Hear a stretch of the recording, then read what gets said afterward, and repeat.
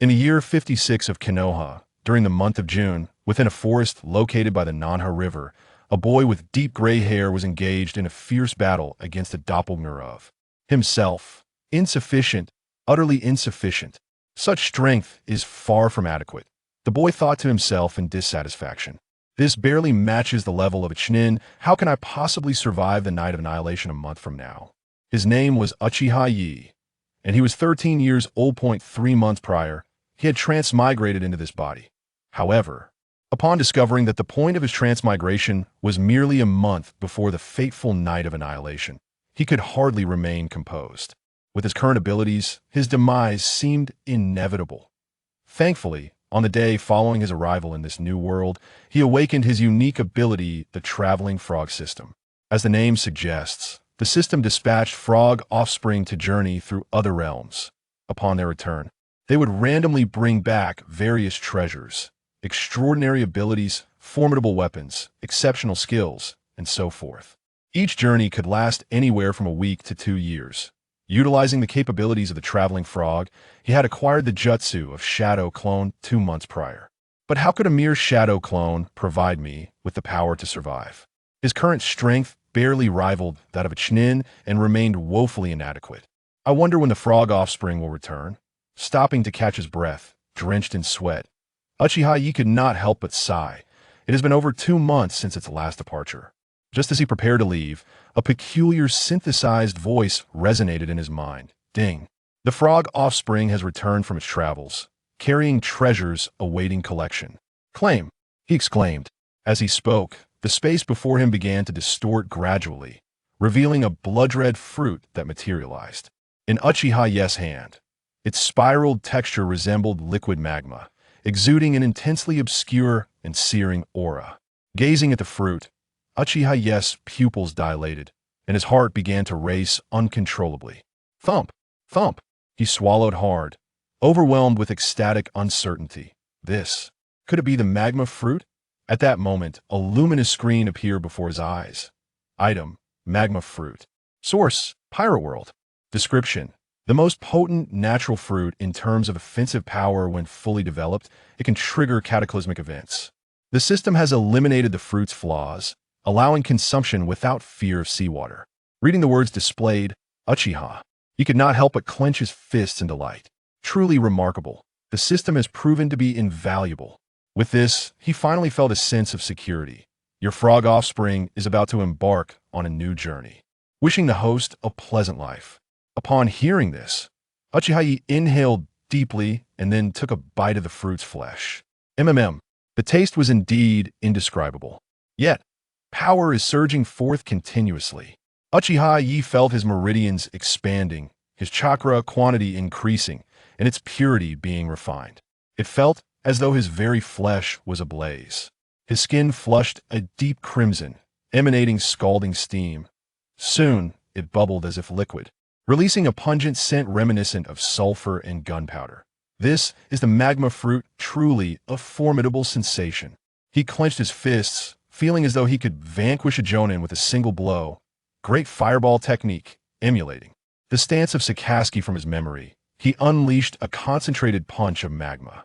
The air immediately resonated with a howling sound. In the distance, a tree, which required 3 people to encircle, was obliterated, leaving a gaping hole, and the residual force shattered a second tree before its power was expended. The vegetation along the path was scorched to a charred black, a testament to its astonishing might. Such destructive power can rival that of a Jonin's fire release. Is this the terror of the Magma Fruit? Truly remarkable. To possess such overwhelming power so soon after acquiring, it is nothing short of astonishing. One can only imagine how formidable he would become with further training. He felt a newfound confidence in his survival since the Night of Annihilation.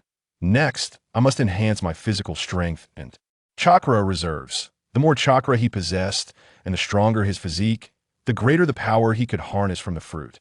In the current environment, where the Uchiha clan is under constant surveillance, this approach allows him to grow stronger without revealing his hidden cards. As for the development of his abilities, he would temporarily follow the path laid out by Sasori. Fire release, great fireball. Technique, He formed hand seals and expelled a searing fireball that devastated the surrounding trees, erasing the traces of destruction caused by the Magma Fruit. His current strength was insufficient. It was unwise to expose his possession of other abilities too soon. He had no desire to attract the attention of Danzo. However, he brushed his fingers over his eyes. It seems that there is something different about them. When he unleashed the ninjutsu earlier, he sensed an unprecedented clarity of insight. This was a power bestowed by the awakening of the Sharingan. That means his gaze sharpened, and a hypothesis formed in his mind. He made his way to the riverbank to confirm his thoughts. Indeed, just as I imagined, the Sharingan has awakened. Gazing at his reflection, he marveled at the double Tomoe in his eyes, unable to suppress a smile. To think that consuming the devil fruit would bring such unexpected joy. Since he had awakened it, there was no reason not to practice that at dusk. He had become adept at utilizing his new eyes. Now, his chances of confronting the Night of Annihilation had significantly increased, dragging his weary body back to the Uchiha clan. As an orphan, he resided in the modest house left behind by his parents. The following day, he resumed his arduous training to refine his physique. Yet, upon arrival, his expression suddenly hardened. Before him lay his training equipment, all deliberately destroyed by fire, and the culprit was a short-haired Uchiha youth, around 16 or 17. Upon noticing Uchiha Leaf's arrival, he wore a look of feigned regret. TSK. Your training equipment is quite subpar that I barely practiced, and it all fell apart. You can't blame me, can you? With a sly grin that betrayed his ill intentions, he continued, how about this? To express my apologies. Let me train with you. Without waiting for Uchiha Leaf's consent, he charged forward, aiming a palm strike at Leaf's face. The pretense of companionship is but a fad, while the true insult remains. Palpable that in response. Uchiha Yo furrowed his brow and retreated, his tone laced with animosity. Uchiha Tenshou, do you not think you have crossed a line? Deliberately destroying my possessions, though you believe I am without temper? Uchiha Tenshou had tormented him. Since the early years of this body point 3 months prior, this very body had met its demise due to the cruel bullying it endured. Upon his arrival in this world, he had chosen to distance himself from such conflicts, seeking a secluded place to cultivate, all in an effort to confront the looming threat of annihilation faced by his clan. Yet, to his dismay, his adversary remained relentless, audaciously pressing forward. How can you endure this? Uchiha Tenshou laughed derisively at Uchiha Yo's words, as if he had heard the most amusing jest. With your incompetence? His expression turned menacing. It seems the lesson from 3 months ago was insufficient. Did you think that by retreating to a remote location, you could evade me? Humph. It appears a proper reckoning is in order for you to comprehend your folly. His face contorted in a savage expression as he swiftly formed hand seals. Fire release. Witnessing this scene, Uchiha Yo's eyes turned icy. You brought this upon yourself. Do not blame me. Did he truly think Uchiha Yo was a soft target? Jinjutsu, binding technique. This was the only illusion technique passed down from his parents. When wielded through the Sharingan, its power was undoubtedly magnified. Double Tomoe? Jinjutsu. Uchiha Tenshou's eyes widened in horror, yet his body had already become completely immobilized. Gazing at the cold expression of Uchiha Yo, he incredulously shouted, Impossible. How could a worthless wretch like you possess a Double Tomoe Sharingan? Awakening the eyes before the age of 10 is already a mark of genius, let alone having both eyes as Double Tomoe. That would be an extraordinary prodigy. He found it hard to believe that the Uchiha Yo before him could be such a genius. Humph, you have much yet to learn. Uchiha Yo snorted coldly. His killing intent palpable. Die. After all, this place was remote and would hardly attract attention. As he spoke, his body began to glow red. And then molten lava surged forth, transforming into a cataclysmic punch. Great fireball. Boom. The surrounding air was instantaneously scorched away, as the terrifying molten fist completely engulfed him. Ah, no. With a wretched wail, Uchiha Tenshou was utterly obliterated in the lava. Fire release. Great fireball technique. Uchiha Yo unleashed several fireballs to erase any traces left on the ground. After all, with no witnesses left, any suspicions could be easily dismissed. Once he had calmed the discomfort of his first kill, Uchiha Yo made his way to the banks of the South River to resume his daily training. A week later, as dusk fell, Uchiha Yo encountered an uninvited guest on his way home. Itachi, is there something you need? Uchiha asked, his heart tightening slightly at the sight of Uchiha Itachi before him. He was well aware that Uchiha Tenshou's death would attract attention, but he hadn't expected Itachi to be the one to come. You know that Uchiha Tenshou has been missing for a week, right? Uchiha replied yes. Uchiha Itachi continued, as of today, there has been no trace of him, and the elders now suspect he is dead. It is said that he came to see you on the day he disappeared, so. He fixed his gaze firmly on Uchiha. I suspect you are the murderer. Hearing this, Uchiha felt a chill in his heart. Yet he feigned a helpless shrug and said, Uchiha Tenshou was capable of battling special Jonin. I struggle against Chunin. How could I have killed him? Uchiha Itachi answered calmly. No, I believe your strength exceeds that. Thus, I must verify it myself. I hope you will unleash your full power in our battle. Otherwise, your suspicions may be impossible to dispel. Upon hearing this, Uchiha's eyes sparkled with enthusiasm. Very well, I shall fight you. It is a rare opportunity to battle such a formidable opponent. Of course, I cannot activate my Double Tomoe. In a swift blur of movement, he materialized before Uchiha Itachi. His fierce shuriken slicing through the air with a commanding precision, Uchiha blade technique. A sharp tearing sound echoed as Uchiha Itachi, unable to evade in time, was rent asunder. Yet Uchiha observed this with neither joy nor relief. Indeed, it was as expected. In an instant, Itachi transformed into a flock of crows that swooped toward him, aiming to disrupt Uchiha's line of sight. Uchiha's eyes darted rapidly, meticulously scrutinizing every fleeting detail, unwilling to overlook any clue.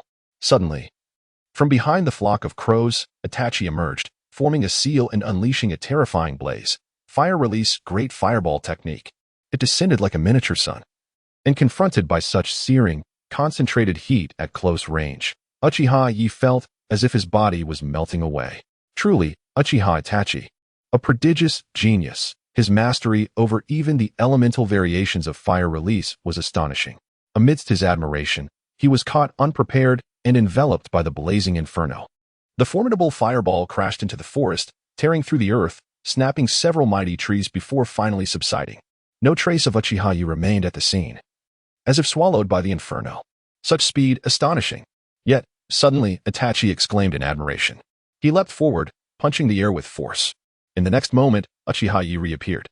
The previous searing fireball had evidently inflicted no harm upon him. Confronted with Itachi's rapidly closing fist, he seemed to have anticipated the attack. Protecting his head with his hands, he was struck and flung backward with force. However, as he was propelled through the air, he launched several shuriken to hinder Itachi's pursuit. Twisting his body mid-flight, he landed heavily upon a nearby tree, then charged at Itachi with renewed vigor, forming a seal and executing the fire release, great fireball technique once more. Though not as colossal or scorching as Itachi's, it carried its own formidable presence. Itachi hurriedly retreated, but Uchiha, seizing the moment, swiftly performed a body sweep kick. Itachi leapt high, then delivered a powerful kick that sent Uchiha flying backward. In a flash, he vanished, disappearing before the fireball Uchiha had released. The explosion tore through the ground, leaving a scorched crater. As Uchiha prepared to rise, a sudden illusion flickered before him, and Itachi reappeared. Grasping a shuriken pressed against his forehead, he declared, "It's over." Uchiha immediately raised his hands in surrender, admitting, "I yield." "You truly are formidable, Itachi. I am no match for you." Itachi sheathed his shuriken calmly and responded, "That's quite generous." Then, turning to his peer, he said, "I believe I have gauged your strength. I will report this honestly to the elders and clan leaders. We shall await their decision." In this brief test, he had confirmed that Uchiha's displayed abilities represented his true potential, albeit with some minor discrepancies from his expectations. Nonetheless, the difference was not substantial. A person wielding only mid-ninja level skills could not possibly defeat someone on par with a superior J-nin like Uchiha Tank. "Thank you for your trouble," you thought with a slight relief. Fortunately, no flaws were detected. Soon enough, the outcome of Uchiha Tenka's disappearance was revealed. It had nothing to do with Uchiha Sasuke. The elders of the Uchiha clan did not believe that Uchiha Sasuke possessed the capability to eliminate such a formidable opponent as Uchiha Tenka. Instead, their suspicions were directed towards the higher-ups of Konoha. The upper echelons of Konoha were somewhat displeased with this, particularly the primary suspect, Shimura Danzo, being unjustly blamed. Did he not care for his reputation? Those damned Uchiha would pay for their slander. Meanwhile, Uchiha Sasuke remained blissfully detached, diligently honing his skills. Thus, a month passed. During this month, The whispers of rebellion within the Uchiha clan grew louder, ultimately reaching a point where even Uchiha Fugaku could no longer suppress them. The night of annihilation had arrived. Gazing at the luminous moon in the sky, Uchiha Sasuke inhaled deeply. Just half an hour earlier, the Uchiha clan had convened their final meeting. Utilizing Uchiha Itachi's genjutsu abilities, they swiftly took control of Konoha's leadership, initiating a bloodless coup to overturn the Uchiha clan's status. With outstretched hands, magma bubbled ominously, and an extraordinary aura erupted from his body, both scorching and commanding. Development progress. 40 such power should suffice to confront this calamity. As he whispered, the system's voice echoed once more. Ding. Frog spawn returns from its travels, bringing local specialties to claim. With the utterance. A torrent of profound memories rapidly fused into his mind, synchronizing his body with the recollections. Skill, basic observation Haki, beginner, intermediate. Advanced source, pirate world, description, the latent power of humanity, capable of perceiving and discerning information about all objects beyond sight. When developed to its zenith, it can momentarily foresee the future. It is indeed the system. Its appearances are always impeccably timed. Undoubtedly, the emergence of observation Haki significantly enhanced his strength. He felt increasingly confident in facing the night of annihilation. Now, even with his eyes closed, he could sense everything within dozens of meters, even up to 100. This was one of the system's unique abilities. Skills and items could be learned and utilized instantly, just like the shadow clone technique. Meanwhile, in the Hokage's office, Uchiha clan. Under the moonlight, Uchiha Itachi, clad in ambu attire, knelt on one knee, confronting the indifferent high-ranking officials as he revealed a harsh reality, a decision to instigate a coup in Konoha. Upon hearing this, Danzo, the Hokage's advisor, immediately brightened, then coldly declared, "The situation is urgent. We must strike before they do." He fixed his gaze on Uchiha Itachi and said icily, "Make your choice, Itachi. Will you join your family's rebellion and be annihilated alongside them, or will you adhere to our agreement and assist the village in quelling the insurrection, exterminating the Uchiha clan to safeguard your only brother?"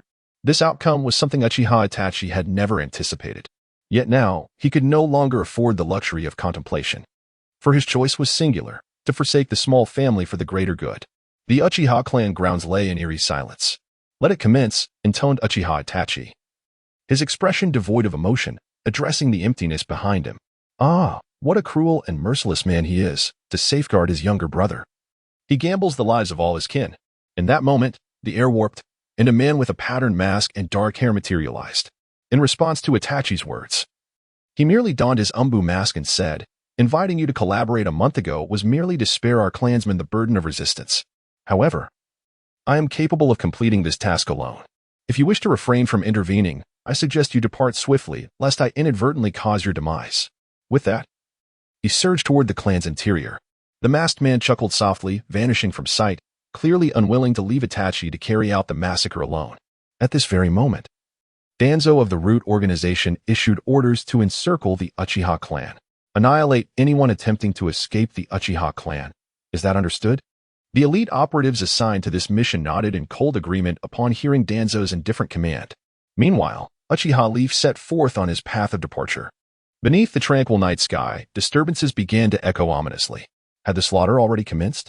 Taking a deep breath, Uchiha Leaf quickened his pace, aware that both the Uchiha gates and the Leaf Village gates would soon be besieged by members of the Root organization. Not a moment could be squandered.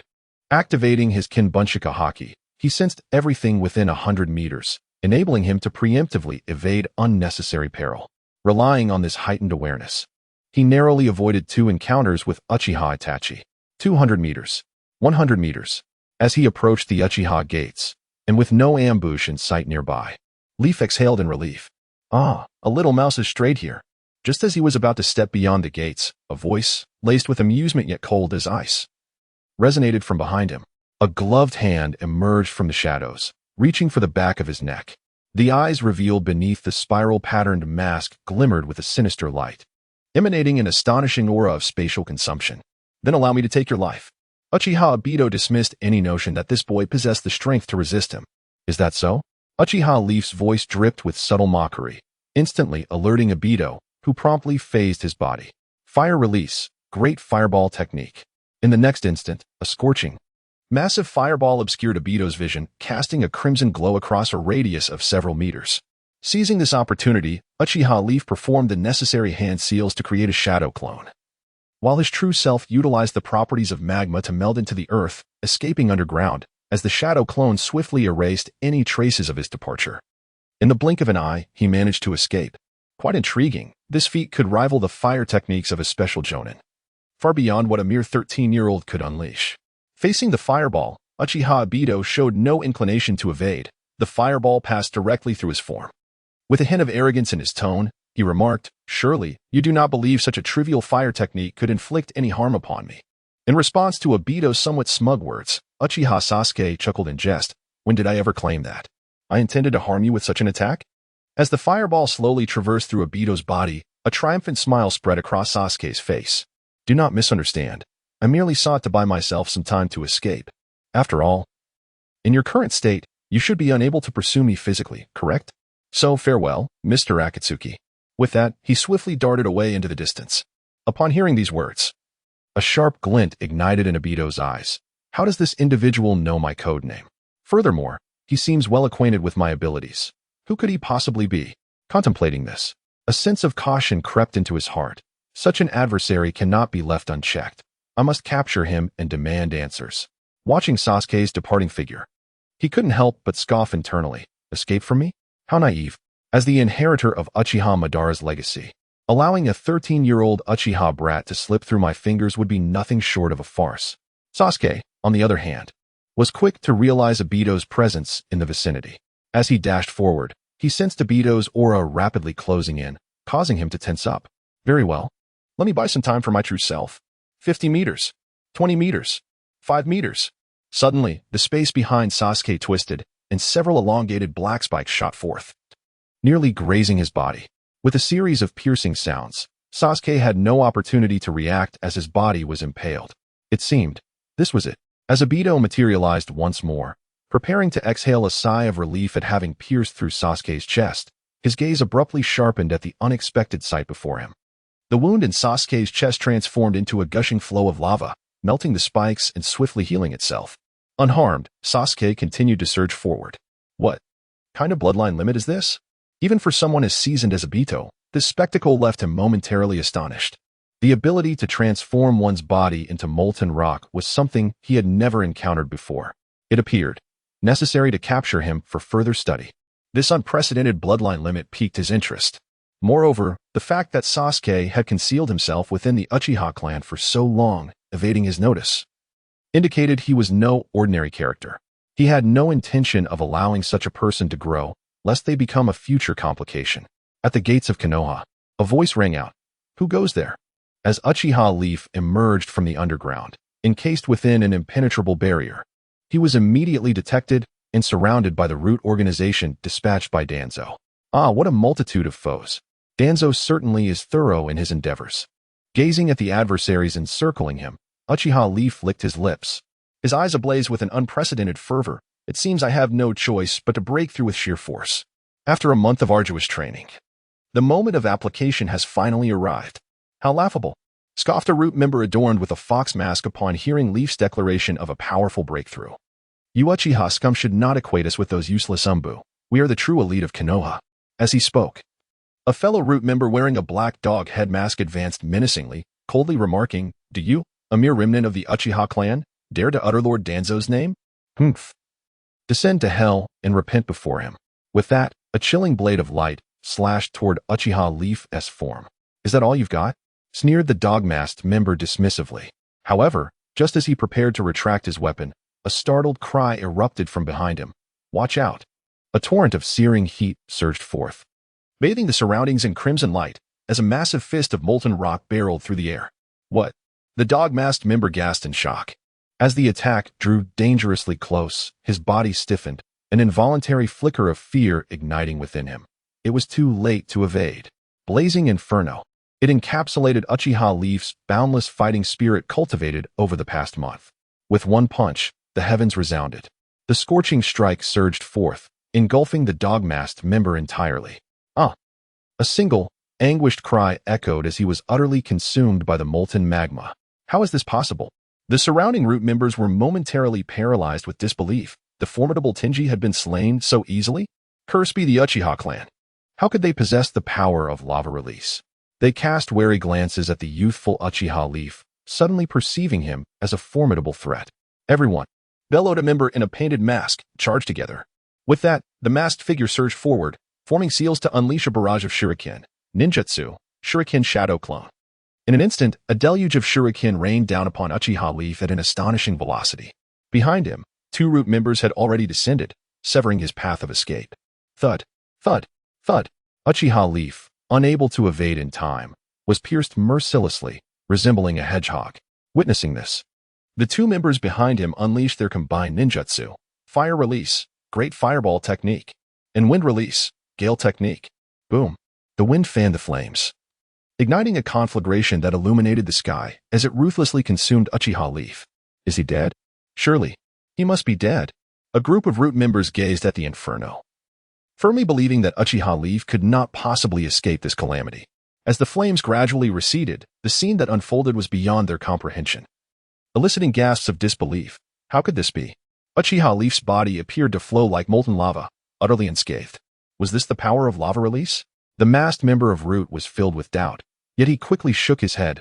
No, I have never heard of lava release being able to assimilate one's body. He had heard of the Hozuki clan possessing the ability to turn into water, but to transform one's body into lava? Such a bloodline limit could not possibly exist. Is this all the esteemed Root organization is capable of? Uchiha Leaf remarked with a hint of disdain, surveying the surrounding individuals. Provoking them would surely cause them to lose their composure and reveal their vulnerabilities, allowing him to swiftly eliminate them and depart from Konoha. Indeed, upon hearing his words, their expressions turned icy. Humph, arrogant, scoffed the masked member with a painted face. Since you seek death so eagerly, we shall oblige, regardless of your bloodline limit. Capturing you for research will reveal everything. Lord Danzo will certainly take a liking to a unique ninja like you. With that, he drew his blade and charged forward, emanating a crackling aura of lightning, his speed becoming unpredictably swift. The other Root members were equally smug, exclaiming, "This is a high-speed technique that even the Sharingan cannot detect. Several elite ninjas have perished by this very move. You are doomed, little brat. A lightning-fast type of ninja, are they?" Uchiha Leaf paid no heed to their taunts, but he immediately heightened his alertness. After all, it was his first time confronting such formidable opponents. Even with the seemingly overpowered ability of elemental transformation, he could not afford to be careless. Activating his Double Tomoe Sharingan, he combined it with his observation Haki to perceive the movements of his adversaries. He quickly sensed a disturbance to his left. Dark Dog. His arm ignited with molten energy, launching a searing punch toward the source of the disturbance. In the next instant, a frigid lightning blade pierced through the air silently. Boom. The fist met the blade, resulting in a stalemate. However, the masked member's face contorted in disbelief upon realizing that Uchiha Leaf had managed to block his surprise attack. This was a technique that even the formidable Danzo had praised, one that few could withstand beneath the 5 Kages. How could Uchiha Leaf have foreseen it? He found it unacceptable. Not only he, but the other Root members also wore expressions of shock. How is this possible? Double Tomoe. They stared at Uchiha Leaf's crimson eyes in disbelief, exclaiming, "How can you possess such a high-level Sharingan?" The masked member's gaze turned perilous. You have been concealing your true power all along? What is your objective?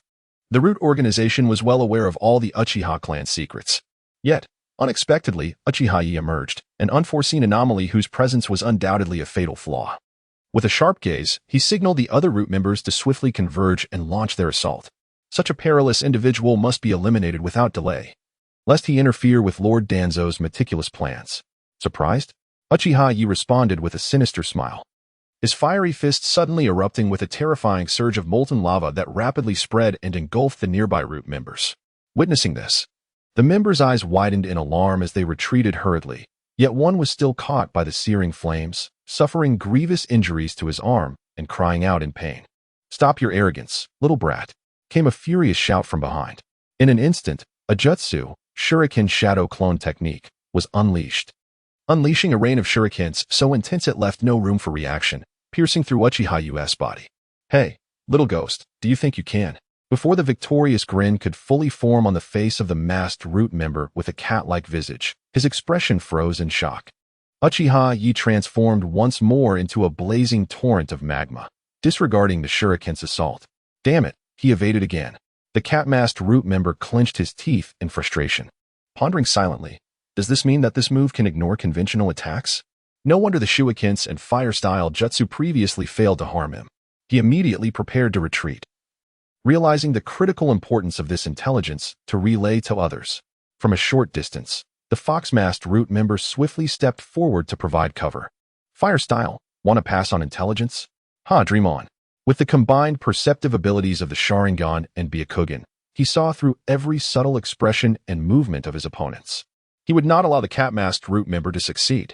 Raising his hand, he unleashed a blazing mass of magma, meteor fire rain, bombarding the two adversaries. The fox-masked member had no choice but to retreat, his hand seals broken. Meanwhile, the cat-masked figure was almost a sitting target in mid-air, with no chance of escaping unscathed. A horrifying scream echoed as his right arm was molten through, his chest caved in from the blast, flesh scorched black. Inuyasha Red Lotus. Seizing the opportunity, Uchiha Yo launched a relentless counterattack, unleashing two simultaneous assaults. The destructive fire breath devoured the cat-masked opponent entirely, while Inuyasha Red Lotus focused on speed. Charged straight at the retreating fox-masked member. Damn! As the fox-masked root member touched the ground, he was met with this approaching onslaught. His pupils shrinking in terror, there's no time left. No.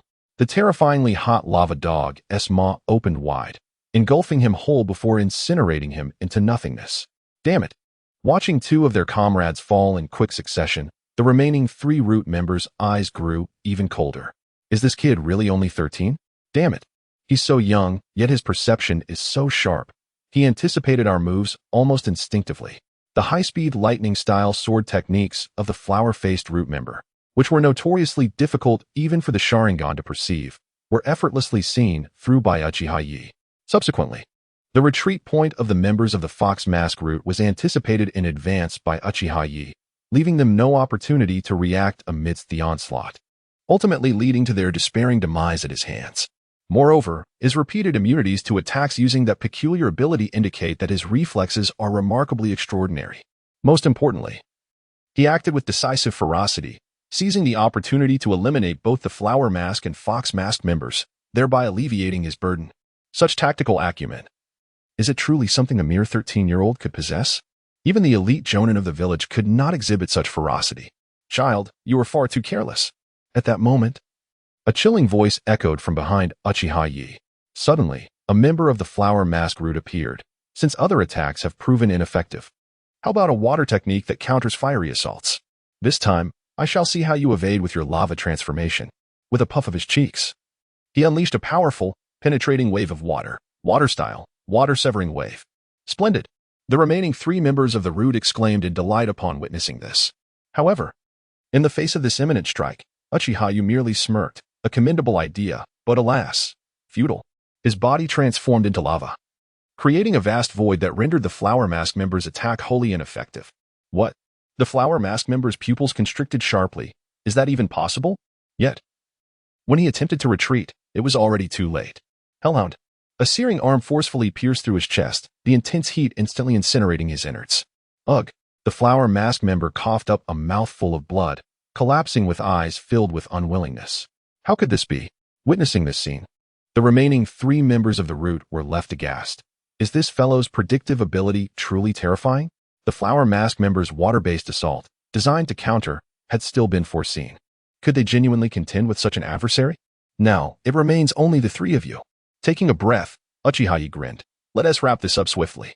These three, the weakest among them, would be the easiest to eliminate. With that, he instantly charged towards the trio. They immediately retreated, daring not to confront his brilliance directly. Simultaneously, they hastily unleashed their jutsu to thwart Uchiha Yo's pursuit. Fire style, dragon fire technique. Ninjutsu, heavy rain, thousand needles. Wind style, wind cutter technique. A barrage of concentrated attacks surged forth, yet Uchiha Yo elementalized once more, fully locking onto the trio. Lava eruption. Boom. The ground beneath their feet suddenly fractured, and three pillars of searing red magma erupted, engulfing the airborne trio before they could land.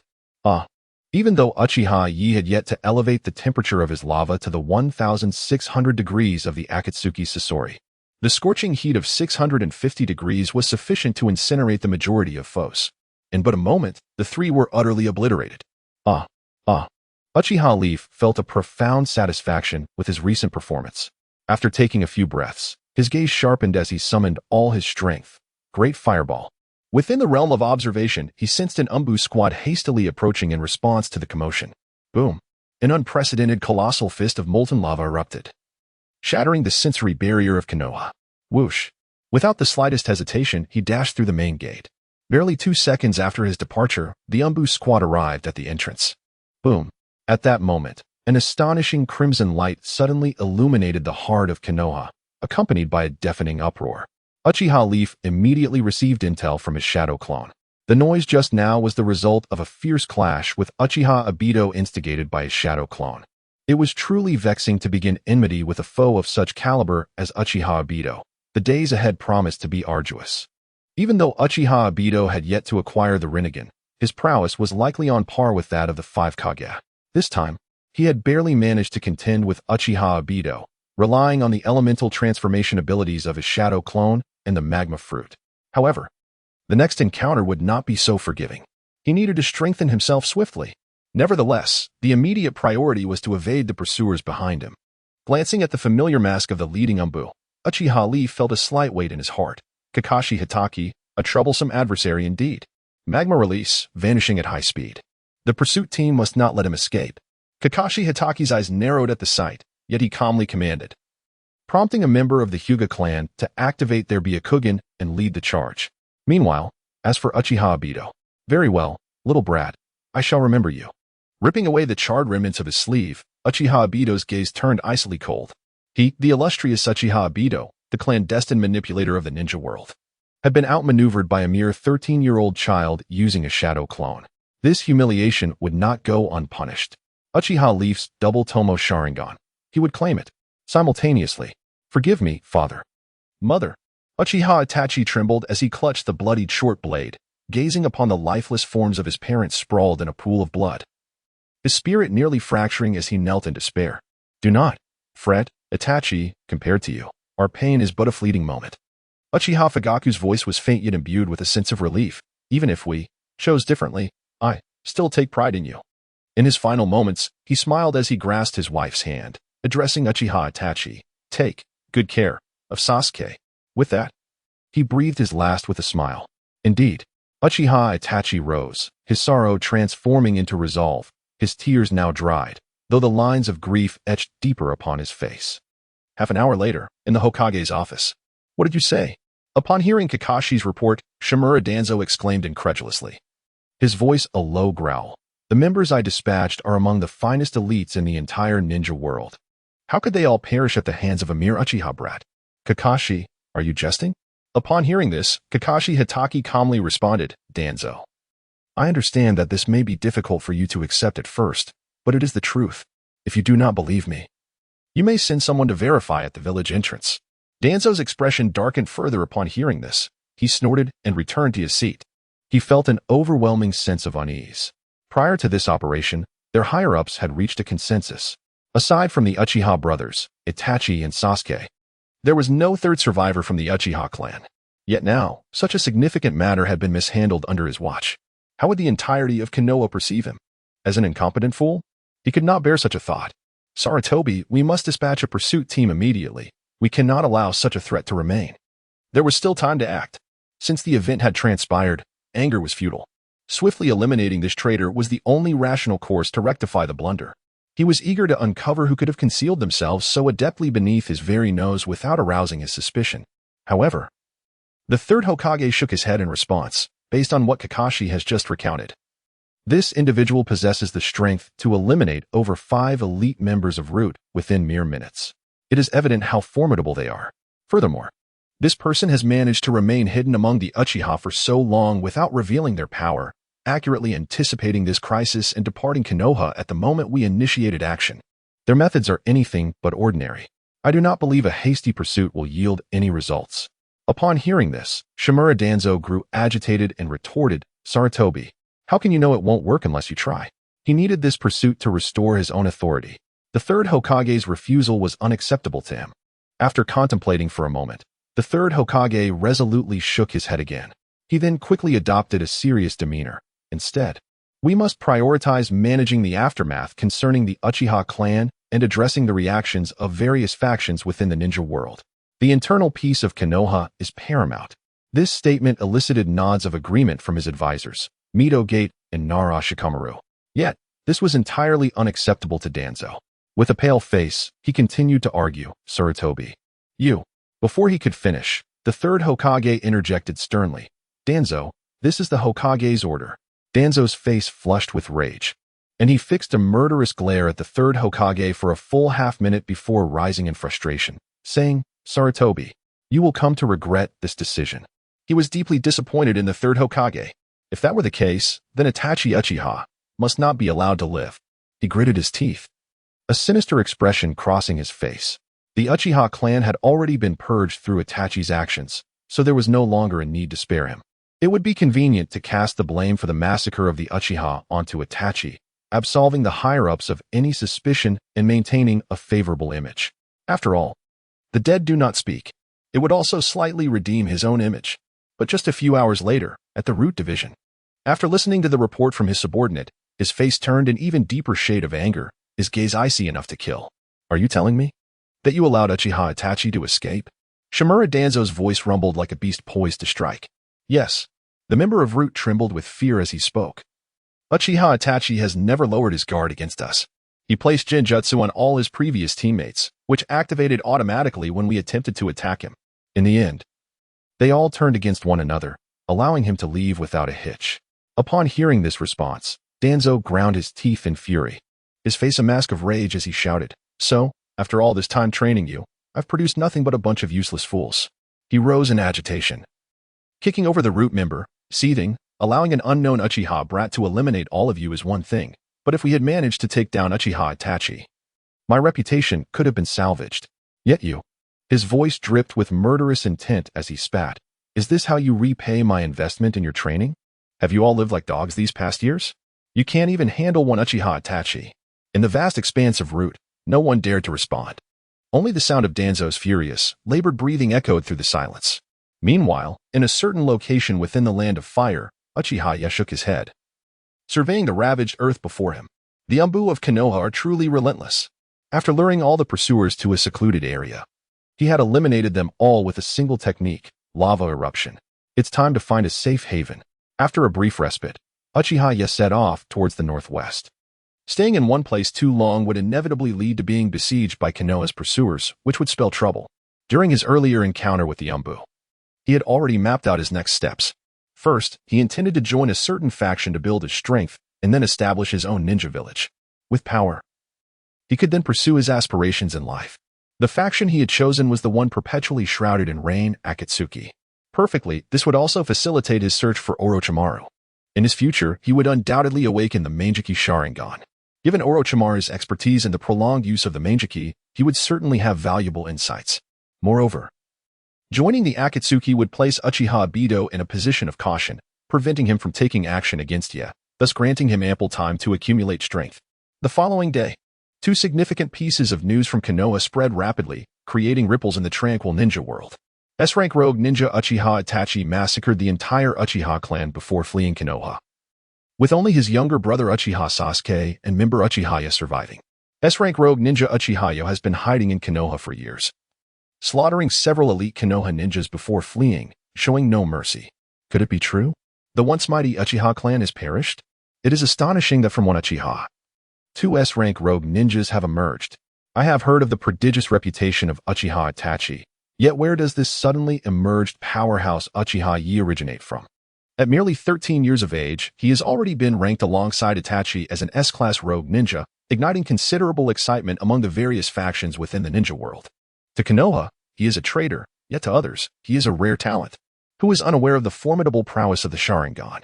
Almost simultaneously, the Sand, Cloud, and Rock villages dispatched operatives to infiltrate the Land of Fire, tracking these two individuals. Gaining any one of them would significantly bolster their strength, especially Kumogakure, which already possesses a Byakugan and now harbors an even more urgent desire for the Sharingan. At this moment, within the hidden rain village, atop the tallest steel tower where the village's command center resides, a man with orange hair, expression indifferent, his face adorned with numerous black sticks, turned his head without a word to the purple-haired woman behind him and said, "Talents like Uchiha Yo are precisely what we need. I intend to recruit him. Angel, what are your thoughts?" Hearing this, the purple-haired woman slightly raised her gaze and suggested, "In that case, why not also bring in Uchiha Itachi? Both are exceptional talents, and missing out on them would be unwise." Then she addressed the orange-haired man. "Let me personally handle this matter." He nodded silently but remained aloof as he said, "Bring along Sasori as well. Both are S-class rogue ninjas, and since we know little about them, caution is paramount." The purple-haired woman, known as Angel, did not object, agreed. Just as she was about to depart, the space beside her suddenly twisted, and the masked figure Uchiha Obito appeared. "Your Excellency Angel, you only need to recruit Uchiha Yo. Uchiha Itachi is already on his way." Hearing this, a flicker of intrigue crossed the deep, calm eyes of the orange-haired man, and he asked, "Madara himself has taken the initiative to invite someone? Is he impressed by Uchiha Itachi's abilities?" To him, the man claiming to be Madara behind the mask was exceedingly mysterious, often elusive. And now he was actively recruiting members, an unexpected development. Uchiha Obito glanced at the orange-haired man and replied, "It wasn't me who recruited him. He chose to join voluntarily. His talents are indeed sufficient, so I have no reason to refuse." Then he turned to the purple-haired woman, his eyes beneath the mask cold and resolute. "Your Excellency Angel, Uchiha Yo is no ordinary individual. Be cautious." Surprised by his words, the woman smiled and said, "If even Madara-sama personally recommends him, I am increasingly intrigued by this Uchiha Yo." As she spoke, a vast array of paper talismans erupted around her, coalescing into a colossal pair of wings that fluttered and soared into the sky. At the border between the land of fire and the land of rain, on Kisei Street, the news spread. Konoha has offered a bounty of 55 million ri for the S-class rogue ninja Uchiha Yo. In a tavern, a middle-aged man with green hair exhaled a mouthful of sake and remarked, "Konoha's generosity is truly remarkable. This is incredibly tempting." A young man with a single eye and a crew cut licked his dark lips, his gaze smoldering with intensity. "Indeed, 55 million Rio would suffice for us to live extravagantly for over a decade." The green-haired middle-aged man shared a similar fervent expression. Beside him lay a bounty poster, prominently displaying the clear visage of Uchiha Leaf. 55 million Rio, you say? In a shadowy corner, a figure clad in a long robe and donning a conical hat glanced at the bounty poster, a slight smirk gracing his lips as he murmured, "How flattering, Konoha." It was none other than Uchiha Leaf himself. Suddenly, he sensed several gazes fixed upon him, and within his observation, he perceived an undercurrent of malice. To think he had been targeted so easily. A faint smile tugged at the corners of his mouth. "It seems I must not underestimate anyone." He set down his fruit tea, placed 2 Rio, with 1 Rio equating to 10 yen, on the table, and prepared to depart. "Follow him." As he exited, the green-haired man and the one-eyed man exchanged glances and immediately trailed after him. Noticing this, several patrons in the tavern also decided to pursue. In a secluded grove, Uchiha Leaf halted before a grand tree. "Gentlemen, since you followed me, why not reveal yourselves?" As he spoke, 2 figures materialized in a blur, surrounding Uchiha Leaf from both sides. "To my surprise, my luck is quite favorable. I have stumbled upon such a plump target." The green-haired man stepped forward, his eyes gleaming with greed as he scrutinized Uchiha Leaf. You didn't think that luring us into a remote area would deter us, did you?" The one-eyed man declared, his eyes sharp with intensity. "Youngster, do not underestimate the tenacity of bounty hunters towards their prey." At this, Uchiha Leaf narrowed his eyes. "Are you not afraid of biting off more than you can chew? 55 million Rio is enticing, but one must have a life to spend it." Upon hearing this, the green-haired man grinned widely. "You don't think we lack the capability to eliminate an S-rank rogue ninja, do you? Let me tell you the truth. We have taken down more than 1 or 2 S-rank rogue ninjas." The one-eyed man chimed in. "So today, you shall not be an exception." In response, Uchiha Leaf appeared resigned. "Very well, but I have one question. How did you ascertain my identity?" He pondered, confident that his disguise was flawless, leaving no trace behind. It was indeed curious to have been singled out by a mere utterance. "Is it truly so difficult to uncover your identity?" The green-haired man replied smugly, "I possess an innate ability to hear the faintest of sounds. I heard every word you spoke in the tavern quite clearly. Moreover, bounty hunters typically indulge in alcohol. Your preference for fruit tea is rather unique. Combine these factors, and the conclusion becomes exceedingly apparent." Hearing this, Uchiha Leaf nodded. Indeed, this is my first foray into the ninja world. I confess my inexperience. Of course, having gained this experience, he would be better prepared in the future. Now, let us commence, Uchiha Leaf declared, a grin spreading across his face. Allow me to witness whether you possess the ability to claim my life. With that, his dual tomo activated. The breath of both individuals was at the level of a seasoned ninja, rendering carelessness impossible. As he began to form the hand seals for fire release, the green-haired man unexpectedly appeared before him, enveloped in a terrifying aura of lightning, with poisoned shurikens flying from his sleeve. In an instant, it was indeed challenging to react. How swift! Uchiha Yo marveled inwardly, recognizing the prowess of an elite in the shinobi world, truly not to be underestimated. He swiftly retreated, brandishing his kunai to deflect 1,000 shuriken, only to suddenly behold the green-haired man displaying a triumphant grin, as if his nefarious scheme had succeeded. Hey, perish! A voice suddenly emerged behind Uchiha Sasuke, belonging to the one-eyed man, who had effectively severed Sasuke's escape route. With swift hand seals, he unleashed a powerful strike, wind release, wind blade. Several sharp and swift gusts of wind collided against Uchiha Yo's body, leaving him utterly no time to evade. Could it be over just like that? The onlookers, shrouded in shadows, found it difficult to believe what they beheld. Could it truly be that an S-rank rogue ninja possessed such a meager level of skill? A figure fixated intently on the torn and shattered form of Uchiha Yi, his brow deeply furrowed in concern and contemplation. Naturally, no one dared to vie for the prey. The one-eyed man and the green-haired individual were the most formidable bounty hunters in their midst, ruthless and cunning. No one dared to provoke either of them. The one-eyed man furrowed his brow upon witnessing the scene and retreated. Although their tactical approach was indeed devastating, capable of injuring even the elite among the upper ninjas, the prospect of defeating an S-rank rogue ninja seemed utterly improbable. An S-rank rogue ninja, sanctioned by Konoha, could not be easily vanquished. Yet, the audacity to pursue them directly spoke volumes of their exceptional confidence. At that moment, the voice of Uchiha Obito, his body torn asunder, suddenly resonated. His form was drenched in crimson, with scorching lava cascading down his figure. Yet, astonishingly, the ravaged body began to mend itself slowly. This scene astonished all those present. Transforming one's body into lava? What sort of ability is this? Lava release? No, such a feat cannot be attributed to lava release. Do not speak of the astonishment of those hidden in the shadows. Even the green-haired man was profoundly taken aback, his expression suddenly turning gravely serious.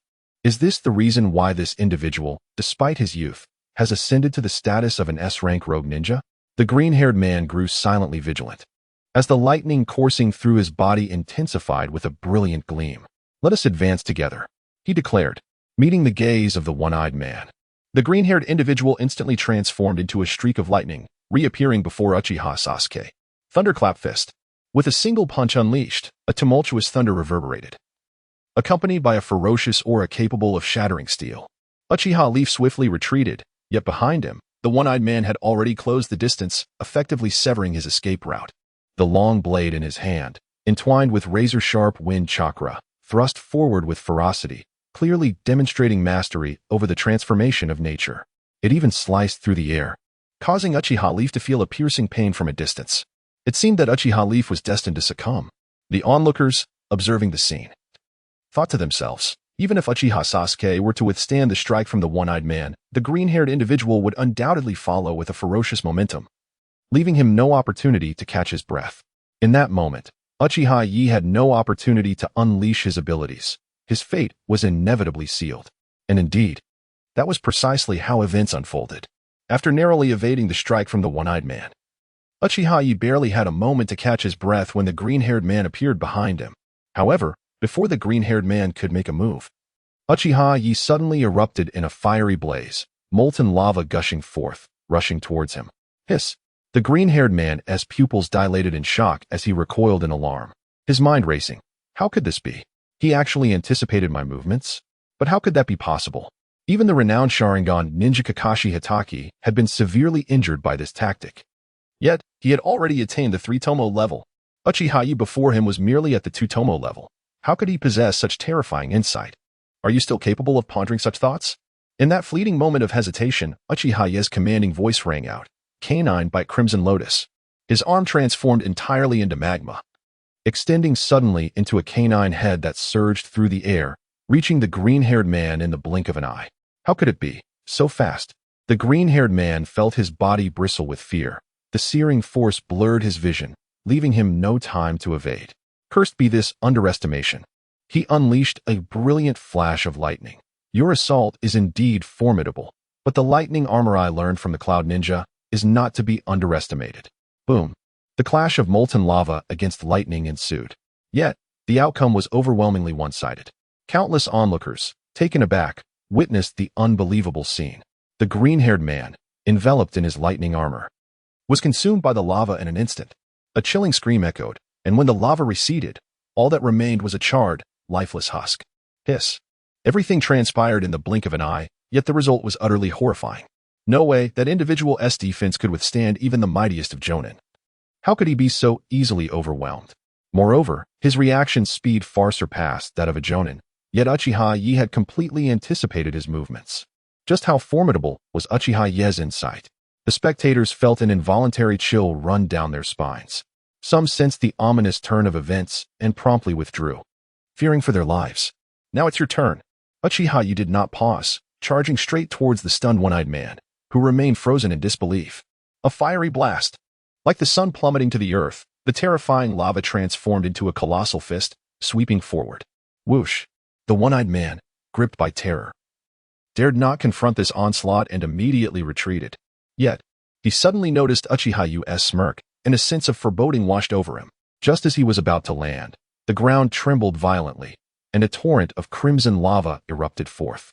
This is bad. In midair, how could the one-eyed man evade? Shadow clone technique. Under the shadow of death threats, he transcended his limitations, accelerating his reflexes once more and deftly employing the substitution technique to evade the impending strike.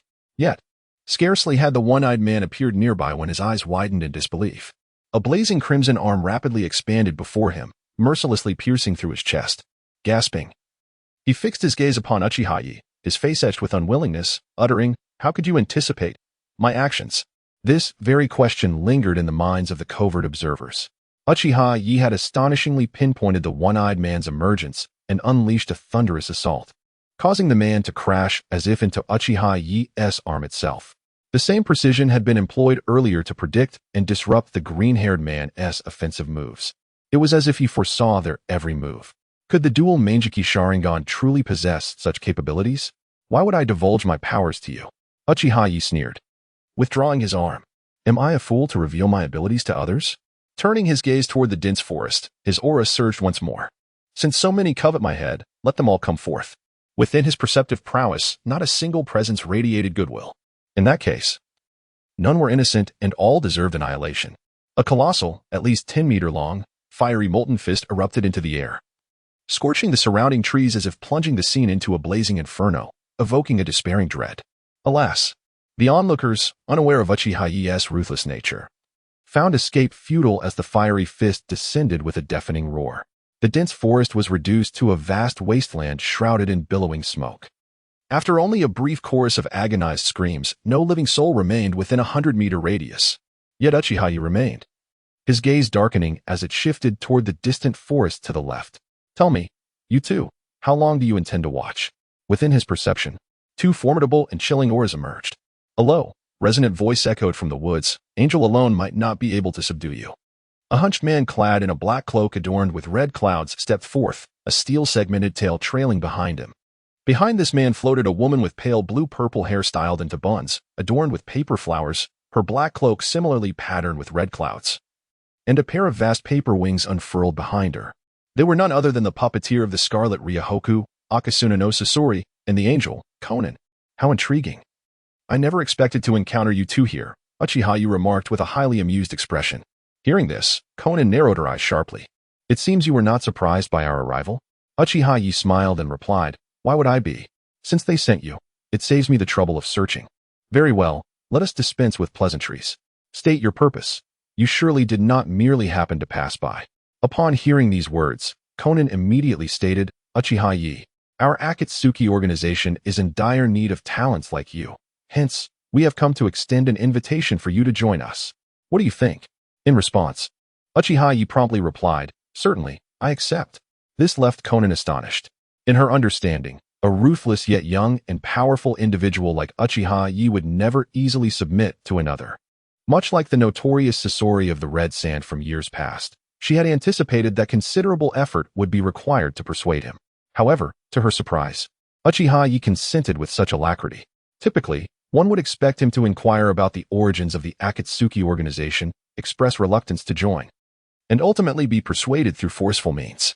Yet, Uchiha Yo deviated entirely from this expected script, leaving her feeling somewhat perplexed.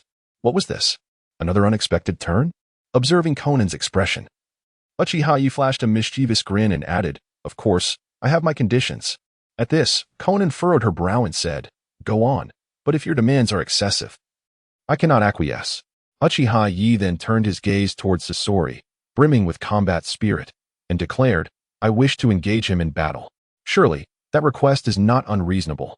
Conan nodded in agreement, her expression shifting to one of inquiry as she looked at Sasori. Boy, do you take me for a mere sparring partner?" Sasori responded, visibly displeased. "You truly infuriate me. Do you believe I won't turn you into my next masterpiece? I happen to be in need of a Sharingan puppet." Promptly, Conan interjected, "Sasori, do not act recklessly." Sasori, in a low growl, stepped forward, saying, "Rest assured, I know my limits. However, I must ensure he understands his place." His demeanor suggested he was in complete control, which was rather irksome. Why should it be that he could join the Akatsuki so casually? Sasori had once been compelled to join after being subdued by Conan, while this young lad seemed to take it all so lightly. Did he have no regard for his own dignity? How truly alarming. Uchiha Yo licked his lips and proclaimed, "Come on. Let me experience the prowess of the genius puppet master, Sasori of the Red Sand." Having recently absorbed the lessons learned from his battle with Obito Uchiha, he was eager to face a formidable opponent like Sasori to validate his training. "You should be cautious. I am not merely skilled in puppet techniques, but my poisons are equally formidable. Your abilities are indeed impressive, and sharp weapons may struggle to harm you. However, if you believe I am on par with those two fools from earlier, you are gravely mistaken." Uchiha Yo responded with a broad smile, of course, though Sasori had yet to reach the full extent of his abilities as depicted in the original narrative. There was no doubt he was a genuine shadow-level powerhouse, a true elite of the ninja world. How could one afford to underestimate him? "I am coming." With that, Uchiha Yo's body was enveloped in a fiery crimson aura, and in an instant, he vanished from sight. Faced with such an adversary, he naturally prepared to give his utmost. Right here, suddenly, the scorpion of the red sand fixed its gaze on a specific point, and its sharp iron tail pierced forth with great swiftness. In the next moment, as Uchiha Yo had just materialized, the chilling threat magnified rapidly in his vision. How fast? Uchiha Yo's pupils constricted. Is this the power of a shadow-level warrior? Such despairing insight. Fortunately, his observation Haki had sensed the impending danger, allowing his body to elementalize instantly. With a piercing sound, as his body was penetrated, he retaliated by unleashing a torrent of molten lava with a punch, meteoric fire ray. The scorpion of the red sand, witnessing this, expressed admiration. Good. Manipulating his left arm, Fei-Lyo-Hu tore off his mask and unleashed a sealing talisman from his mouth, mechanism rain. With a loud bang, a torrential downpour of shurikens erupted from the talisman, penetrating the high-temperature lava, yet many shurikens continued to surge toward Uchiha Yo. Seizing this moment, Fei-Lyo-Hu retracted his already melted iron tail. Toxic spray. Fei-Lyo-Hu thrust his right hand forward, causing the sealing talisman in his palm to explode, enveloping Uchiha Yo in a cloud of green poisonous mist, leaving him no respite. The might of a shadow-level warrior was evident. Uft, uft, uft.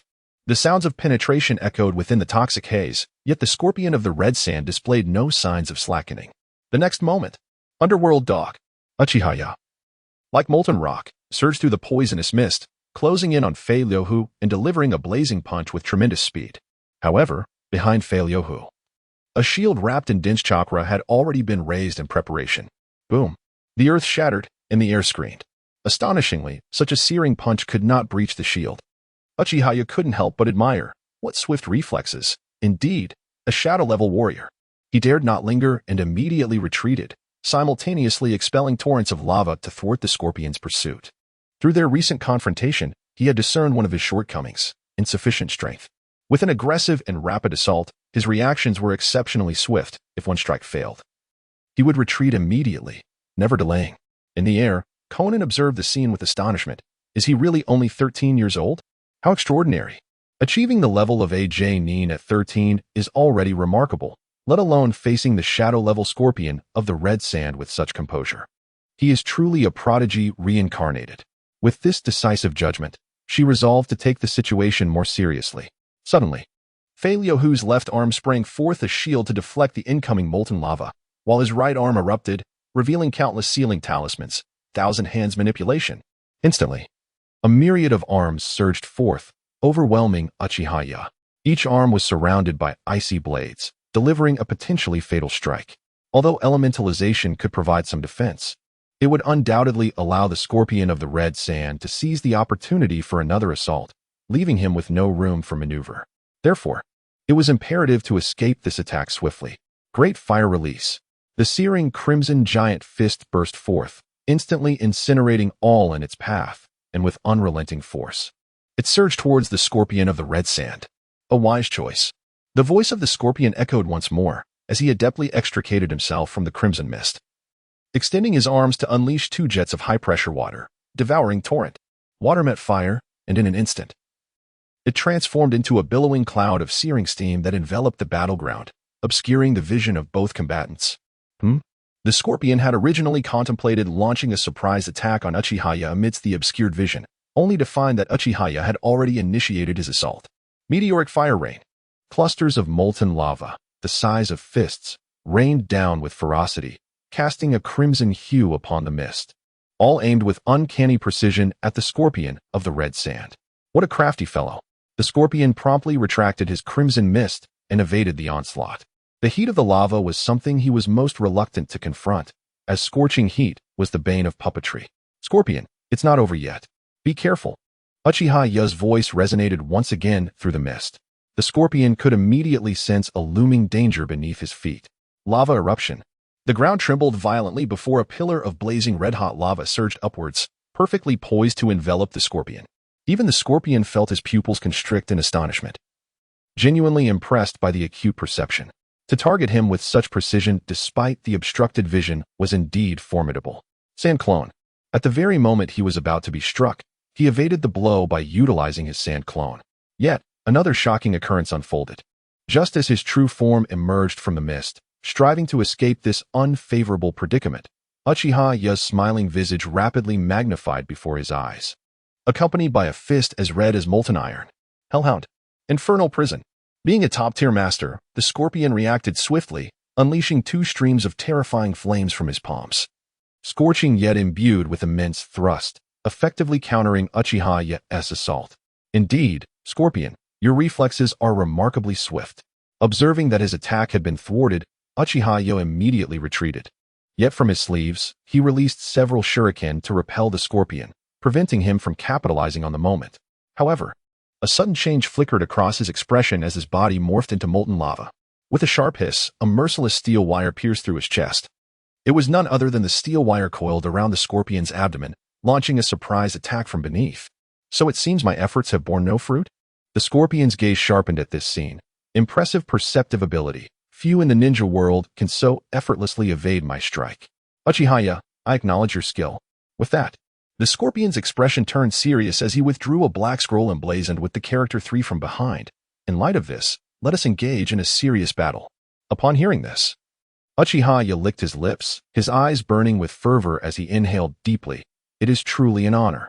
The scroll holds significant meaning, and he is acutely aware of it. Floating in the air, Conan was momentarily taken aback. Could it be that Uchiha Obito possesses such formidable strength to compel Sasori to unveil this scroll? Even in the face of numerous elite shinobi from the 5 great ninja villages, the prowess of the crimson-haired warrior, Churikeo, would suffice. Yet now, to contend with Uchiha Obito, Sasori resorts to his most treasured scroll. How could this not astonish her? Nevertheless, his remarkable perceptive abilities indeed pose a challenge. Without this scroll, he would find it exceedingly difficult to gain the upper hand. It seems that even Mr. Madara has suffered from this predicament, which is likely why he specifically cautioned me before my departure. As Conan pondered this, Sasori unfurled the scroll, summoning one of his prized creations, the 3rd Kazekage. Beware. Uchiha Obito, the ensuing battle shall no longer be a mere skirmish. You are about to face my most esteemed work, the third Kazekage, renowned for its unparalleled wind techniques. After issuing this warning, Sasori activated the bloodline limit of the third Kazekage, magnet release. A plume of black sand iron emanated from the Kazekage's mouth, transforming into countless condensed sand iron bullets. Sand iron rain. Boom, boom, boom. The forest behind Uchiha Obito was instantly filled with flying wood chips and rising dust. Uchiha Obito's form once again morphed into molten lava, remaining unscathed despite the barrage of ferocious sand iron bullets. Is this truly the case? Sasori, the red sand, was not surprised by this scene, yet a smirk crept upon his lips. If you believe that this peculiar ability allows you to disregard my attacks, you are sorely mistaken. Corrosive mist. Suddenly, a wave of black sand iron surged from beneath Uchiha Obito's feet, releasing a torrent of purple poisonous gas. Uchiha Obito's expression shifted dramatically upon witnessing this. While maintaining his elemental form, he found it exceedingly difficult to execute any other actions. In other words, while he was immune to the assault of the sand iron rain, he could not evade inhaling the toxic mist. To avoid the noxious fumes, he would need to retreat, but doing so would hinder his precise control over his elemental form, rendering him vulnerable to all incoming sand iron attacks. It was a true conundrum. Indeed, my suspicions were correct. Sasori couldn't help but chuckle at this scene. While you rely on your ability to dismiss the physical assault of the sand iron, executing any other actions becomes exceedingly challenging. Thus, it is over. As he spoke, the sand iron rain intensified. Regardless of your choices, you shall ultimately face defeat. Floating in the air, Conan mused. It appears, this is the end. To have engaged Sasori to such a degree is commendable. However, is it truly so? Uchiha Obito suddenly burst into laughter, prompting Sasori to heighten his vigilance. Uchiha Obito focused intently, his gaze sharpened as he declared, lava eruption. The ground beneath Sasori trembled violently, as if he sensed something amiss. His expression shifted dramatically as he hastily commanded the third Kazekage to retreat. Boom. In the next instant, a torrent of crimson lava erupted ferociously from the ground, forcing even Conan to retreat hastily. Hey, Sasori, this is far from over. As the words fell, a pillar of crimson lava erupted from the ground, precisely targeting the scorpion of the red sand. Whoosh. The scorpion of the red sand immediately retreated alongside the third Kazekage, evading the fiery column. Boom. In the next instant, two fierce pillars of lava surged upward, each aimed to engulf the third Kazekage puppet and the scorpion of the red sand. At this moment, even the scorpion of the red sand couldn't help but tremble at the depths of its soul. Am I truly forced to such an extent? If so, then let us fight with all our might. The iron sand becomes wings. In a fraction of a second, a pair of black wings materialized behind the third Kazekage, standing resolutely against the lava. Meanwhile, the scorpion of the red sand deftly evaded once more with its sand clone. Boom. The high-temperature lava collided with the resilient iron sand, unleashing a scorching wave that sent molten rocks splattering everywhere, veiling the air in a haze. In the next moment, the scorpion of the red sand reappeared not far away. Yet, before it could command the third Kazekage to counterattack, Uchiha Yi had already closed in at an alarming speed. Meteor fire shower. A torrential assault of searing heat forced the scorpion of the red sand to retreat. Iron sand. But Uchiha Yi denied the scorpion the chance to maneuver the third Kazekage. With a fierce glare, Uchiha Yu unleashed Jinjutsu, binding technique. Instantly, the scorpion of the red sand felt its body ensnared. Although such a level of confinement was trivial for it and could be swiftly dispelled, this momentary delay proved fatal for one of its caliber. Crimson Hound of Flame, faced with the massive fiery hound that lunged at it. The scorpion of the red sand's pupils contracted in disbelief. Am I truly at a disadvantage? With a fierce glint in its eyes, it exclaimed, what nonsense. A tremendous chakra erupted from its heart, suffocating in its intensity. Iron sand. Domain technique. In an instant, the air was saturated with terrifying iron sand, intertwining to form a sea of thorns, with countless razor-sharp spikes ruthlessly piercing downward. Thud, thud, thud. The fiery hound was instantly impaled and dissipated onto the ground. Uchiha Yi barely had time to evade, as his elemental body was turned into a sieve. In the blink of an eye, the area within 100 meters transformed into a heap of ruins, strewn with fragments of stone. All avenues for movement were completely divided, rendering one immobile. Toxic mist. The third Kazekage soared into the air once more, exhaling an even more potent cloud of poisonous mist, causing the very air to feel heavy. Even a whiff would induce dizziness. You will have no opportunity for a counterattack. Seeing Uchiha Yo's aura fluctuate again, the now wary scorpion of the red sand roared, "Iron Sand Burial." The ground beneath Uchiha Yo suddenly surged like a tidal wave of iron sand, engulfing him in an instant, then swiftly coalescing into a singular mass, inexorably compressing and sealing him within. This was the capability of the third Kazekage to suppress tailed beasts in its lifetime. Although I have yet to unleash my full power, it is undoubtedly sufficient to deal with you. The scorpion of the red sand spoke thus. In order to enhance my lethality against ninjas, I have infused my meticulously crafted poison into this. You, caught within, cannot escape its effects. Once you are poisoned, all will be over. Witnessing this scene, the floating Konan felt a profound shock within her heart. At merely 13 years of age, she had managed to force an expert like Scorpion into such a dire predicament. No wonder Konoha classified him and Uchiha Itachi as S-rank rogue ninjas. However, it is understandable. The ability to unleash a scorching bloodline limit technique without hand seals. To disregard sharp weapon attacks, coupled with the unique insight granted by the Sharingan and tactical judgment on par with top-tier experts, make such performance entirely reasonable. Yet ultimately, Scorpion possessed a slight edge. The battle was nearing its end. Just as she contemplated this, the earth, ensnared by the iron sand, suddenly trembled violently. The sound of a deep hum growing ever louder. The temperature around them surged severalfold in an instant. Accompanied by the ominous voice of Uchiha Yo, melted realm, scorching flow explosion. This move represented Uchiha Yo's most fearsome single-target attack, generating extreme heat from compressed lava that incinerated all in its path. Boom! The ground cracked violently. In the next moment, an immense wave of scorching energy erupted from the earth, blasting apart the terrain within a radius of several dozen meters. The iron sand confinement shattered completely, and the searing force surged outward, instantly annihilating everything around, painting the scene in crimson hues for hundreds of meters. Iron sand wall. Scorpion had not anticipated this. Faced with such an unimaginable, terrifying assault, he hastily conjured a defense. Yet in mere seconds, his expression shifted dramatically. How is it possible? The iron sand wall cannot withstand this.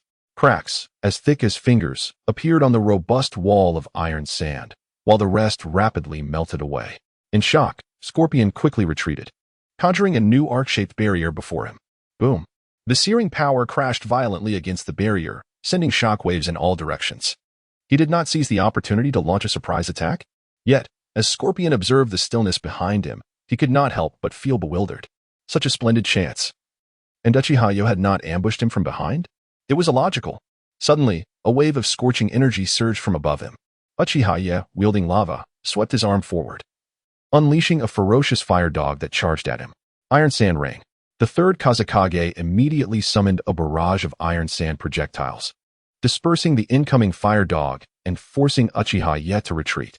But then, Scorpion caught sight of a smile curling at the corner of Uchiha Yo's mouth, and an understanding dawned upon him as he swiftly turned around. Before him loomed another Uchiha Yo, transformed into lava, delivering a wrathful punch aimed directly at him. This is bad. In that moment, it was too late to mount a defense. Scorpion had but one choice, to substitute himself with the third Kazekage. Bang! The searing strike caused the third Kazekage puppet to explode instantly.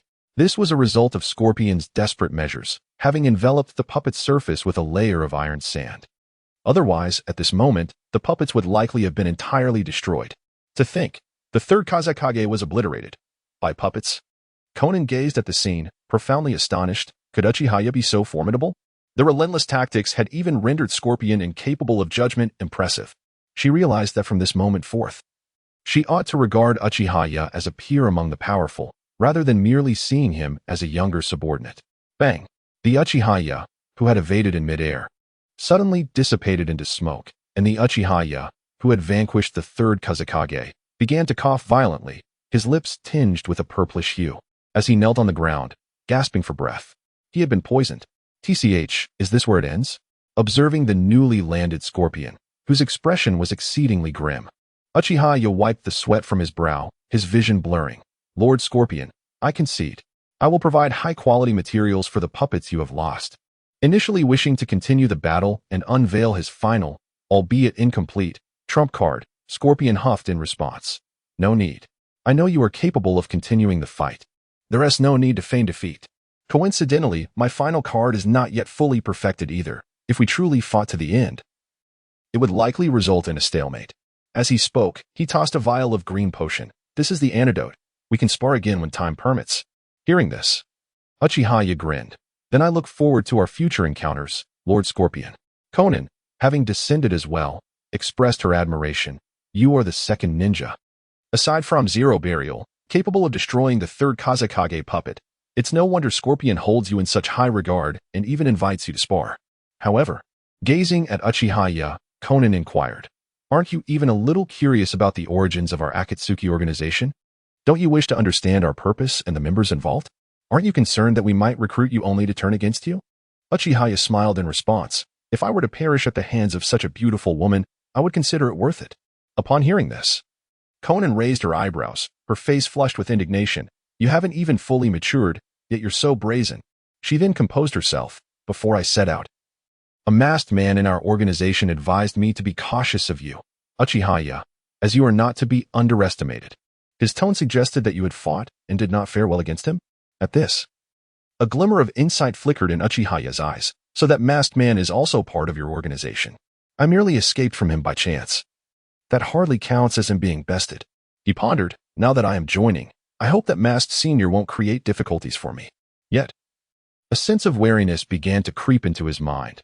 Since Uchiha Obito had previously suffered at his hands, he should logically harbor a deep-seated animosity towards him and attempt to thwart his induction to facilitate revenge. The fact that he had not done so raised suspicions. Could he be biding his time for a greater scheme? This was certainly something worth considering. Upon hearing this, Konan smiled and said, of course not. I believe Mr. Masked Man understands the gravity of the situation. As for Uchiha Yo's modest response earlier, she found it hard to believe.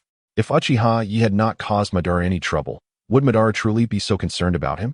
It seemed improbable. Meanwhile, Sasori of the Red Sand appeared somewhat bewildered. Madara? Who is that? He pondered.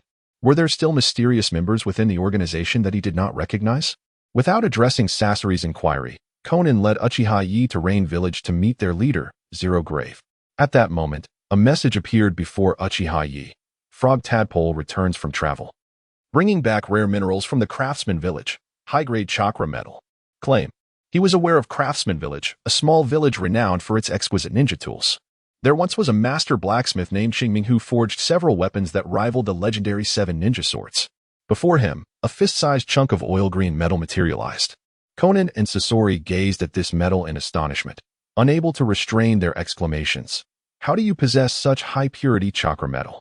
Particularly Sasori, his eyes alight with fervor, looked at Uchiha Yo and asked, would you sell me this piece of metal? Money is no object, whether for repairing puppets or crafting new ones. Incorporating such high-purity metal would significantly enhance their performance, and he could hardly contain his excitement. In response, Uchiha Yo chuckled and handed the metal to Sasori, saying, you flatter me, Sir Sasori. Consider this a token of apology for the damage to your 2 puppets. Sasori was taken aback. This, as a token of apology? Uchiha Yo had indeed promised to provide materials for puppet repairs, but he had not anticipated that Uchiha Yo would produce such valuable chakra metal. Even he felt a sense of shock. You were giving me something so precious without hesitation? Uchiha Yo nodded. Why not? Upon hearing this, Sasori no longer hesitated, accepting the metal with utmost seriousness. If you need anything in the future, do not hesitate to ask. I shall never refuse. The frustration he felt from being outdone by Uchiha Yo dissipated entirely. Konan, witnessing this, couldn't help but exclaim. To give away such a treasure without batting an eye, could it be that such items hold no allure for you? Uchiha Yo smiled in response. What of it being a treasure? In the hands of a mediocre individual like myself, it is merely a stone. Only in the hands of a capable person like you, Sir Sasori, can it realize its true value. If that is the case, why not facilitate its purpose? Sasori's eyes gleamed with a hint of pride upon hearing this. Konan remarked, it is truly hard to imagine such eloquent words coming from you. Are you really only 13? Whether subtly praising Sasori or winning his favor with the chakra metal, Uchiha Yo had effortlessly smoothed over their previous discord with a smile. Such a deft manipulation of human sentiments seemed beyond the capabilities of a mere 13-year-old, yet here it was, incongruously embodied in Uchiha Yo, enhancing his aura of mystery. It is merely sincerity exchanged for sincerity. Uchiha Yo appeared to possess an uncanny insight into Xiaonan's thoughts, offering her a knowing smile. Xiaonan responded, perhaps. Sometime later, at the Akatsuki headquarters, all members gathered to welcome Uchiha Yo. the figure of Pain projected before him. His cold Rinnegan eyes exuding an oppressive aura. Scorpion is in need of a companion, and you shall fill that role. What say you? Uchiha Yo nodded affirmatively. Though inwardly he marveled at the sheer strength of this formidable adversary, the most powerful boss before the Ninja World arc in the original narrative. Before Pain, he felt like a fragile boat amidst a raging sea, poised for annihilation at any moment. Can someone so youthful truly shoulder such responsibility? At that moment, a deep voice interjected, belonging to a figure with striking green eyes. I have my doubts. Before Uchiha Yo could respond, the scorpion beside him retorted coldly, Kakuzu. Do you question my capabilities? He has my endorsement. If you have grievances, shall we settle it with a duel? This proclamation left Kakuzu astonished. And even Pain exhibited a flicker of surprise. Both turned their gazes toward Xiaonan, who replied, Scorpion proposed a draw. Yes, he initiated it. This revelation left Kakuzu even more taken aback. To have Scorpion suggest a stalemate? It seems I have underestimated you. He was well aware of Scorpion's prowess, only slightly inferior to his own. Yet, the fact that Uchiha Yo, so young, could match Scorpion was indeed remarkable. It became evident that he could not afford to dismiss his opponent lightly. Even Nagato, the figure behind Pain, felt a chill run through him. No wonder Madara cautioned Xiaonan not to underestimate Uchiha Yo before her departure. My decision to bring Scorpion along was indeed wise. Otherwise, Xiaonan's mission might have ended in failure. Ah, Itachi, you're here as well. Uchiha Yo expressed gratitude to Scorpion, then feigned ignorance as he gazed at the projection of Itachi, his smile radiant. It seems our choices align remarkably. Upon hearing this, Uchiha Itachi's three tomo spun. His gaze sharp. You hide your true self well. You even deceived me. After a pause, he coldly stated, you were responsible for Uchiha Tenka's death, weren't you? Realizing that Uchiha Yo had achieved a standstill with Scorpion clarified everything for him. His tone became exceedingly severe. What are your intentions? Lurking within the Uchiha and now joining the Akatsuki? He struggled to restrain a further implication. Are you planning to bring harm to Konoha? Uchiha Yo smiled, his eyes narrowing. What purpose does it serve to discuss such matters now? Uchiha Itachi's gaze intensified. I shall keep a vigilant watch on you, ensuring you do not disrupt the organization. As this scene of Uchiha infighting unfolded, the other members could only watch with amusement.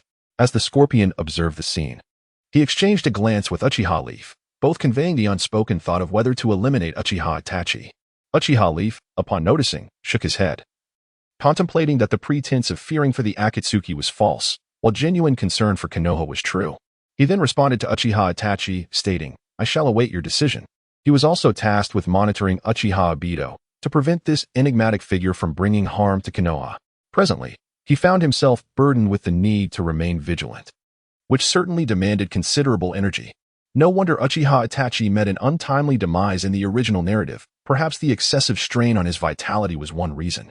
The higher-ups of Konoha, wary of the might of his clan, had ruthlessly slaughtered his entire family, yet he chose to protect Konoha out of the will of fire, willingly becoming a spy within the Akatsuki, selflessly providing intelligence to safeguard Konoha from any threat posed by the organization. He couldn't help but ponder, was all of this truly worthwhile, Itachi? In his previous life, he had admired Uchiha Itachi, calm, powerful, and undeniably handsome. Yet, he found it difficult to comprehend the will of fire that Itachi steadfastly upheld. He could never sacrifice his own self for a greater cause. Nor could he justify the ruthless slaughter of the entire Uchiha clan, culminating in turning against his own parents. In response, Uchiha Itachi fixed his gaze upon Uchiha Leaf, speaking each word with unwavering conviction, I will. Meanwhile, in the shadows, Uchiha Obito observed this exchange with a slight smirk, fearing the unity between Uchiha Itachi and Uchiha Leaf. Fortunately, such an alliance had not materialized. When he turned his attention to Uchiha Leaf, his gaze sharpened. Uchiha Leaf, hasten your growth, and awaken your three Tomoe Sharingan swiftly, so that I may claim a finer set of eyes in the future. Was it necessary for him to prevent Uchiha Leaf from joining the Akatsuki? Not at all. A pair of ripe Sharingan lay before him, and he merely needed to wait for his counterpart to mature, thereby reaping the rewards. Why not take advantage of such an opportunity? Furthermore, he had far more pressing matters to attend to, leaving him little time to focus on Uchiha Leaf. Then, Pain of the Akatsuki spoke once more. Allow me to elaborate on the objectives of our organization. He began detailing their amassed wealth, their ambition to establish an independent mercenary group, monopolizing all war contracts, and dismantling the ninja systems of major nations. Our ultimate goal is to collect all tailed beasts to forge an ultimate weapon, achieving peace in the ninja world through absolute might.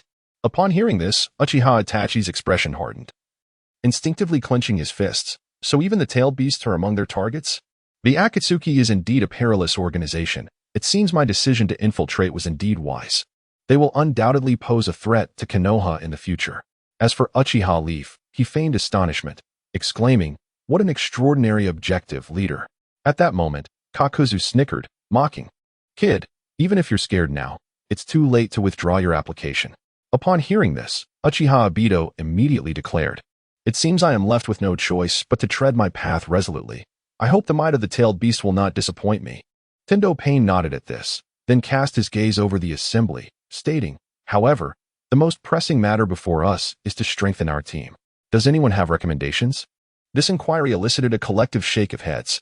Indeed, Uchiha Obito had several candidates to propose, yet he pondered the necessity of such recommendations. Would not an excessively brilliant display heighten Uchiha Obito's vigilance towards him? At this juncture, maintaining a low profile was prudent. "Since you have none, I have two in mind," he continued, directing his attention to Uchiha Obito and Uchiha Itachi. "The recruitment of these two will be entrusted to Qinglong, Obito's codename, and Shike, Itachi's codename. What say you?" Uchiha Obito's heart stirred upon realizing that the individuals in question were none other than Deidara and Hidan. Being assigned such a significant responsibility upon his arrival was indeed exhilarating.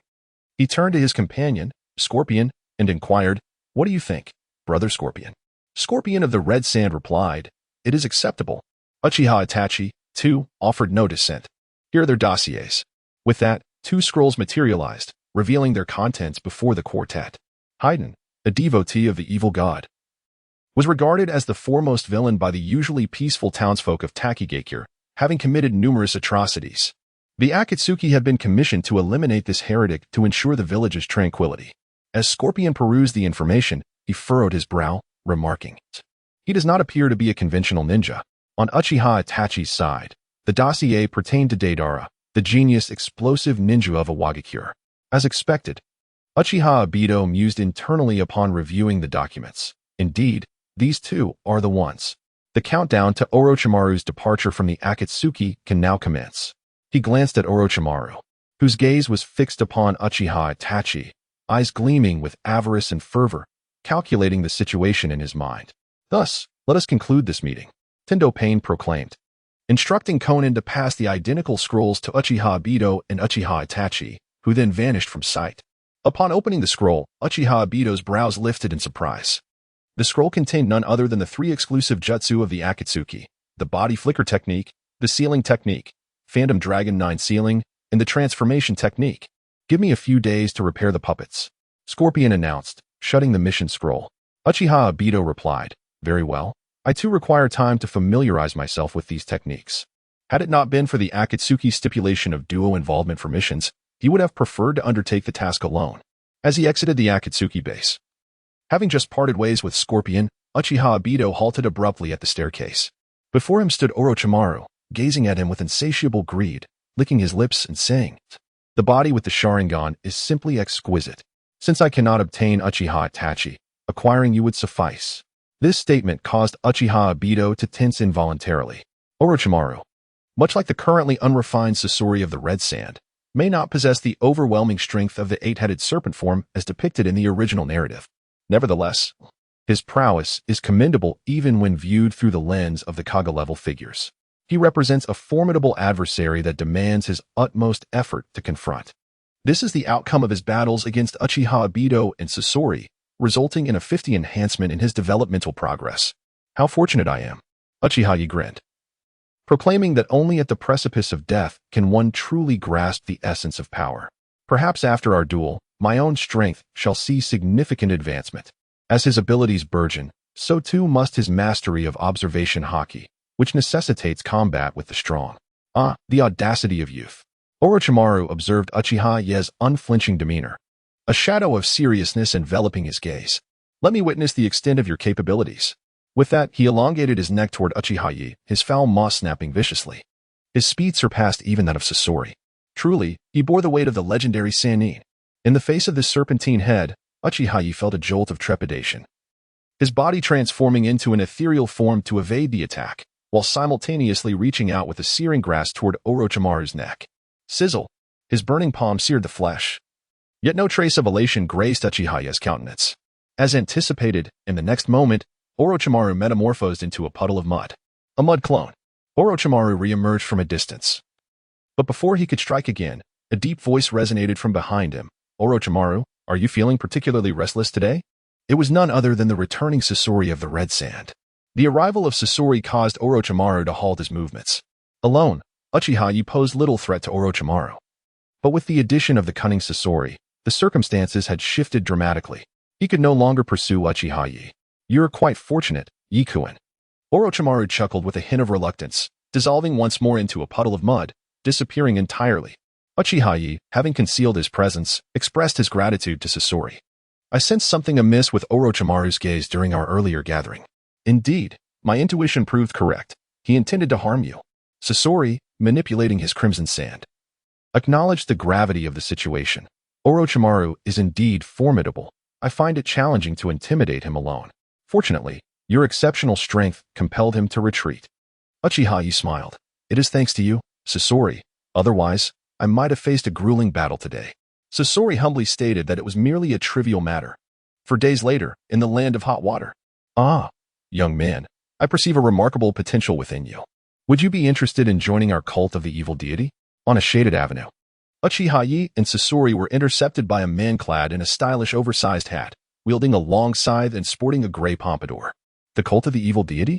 Upon hearing these words, Uchiha Yo raised the corner of his mouth and exchanged a glance with the man beside him, the scorpion of the Red Sands. Slightly lifting the brim of his hat.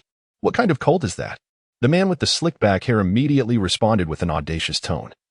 One where you can commit murder without facing punishment, and instead, it excites the dark god even more. How about it? Sounds fantastic, right? Care to join? Uchiha Yo stepped forward, his smile radiant. That does sound quite appealing. Just as the man with the slicked back hair displayed a look of delight. Thinking he had recruited a new follower, Uchiha Yo suddenly changed his tone, declaring, however, I must decline. The man's joy instantly froze, his expression darkening. Hey, are you toying with me? Uchiha Yo shook his head, fixing his gaze upon the man before him. You are the serial killer and cultist, Hidan, aren't you? Unfazed by the revelation, Hidan enthusiastically spread his arms. What serial killer? I am merely offering sacrifices to the dark god. This is a normal part of my religious practices. Since you refuse to join, I shall offer you as a sacrifice instead. With that, he swung his scythe and charged at Uchiha Yo. One cannot assess this situation with conventional reasoning. With a swift motion, Uchiha Yo was torn in half, yet Hidan's anticipated joy quickly faded as he took a closer look. Uchiha Yo's body transformed into flowing lava, and the severed part rapidly healed, while Hidan's side began to melt under the intense heat. Scorpion, cover for me. A person with such peculiar abilities is best tested by me. Upon hearing this, the Red Sand Scorpion, who had intended to strike with poison, halted his movements. To him, it mattered not how bizarre one's abilities were. Before his poison, all beings were equal, except their leader, Zero Burial. However, since Uchiha Yo wished to engage, he could step back. You have quite the strange ability, Hidan remarked, licking his lips as he observed Uchiha Yo. And you are not lacking either, Mr. Hidan, Uchiha Yo replied, his eyes gleaming with intensity. Indeed, this gray-haired man with slick back hair is the very target Uchiha Yo must confront. Hidan, such an understanding of me suggests you have come prepared. Hidan waved his scythe, his gaze sharp as he lunged forward in a serpentine manner. The sweeping scythe indeed resembled the beckoning of death, swift and nearly impossible to evade. However, this strike was once again thwarted by Uchiha Yo. His right arm, searing with heat, gripped the side with force, causing it to glow an intense red as it began to melt. This prompted the scorpion of the Red Sands to think. The temperature seems to have risen significantly since our last encounter. Your growth is truly remarkable, yeah? Uchiha Yo maintained a firm hold on the scythe, rendering Hidan unable to escape. Gritting his teeth, Hidan abandoned the scythe and attempted to retreat. Yet, Uchiha Yo closed in, his blazing arm striking out fiercely. Hellhound. With a single powerful punch reaching a blistering 800 degrees Celsius, he shattered Fei Duan's torso in an instant. Fei Duan's eyes widened in disbelief as he recoiled, then let out a heart-wrenching scream. He curled up on the ground, struggling desperately, blood pouring from his wound and staining the earth a vivid crimson. Is that all? Akasuna no Sasori looked at Fei Duan, who had been swiftly defeated by Uchiha Yi, with a bewildered expression. The tone from the crimson flames of Ryu Kokushibo was also somewhat stunned. Can such a weakling cause so much slaughter within the hidden Taki village? He felt like he was being toyed with. According to intelligence, Fei Duan possessed an immortal body. If true, that was certainly not to be underestimated. Hearing this, Uchiha Yu responded, "Moreover, since Fei Duan was entrusted by Tang Yin's village to be eliminated by us, he must possess some extraordinary abilities." Akasuna no Sasori agreed upon hearing this. "Then let us see what remarkable skills he has." While they were speaking, Fei Duan, who had been screaming on the ground, suddenly stood up. The deadly wounds on his body surprisingly did not seem to affect him in the slightest. "It hurts so much, you bastard," he roared with a ferocious expression. "I decree divine punishment upon you." Suddenly, a sharp spike appeared in his hand, which he thrust forward with incredible speed, closing the distance to Uchiha Yi in an instant and swinging out. His speed was quite impressive. Observing this scene, Sasori commented aloud. Uchiha Yi inwardly thought, of course, this guy, in the future, would be capable of confronting experts like Asuma Saratobi directly. He must have some formidable skills. His body once again transformed into molten lava, evading the Spike's attack. Then his eyes shifted into a Double Tomoe Sharingan, and he glared fiercely. Golden Bind technique. Fei Duan was immediately shocked, eyes wide with astonishment. Double Tomoe Sharingan? You're that rogue ninja Uchiha Yi from Konoha. His body froze, rendering him helpless, a lamb awaiting slaughter. A minor reputation, not worth mentioning. Uchiha Yi retreated backwards, yet with a deeply amused gaze. He looked at Fei Duan and said, "But if you think to obtain my blood and use it to activate your ritual death's blood to seriously wound me, I suggest you forget about it. I won't give you that chance. After all, your ability is quite troublesome. I might even fall prey to it." Fei Duan's eyes widened with disbelief, filled with intense excitement as he roared. "Who are you? How do you know the core abilities of my evil god cult?" This is his ultimate weapon, which he has wielded confidently across the ninja world, unafraid of any formidable opponent. He had never confided in anyone.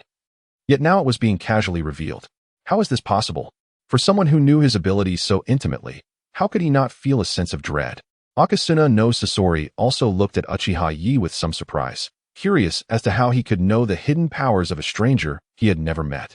Uchiha Yi's image in his mind became somewhat mysterious. "How do I know?" Uchiha Yi signaled Sasori to use poison to control Fei Duan. Puff, puff, puff. With the piercing of several venomous needles, Hidan was rendered utterly incapable of movement, his lips turning a sinister shade of purple and his vision blurring. "You recently extended an invitation for me to join the sinister cult, so perhaps it is now my turn to extend a counteroffer." Uchiha Yi mused with a wicked smile. "What if the Akatsuki organization sought to enlist you? How would you feel about that?" Hidan immediately roared in protest. "Don't joke with me. Who in their right mind would join your so-called Akatsuki? You bastard, if you've got the guts, kill me. The cult of the evil deity would never surrender. You must not think that, relying on your immortality, I cannot kill you." Uchiha Yi's lips curled into a faint smile as he approached Hidan, who was resolutely unyielding. He spread his palm, and molten lava surged forth in a blazing torrent. "Do you think your immortality can withstand the scorching heat of this 800-degree lava? When there's nothing left of you but ash? What significance does your fleshless body hold?" As he spoke, a droplet of lava fell onto Hidan's chest, instantly dissolving a large portion of his flesh. "Ah!" Hidan cried out, bloodshot eyes filling with pain. "It hurts so much, you bastard." Yet what terrified him even more was that the disintegrated flesh disappeared entirely, leaving no trace. Unlike a wound from a typical blade, it posed no threat to him at all. He might truly be reduced to nothing but ash by this molten lava. The thought of dying in such a manner, with the cult of the evil deity ceasing to exist, compelled Hidan to make a decision that defied his own faith. "Stop." As Uchiha Yi, resembling a demon, once again let molten lava drip and dissolve his form, Hidan's vision blurred with fear, but he managed to speak. "Fine, I agree. I will join your Akatsuki organization." Hearing these words, Uchiha Yi nodded with a satisfied smile, returning to his normal stance. "Mr. Hidan, that was a wise choice. Why bother with life and death so recklessly?" This remark nearly drove Hidan to curse. Who was it that had been forcing him with threats of death just moments ago? After the antidote from Akasuna no Sasori had been administered, Hidan, still trembling from the encounter with Uchiha Yi's unervingly youthful face, reflected with lingering trepidation, Uchiha's clan truly is formidable. Meanwhile, Akasuna no Sasori, curious, inquired, "Yi, what exactly is the ability you call Death's reliance on blood? You seem quite apprehensive about it." Moreover, after Hidan was told about this ability, he appeared somewhat alarmed. Clearly, this power is extraordinary. Naturally, Hidan chose not to explain. His respect for Uchiha Yo did not extend to the old man Akasuna no Sasori. He questioned, expecting an answer. Was he willing to lose face? Yet Uchiha Yo, with a mysterious smile, teased, "Big brother Sasori, once we return, you'll see this ability in action soon enough." This puzzled Sasori. Why would he see it only after returning? Was it impossible to use it now? When Uchiha Yo, Sasori, and Hidan returned, coincidentally, Itachi Uchiha and his partner, Tz Abachi, also arrived, leading a young man with long, deep golden hair, his left eye concealed. Both parties were somewhat surprised by each other's arrival. Both parties cast a fleeting glance at the individuals accompanying them. Is that Deidara from the rock-hidden village? The youngest member of the organization has arrived. Uchiha Obito observed Deidara, who seemed curious about everything, standing behind Uchiha Itachi, contemplating the implications. Hidan, the cultist, has surprisingly managed to recruit such a peculiar character so swiftly. Obito, your abilities are indeed formidable. Itachi pondered heavily, questioning whether this newcomer might pose a threat to Sasuke in the future. He harbored a deep-seated apprehension regarding Itachi's extraordinary bloodline limit abilities, having never heard of their clan awakening such an unusual power. 10 minutes later, at the organization's base, all members gathered once again. Pain, the leader, gazed at the two parties returning from their respective missions, feeling a twinge of surprise. Upon inquiring about the details, the circumstances unfolded in an intriguing manner. Hidan was subdued by Uchiha Obito's hand, while Deidara was invited by Uchiha Itachi himself. Two rebellious souls had joined the Akatsuki organization due to the intervention of these Uchiha ninjas. Thus, Hidan, your codename shall be Santai, and Deidara, you will inherit the codename Kuchinashi that belonged to the traitorous Orochimaru. How does that sound? Both expressed no objections. Meanwhile, the reactions of other members to Orochimaru's defection varied. Kakuzu and Sasori appeared astonished, while Obito and Itachi maintained their usual composure. Pain and Konan, however, seethed with anger, while the ever-aloof Zetsu remained placid. Consequently, a crucial task now lay before us. Pain's demeanor turned icy. We must hunt down Orochimaru. He cannot be allowed to live, as he possesses knowledge of our organization's secrets. And we shall not tolerate any traitors. Upon hearing this, Obito exaggeratedly exclaimed, I never imagined Orochimaru would actually defect. How astonishing. It seems he never intended to remain with us for long. Kakuzu interjected, however, Orochimaru is no weakling, unless the leader personally intervenes. The rest of us seem incapable of eliminating him. Sasori scoffed in response, dismissing Kakuzu's words. He's merely a slippery snake. His survival tactics may be impressive, but he is not invincible. Itachi calmly inquired, Do you require my assistance, leader? Deidara, filled with excitement, chimed in, Take me along. I am eager to confront the legendary Sannin. Pleased with this enthusiasm, Pain turned his gaze to Sasori and Obito. This mission shall be entrusted to the two of you. Your combined strength is currently the most balanced in the organization, aside from myself and White Tiger Konan. No matter how formidable Orochimaru may be, he should not be a match for the two of you. Hearing this, no one voiced dissent. Deidara and Hidan, being new and unaware of the situation, felt a sense of regret for not being able to partake in such a high-level operation, yet they refrained from expressing their dissatisfaction. Itachi, relieved at the prospect of not having to exert himself, recognized that using his ocular powers sparingly was prudent. As the enigmatic Uchiha Itachi remained silent, so too did the ever-cunning Kakuzu, who had no desire to confront Orochimaru. With that in mind, I shall proceed to allocate the teams. Nagato, the mastermind behind the Akatsuki, felt a surge of excitement as he surveyed the nearly full assembly. He recognized that certain plans were ripe for initiation, such as the capture of the tailed beasts. Hidan, you shall pair with Kakuzu. Deidara, you will team up with J-Bai. As he spoke, his gaze fixated on Hidan and Deidara. Do you have any objections? Hearing this, Deidara grinned and replied, It matters not whom I partner with, as long as my art remains unimpeded. At this declaration, the scorpion of the red sand, Sasori, brightened, speaking in a tone only he could perceive. Art? How intriguing. I did not expect to encounter another who shares my reverence for artistry within the organization. It seems I shall have the opportunity to discuss the essence of art with him. Indeed, he must also believe that eternal art is the true art. Hidan bore no dissent towards this arrangement. Instead, he cast a sinister grin at Kakuzu. Partner, do not hinder my progress, or I shall have no choice but to offer you to the Lord of Evil. This elicited a scoff from Kakuzu, who coldly retorted, You truly possess audacity, Junior.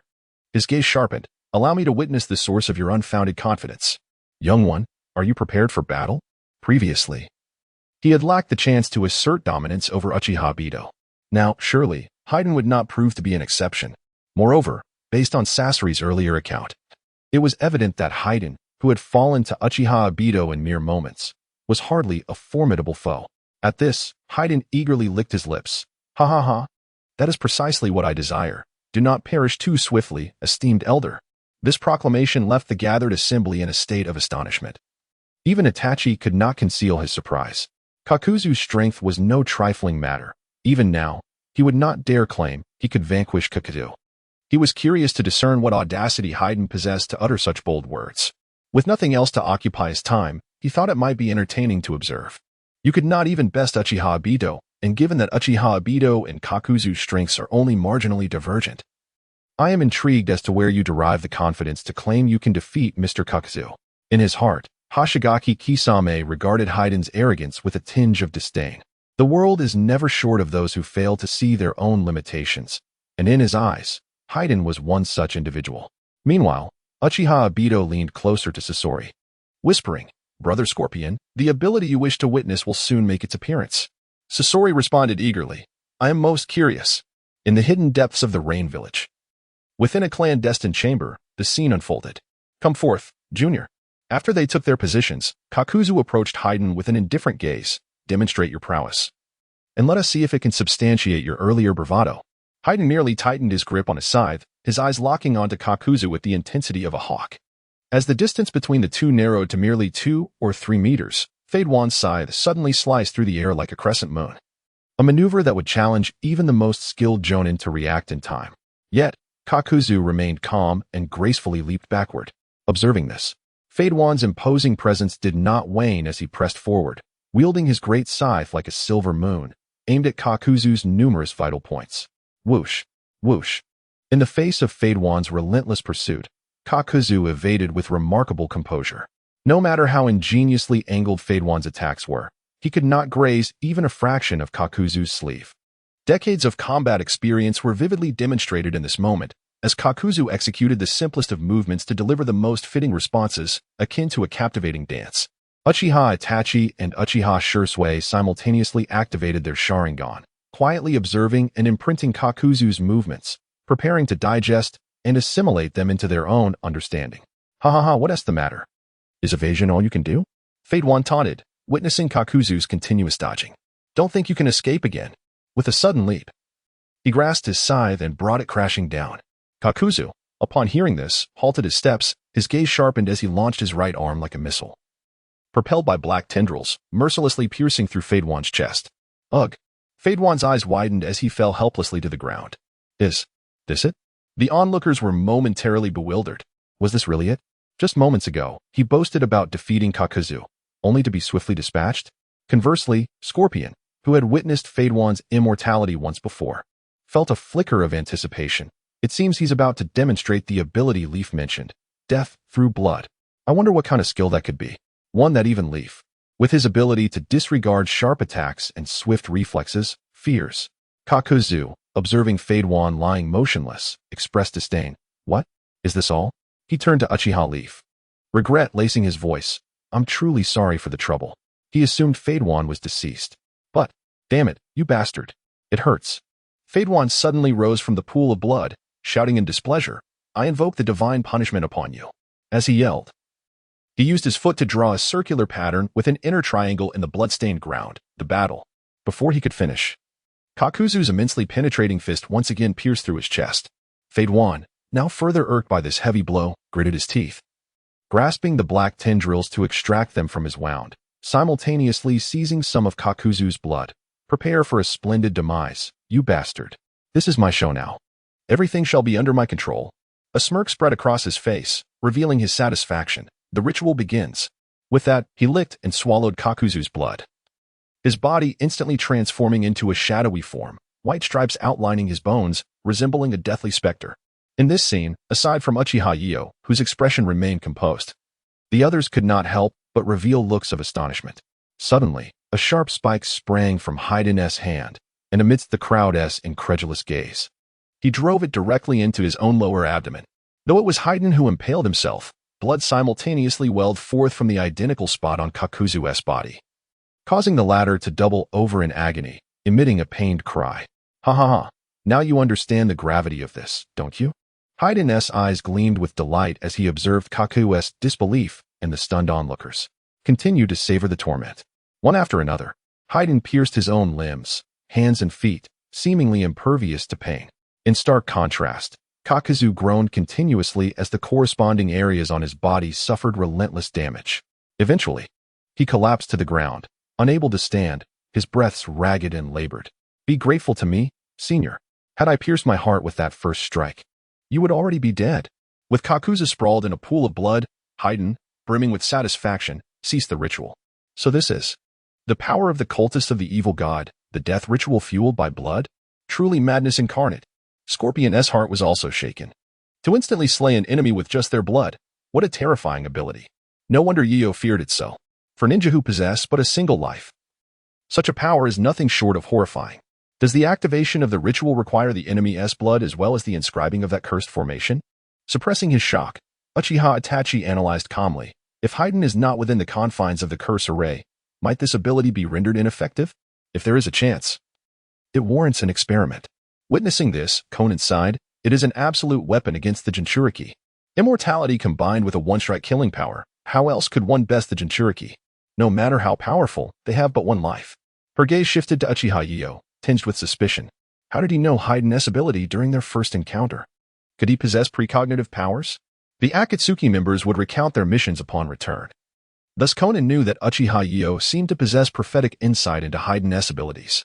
She felt that Uchiha Yo was truly an enigma. Not only did he wield a peculiar molten release power alien to the Uchiha, but he was also remarkably formidable for his age and displayed mature demeanor. Now, he appeared to possess knowledge of all matters within the shinobi world. When first hearing the name Akatsuki, she felt no surprise, as if she had long been acquainted with them. Facing Hidan for the first time, he even knew his trump card. Was this not a trait belonging only to a seer? I am truly enlightened. At that moment, Kakuzu's body began to writhe, veins emerged from beneath his skin and wove themselves within him. In no time, he rose from the ground, his vitality fully restored. He cast a narrowed-eyed glance at the triumphant Hidan and said, Excellent. I admire you as a partner, especially for your immortality. It appears that he can now freely unleash his jutsu without concern for the fragility of his partner. Esteemed elder, I look forward to your guidance in the future. Observing the acknowledgement from Kakuzu and the approving gazes of those around, Hidan spoke with a hint of pride. Indeed, I shall. A flicker of brilliance passed through Kakuzu's indifferent eyes as he replied. Thus, the immortal duo was officially established.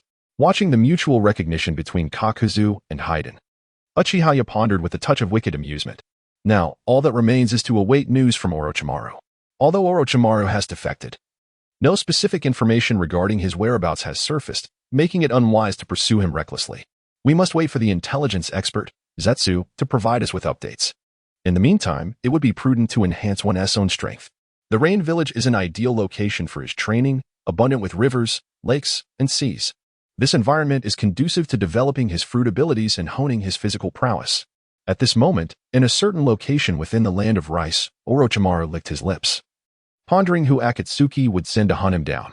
A visage marked by a distinct pattern flashed in his mind, and he couldn't help but feel a sense of apprehension. Uchiha Itachi, a rather troublesome individual. The mere thought of Uchiha Itachi inevitably led him to contemplate another figure. Uchiha Yo. He is indeed a formidable man. His gaze sharpened. Even if Sasori of the Red Sand had not appeared that day, I must be prepared to pay a certain price to subdue him. The fact that he managed to conceal himself without revealing any flaws prior to the night of the massacre speaks volumes. In terms of cunning, this individual is even more terrifying than Uchiha Itachi. Should he continue to grow, he will undoubtedly emerge as a powerful figure. He smirked. In this stagnant realm of shinobi, the winds of change have finally begun to stir. Of course, considering the two formidable Uchiha, especially their prowess in genjutsu. Orochimaru felt it necessary to enhance his own abilities in this regard. The next time we meet, I cannot afford to be swiftly defeated by Uchiha Yo's illusions. That would be utterly humiliating. In the Rain Village, achieving significant progress in his fruit abilities has become increasingly challenging. Beneath a certain waterfall, Uchiha Yo sat cross-legged upon a massive rock, allowing the water's flow to exert pressure on the lava, steadily increasing its temperature. For him, temperature equates to destructive power. Currently, the only avenues left for enhancing his strength are mastering precise control over his power and developing his genjutsu. The more precise his control, the more refined the attacks he unleashes with the lava, resulting in even more terrifying destructive force. Furthermore, his reflexes and speed would also benefit significantly from this progress. However, he lamented that his exposure to taijutsu skills has been too limited, leaving him with great power that he cannot fully utilize. A true master should be able to inflict maximum damage with minimal energy expenditure. Yet, he still has a considerable distance to traverse before reaching that realm. Sizzling sounds echoed as, in less than half an hour, the waterfall where Uchiha Yo resided had run dry. The terrifying steam transformed into unimaginable dark clouds that ascended into the heavens, igniting a heart-stopping flash of lightning. Observing this, Uchiha Yo had no choice but to seek a different location to continue his training. Thus, he plunged into the largest lake of the Land of Rain, the Sea of Lakes, sinking to its depths to once again test the limits of his abilities. 3 days later, what on earth has transpired? Is the water of the Sea of Lakes boiling? In the northwest of the Land of Rain, a crowd gathered by the expansive lake, staring incredulously at the roiling surface. If I am not mistaken, it appears that the water level of the Sea of Lakes has dropped by more than a meter. What could be the cause of this? The water, typically frigid to the bone, is boiling? Could a volcano be awakening beneath? How could that be?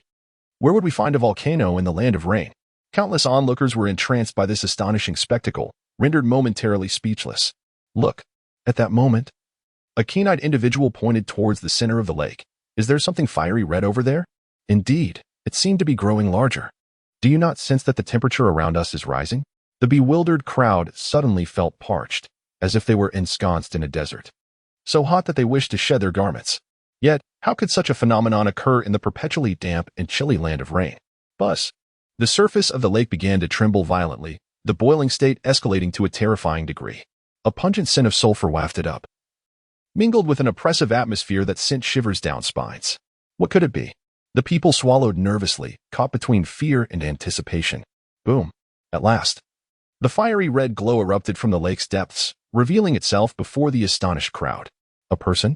How can that be? Lava flowed from their body. Could this truly be a human? The spectators stared in bewilderment at the figure standing upon the water's surface. Even though they were aware of the extraordinary abilities possessed by ninjas, this scene seemed beyond anything a ninja could manifest. In an instant, the already stifling air became unbearably hot. It felt as though one were truly in a desert, with the heat so intense that it scorched the skin even from a distance, rendering eyes unable to open. The dark clouds in the sky began to dissipate in response to the overwhelming heat, accompanied by a thunderous roar. Such a transformation in the weather could only be the work of a deity. It seemed I might have practiced a bit too long. At this moment, the figure of molten lava spoke. The lava gradually receded, ultimately revealing a silhouette clad in a black coat adorned with red cloud patterns, topped with a conical hat. Progress of fruit development. 55. It was none other than Uchiha Yo. I wonder if that scoundrel Orochimaru has received any news? Casting a glance at the crowd gathered on the shore, Uchiha Yo vanished in an instant. The red cloud patterns, the black coat, the power of lava. On the shore, a bespectacled young man strained against the scorching pain in his eyes to discern the scene before him, his heart surging with overwhelming shock. This ability is unmistakable. Only that individual within the Akatsuki possesses it. He adjusted his searing glasses, but how could he have suddenly become so formidable? It is imperative to swiftly convey this information to Lord Orochimaru. This fellow is indeed one of those pursuing Lord Orochimaru. He must not remain oblivious to this situation, lest he suffer the consequences. The others, in awe, exclaimed that they had witnessed a deity. To cause the seemingly boundless waters of the lake sea to boil and alter the heavens with searing force, what else could this be but divine? They remarked upon the recent peculiar celestial phenomena, torrential rains accompanied by stifling heat. Indeed, it appears that divinity has truly descended upon them. Consequently, a throng began to gather, bowing in supplication. Remarkably, their prayers seemed to yield results. Action can commence. En route to the Akatsuki, Uchiha Yo received intelligence from Sasori of the Red Sand, the land of whirlpools. Upon reviewing the information, Uchiha Yo was taken aback. This individual is not lingering in the land of rice? What could he be doing in the land of whirlpools? Perhaps gathering materials for research? Of course, where Orochimaru is located is of little consequence. What truly matters is that disaster is imminent. Let us utilize you to ascertain the extent of my current prowess. Following his encounter with Sasori, he was certain that his strength was nearly on par with that of a Kage. Now, he should have stepped into the Kage realm. Meeting at the appointed place with Sasori of the Red Sand, they both assessed each other and simultaneously remarked, "You have grown stronger." It seems, then, that this time Orochimaru shall not fare well. Sasori's somber voice emanated from his crimson-hued form, cold and resolute. After this, the name of the three ninjas shall completely fade away. Uchiha Yo smiled, his gaze fervent. That would indeed mark a historic moment. To reach the land of whirlpools, one must inevitably traverse the land of fire. Upon entering the land of fire, there exists a considerable likelihood of encountering leaf ninjas. Fortuitously, Uchiha Yo's luck was rather favorable. Uchiha Yo, how dare you appear in the land of fire? Observing the 8 root members who suddenly surrounded him and his companion, their faces alight with fervor, Uchiha Yo could not help but scoff. What is this? Is the land of fire your home, forbidding others to pass? However, the leader of the root members disregarded these words entirely, erupting into a maniacal laugh. Excellent. At last, I can avenge my elder brother. Prepare yourself, you damned scoundrel. Today shall be your grave. Uchiha Yo, taken aback, inquired with resignation, "May I ask who your elder brother is? Have I harmed him?" This inquiry, rather than diffusing the tension, ignited the member's fury, his eyes ablaze with rage. "What did you say? You dare not remember my elder brother?" His teeth ground together audibly. "You scoundrel, during your defection, a man wearing a dog-faced mask perished by your hand. Have you truly forgotten?" Uchiha Yo heard this and shrugged, apologizing politely. He explained that he paid no mind to insignificant individuals. Additionally, he was pressed for time and politely requested to be let through. Confronted by a group of mediocre shinobi, their combined strength barely reaching the level of elite jonins, he found their efforts utterly devoid of any sense of achievement. However, these words ignited the fury of the masked figure adorned with a feline mask. With a furious shout, he charged forward at lightning speed, screaming, "You bastard, die!" and unleashed a fire-style technique, Fire Release, Demonic Dog. Uchiha Yo acted swiftly, his scarlet, luminous right arm piercing through the masked man's chest before he could react. The opponent fell to the ground, and Yo wiped away the blood from his arm, calmly stating, "My apologies, but I have no interest in remembering the faces of insignificant ants." The masked man, hearing this, trembled with rage, yet helplessly succumbed to the violent toll of his life force fading away. Observing this, the remaining members of the Akatsuki clan turned pale with horror, instinctively scattering to retreat without hesitation. He had no intention of allowing these enemies to expose his whereabouts, nor did he wish to be pursued and slaughtered by Konoha's forces. Suddenly, his body erupted with searing streams of molten lava, precisely piercing through the chests of the remaining Akatsuki members, snuffing out their lives in an instant. He thought to himself, let him pretend to be formidable. Scorpion could only comment that perhaps this bastard was suitable for being deceived. Nonetheless, Uchiha Yo seized the opportunity to loot the supplies, his gains substantial. His chakra control was precise, and his strength increased significantly with the use of the mighty techniques he acquired from the scrolls. 2 days later, amidst the dense jungle, a tremendous inferno erupted. A colossal flaming fist, imbued with deadly heat, roared forth, causing trees along its path to explode and collapse, rocks shattering violently. The inferno spread over 70 meters before finally dissipating, leaving a wide, blackened trail through the forest, thick smoke billowing upward. The destructive power had at least doubled. Uchiha Yo regarded his masterpiece with satisfaction, nodding appreciatively. Compared to before, his strength had become much more refined. Chili Pepper Scorpion stepped forward, observing the charred remains of fallen trees along the way, unable to suppress his admiration. "I fear I can no longer defend myself against you with my current abilities," he admitted sincerely. "It seems I must quickly perfect my puppet army, or I will truly become a hindrance to you." Uchiha Yo quickly waved his hand, dismissing the concern, asserting that such a thing was unnecessary. Meanwhile, far away, Orochimaru suddenly shivered uncontrollably. An inexplicable chill swept across his body, causing him to tighten his grip on the intelligence he held. Could it be that Uchiha Yo had grown even stronger? Orochimaru's narrow eyes narrowed slightly. His power could even make vast lakes boil. He licked his lips, contemplating the terrifying potential. What reason was there not to claim such a body? bearing the title of Sannin. He knew he could not afford to lose. Indeed, there exists a certain scorpion of the red sand, whose venom and puppetry present a modicum of complications. A glint of determination flickered in Orochimaru's eyes. It seems this time, it may be necessary to disturb the slumber of that esteemed individual. The melting release of Uchiha Yo is indeed formidable, yet that esteemed one excels in water release, which counters the melting technique. Regrettably, my time is insufficient. Otherwise, once I am able to summon that legendary figure, I would no longer need to regard the scorpion of the red sand and Uchiha Yo with trepidation. It appears that after overcoming this calamity, I must find a way to re-establish contact with Danzo and commence the formal study of that individual's cells. Having set down the intelligence, Orochimaru established a sensory array outside his base and immersed himself in preparations for battle. Meanwhile, above him lay a vast cage, housing numerous sinister-looking ninjas, failed subjects of Orochimaru's curse seal experiments.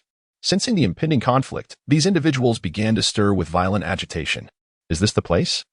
Above Orochimaru's base, the scorpion within the crimson jade observed the tranquil, densely wooded area, turning to Uchiha Yo, who had halted beside him.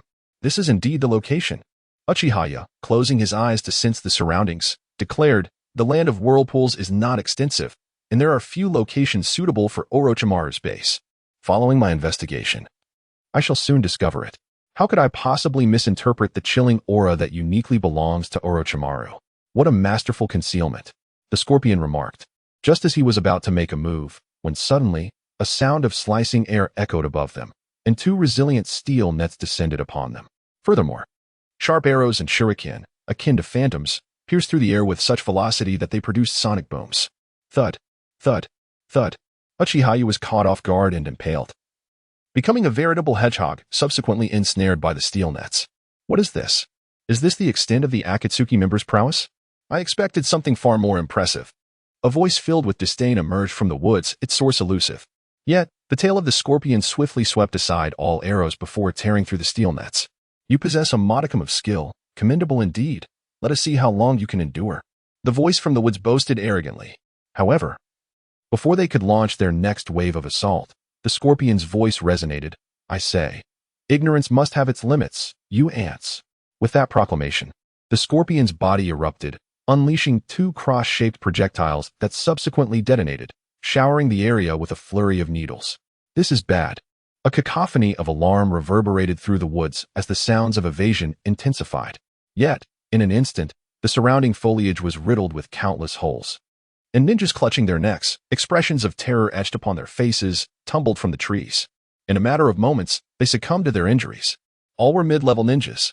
At that moment, a sinister figure stealthily approached behind Filio, brandishing explosive tags, ready to declare, "Die, you arrogant scoundrel."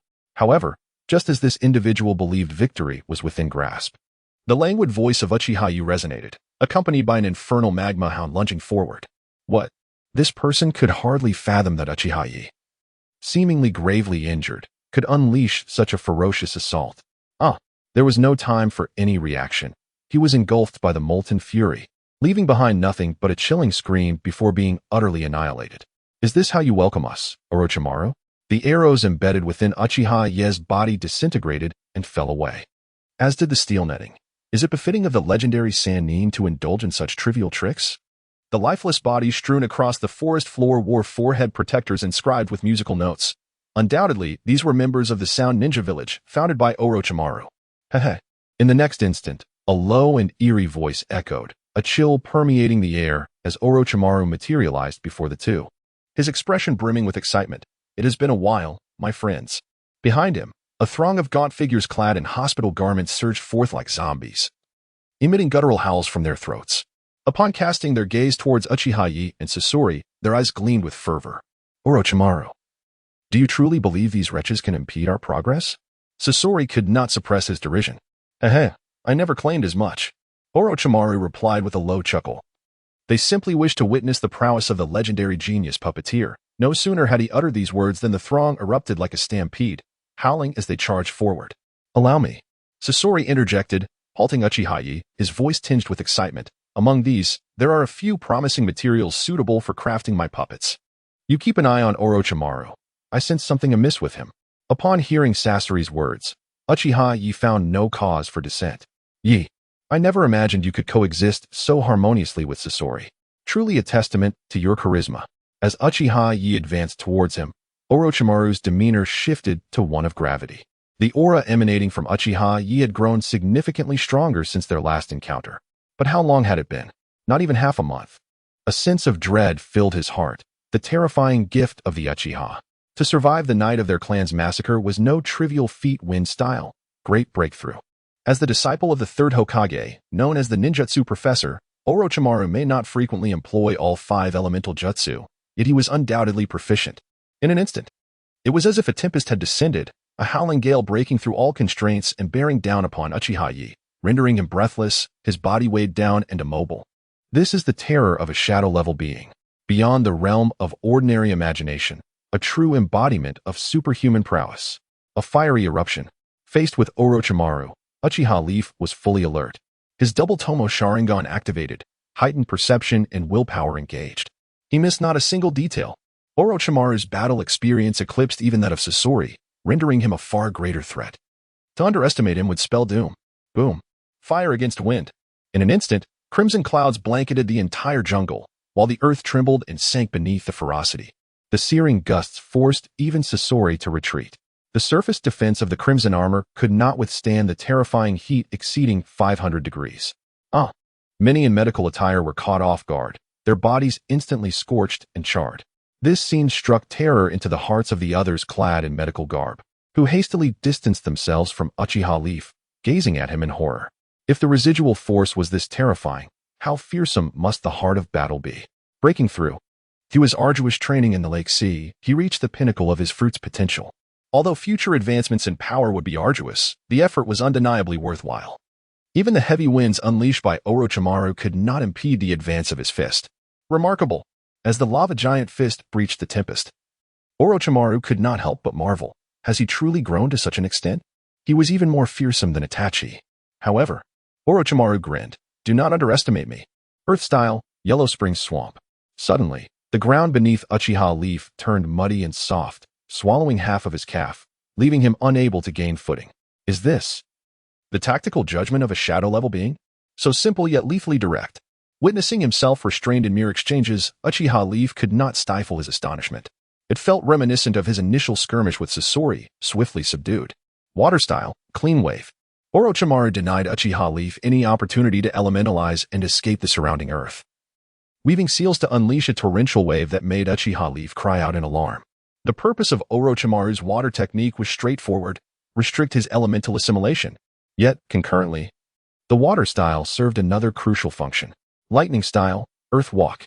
Indeed, as Uchiha Leaf had suspected, terrifying lightning erupted from Orochimaru, coursing through the water, racing toward him. At that moment, Uchiha Leaf, hindered by the water, could only endure the oncoming strike. The lightning unleashed by shadow-level chakra was undoubtedly fearsome. Even with Uchiha Leaf's current physical strength, he felt his cells sustaining significant damage in mere moments, severely affecting his condition. Each movement sent waves of excruciating pain coursing through him. Indeed, the legendary Sannin are formidable. Uchiha Yo marveled internally, unleashing a terrifying chakra that shattered his current predicament, allowing him to escape. You think you can flee? How naive. Yet, scarcely had he extricated himself when Orochimaru's deep voice resonated ominously in his ear, accompanied by a chilling blade of light that expanded in Uchiha Ye's vision at an unimaginable speed. Ninjutsu. Blade of the Void. With a piercing sound, Uchiha Ye, caught completely off guard, felt the blade penetrate his chest, blood erupting forth. The force of the strike propelled him deep into the distant jungle, a cloud of dust billowing around him. Could it be that he had initially underestimated his foes? The scorpion, Sasori of the Red Sand, who had nearly vanquished his patient-clad adversary, could not help but express his astonishment at this scene. He gazed at the sword-wielding Orochimaru in disbelief. Was this man truly so powerful? Was this the caliber of the Sannin? Admitting he had previously underestimated Orochimaru, he realized that he had assumed their strengths were comparable. However, it now appeared that his own trump card was incomplete, making it exceedingly difficult to contend with Orochimaru. Yet, he was not one to succumb easily. He too was a veritable monster in strength. He retained a measure of confidence in Uchiha Ye. Indeed, before Orochimaru could pursue further, the jungle erupted into flames, a massive infernal hound roaring forth, the air around it crackling with heat. Canine bite. Crimson Lotus. Accompanied by Uchiha Yo's thunderous roar, he emerged from within the fiery beast, channeling immense power as he directed a devastating attack towards Orochimaru. In an astonishing display, Orochimaru's lower body transformed into a serpent's tail, allowing him to agilely evade the oncoming blow amidst the jungle. The resulting explosion ignited the treetops, creating a vast ocean of flames, charred debris swirling around. Melted Realm. Scorching Flow Explosion. Observing Orochimaru's serpentine evasion, Uchiha Yo summoned greater power. A wave of intense, tangible heat surged forth in a fan-shaped expansion, disrupting the surrounding space with an unstoppable force. At the very moment Uchiha Yo unleashed his punch, Orochimaru felt an agonizing heat wash over him. In the blink of an eye, the temperature surged exponentially, scorching his skin until it turned crimson and cracked, oozing blood, without affording him a chance to evade. It was as if he faced the fury of a descending solar storm, swiftly robbing him of vitality and leaving only his charred, fragile form crumpled upon the ground. Had you truly advanced his mastery over his abilities to such a degree? Sasori of the Red Sand, confronted with this overwhelming wave of heat, retreated once more. Though he remained astounded. In that moment of impact, he had indeed recognized the strength of the attack, yet it had lacked such concentrated ferocity then. The sudden eruption of power upon nearing the enemy unleashed unparalleled destruction, and the speed had increased so dramatically that even a being of shadowy caliber could not hope to evade it. Most importantly, it is nearly impossible to block head-on. A strike that could be deemed lethal. He understands that even if Orochimaru does not perish from this, he will undoubtedly be grievously injured. The commotion lasted for several seconds before it finally subsided. The once lush jungle now lay barren and charred. As the wind blew, it all turned to ash and floated away. This was an exceedingly shocking spectacle. Ha! Ha! Meanwhile, Uchiha Yo, the one who unleashed this formidable attack, clutched his chest, gasping for breath. Though his confrontation with Orochimaru was brief, it was exceptionally perilous. He was injured from the outset, without relying on this ultimate strike. Delivering a significant blow to Orochimaru in a short time frame seemed implausible. Furthermore, he needed time to acclimate to his enhanced powers and master the rhythm of battling a stronger foe. Even the Double Tomoe Sharingan could not perceive the movements of a shadow-level adversary. This, indeed, was his most profound realization since engaging Orochimaru. Only the observation Haki could capture and analyze Orochimaru's presence. However, as he covered his right eye, a faint, searing sensation coursed through his palm. This was not a temperature stemming from a fruit ability, but rather the inherent power of the Sharingan. He understood what this signified, the omen of evolving to the three Tomoe Sharingan. How intriguing! Uchiha Yo lowered his hand, and within his heightened perception, he sensed Orochimaru's presence rapidly approaching from the ground ahead. Lava eruption. Uchiha Yo grounded himself, channeling his ability.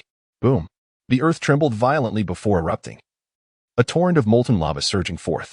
A short distance away, Orochimaru emerged from the ground in a rather disheveled state, his body charred and his aura feeble.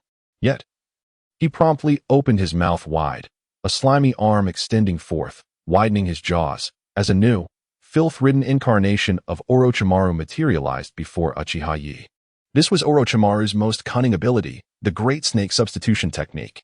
After sustaining irreparable damage to his original form, he utilized this power to attain rebirth. As long as Orochimaru's chakra was not entirely depleted, he could be considered virtually immortal. Gazing at Uchiha Yo, Orochimaru's voice resonated deeply. Such terrifying insight, Yikuin. Even while I concealed my presence, you still managed to detect me. This is a skill that even Sarutobi-sensei struggled to perceive. I am astonished that it seems futile before you. His gaze fixed on Uchiha Yo, eyes ablaze with intensity. You possess no Byakugan.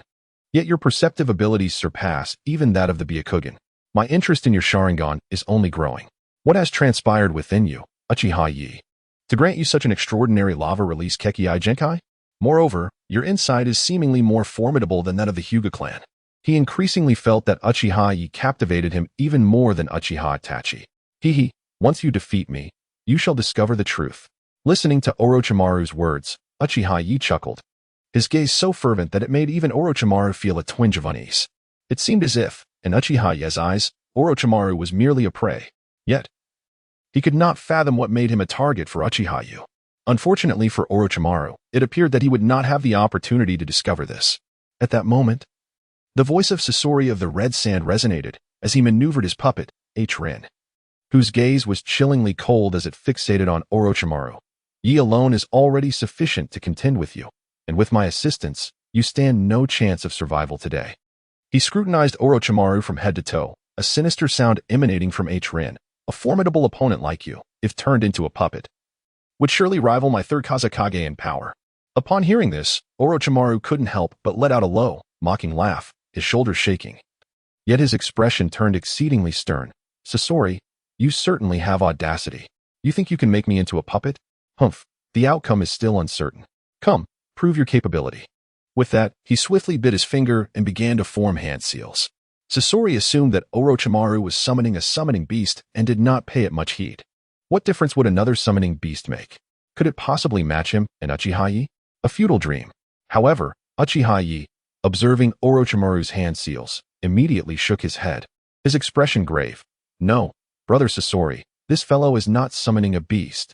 Though he was unfamiliar with the specific hand seals of summoning techniques, he was aware that there were 5 seals involved.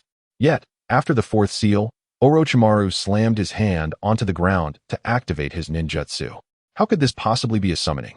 But since it was not a summoning beast and required blood as a medium, there could be only one technique. Realizing this, Uchiha's demeanor became increasingly serious. He understood that another adversary of equal caliber was likely to emerge. Not a summoning technique. Sasori echoed, somewhat bewildered. Then what is this? Before he could finish his sentence, Orochimaru provided the answer with a thunderous declaration. Summoning technique. Impure world reincarnation. Upon hearing this, Uchiha instantly grasped the situation, just as I suspected. Watching the black inscriptions rapidly spread across the ground, followed by coffins rising from below, Uchiha explained to the astonished Sasori, this technique is known as impure world reincarnation. It uses the lives of the living as sacrifices to summon the souls of the deceased from the Pure Land back into the ninja world. It is a forbidden technique developed by the second Hokage of Konoha, although the summoned individuals are weaker than they were in life. If the user is highly skilled in this technique, the strength of the summoned souls will not be significantly diminished. As he spoke, he glanced at the character inscribed on the coffin, his heart sinking. Could it be that person? Sasori, hearing Uchiha's words, was profoundly astonished. How do you know all of this? Impure world reincarnation? I have never even heard of it. However, given its classification as a forbidden technique, it is undoubtedly subject to stringent scrutiny within the Hidden Leaf Village. How could it possibly be known to Uchiha? It seems as though Uchiha possesses an omniscient awareness of everything. Even Orochimaru, upon hearing Uchiha directly articulate the information regarding Edo Tensei, could not suppress a flicker of horror in his elongated golden pupils. Indeed, how could Uchiha be privy to the details of this forbidden jutsu? Logically, the knowledge of this technique should rest solely with 2 individuals, the current 3rd Hokage of the Leaf Village and the practitioner himself. Even if others were aware, it should not be someone of Uchiha's stature. You truly are a mysterious and formidable man, Orochimaru gazed at Uchiha with a dangerous intensity, perceiving him as an enigma, leaving one utterly oblivious to his true nature. To be adversaries with someone like you is indeed disheartening. In the world of ninjas, the significance of intelligence cannot be overstated. Often, it is the key to enabling the disadvantaged to achieve victory. Take, for instance, a Sumisara Tobi, who was slain by Hidan precisely because he lacked understanding of Hidan's abilities. Now, however, Orochimaru felt an unsettling apprehension as his trump card was so thoroughly understood, leaving him uncertain whether Uchiha possessed even more information. This left him bereft of any advantage in confronting Uchiha, who might potentially counter him at every turn. Despair? Uchiha chuckled. I am flattered by your praise. I shall endeavor to improve towards that aim, striving for a day when all of this becomes a reality. He turned to the scorpion of the red sand and proposed, leave the Edo Tensei adversaries to me, while I entrust Orochimaru to you. Brother Scorpion, is that agreeable? The scorpion of the red sand nodded in affirmation. No problem. I am unfamiliar with the Edo Tensei technique, and to act recklessly would only lead to disadvantage. Therefore, I will let you handle the Edo Tensei enemies while I engage Orochimaru. Upon hearing this, Uchiha nodded and then glanced at the coffin, his eyes narrowing slightly as he remarked, Orochimaru, you have calculated splendidly, employing the one most adept at water release to restrain me, thereby diminishing my greatest strengths and potentially exhausting my chakra without breaking past this individual's defenses. Meanwhile, you can certainly manage against Brother Scorpion alone. Thus, it is quite possible that we may indeed fail this mission and be unable to eliminate you, the traitor. Hearing Uchiha's words, Orochimaru's gaze sharpened once again. You actually know who I summoned? For the first time, he felt an urgent desire to eliminate someone. In the presence of Uchiha Yo, he sensed a complete lack of secrecy, an overwhelming sensation of being thoroughly exposed. Was it truly so difficult to deduce? Uchiha Yo replied with a grin. You have already marked the identity of the one in the coffin. Moreover, in the face of my scorching abilities, the individual you could summon specifically is none other than that person from the Leaf Village, the scorpion of the red sand, oblivious to the cryptic exchange between the two. Inquired Yi, who is it that lies within the coffin? Do you know him? Uchiha Yo responded with a smirk, of course, without hesitation. He cast a piercing gaze ahead and declared with deliberate emphasis, I am the second Hokage of the Hidden Leaf, the greatest adversary of the Uchiha, Senju Tobarama. As he spoke, the lid of the coffin fell away with a resounding thud, revealing the summoned figure within. Who else could it be but Tobarama himself? His pallid face was marred by cracks, his eyes vacant and devoid of vitality. Hunched and motionless, like a marionette suspended by invisible strings, he stood unmoving thereafter. One cannot help wonder what thoughts might cross the mind of the second Hokage upon discovering that he had been conjured forth by the very ninjutsu he himself devised. Uchiha Yo, surprisingly, even found amusement in the scene. How leisurely you are, Lord Yi. Orochimaru, upon hearing this, also chuckled, though his smile carried a trace of displeasure. All his cards had been laid bare. There was no trace of surprise. He drew forth a kunai bound with a sealing charm, inserting it into the back of the second Hokage's neck.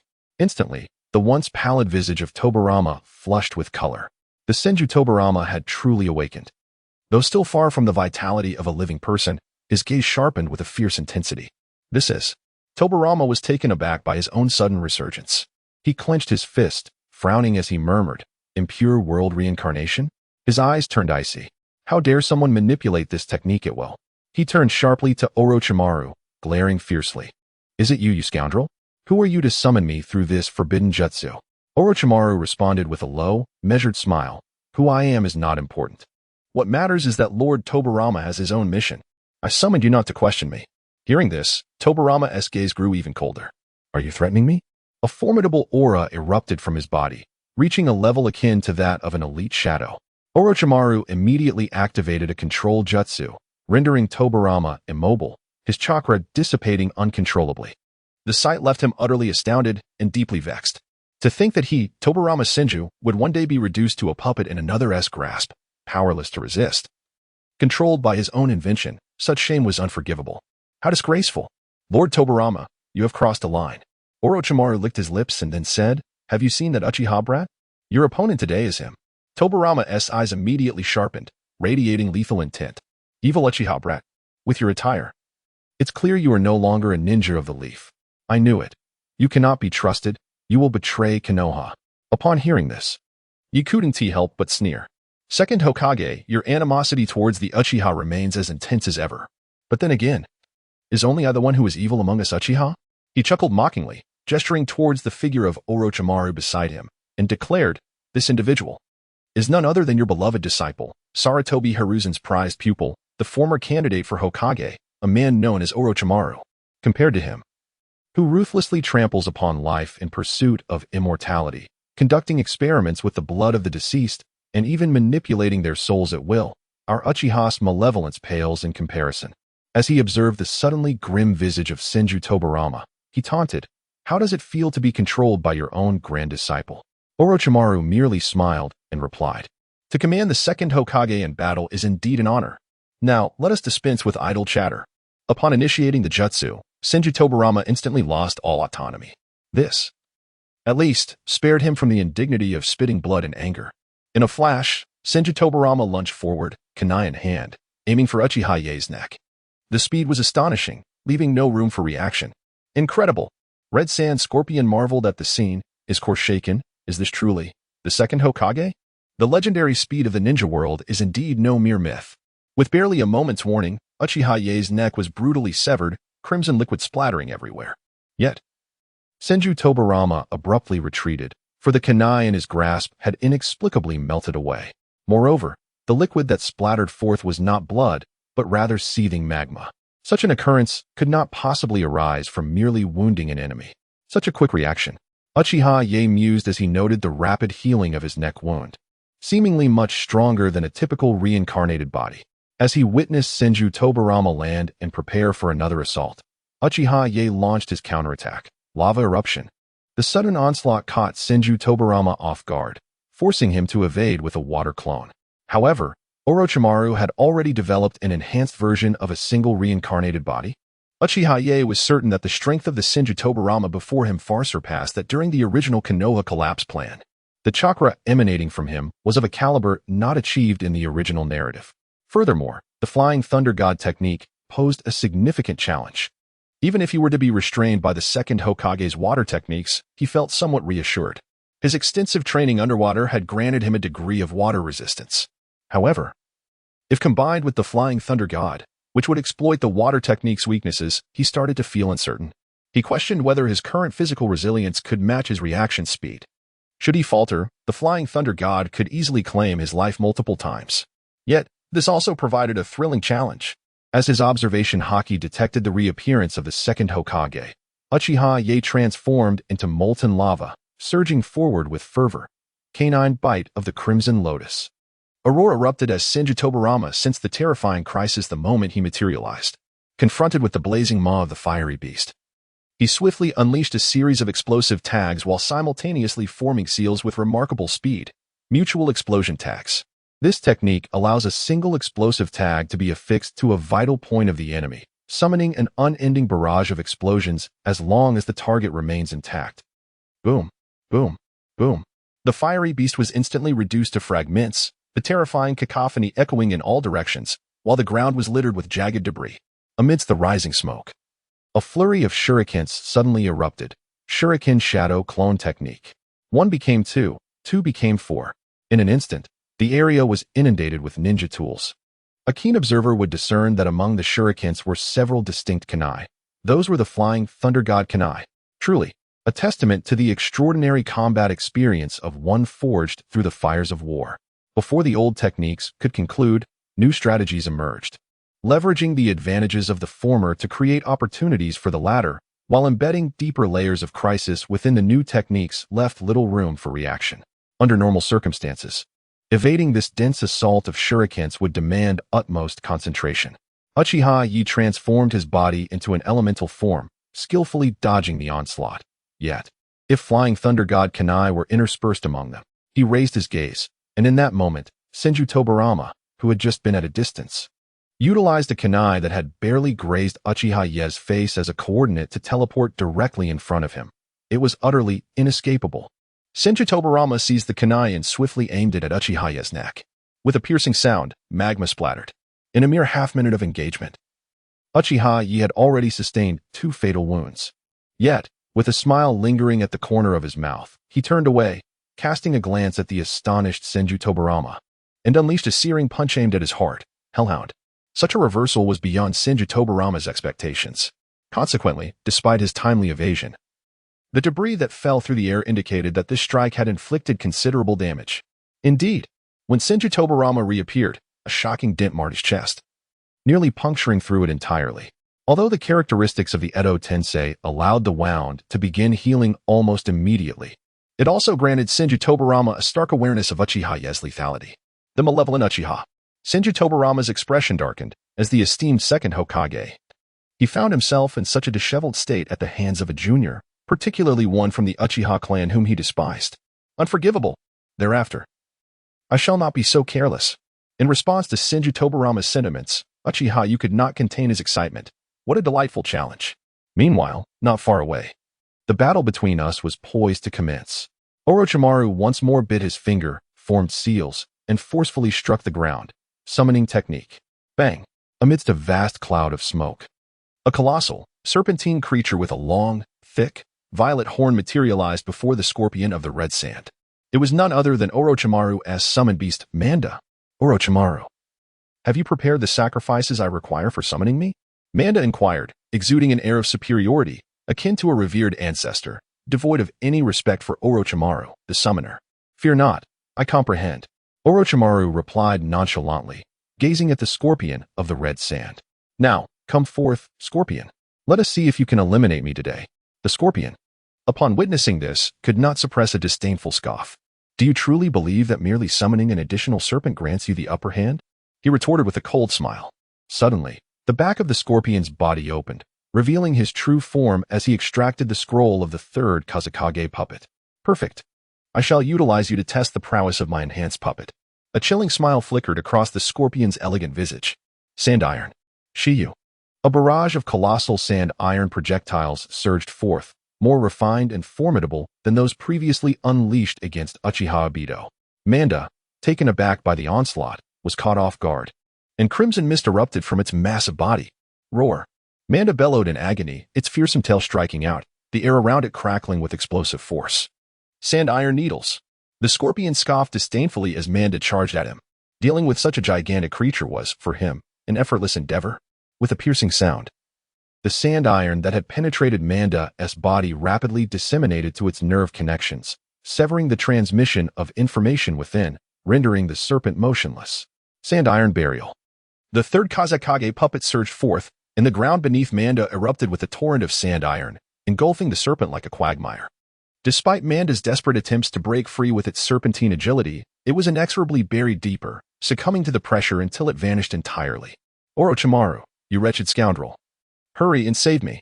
Manda bellowed, utterly humiliated. Water release. Water surge wave. Orochimaru appeared near Manda, forming hand seals as he unleashed a tremendous torrent of water, causing the sand iron to solidify, amplifying the difficulty of manipulation and compromising its integrity. Manda seized the opportunity to break free with overwhelming force. You insufferable fiend! Manda exclaimed as it escaped, immediately lunging toward the scorpion of the red sand. Die! In response, the scorpion raised his hand indifferently. Sand iron. Piercing stab. Suddenly, from beneath the earth, a multitude of razor-sharp spikes erupted, impaling Manda directly. You, scoundrel! Excruciating pain surged through Manda, igniting a fiery rage. Scorpion. Your defenses appear somewhat lax. As Manda writhed in agony, Orochimaru emerged from beneath the ground behind the scorpion, opening his maw to unleash a sword of light, Void Blade. With a piercing sound, the scorpion's body was instantly pierced. Upon witnessing the scene, Orochimaru had yet to revel in his triumph when an unexpected frown creased his brow, compelling him to hastily retreat. In the next instant, a venomous steel wire erupted from behind the scorpion of the red sand. Its chilling speed akin to that of a phantom, slicing through the very spot where Orochimaru had just stood. Humph, quick on the uptake. The scorpion of the red sand sneered, seemingly indifferent to the injuries upon his body. Strangely, not a drop of blood oozed from the wound. As though he were devoid of flesh and blood. Vanish. Orochimaru's retreat inadvertently gifted him an opportunity to confront the myriad serpents. While a jonin might find it exceedingly arduous to contend with the multitude of serpents, to him, they were merely formidable beasts. Sand iron heavy assault. A colossal mass of sand iron coalesced above the swarm of serpents, transforming into a massive cube that descended with crushing force. This technique, once wielded by the third Kazekage to overpower the One-Tail, was a straightforward yet brutal method for dealing with large foes. Ah, how infuriating. The cube plummeted, its might surpassing mere thousands of pounds. The myriad serpents felt as though they were to be squashed into a mere paste, reduced to mere skins. With no other option, they could only retreat. With a resounding bang, they returned to the dragon cave. The cube crashed to the ground, reverberating through the earth and mountains, creating an astounding spectacle. And now, only you remain, Orochimaru. The scorpion gasped, casting an icy glance at the reappeared Orochimaru. After all, he was the summoning beast of the legendary Sannin. And despite dispatching the myriad serpents with such ease, it had nonetheless drained a considerable amount of chakra. Truly remarkable, Scorpion, that even the myriad serpents are rendered powerless before you. Orochimaru licked his lips, a cunning smile creeping across his face. Yet, I dare say, your chakra expenditure has been quite substantial. It was abundantly clear that his summoning of the myriad serpents was not merely to assist in battle, but rather to deplete the chakra of the scorpion of the red sand, thereby enhancing his own advantage. That should suffice to deal with you. The scorpion remained unfazed by his words, even eliciting a hint of mockery. Moreover, maintaining this Edo Tensei must also be taxing for you, no? Orochimaru merely chuckled nonchalantly. And what of it? I can assure you that the one to ultimately fall will be you. He exuded a sense of pride as he continued. You may not be aware, but the user of Edo Tensei possesses an immortal body and an inexhaustible supply of chakra. In observing the scorpion's sudden realization, Orochimaru grinned. Even if Uchiha Obito's chakra is depleted, he could never inflict even a fraction of harm upon the second Hokage. What does it matter if you possess knowledge of Edo Tensei? I have reinforced the second Hokage specifically enough to keep him occupied. The final outcome will undoubtedly see your chakra exhausted and you overwhelmed by both myself and the second Hokage, ultimately succumbing to fatigue. At this, the scorpion could not help but snort derisively. What if events do not unfold as you envision? Do not forget, since he is aware of the impure world reincarnation technique, he may also possess insights into vulnerabilities unknown even to you. This statement caused Orochimaru's smile to falter, his gaze shifting warily towards Uchiha Yo in the distance, filled with renewed caution. Indeed, who can ascertain how much information Uchiha Yo might possess? Senju Tobarama, at this moment, engaged in a perilous confrontation with Uchiha Yo while simultaneously battling with the Akatsuki Sasori. He sacrificed an arm, leaving a wound on Uchiha Yo's chest. Tobarama had come to realize that merely employing the Flying Thunder God technique would yield insufficient lethality against Uchiha Yo. Therefore, his eyes narrowed with resolve. I shall create a realm of my own. Water style, wave surge. The moisture in the air suddenly coalesced, transforming into tumultuous waves that enveloped the surroundings, leaving Uchiha Yo with no choice but to cry out in alarm as he was swept into the deluge. In that expansive area of several hundred meters, Senju Tobarama forcibly conjured an aquatic domain. To generate such an extravagant torrent in a parched land, Sasori, riding on the third Kazekage, ascended into the air to evade this watery world. Witnessing this spectacle, he was momentarily stunned. Is this truly the second Hokage, renowned as the master of water style? It is indeed awe-inspiring. Even Orochimaru could only express admiration. While it was termed water style, it resembled more the might of the ocean. The volume of water produced was truly astonishing. Submerged, Uchiha Yo dared not linger. Within the water, how could he possibly contend with Senju Tobarama? The likes of the Akatsuki's Kisame would fare better. Uchiha's little ghost, perish. As anticipated, before Uchiha Yo could break the surface, Senju Tobarama swiftly advanced, gliding through the water with the grace of a fish, his speed unparalleled. Water style, water dragon tornado. Tobarama rapidly formed hand seals, causing the surrounding waters to whirl into a high-speed vortex, ensnaring Uchiha Yo within. Is he attempting to immobilize me for a decisive blow? Uchiha Yo's mind was as clear as day, yet a profound sense of crisis surged within him. How could he allow Senju Tobarama to establish his dominion and showcase his prowess? Melted realm, scorching flow explosion. The entire aquatic expanse quaked violently as Uchiha Yo's body ignited, radiating intense heat waves that surged forth, instantly dispersing the surrounding whirlpool, the roaring waters evaporating at an alarming rate. Senju Tobarama sensed the water temperature spike dramatically, while the volume of water diminished rapidly. Uchiha Yo before him shone like a fiery deity, blindingly luminous. Ultimately, the terrifying force erupting from him created a vacuum, parting the waters. Upon witnessing this, even Senju Tobarama was taken aback. Quickly enveloped by a profound sense of apprehension, I never anticipated he could not be restrained even within the water. His gaze was piercing and resolute. Then I must seize this opportunity to eliminate you. The water had not yet evaporated. Uchiha Yo had to maintain his abilities.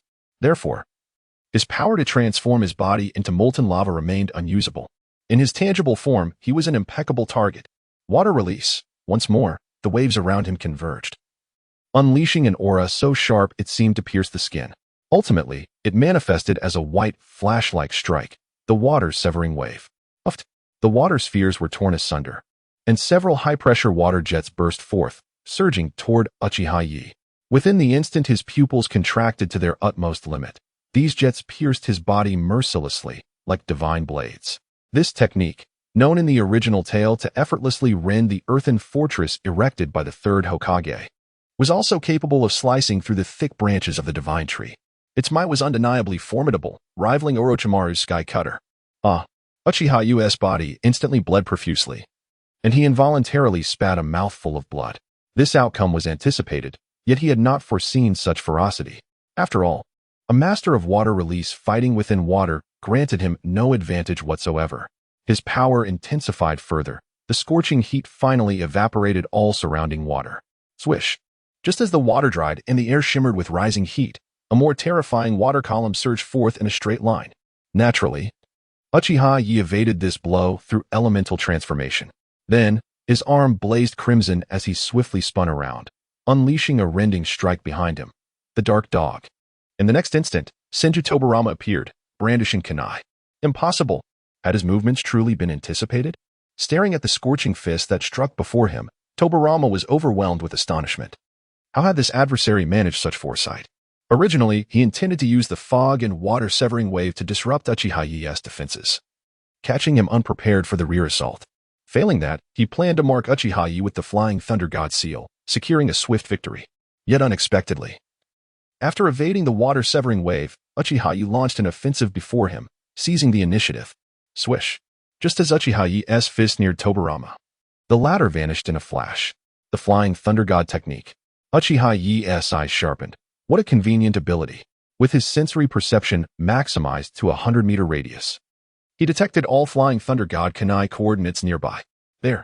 Suddenly, a subtle chakra fluctuation emanated from a kunai lodged in a tree at the edge of his sensory range. Dark Dog. His body erupted with scorching energy, propelling him swiftly toward the tree. His blazing arms stirred a fiery tempest, devastating all in its path.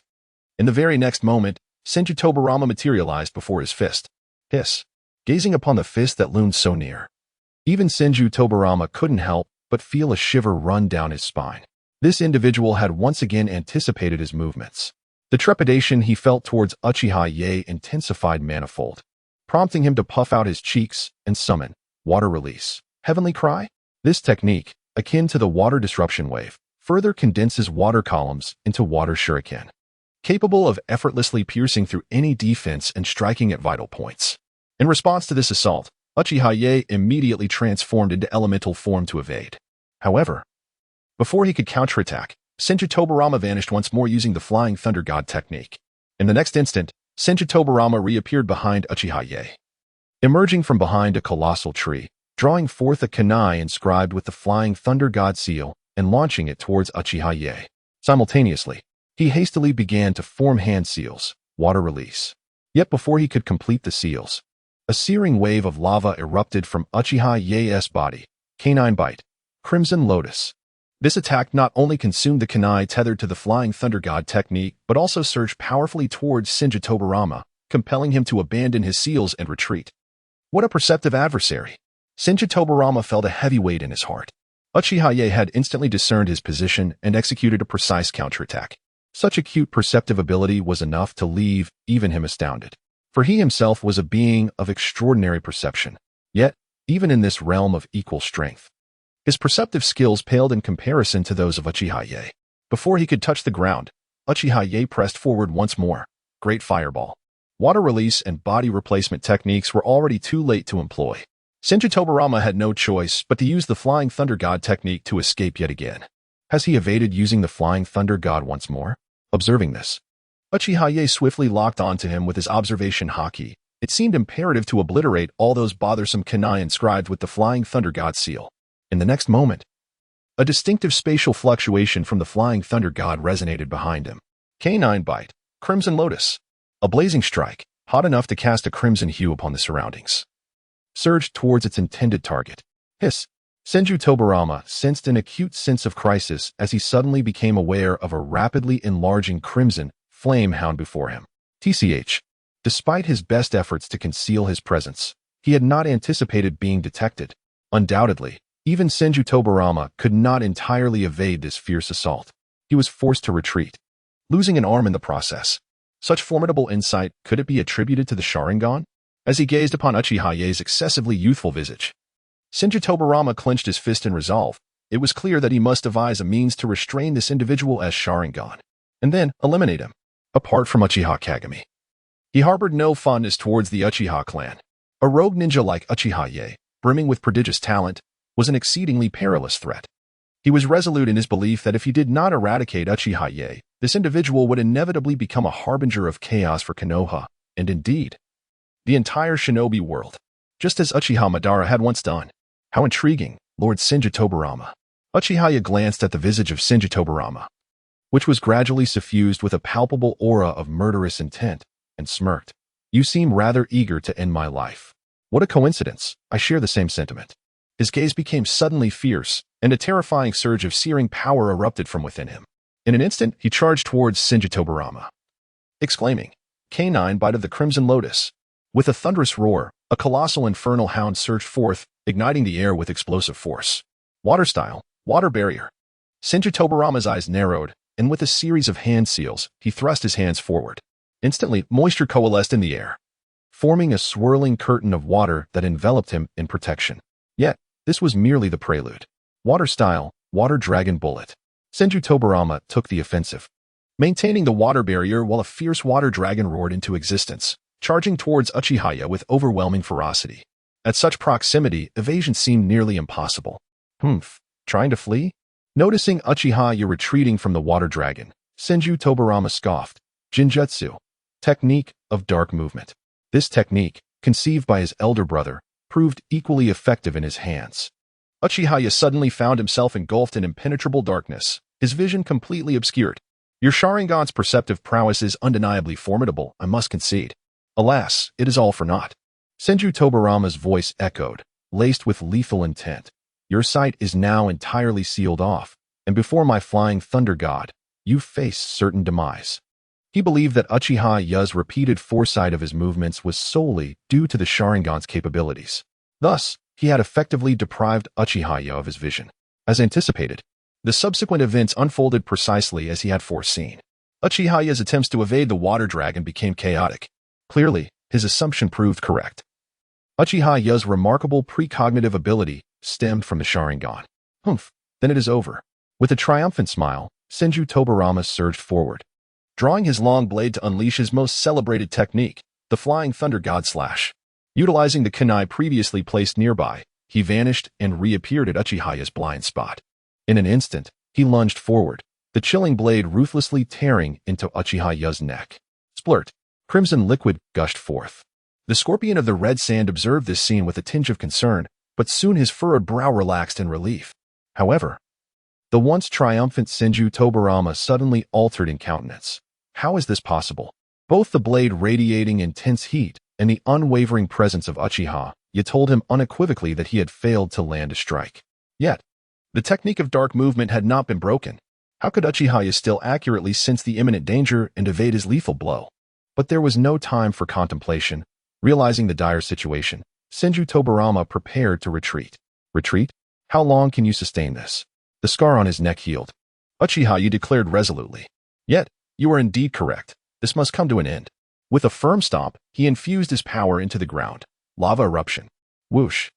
In the next moment, Senju Tobarama materialized from a nearby flying thunder god coordinate. However, before he could react, the earth beneath him trembled violently, and a torrent of scalding magma erupted forth. Hiss. Senju Tobarama could not help but feel the hairs on his neck stand on end at this sight. He had no choice but to activate the flying thunder god again to retreat. Yet, upon reappearing, the same scene unfolded yet again. Forced to withdraw once more, he pondered. Could it be that he intends to? In an instant, Senju Tobarama grasped Uchiha Yo's strategy. His aim was to obliterate all of his flying thunder god coordinates, ultimately lying in wait for him. Once the last of his coordinates were destroyed, he would have nowhere left to escape. Gritting his teeth in frustration, he realized he had no way to counter Uchiha Yo. At this moment, it was Uchiha Yo who held the reins of the situation. Boom, boom. Thus, as Senju Tobarama continued to employ the flying thunder god to evade, one by one, his coordinates were annihilated. Until the final one. Boom. At this juncture, Senju Tobarama had no means to evade any longer. He could only face the torrent of molten rock that descended upon him almost simultaneously. Yet, in the instant the lava approached, he managed to shift his position slightly in midair, allowing only half of his body to be engulfed and obliterated. Truly, as the second Hokage, it was impressive that he could still alter the course of battle under such circumstances. Before Senju Tobarama even touched the ground, Uchiha Yo had already appeared, his right arm radiating with brilliance. But it is over. With a powerful strike, he declared sharply, Hellhound. However, Senju Tobarama's eyes suddenly sharpened, and he grinned widely. You little brat, this is precisely the opportunity one have been waiting for. Send me to hell. He unleashed a multitude of explosive tags, rapidly affixing them to Uchiha Yo's form. If Uchiha Yo could corner him, why could he not seize the initiative in return? This was intended to be an extraordinarily swift attack, and given its suddenness, evasion was nearly impossible. Even in the original tale, the likes of Six Paths Obito fell victim to this very technique of Senju Tobarama. Such was the potency of the strike. Boom. At the moment his head was shattered, Senju Tobarama executed his final move. He had observed When Uchiha Yo utilized his abilities, he could not employ that strange power to negate sharp weapon attacks. He was confident that by the time he gathered his strength once more, Uchiha Yo would be left in ruins. The explosive tags would not cease until their target was obliterated. This is bad. Witnessing this scene, the Scorpion of the Red Sand, engaged in combat with Orochimaru, could not help but change his expression dramatically. Has it finally come to an end? Orochimaru sighed in relief at this sight. This was the enhanced version of the impure world reincarnation he had specifically crafted to counter the pursuit, matching his own level of power. He felt that defeating Uchiha Leaf, such a junior, was quite commonplace. After all, he was the season's second Hokage. How many battles had Uchiha Leaf truly experienced? Could he possibly stand as a rival to the second Hokage? The fact that he could repeatedly force Senju Tobirama into a disadvantage during their confrontation was already remarkable. Oh, but wait. Suddenly, Orochimaru's expression shifted, his eyes narrowing in disbelief as he gazed into the distance. He actually managed to immunize himself against the damage of the mutual explosion tag? What lay where the explosion had reduced everything to rubble was now a pool of scattered lava. Then, astonishingly, the lava coalesced once more into Uchiha Leaf, completely unscathed. Scorpion watched this spectacle with delight, a sigh of relief escaping him. Yet, Orochimaru was gripped by an unsettling sense of foreboding. He witnessed Uchiha Leaf transform again into lava, directly pouncing upon the recovering form of Senju Tobirama, suppressing his movements with molten force. Uchiha Leaf then manipulated Tobirama to swiftly form hand seals, impure world reincarnation. Release. In an instant, the world brightened, a radiant passage of light enveloping Senju Tobirama. His body began to glow intensely, and Uchiha Leaf immediately withdrew from Tobirama's form. This maneuver was merely a means to forcibly control another's actions with lava. It could indeed yield extraordinary results. However, the conditions to achieve this were exceedingly difficult to meet. Firstly, the target's state must be sufficiently weakened. That was feasible. But the second condition was far more challenging. The target's body must be able to withstand the intense heat of the lava. This was a significant hurdle. Only the body of the reincarnated could endure the nearly 900 degrees of searing heat he now commanded. In essence, it was a power that could only be employed in this specific context. Nonetheless, the shockwaves generated by this sequence of actions were undeniably astounding. The fact that impure world reincarnation could be unraveled in such a manner? Observing the separation of soul and body in Senju Tobirama, Orochimaru's countenance darkened. His heart turbulent with waves of apprehension, involuntarily prickling with goosebumps. This was intelligence he had not previously possessed.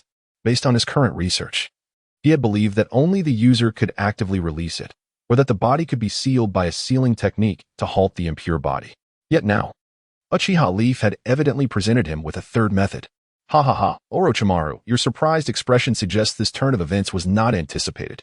Scorpion teased, unable to contain his amusement at the scene. It seems I truly guessed correctly. Leaf is indeed privy to information you were unaware of. Heh. It appears you won't be escaping today.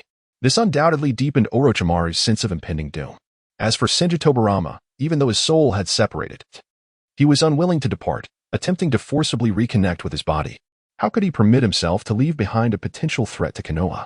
A fiery blast erupted, but how could Uchiha Leaf grant him that opportunity?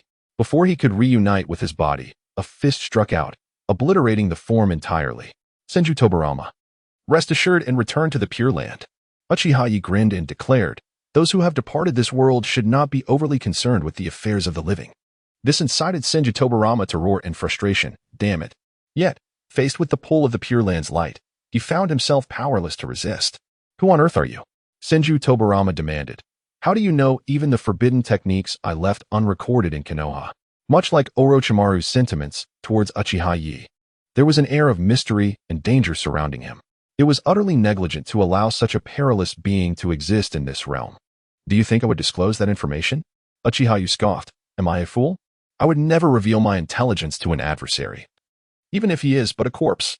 With those words, Senju Tobirama departed, filled with indignation. Uchiha Yo then turned his gaze towards Orochimaru. Now, it is your turn, Orochimaru. Under the whimsical yet perilous gaze of Uchiha Yo, Orochimaru felt a chill run down his spine. How had events spiraled into such a dire situation? Even Orochimaru could not suppress the sense of impending doom that loomed over him. As Uchiha Yo approached, his already elongated pupils seemed to stretch further in apprehension. Was this day to be his last?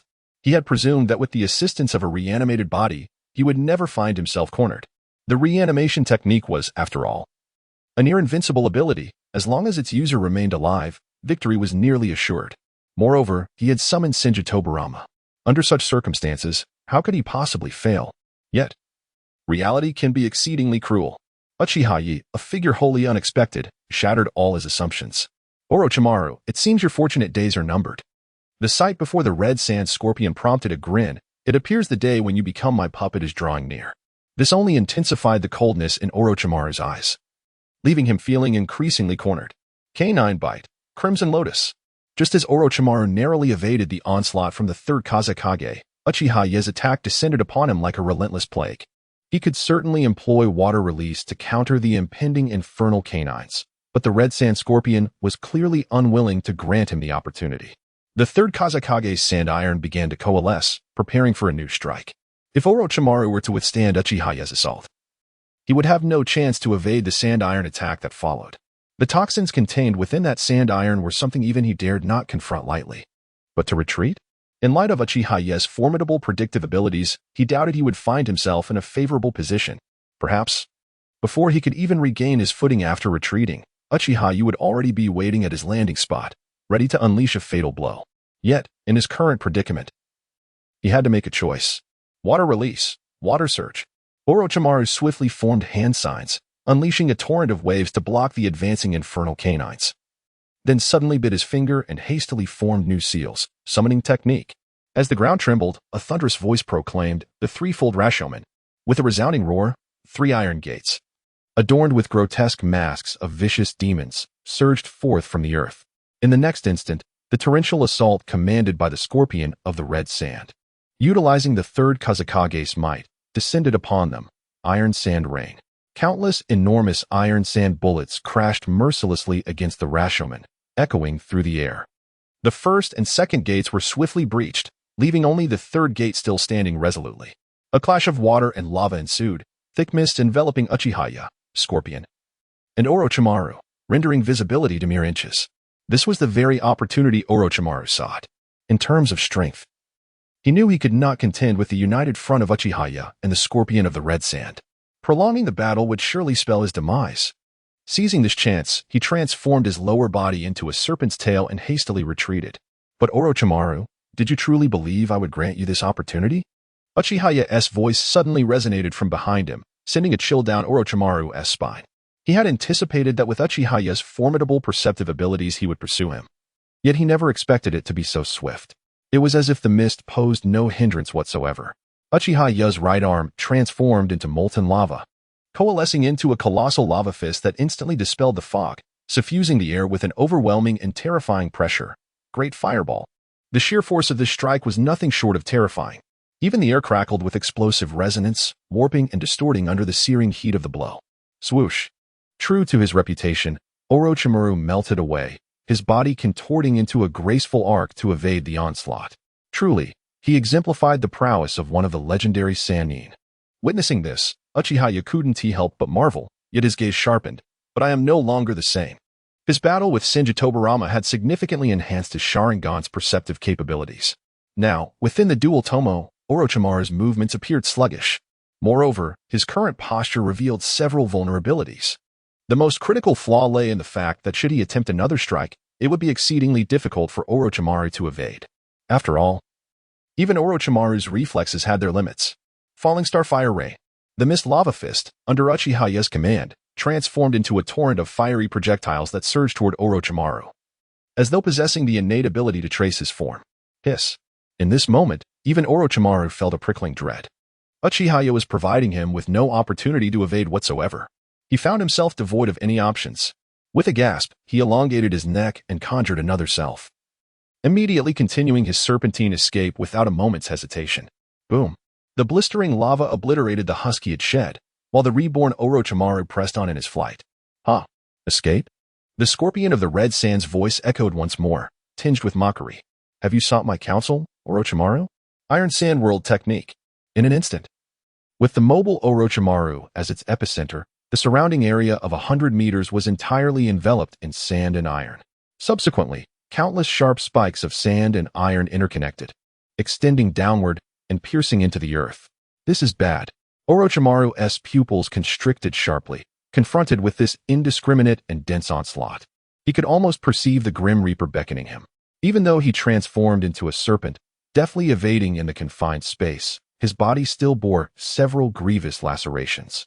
Suddenly, his body felt heavy, his head spun, and his vision blurred. The toxin had begun to take effect. Cursed be it, Orochimaru bellowed, invoking the Great Snake technique once more, metamorphosing into a rejuvenated self. The snake manipulation technique. Without a moment's hesitation, Orochimaru shed his skin, transforming into a creature with a human face composed of myriad small snakes.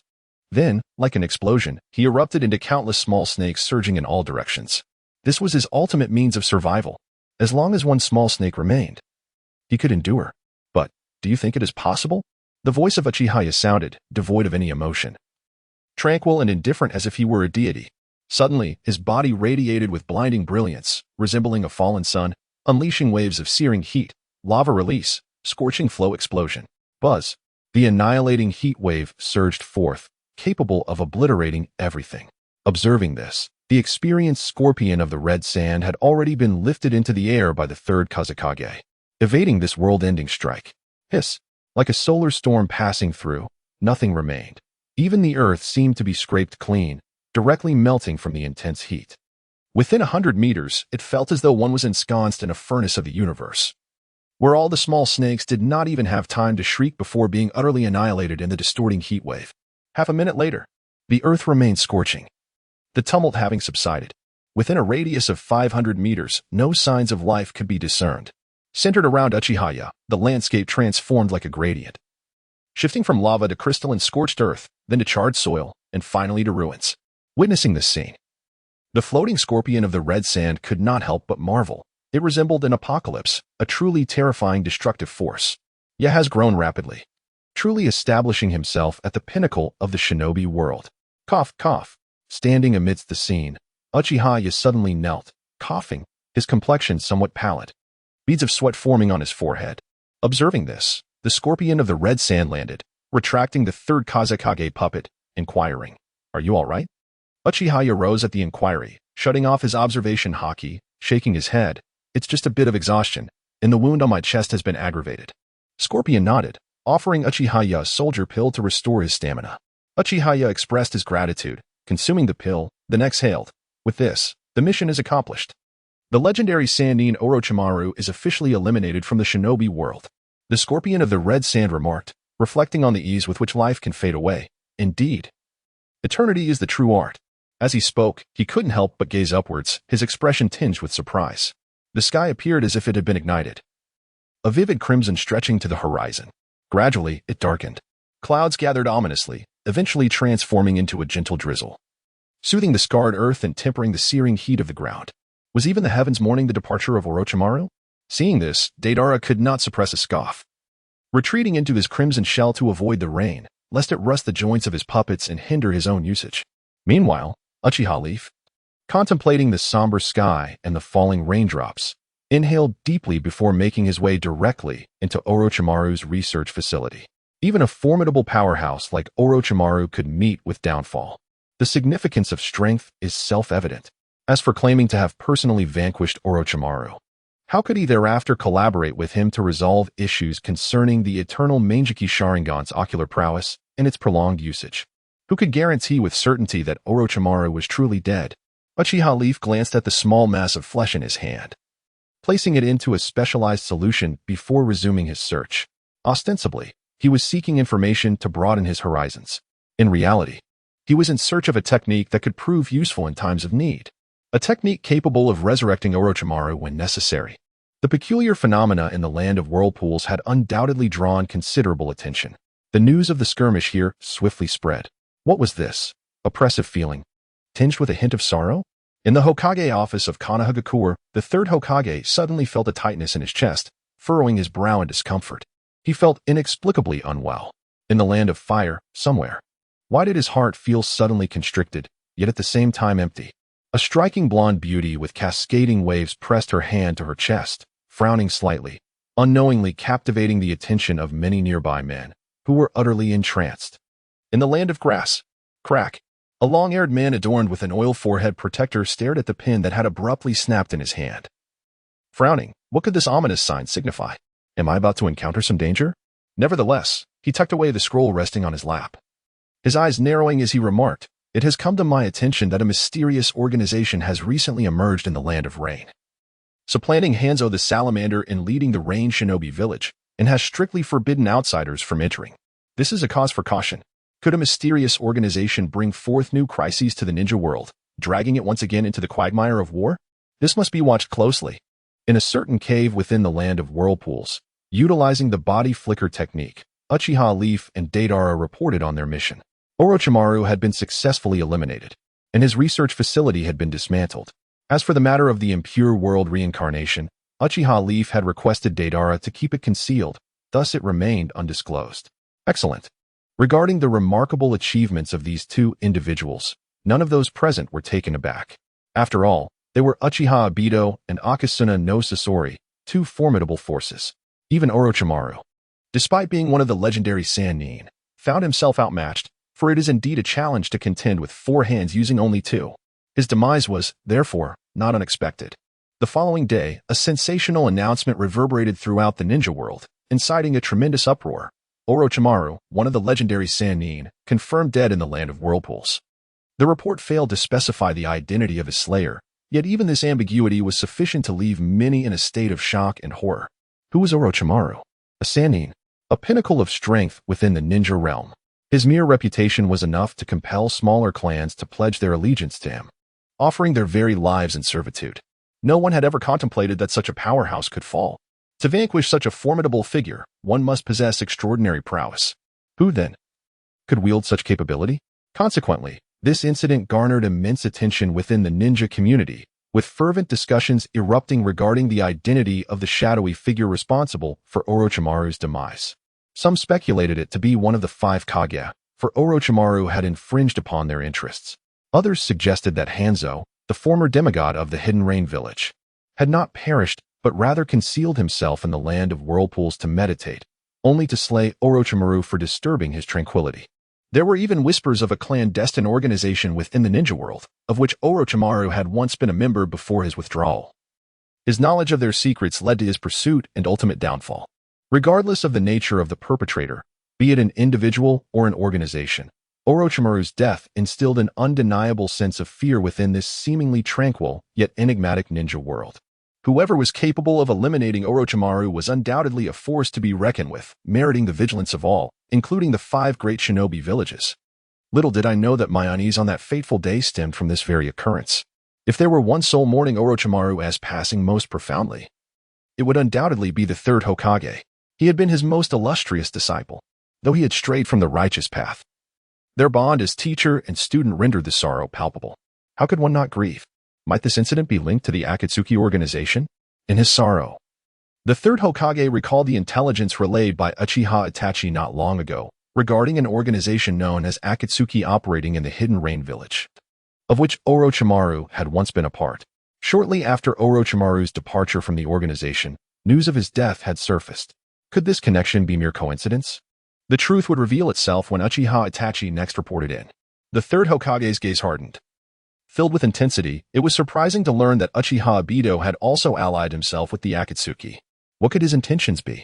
Concealing his strength within the Uchiha clan, then betraying them on the night of their downfall, only to join the Akatsuki afterward. His motives were utterly inscrutable.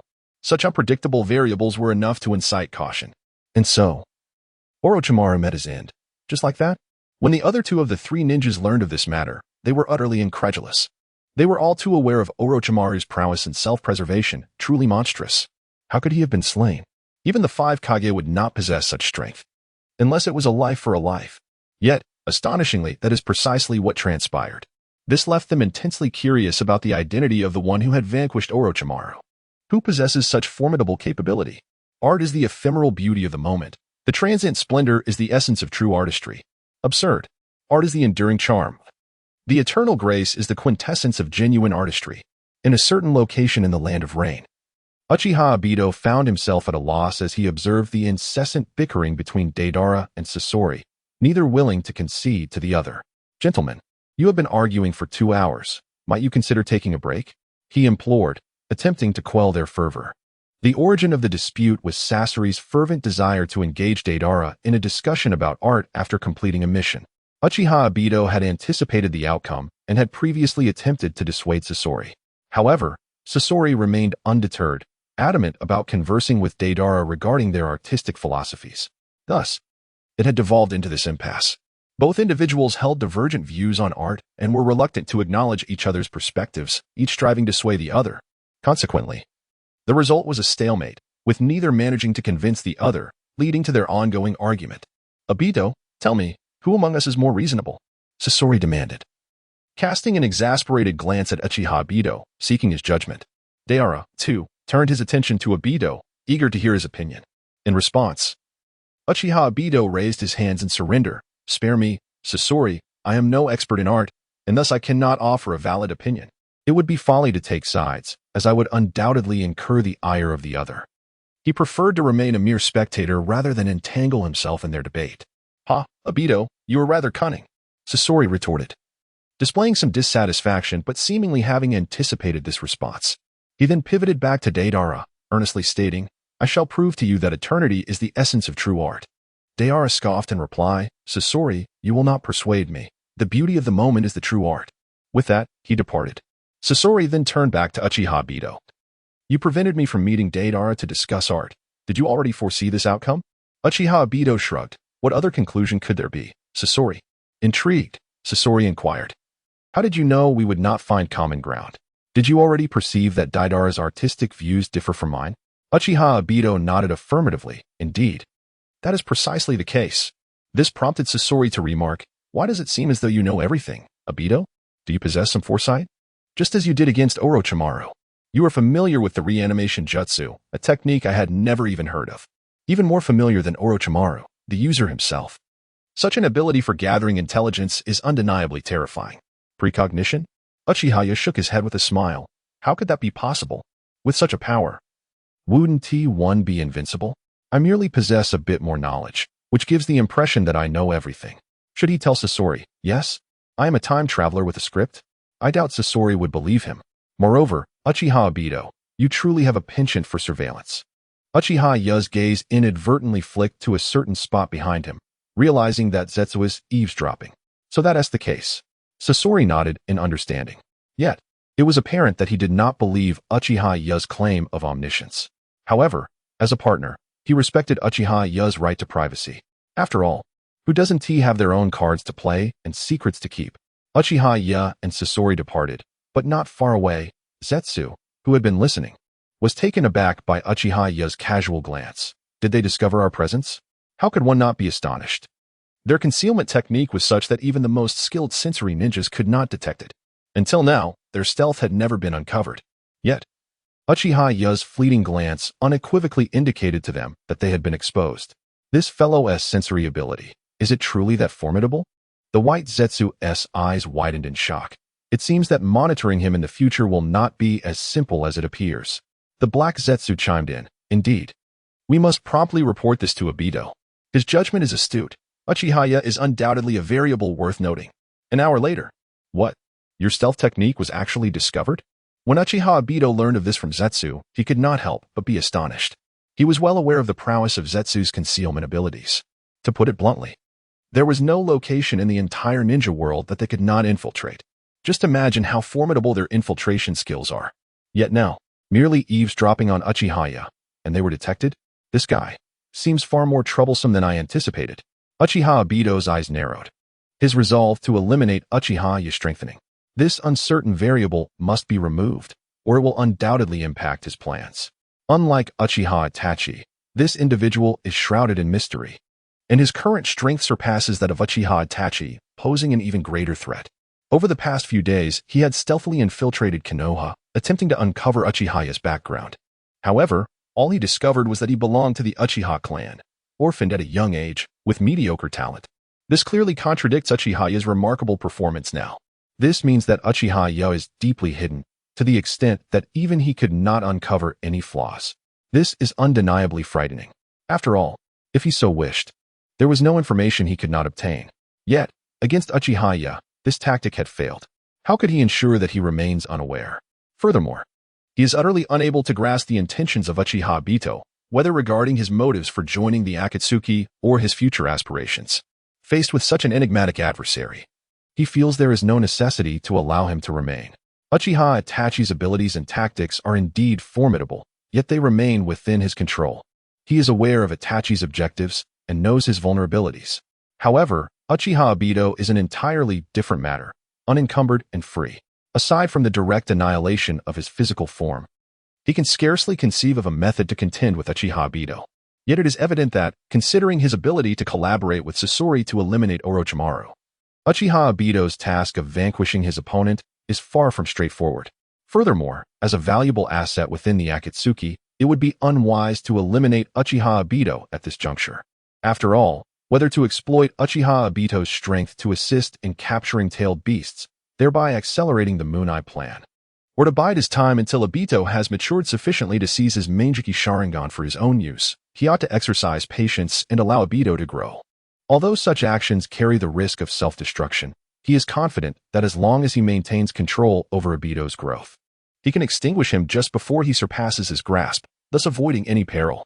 To this end, he need only make a minor preparation, letting Zetsu abandon his identity as an Akatsuki member and operate in the shadows, thus alleviating the burdensome tasks on his shoulders and allowing him to dedicate most of his energy to surveilling Uchiha Obito. By a lakeside, Inuzuka Kiba engages in a fierce and intense battle with his shadow clones, honing various techniques and enhancing his control over his abilities. Thanks to the chakra control scroll acquired from the Root organization, he is now able to maintain the same level of attack power while significantly reducing chakra consumption. Moreover, with precise chakra manipulation, the destructive potential of his abilities has been elevated. Should he face Shinji Tobarama, he would find it considerably more manageable. An hour later, the once serene lake has been entirely evaporated, leaving behind a vast, deep pit. The sky is shrouded in an unprecedented density of dark clouds, the air thick and humid. Yet the ground within the pit is parched, littered with shattered stones. The stark contrast between the heavens and the earth presents an eerie tableau, a testament to the formidable nature of the Magma Fruit, searing and destructive. However, he muses that his current strength may still fall short against an opponent like Uchiha Obito. He takes a moment to catch his breath. After all, he is the successor trained by Uchiha Madara, and his power should not be underestimated. Now is not the time to relax. He must continue to strive for strength, enabling him to confront the myriad crises that lie ahead. The fact that Zetsu was monitoring him yet was discovered was, in truth, a deliberate act on his part. The purpose is to have Zetsu report this matter to Uchiha Obito, thereby enhancing Obito's assessment of the threat I pose. He had previously established a grudge against Obito in Konoha, and he firmly believes that Obito would never wish to see him surpassing his own strength. Thus, upon realizing that his danger level has escalated, he cannot remain indifferent. This is precisely what Uchiha Yo wants. The existence of a perpetual threat to his life will compel him to grow rapidly, ultimately acquiring the power to control his own fate in this world. Otherwise, he would not be foolish enough to voluntarily reveal the extent of his perception, further inciting Obito's wariness. Is it not more prudent to develop in secrecy? 2 days later, a new mission, recruiting, within a certain cave. As Zero instructed once more, Uchiha Yo, in his altered state, felt a twinge of confusion. Leader, aren't our ranks already full? What kind of identity should we assign to the new recruits? Will they even be willing to accept it? It is obvious. Those who catch the eye of the Akatsuki must be S-rank rogue ninjas. However, S-rank rogues are notoriously rebellious. If they were to join as full members, that would be one thing. But given that the Akatsuki ranks are currently at capacity, any newcomers would inevitably become auxiliary members. How could this convince them? Uchiha Yo's words were met with nods of agreement from the likes of Deidara, Kakuzu, and Hidan, all of whom turned their gazes towards Zero Pain. Upon hearing this, Pain replied, "Indeed." Qinglong, surveying the room before continuing in a steady voice, due to certain special circumstances, Jinbu has other matters to attend to and will no longer carry out missions for the organization. Consequently, his position has become vacant, necessitating the recruitment of a new member. He then produced a scroll, revealing the details of the final member.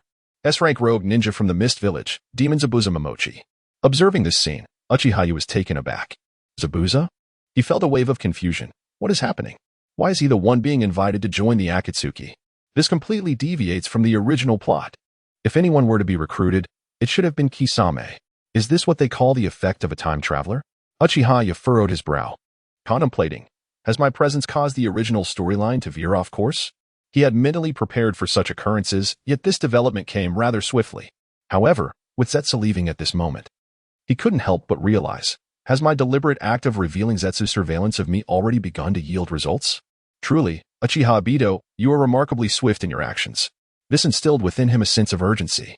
He must guard against Zetsu's watchfulness while concealing his true capabilities, all the while striving to enhance his strength to contend with Uchiha Obito. The very thought of it was exhilarating. What? My partner is leaving just like that? Upon hearing this, Deidara appeared utterly bewildered, then could not help but voice his complaint. Seriously? I just got accustomed to working with my partner, and now we have to start all over again? In response, Zero Zong rarely offered a soothing remark. There is a reason for this. I trust you will understand. In truth, even Nagato, who orchestrated events from behind the scenes, did not comprehend why Madara had suddenly decided to withdraw Zetsu. Yet, since it was claimed that this would be more conducive to the execution of Akatsuki's ultimate plan, he acquiesced.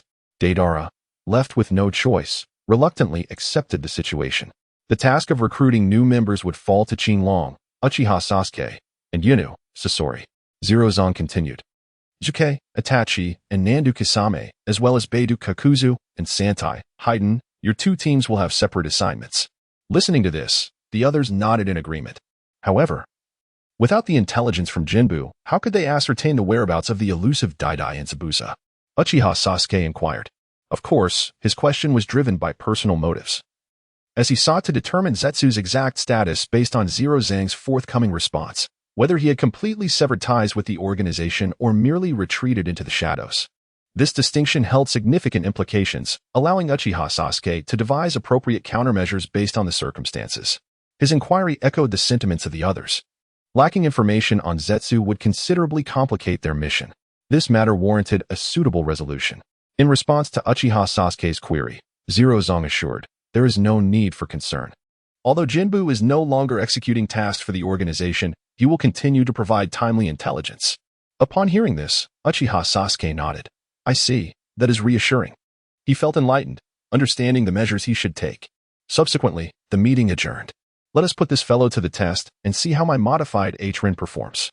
Sasori exclaimed, brimming with excitement. After all, he is an S-rank ninja. I hope his strength will not disappoint. Information regarding Zetsu had always arrived promptly, and this time was no exception. Almost immediately after the meeting concluded, the intelligence arrived. Well done, Lord Zetsu. Uchiha Sasuke remarked with a smile as he accepted the information from Zetsu, who bore a yin-yang face.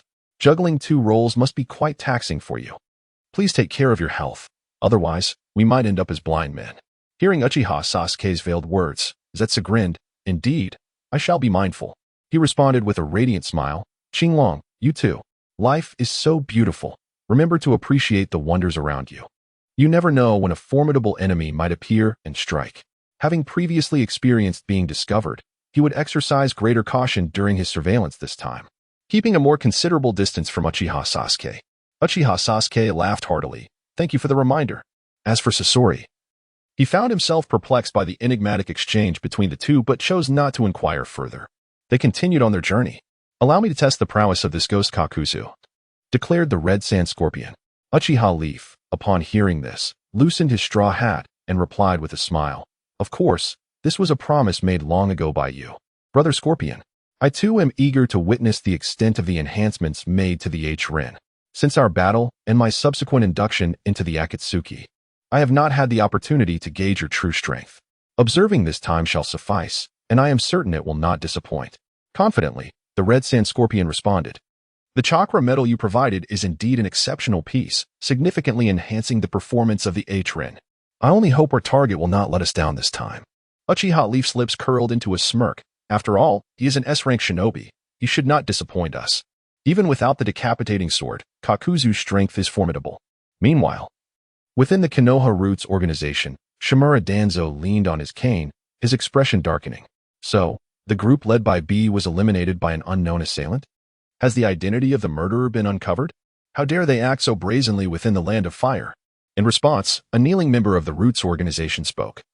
It is suspected to be the S-rank rogue ninja Uchiha Leaf. He produced a scroll and extracted a charred clump of crystallized earth. This was found near the site of B's demise. Currently, The only individual capable of wielding such searing attacks in the ninja world is Uchiha Leaf.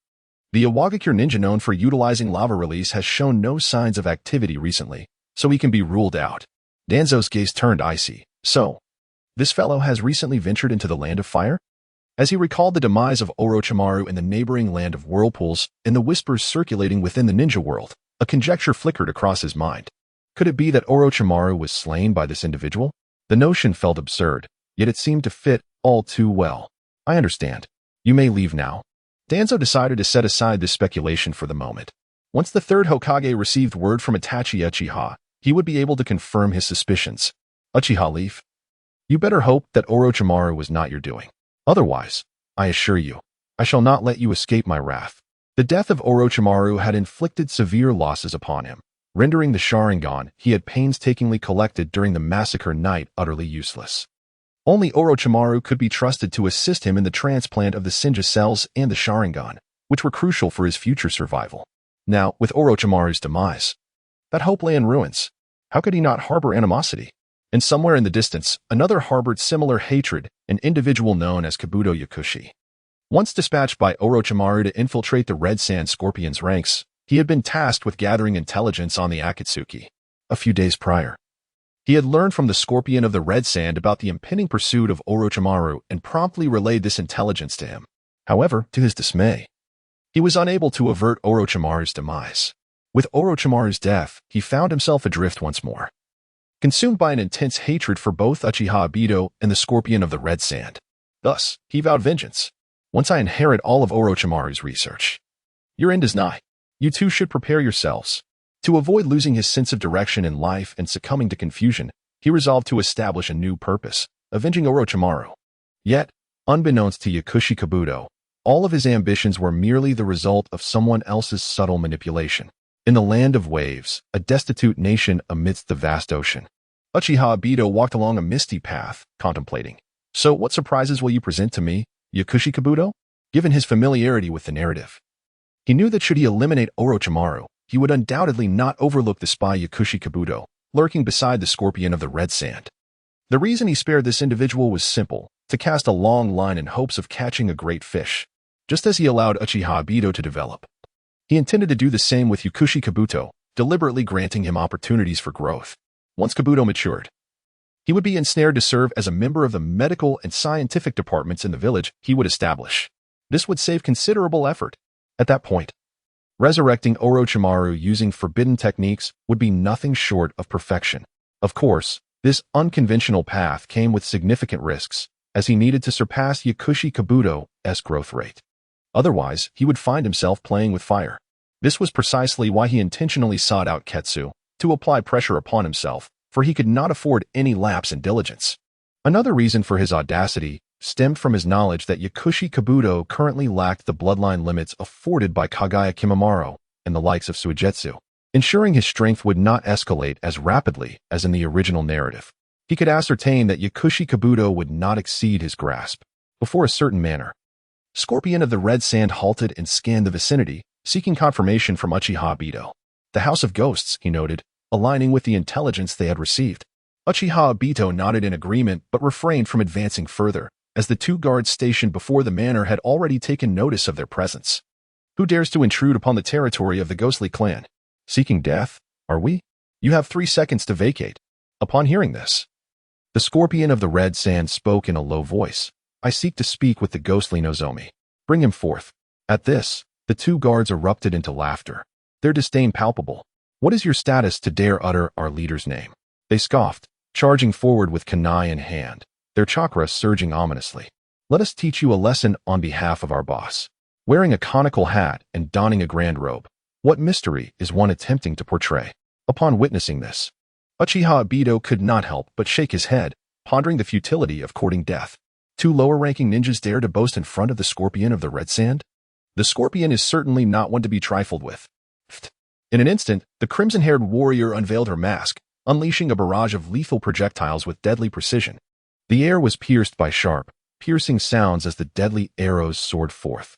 Before they could even react, an insidious sensation of itchiness gripped their necks, swiftly followed by an abrupt inability to breathe and a haze clouding their vision. In agony, they let out piercing screams, blood streaming from their orifices, until they finally collapsed and succumbed. Such audacity. The battle here swiftly alerted those within. Several guards, appearing quite formidable, rushed over. Witnessing this scene, their expressions turned exceedingly fierce. How dare you strike against our ghost clan? Are you prepared to embrace death? Hee. Offending our ghost clan in this wave of turmoil will leave even the deities powerless to save you. The words of the crowd echoed as if the two individuals were already on the brink of doom. Just at that moment, two towering ninjas re-emerged behind them. Upon seeing the two individuals, the guards immediately felt a surge of confidence, collectively exclaiming, Ming Tu, Yi Tu, elder brother. These are two men adorned with the forehead protectors of the rogue ninjas from the hidden mist village, their foreheads embellished with sharp spikes. Clad in camouflage attire and equipped with breathing masks, their oppressive presence far exceeds that of these patrolling guards, reaching the level of Ch. From whence do these marauders arise, daring to wreak havoc before our ghostly clan? The voice of the left-headed specter resounded with arrogance. Its icy gaze fixed upon the scorpion of the red sand. Kneel and beg for mercy, and I shall grant you a dignified death. The guards behind him immediately clamored. Torture him mercilessly, brother Ming Tu, so he may comprehend the extent of our formidable power. Cackle, cackle, tremble in fear, quiver in dread. For you stand before the formidable elite ninja, Lord Meidu of the hidden mist village. Have you not heard? Do not delay in begging for mercy. Upon hearing these words, Uchiha Sasuke surveyed the individuals before him, shaking his head in resignation as he remarked, Should I say that you were courting your own demise? However, these words caused the guards to erupt in laughter, as if they had just heard an absurd joke. Ha ha, what have I just heard? Are we seeking our own demise? Pfft. I find it utterly amusing, my dear child. Have you had your head caught in a door? People like you, who feign mystery. We have no idea how many we have dealt with. Did you really believe we would be intimidated? Upon hearing the words, Ming Tu and Yi Tu both sneered disdainfully, their expressions growing even more contemptuous. Since they refused to kneel, there was only death awaiting them. Upon speaking, the two individuals simultaneously charged forth, arriving before the infamous red sand scorpion. In their hands, they wielded colossal iron claws, which were ensnared by interlinked chains. What emerged was the formidable combined attack of Brother Ming and Brother Yi, the chain-binding execution. Only the formidable Brother Zhan can evade this skill. These two fellows are doomed. The group of sentinels could not contain their excitement upon witnessing the spectacle. However, their exhilaration abruptly ceased the very next moment. The iron tail, wielded by the scarlet sand scorpion, fiercely sliced through the iron chains, nearly tearing apart the bodies of the two figures, Ming and Yi. Two individuals, the Ming head and the Yi head, screamed as they fell to the ground, blood streaming relentlessly from their wounds. Their lips suddenly turned a ghastly shade of blue, and they coughed up blood uncontrollably. Before they could struggle further, they had already succumbed to death. A chilling silence fell over the scene, causing the previously shouting patrol guards to fall silent, their faces etched with terror and unease. Was this a joke? Could it be true that the revered Ming head and Yi head, whom they regarded as divine entities, had perished so effortlessly? Such an event was beyond their comprehension. The very thought that they had shown disrespect to such formidable warriors made their legs turn to jelly. Just moments ago, who was it that had made them kneel and plead for mercy? The cold gaze of Akeu Ryu swept across their faces as he inquired with deliberate clarity. Each word weighed with authority. The guards immediately broke out in a sweat, kowtowing and begging for forgiveness with frantic desperation. Humph.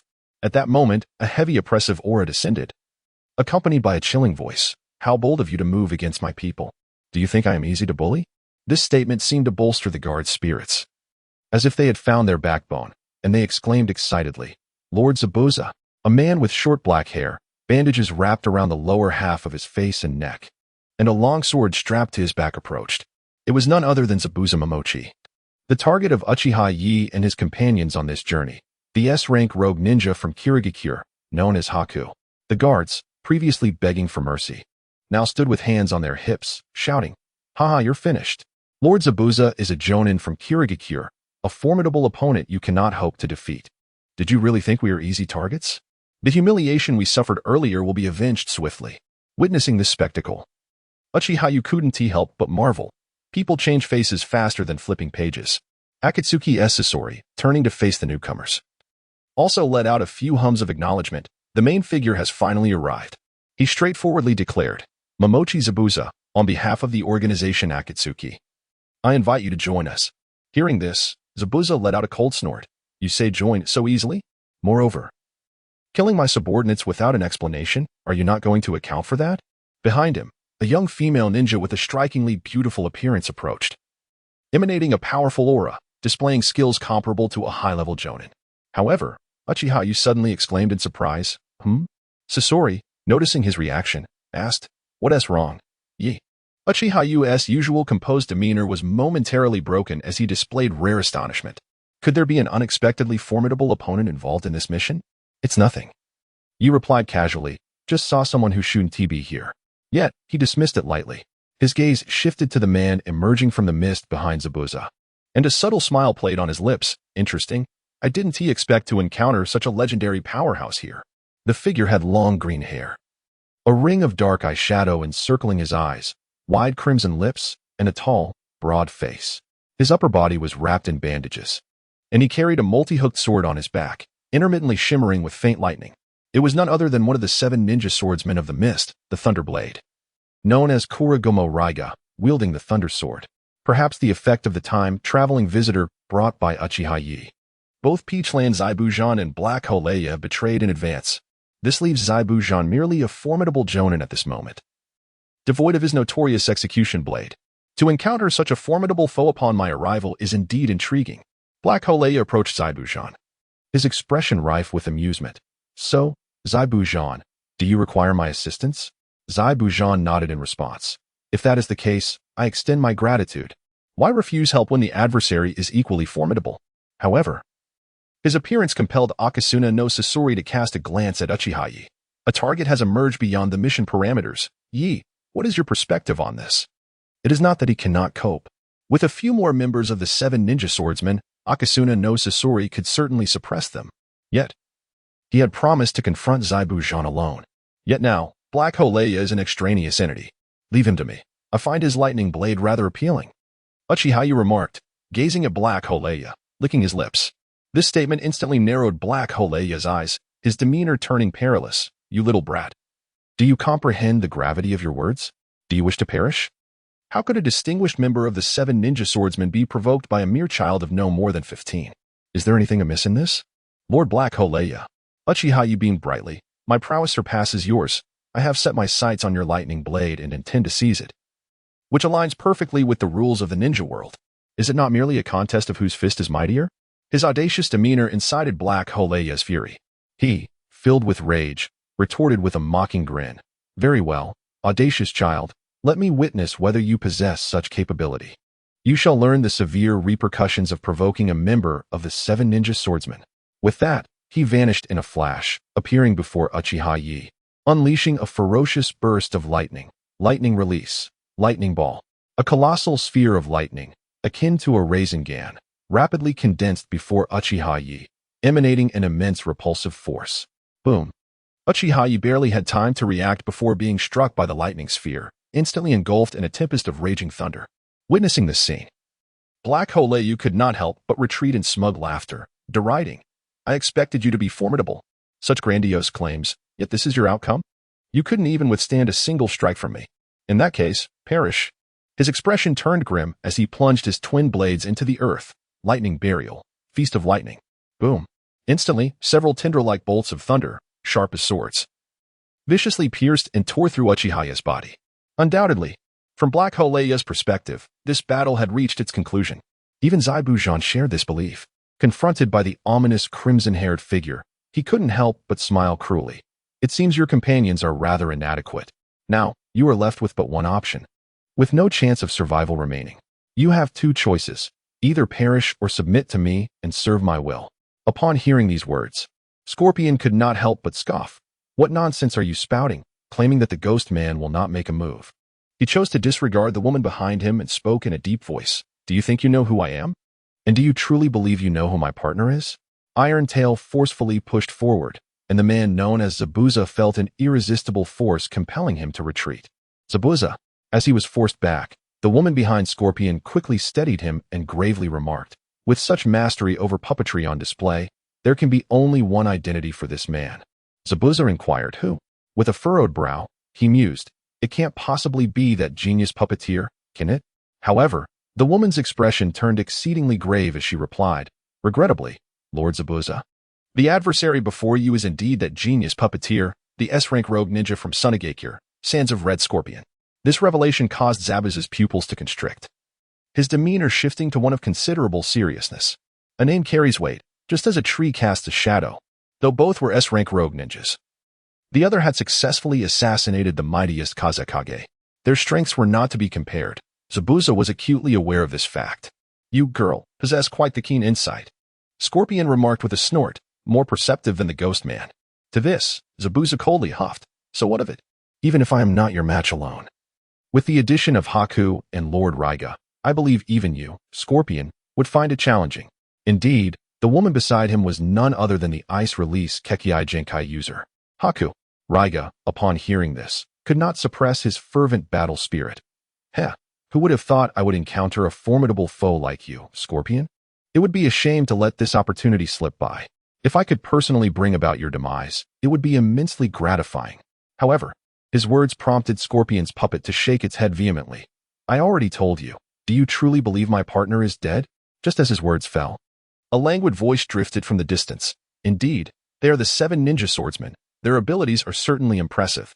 It was Uchiha Leaf, whose body had transformed entirely into molten lava, rapidly mending the wounds inflicted by Raiga's lightning. Though not as formidable as a Kaga-level strength, it was adequate for a bit of muscle relaxation. Witnessing this, Raiga was incredulous. "How is that possible? You are unscathed?" His expression darkened. To think his previous attack was merely deemed suitable for a massage. One ought to have limits when it comes to disdain.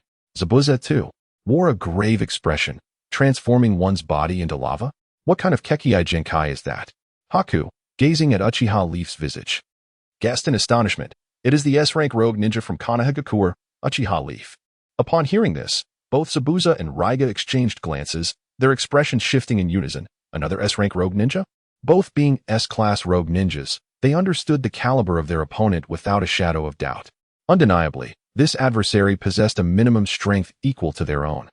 Should Akatsuki no Sasori join the fray, victory would elude them. "Oh my, have I been recognized?" Uchiha Yo remarked to Bai with a smile. "Indeed. It is Mr. Bai."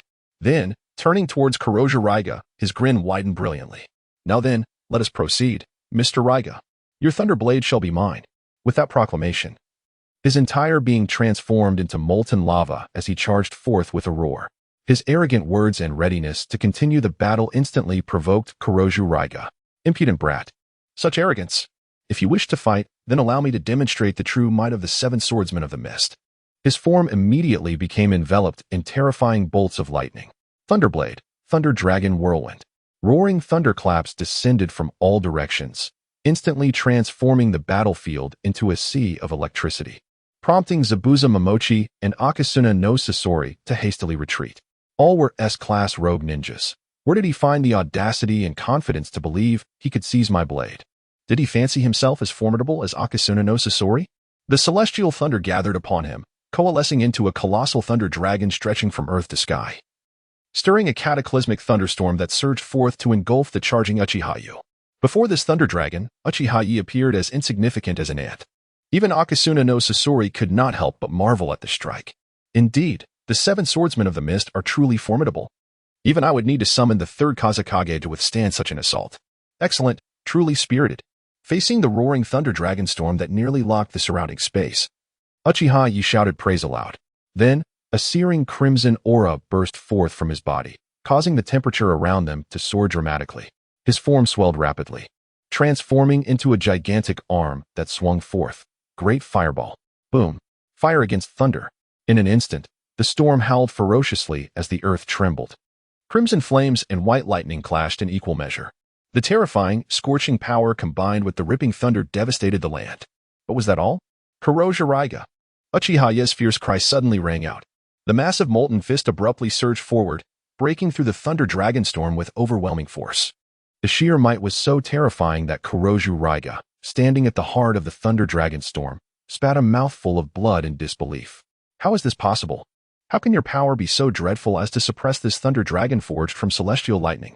Only a Mizukage transformed by a tailed beast could achieve this. Yet Uchiha Yo before me is so young. How could he possess such strength? This pure sense of overwhelming force filled him with dread. I refuse to believe such a thing. Gritting his teeth, Kuroja Raiga bellowed, I refuse to accept that I, also an S-class rogue ninja, could be so easily defeated by you. He unleashed the entirety of his chakra, channeling it fully into his thunder blade. Roar. Suddenly, the power of the thunder dragon surged dramatically. Its roar amplifying its form several times, forcefully repelling the molten lava fist. Unyielding. Witnessing this scene, Uchiha Yo's voice resonated with a sigh. It appears you have yet to comprehend the disparity in our strengths. Allow me to illustrate just how fragile you are in my presence. Though there was no visible surge of power from him, the molten fist remained unchanged in size. However, its density suddenly intensified multifold. Like a block of iron, the weighty force descended, splitting the thunder dragon in mere seconds, leading to its complete collapse. Crackling.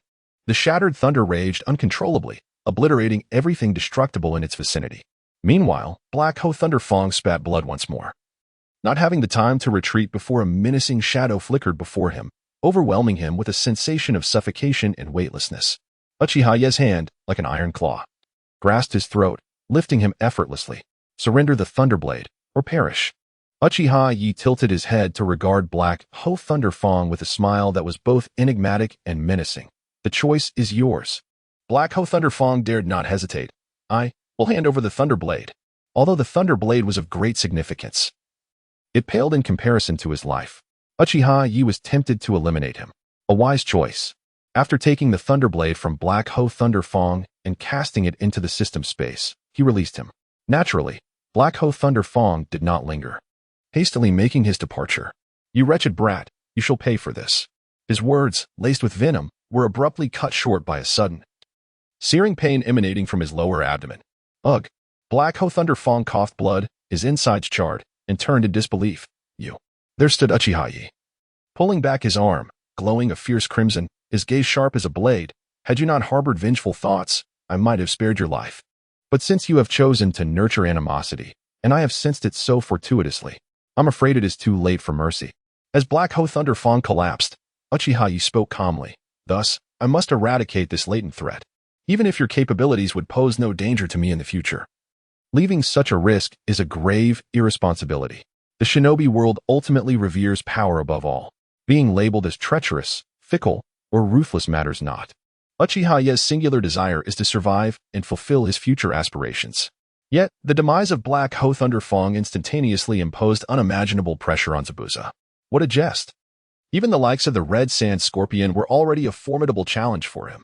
To face another terrifying opponent like Uchiha Yo, he genuinely feared he would find no resting place for his remains. This individual's strength was verging on the absurd. Gazing upon Uchiha Yo's youthful visage, Zabuza felt a chill creep into his heart. Even among the Uchiha clan, this defies reason. He is but a member of the 7 ninja swordsmen, a renowned master of the shinobi world. To be so effortlessly defeated and subsequently slain? Among the formidable beings he knew, only the 5 shadows could possibly possess such strength.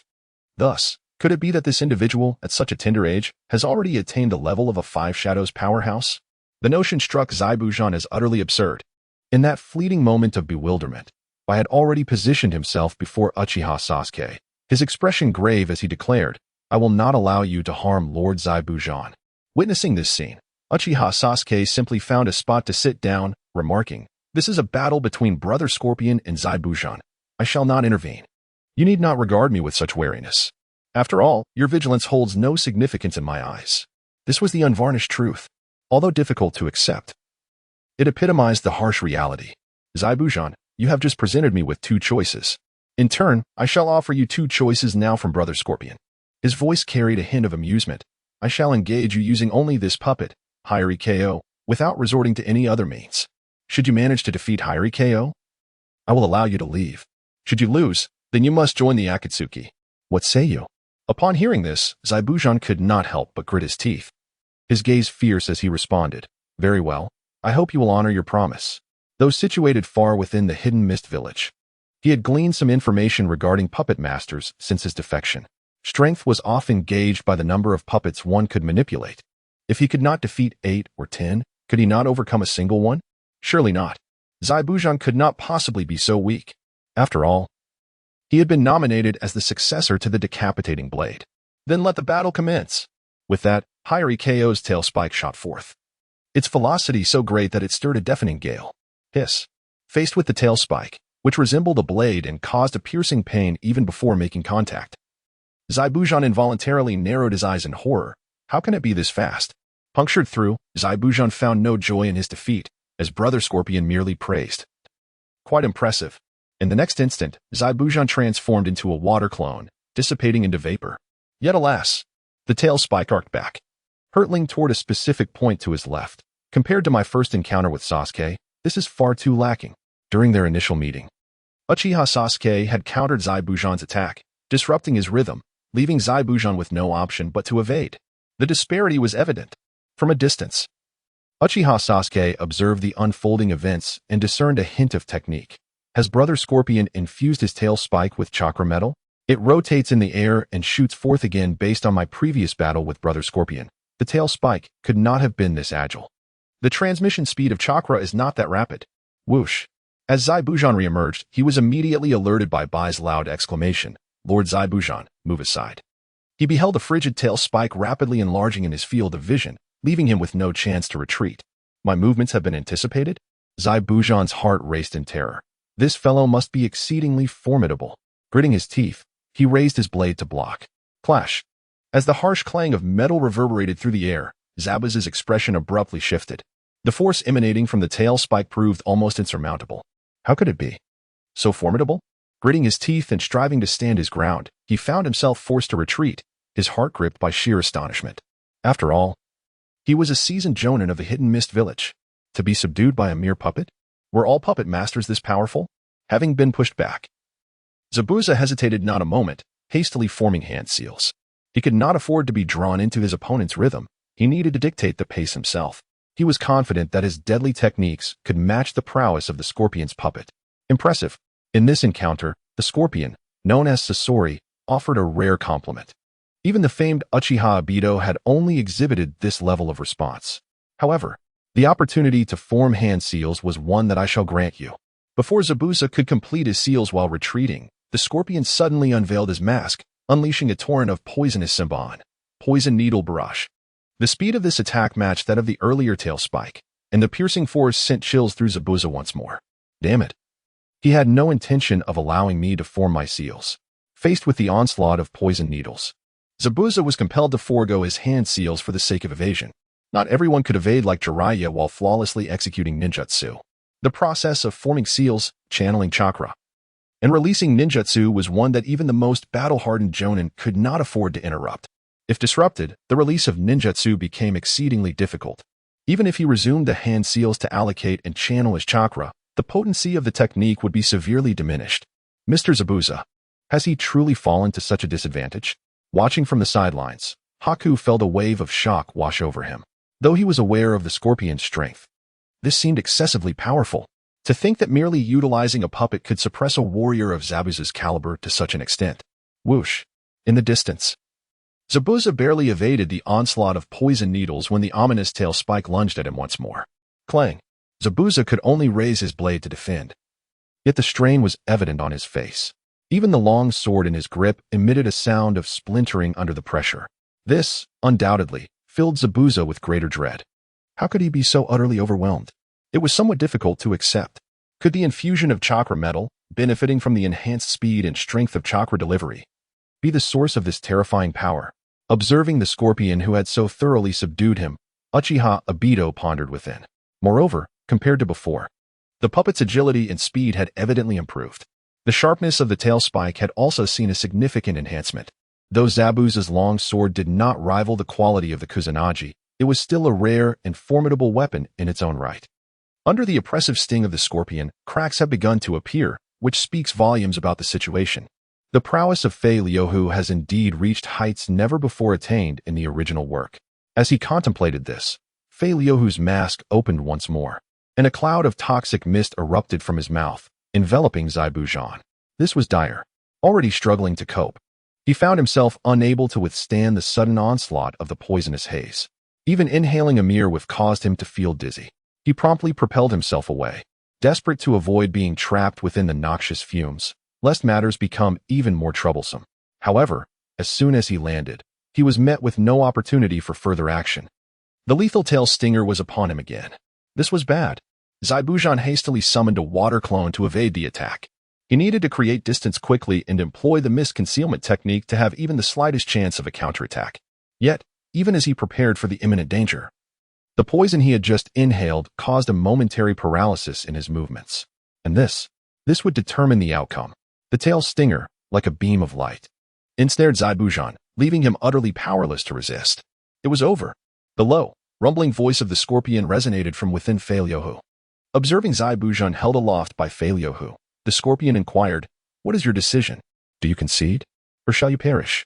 You have 10 seconds to respond." "I am not fond of waiting." The sight struck by with sheer astonishment. Zaibujan had not even utilized his signature techniques, the silent killing technique and the mist concealment technique, before being bested by his opponent. Was this truly the scorpion who had successfully assassinated the third Kazekage? By clenched his fists. Was the disparity in strength between Zaibujan and the scorpion truly this vast? Uchiha Obito, witnessing the scene, dusted himself off and rose to his feet. He was not surprised by this outcome. In the original narrative, the scorpion could easily eliminate the already promoted Jonin, Kankuro. Thus, it was entirely normal for him to dispatch an opponent without the enhancement of the decapitating blade after exerting a bit of effort. After all, those who dabble in poison have always been perilous. Once affected by toxins, any advantage could swiftly dissipate, and without any advantage to begin with, the chances of survival were even slimmer. Evidently, Zaibujan belonged to the latter category. It was a pity not to have witnessed the full extent of Fei Liuhu's abilities. It left one feeling somewhat unsatisfied. Having engaged in combat with Fei Liuhu, he was well aware that there were techniques yet to be revealed. Perhaps with the decapitating blade, Zaibujan could have provided Fei Liuhu with a challenge. "I concede. I accept your invitation." Zaibujan naturally opted for the outcome that favored him. He had no reason to choose death. Recognizing when to yield is, in itself, a form of survival wisdom, particularly vital for wandering ninjas. This was indeed a sagacious choice. Upon hearing this, the scorpion released Zaibujan. "In that case, on behalf of the organization, I welcome your addition." Meanwhile, it was as expected. In the root organization of Konoha, Danzo Shimura gazed at the intelligence received from the third Hokage with profound trepidation. The revelation that Uchiha Yo had allied with the Akatsuki member Sasori to eliminate Orochimaru was alarming. Had you grown to such formidable heights? Danzo was acutely aware of Orochimaru's strength. Even if he could not overpower both Sasori and Yo, Orochimaru should have been capable of escaping. Yet, he found himself cornered by Uchiha Yo and Sasori, facing an imminent death. How could Danzo not harbor a sense of dread towards one of the masterminds, Uchiha Yo? However, this very apprehension intensified his resolve to eliminate Yo. Danzo felt a strong intuition that Uchiha Yo would pose a future threat to the interests of Konoha. Moreover, he had confirmed that it was indeed Uchiha Yo who had sabotaged his Sharingan transplantation plan, deepening his animosity towards him. Whether motivated by personal vendetta or the imperative of Konoha's safety, he could not tolerate the continued growth of such a formidable adversary. The question remained, how to dispose of this individual? Ideally, Danzo would prefer to see Uchiha Itachi handle Yo's removal. But clearly, that strategy was unfeasible unless Uchiha Yo chose to betray the Akatsuki. Yet, Yo was far from foolish. He would not abandon the protection offered by the organization. Unwittingly, Danzo felt a wave of irritation wash over him. He knew of the lurking danger but felt powerless to address it. It was exceedingly vexing. Meanwhile, far away on the seas of the land of waves, Uchiha Yo inexplicably shivered, sneezing as though he were being watched. He touched his nose, feeling a surge of unease. 3 days later, a group returned to the land of rain. Welcome Momochi Zabuza. Pain, the leader of the Akatsuki, gathered his members for a holographic meeting to welcome Zabuza's induction. "Thank you." Zabuza humbly expressed his gratitude in response to Pain's welcome. "Ah, Zabuza. Who would have thought we would meet again here?" At that moment, the reclusive Hozuki Suigetsu, who seldom spoke, greeted Zabuza. Indeed, it had been a long time, Suigetsu. Both had defected from their village due to the unbearable oppressive policies of the Mizukage, and fate had brought them to this juncture. One cannot help but marvel at the serendipity of life. Subsequently, Zabuza inherited the codename Jinbu, completing the membership of the Akatsuki. As Jinbu joined, a task was promptly assigned to him and Kuchinashi Deidara to undertake. It was as if to test Zabuza's prowess. Pain outlined the mission, A prominent figure in the Land of Forest had recently learned of a plot and feared that the feudal lord of the Land of Forest might hire the Phantom Brigade to assassinate him. Consequently, he sought our protection and requested the elimination of the Phantom Brigade. Zabuza perceived no issues with such a task, especially since he had previously interacted with the Phantom Brigade. They were quite formidable. This mission would serve as an excellent opportunity to showcase his capabilities. In the absence of any issues, it is evident that Deidara faces no such problems either. Seizing this opportunity, I shall test my newfound technique. At merely 12 years of age, Deidara exhibits a fearless disposition, showing little regard for the likes of the Phantom Nation's members. Of course, the incident involving Uchiha Leaf's encounter with Black Ho Thunderfang and the acquisition of the Thunderblade is no longer concealed from the public. Firstly, it is impossible to keep such matters under wraps, given the presence of witnesses like Zabuza and Haku. Secondly, organizational regulations permit members to claim spoils beyond their assigned missions. Thus, Uchiha Leaf's acquisition of the Thunderblade is entirely justifiable. To this, Pain of the Akatsuki feels no objection, even though Uchiha Leaf lacks lightning attributes. Wielding the Thunderblade seems somewhat peculiar. However, as long as Uchiha Leaf fulfills his tasks with proficiency, Pain remains indifferent to these oddities. What if Uchiha Leaf simply harbors an affinity for the Thunderblade, merely collecting it as a trophy? Yet, Pain's lack of astonishment does not extend to Uchiha Obito, who finds it quite perplexing that a wielder of Molten release would opt to utilize a Thunderblade. What is his true intention?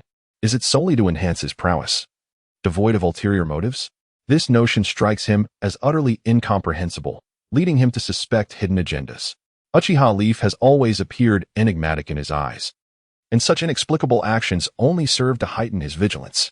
He endeavors to invest time in deciphering the rationale behind Uchiha Leaf's decisions. In a particular room within the Rain Ninja Village, he muses, "Thus, I have already secured a formidable lightning user for the future ninja village I aspire to establish." His objective in acquiring the Thunderblade is straightforward, preparing to cultivate strong individuals and enrich the foundation for the village's formation. However, gazing at the materials on the desk, he marvels. Truly, the fruits of Orochimaru's research are both arcane and captivating, drawing one into their depths. He allocates one shadow clone for training while another keeps watch to thwart any surveillance by White Setsu. Meanwhile, his physical form, amidst moments of respite, delves into Orochimaru's research materials, inadvertently becoming engrossed. Within these pages, he encounters numerous secrets of the ninja world and the mysteries of the human body, significantly broadening his horizons. Yet, his tranquil state is soon disrupted. 3 days later, Conan, the White Tiger, personally arrives to convey the command of Zero Burial, assigning the two a new mission. The mission in the Land of Cedar. Upon receiving the scroll from Conan, Uchiha Leaf raises an eyebrow in intrigue. How fascinating that their secret techniques have attracted the covetous gaze of the Hidden Cloud Village. It appears to be a remarkable asset. The task is rather straightforward. The secret techniques of the Land of Cedar have caught the attention of the Hidden Cloud Village. To prevent their ancestral techniques from being seized by the recently voraciously scavenging ninjas of the Hidden Cloud, they have commissioned the Akatsuki organization, which has recently risen to prominence in the small nations, to protect their secrets and fend off the Hidden Cloud ninjas. To confront the Hidden Cloud Village, indeed, is a thrilling prospect. The Scorpion of the Red Sand paid little heed to the task at hand. Rather, he found himself more intrigued by the adversaries he would soon encounter. This inclination was, of course, consistent with his character. After all, what if he stumbled upon superior material for his puppets? Yet, the plot took another unexpected turn. If memory served him correctly, this particular event was not supposed to unfold until several years later, and it was to be led by the Raikage himself. In the face of this crisis, the Land of the Trees had opted to hire an organization known as the Xianyuan clan to combat the Hidden Cloud Village. Was the original storyline veering increasingly off course? Uchiha Yo mused, feeling a chill in his heart. This also signified that the narrative advantages he could rely upon would dwindle. Ultimately, only the intelligence regarding various characters would remain at his disposal. He resolved to seize this fleeting opportunity to bolster his strength before his advantages diminished further.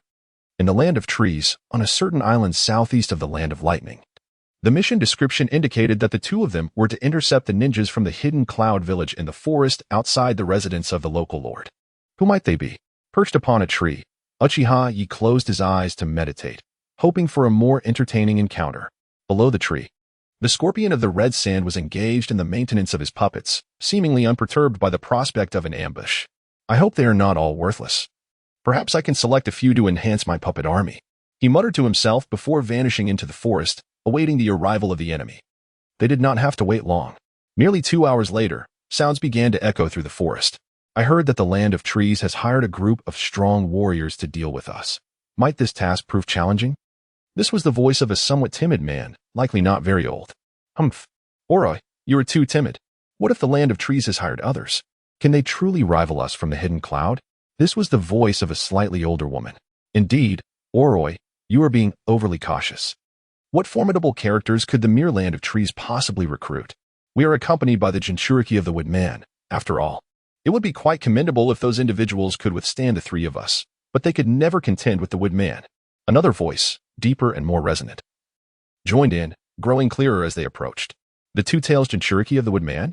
Upon hearing this, Uchiha Yo could not help but lick his lips. His gaze ignited with fervor. It seemed a formidable foe had indeed arrived. Just as he contemplated this, the three cloud ninjas, who had been advancing, suddenly halted. The lead female ninja cast a sharp glare toward the position of the scorpion of the red sand, her demeanor fierce as she shouted, "Who goes there? Show yourself." In the next moment, the scorpion of the red sand emerged slowly from the shadows, his crimson eyes sweeping over the trio, revealing a look of satisfaction. Excellent puppet material. The fact that the scorpion was discovered was not due to the prowess of the three cloud ninjas, but rather because he had made no effort to conceal his presence. "Who are you?" one of them exclaimed, bewildered. As the formidable red sand scorpion emerged, the leading female cloud ninja shouted a warning, her vigilance palpable. She possessed short, light golden hair and a sun-kissed complexion, clad in a revealing fishnet top and a short fishnet skirt, a striking figure indeed. Upon closer inspection, one might discern a resemblance to Samui from the original Druid team. With a hint of amusement, a youthful voice echoed from the branches above, prompting the female ninja to heighten her alertness. A young man with bright eyes and deep gray hair regarded them with a teasing smirk. It was none other than Uchiha Sasuke. "Be cautious, he has accomplices." The female cloud ninja barked to her comrades behind her, her body tensing as she unsheathed the long blade from her back. "Oloi Kadai, seek assistance from the wooden figure. These two are formidable." As she spoke, arcs of electricity crackled along her weapon. "I'll hold off this old man. You two must engage the young one. Do not act independently, understood?" With that declaration, a brilliant surge of energy erupted from her, unleashing the technique, Lightning Mirage, Lightning Pillar. The intense radiance forced Uchiha Sasuke to shield his eyes, severely impairing his vision. Similarly, Hiryu felt the piercing brightness and squinted to alleviate the discomfort. Yet, in that very instant, danger descended upon them. Cloud Flow Slash. The golden-haired female cloud ninja had inexplicably darted to the front of the red sand scorpion. Her long sword imbued with a razor-sharp aura, aimed at Hiryu. Even a simple upward slash from the side, amplified by the explosive chakra, carried tremendous force. This exemplified the very essence of swordsmanship. Success seemed imminent. As her attack approached, the red sand scorpion remained unfazed, causing the female ninja to feel a surge of triumph. However, the next moment, her joy abruptly froze. A sudden tail spike intercepted her strike, and Hiryu, unmasking, released a cloud of toxic mist, venomous spray. The female cloud ninja had no time to react, succumbing to the noxious fumes that, while sweetly fragrant, quickly clouded her mind. She staggered backward upon landing, barely managing to maintain her balance.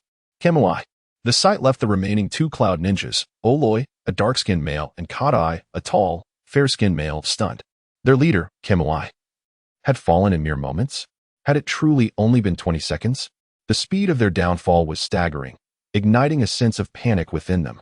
"Stay calm, I'm fine," Kemuai reassured, waving her hand at her comrades. Immediately, she began to perform hand seals with remarkable speed, detoxification technique. Instantly, writhing chakra worms appeared, burrowing into her body. Miraculously, her condition, previously deteriorating due to the poison, visibly began to improve. Suddenly, dark, elongated worms surged from her skin, falling to the ground and transforming into a pool of black blood. A medical ninja? Uchiha Yo was taken aback by this scene. It was already rare for a medical ninja to possess such formidable combat prowess, let alone exhibit such remarkable medical skills. Not only was she a rare talent in the Cloud Village, but even in the Hidden Leaf, she was among the very few. Witnessing this, the scorpion of the red sand, nestled within Fei Luhu, couldn't help but express admiration. "Truly worthy of a Cloud Village ninja, you are indeed extraordinary." You are the first I've encountered who can so swiftly dispel a poisoned state. However, in response to Scorpion's praise, the female cloud ninja named Kemui merely scoffed. Fixing her gaze on Fei Lu, who, I must say, I am quite fortunate. To encounter the legendary scorpion of the red sand here is truly chilling. Provoking a sense of despair, she had actually recognized Scorpion, but upon reflection it was understandable. Given Fei Luhu's distinctive puppet-like visage and the few puppet masters within the ninja world, identifying her adversary was rather straightforward. How intriguing! Upon hearing Kamui declare her identity, the deep voice of Scorpion resonated from Fei Lu, who, in that case, I have no reason not to turn someone as exceptional as you into a puppet. I shall take care of these three. Yi, do not interfere. With that, the tail spiked behind Fei Lu, who surged forward, racing toward Kemui's face. The speed was astonishing, closing in on her in an instant. How can it be this swift? Faced with the rapidly approaching icy tail spike, Kamui felt a surge of fear, and immediately summoned lightning to accelerate her retreat. Meanwhile, her comrades, Kata and Oloi, deftly evaded to either side, already beginning to weave hand signs. Lightning release. They both shouted in unison, lightning strike. Two spheres of lightning manifested in their hands, simultaneously unleashing terrifying, branch-like bolts of electricity aimed at the encroaching scorpion of the red sand, ripping through the assault. It was evident that both had mastered the nature transformation of lightning release, enhancing the potency of their ninjutsu. Moreover, their combined assault, coupled with the rapidity of lightning release, rendered it far more lethal than Fei Luhu's tail spike. Clearly, Uchiha Yo observed Kamui, who had vanished from the battlefield. Even if Fei Luhu could evade this coordinated strike, Kamui would swiftly follow up with a lethal blow, leaving no opportunity for Brother Scorpion to catch his breath. This was emblematic of the combat style among ninja squads: two encircle, while one delivers the decisive strike. Whoosh! In the face of this ferocious lightning assault, Fei Luhu leapt to evade. Yet, just as Uchiha Yo had anticipated, I've been waiting for you. Kamui suddenly appeared above the head of the scorpion, wielding her blade with a fierce glint, shouting, Cloud Flow Day Slash. She descended with the might of the sun, the blade's edge becoming perilously sharp in an instant. Splatter!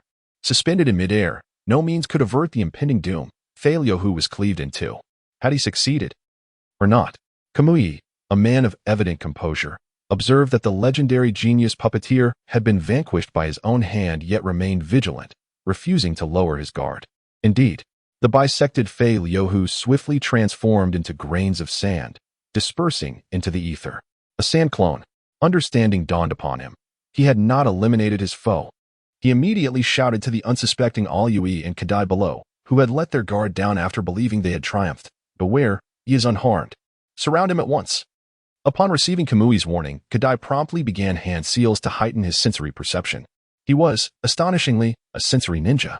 Found him, to our right. Kadai declared sharply. Drawing his blade in an instant, Oloi, advance. In unison, both men erupted with arcs of lightning, launching themselves forward with blades drawn. In the next heartbeat, as Fei Luhu materialized, he was met with their coordinated assault. Humph! Fei Luhu remained unperturbed, his tail spike launching forth once more. This time, however, it was not aimed at his attackers, but rather enveloped himself in a defensive formation. Yet, haha, you've fallen into my trap. Oloi, with his dark complexion, flashed a cunning smile. The duo vanished from Fei Luhu's sight, only to reappear behind him, attacking from either side. Cloud flow, interior slash. Compared to the front, the defenses at the rear were considerably lax. They were confident that they could inflict severe damage upon Fei Luhu. Yet reality swiftly doused their enthusiasm. Zing! Witnessing the unyielding tail spike, their expressions of delight froze in disbelief. How could this be? They recoiled in horror, despite targeting the vulnerable joint of the tail spike. Their strikes failed to penetrate. In response, the voice of the red sand scorpion echoed, laced with mockery. Did you truly believe I would overlook such weaknesses? As a puppeteer, he understood better than anyone the vulnerabilities of his creations. Thus, upon acquiring chakra metal from Uchiha Yo and discovering its remarkable hardness, he promptly coated all weak points with a layer of chakra metal to bolster their defenses. The tail spike, frequently utilized, was of utmost importance. Although their ambush had faltered, it was undeniable that the combined techniques of elite shinobi were formidable. Uchiha Yo, observing from a distance, silently commended. Utilizing deceptive sword techniques to infiltrate Fei Luhu's rear was astute. Had Brother Scorpion not upgraded Fei Luhu's components, that strike would have surely dealt a grievous blow. In this regard, it seemed entirely feasible for the two to jointly overpower a version of Zabuza without his decapitating sword, even at a considerable cost to their own health. However, the likelihood of Brother Scorpion successfully pursuing the duo was slim. Suddenly, Fei-Lyohu's arms unfurled, unleashing a torrent of lethal poison needles and exuding a deadly mist. In an instant, the retreating duo of Orochi was pursued, causing their expressions to change drastically as their rhythm was completely disrupted. Meanwhile, Uchiha Yi, who had also retreated, thought to himself, because Kamui will undoubtedly intervene. Indeed, just as Uchiha Yi had predicted, when Fei-Lyohu was about to chase after Orochi, Kamui quickly formed hand seals to intervene. Lightning Mirage, Lightning Pillar. The blinding light momentarily halted Fei-Lyohu's movements, prompting him to retreat and evade the dazzling brilliance to avoid a surprise attack. Thinking of retreating? Do you believe I would grant you that opportunity? Amidst the glaring radiance, Kamui appeared behind Fei-Lyohu like a bolt of lightning, wielding her blade, Cloud Flow, inside Mist Slash. The sharp edge of her sword collided heavily with the sturdy tail spike, producing a shower of sparks. Yet, alongside the Red Sand Scorpion, two shadow clones of Kamui emerged, simultaneously unleashing their assault, Cloud Flow Slash. This was an attack from which retreat was utterly impossible. Fei-Lyohu was ensnared by Kamui's main body, with the potential for retreat effectively blocked by her shadow clones, leaving him with no choice but to confront the assault head-on. Excellent. In the face of the imminent onslaught, the Red Sand Scorpion calmly praised, aside from Yi, you are the only one capable of compelling me to exert more of my abilities. I acknowledge you. As he spoke, Fei-Lyohu raised his arms, which blossomed like flowers, revealing a dense array of sealing talismans within. With a series of explosive sounds, a multitude of puppet arms surged forth, each armed with several blades, crashing towards Kamui's two shadow clones like a towering wave. This was a skill that was originally meant to be used on the third Kazekage's puppet, but was now employed by Fei-Lyohu. Thousand Hands Manipulation. Kamui's shadow clones wielded their blades with incredible sharpness, severing numerous arms with a single strike. The residual force continued to surge towards Fei-Lyohu. Now, let's see how you will respond. Witnessing this scene, Kamui couldn't help but smile with satisfaction. Gathering the power of 3 elite shinobi, she had cornered the Red Sand Scorpion, a feat she deemed entirely reasonable. If she could severely injure this puppet, what fear would the true Red Sand Scorpion hold? It is a universally acknowledged truth in the ninja world that puppet masters are not adept in close combat. Is that so? Have you rejoiced too soon? Fei-Lyohu's low voice resonated as he suddenly opened both arms once more, unleashing a concentrated chakra, mechanized light shield. Boom. The blades of Kamui's shadow clone struck against the shield but could not penetrate it in the slightest. How is this possible? Kamui's expression changed dramatically, prompting her and her clones to hastily retreat. Run? Did you seek my permission? Observing this, Fei-Lyohu's tail spike immediately pursued. His two arms continued to unfurl, launching a torrential rain of shuriken from the revealed sealing talismans. Yet Kamui suddenly dispelled her shadow clones and, grinning with a sense of triumph, exclaimed, "Heh. You've fallen for my trick once again." The moment her words fell, from the smoke that erupted as her shadow clone exploded, Oroloi and Kadai surged forward with lightning speed, striking simultaneously from left and right with their blades. Cloud Stream Slash. At this instant, all of Ryuko's attention was fixed upon Kamui. Faced with the sudden assault of these two adversaries, evasion seemed utterly impossible. Kamui believed that even if this strike could not utterly shatter the puppet, it would surely inflict grievous damage. Then, when the wooden puppet arrived to engage and distract another of Akasuna no Sasori's accomplices, the three of them attacking in unison would inevitably dismantle this puppet completely. For a puppeteer bereft of their puppet, their menace would be nullified. Perish! Kadai and Oroloi bellowed, unleashing this fiercely precise blow. With a sickening sound, Ryuko's body was mercilessly torn asunder. Yet immediately, a burst of green poisonous mist exploded forth. Seeing this, Kadai and Oroloi cried out in alarm and hastened to retreat, but dizziness and blurred vision soon overcame them, and upon landing, they struggled to maintain their footing. Undoubtedly, they had been poisoned. Impressive. Uchiha Yo, observing the scene, could not help but marvel aloud. The coordination among these three was truly exceptional.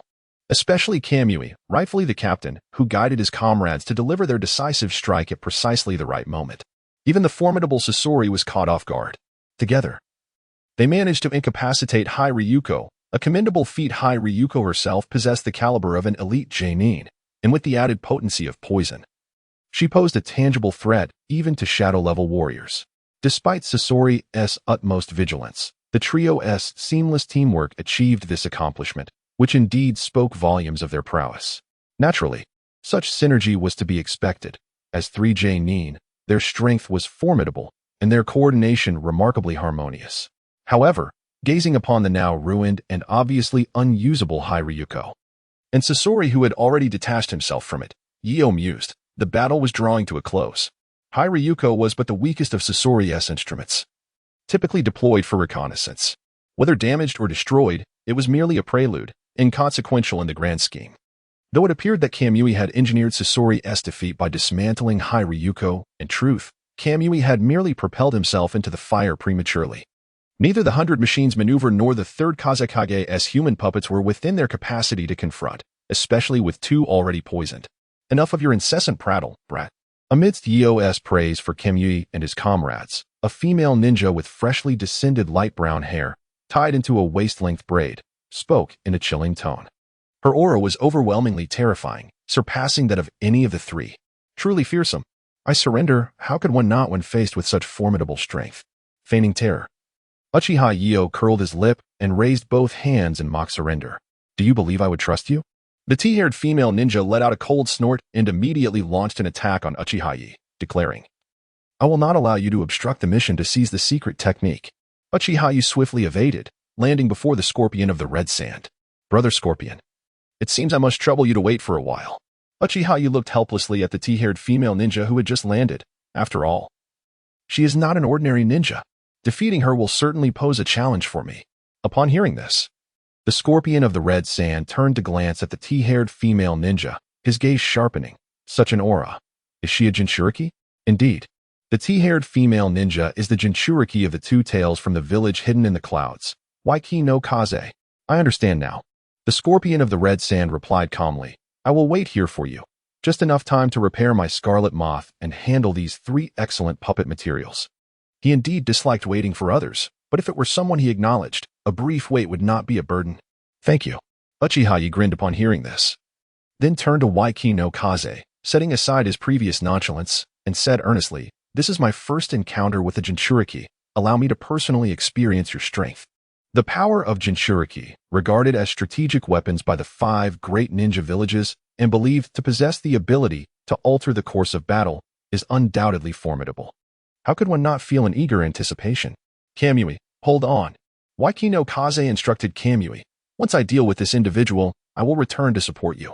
The Scorpion of the Red Sand is not an enemy you can confront. He undoubtedly possesses more than one puppet. Do not engage him directly. The recent skirmish was merely a warm-up for this fellow. With that, she transformed into a shadow and approached Uchiha Yo, her claws emerging, poised to strike. The speed was astonishing, the assault fierce, akin to a mountain pressing down, instilling a sense of despair. Has she already harnessed the power of the tailed beast? Uchiha Yo felt a chill within, but was determined to test the might of the tailed beast. His arm rapidly ignited with heat, enveloped in magma, which he unleashed into the air. Foolish. Seeing Uchiha Yo daring to confront her head-on, Waiki no Kaze couldn't help but sneer. You seek death, and I shall oblige. Unless one possesses the ferocity of a lightning shadow trained in body techniques, engaging directly with me, a Jinchuriki, leads only to demise. Clearly, Uchiha Yo before her did not possess such capabilities. Boom. The earth trembled as a scorching gale erupted. Yet, Waiki no Kaze widened her eyes in disbelief. She stared at Uchiha Yo, who had steadfastly blocked her strike, exclaiming in shock. You actually took my punch head-on? It was known that the power behind her strike could easily shatter several meters of earth. How could Uchiha Yo have handled it so effortlessly? How could Uchiha Yo possess such formidable power at such a tender age? She hastily retreated, her gaze fixed unwaveringly upon Uchiha Yo. Have you perhaps mastered the secret technique of the third Hokage, Tsunade, the legendary superhuman strength? Aside from brute strength, she could conceive no other possibility. Nearby, Kamui bore an equally astonished expression. Swallowing hard, she regarded Uchiha Yo as though beholding a monstrous being. What on earth is this individual's origin? To withstand the direct assault of the puppet mistress herself. That is a Jinchuriki, the wielder of a tailed beast's overwhelming might. Apart from the rakeage, Who else could possibly match a Jinchuriki's power? Even if it is sheer brute force, it is undeniably terrifying. Uchiha Yo appears so youthful. To have cultivated such strength at this age, what a prodigy. I believed Akasuna no Sasori was already formidable enough. They fought for so long, merely warming each other up. Yet now, it seems Uchiha Yo is the true aberration. Is this the power of a Jinchuriki? Uchiha Yo shook his slightly numb arms, his gaze burning intensely. Undoubtedly, this is an overwhelming advantage against 99% of shinobi. Yet, he added with a trace of disappointment, shaking his head. It is not as formidable as I had imagined. Is this all the prowess a proud Jinchuriki can muster? Without a doubt, this was a provocation. Impudent brat. At these words, the puppet mistress's countenance darkened profoundly as she bellowed. Very well, then I shall give you a true surprise. I will make you understand just how terrifying the power of a tailed beast truly is. Boom. Her aura instantly surged with ferocity, amplifying severalfold. A palpable wave of energy radiated outward, shattering the earth beneath. She crouched like a feral beast, her hands pressed to the ground. Blue chakra markings blossomed across her body's surface. Her hair stood on end, reminiscent of a scion's flamboyant style. Her eyes lost all color, replaced by a haunting, blank void. From afar, she resembled a humanoid feline demon, both eerie and perilous. Was this the half-tailed beast transformation empowered by the tailed beast's chakra? Observing the puppet mistress's state, though Uchiha Yo voiced disappointment, internally he was already on high alert. Activating his Sharingan with Double Tomoe, he employed his keen sensory perception. In an instant, the puppet mistress vanished. Even the Double Tomoe Sharingan could not discern the slightest trace. Suddenly, a piercing whistle sliced through the air, heralding the arrival of a tremendous threat. His sensory perception could only approximate her location. Did the half-tailed beast transformation greatly enhance her speed? Coupled with the puppet mistress's innate swiftness, her velocity became utterly unpredictable and ghostly. A smirk curled at his lips, truly exhilarating. In the next moment, a razor-sharp feline claw mercilessly tore through his body. Even the air seemed to wail in agony as visible claw-shaped shockwaves radiated outward. Is it over? Kamui's expression betrayed her uncertainty. This was the very question the puppet mistress herself sought to ask. Could this adversary be so effortlessly vanquished? After the wooden man's strike succeeded, she refrained from rushing forward and instead retreated to analyze the situation. It was too effortless. Even though her power would increase significantly with partial tailed beast transformation, Uchiha Yo had demonstrated considerable strength just now. He was by no means so easily defeated. She found it utterly unbelievable. What a ruthless and swift blow. At that moment, the voice of Uchiha Yo, whose body had been torn apart, sounded. His body flowed with molten lava, and the gaping wounds were sealing themselves. He resembled a fire deity, radiating astonishing heat. Lava release? The wooden man was astonished at the sight, but immediately frowned. No, lava release could not assimilate the body itself. Moreover, he was not a Four Tails Jinchuriki. She was well aware that the Four Tails possessed the lava release Kekii Genkai. But even the Four Tails could not transform their entire body into molten lava as Uchiha Yo was doing before her eyes. What kind of ability was this? She communicated with the Two Tails within her. Yet, even with its vast knowledge, the Two Tails was perplexed, having never encountered such a peculiar power. Very well. If that was the case, the only option was to defeat him by speed. Although she could not comprehend Uchiha Yo's ability. One thing was certain, in this molten state, he could indeed ignore sharp weapon attacks. Hence, her previous claw strikes had no effect. However, she believed that since this power required activation, if she could strike before he could react, she would hit his true form and inflict substantial damage. Whoosh! She vanished once more, moving so swiftly that those around, including Kamui, could not perceive her movements. Uft! Uft! Ripping wounds repeatedly appeared on Uchiha Yo's body, splattering molten lava. The wooden man was like a god of death, relentlessly inflicting dreadful injuries upon him, to the point where he could only stand there and endure the assault. But you were not faring well either, wooden man. Facing her, who constantly blinked about, seeking an opening for a fatal strike, Uchiha Yo chuckled. Even if you harness the Two Tails' power, your claws will still suffer some burns from repeatedly touching my scorching lava. Perhaps you intend to outlast me, to see who tires first. But by all means, try and see whether it is you, who moves at high speed, or I, who merely maintains this form while standing still, who will falter first. His words were like a devil's whisper, imbued with a peculiar enchantment that immediately caused the wooden man to retreat. Evidently, she lacked the confidence to outlast Uchiha Yo. Was she so easily swayed? The wooden man, Observing this, Uchiha Yo smiled, his sensory perception having already locked onto her approximate location. Lava blaze. Thanks to the terrifying speed of the wooden man. The urgency of the situation unexpectedly elevated his mastery of the sensory technique. Thus, the precision strike capability has been enhanced to some degree. Moreover, feeling the searing heat emanating from his eyes, Uchiha Leaf's heart surged with excitement. It seems that even the Sharingan is on the verge of another evolution. This sensation had manifested previously during his confrontation with Orochimaru, yet ultimately, it had not culminated in success. However, now, this feeling is exceptionally intense. In light of this, he resolved to seize the opportunity to achieve evolution in one fell swoop. The Sharingan, after all, is the eye that reflects the soul. It evolves during moments of profound emotional turmoil, sorrow, pain, fear, excitement, joy. All fall within this spectrum. Boom. The earth trembled incessantly, columns of lava erupted, grazing the wooden puppet's form. Although it proved ineffective, it compelled the wooden puppet to refrain from approaching, preventing any further advance toward Uchiha Leaf. How infuriating. How could this individual possess such agility in response and insight? After narrowly evading the spouting lava, the wooden puppet retreated, unable to suppress the thoughts swirling in her mind. This reaction ability evoked a sense akin to facing the Raikage at his full strength. Yet, even with the Sharingan, such swiftness should not be expected. Observing Uchiha Leaf spinning Double Tomoe Sharingan, the wooden puppet recognized his identity. Nevertheless, the speed of Uchiha Leaf's reactions was still difficult for her to accept.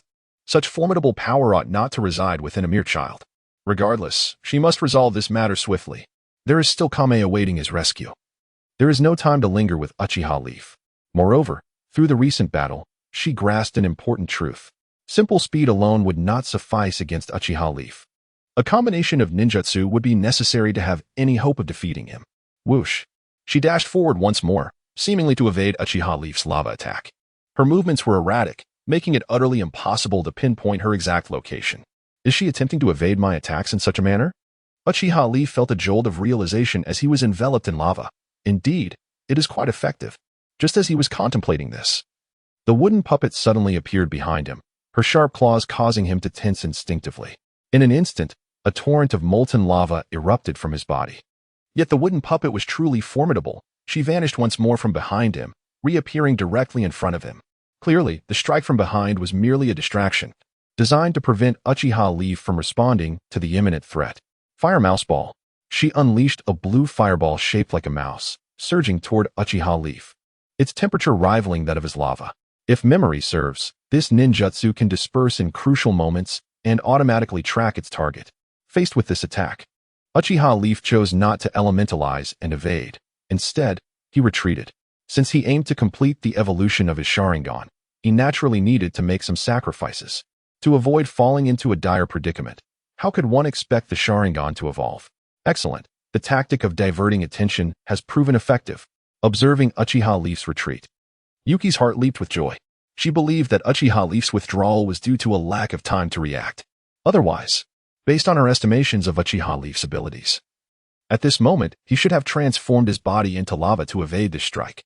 In that instant, as Uchiha Leaf retreated, with a mere thought, the cluster of mouse flames instantly transformed into a multitude of blue fire projectiles, encircling Uchiha Leaf from all directions, surrounded by an onslaught in the blink of an eye. Yet Uchiha Leaf remained unfazed. This suits me perfectly. The intense heat emanating from the Sharingan surged stronger. Evolution was imminent. He promptly ceased the use of Kenbunchaku. Harnessing this acute crisis to expedite the evolution of the Sharingan was essential. Certainly, the moment he deactivated Kenbunchaku, a wave of discomfort washed over him. It was akin to being plunged into darkness. His perceptive capabilities vanished in an instant. The existing insight of the Sharingan was woefully inadequate to evade all incoming attacks. Boom, boom, boom. Uchiha Leaf was instantaneously bombarded and encircled by the fire projectiles. Witnessing this scene, Yuki's spirits soared. Splendid. Though perplexed as to why Uchiha Leaf's mobility had suddenly diminished, it made sense upon reflection, having just engaged in a high-speed battle with her. Even the Sharingan would bear some burden. A decline in mobility was thus entirely reasonable. Seizing the moment, Yuki ready to pursue. Her chakra coalescing into a giant clawed hand aimed at the chaos of explosions. Whoosh. In the next moment, a shadowy figure surged forth from the swirling smoke. It was none other than Uchiha Leaf, evading Yuki's chakra hand.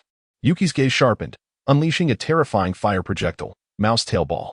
This was a swifter fire projectile than the Fire Mouse Ball, capable of being deftly manipulated to track down foes and inflict substantial explosive damage. Not allowing a moment's respite? Just as he emerged from the smoke, he was confronted by the imminent threat of a searing fire projectile bearing down on him. Even Uchiha Leaf felt the tension mounting. Without the aid of Kinbunchaku, evading this strike through elemental transformation was exceedingly challenging and might even result in injury.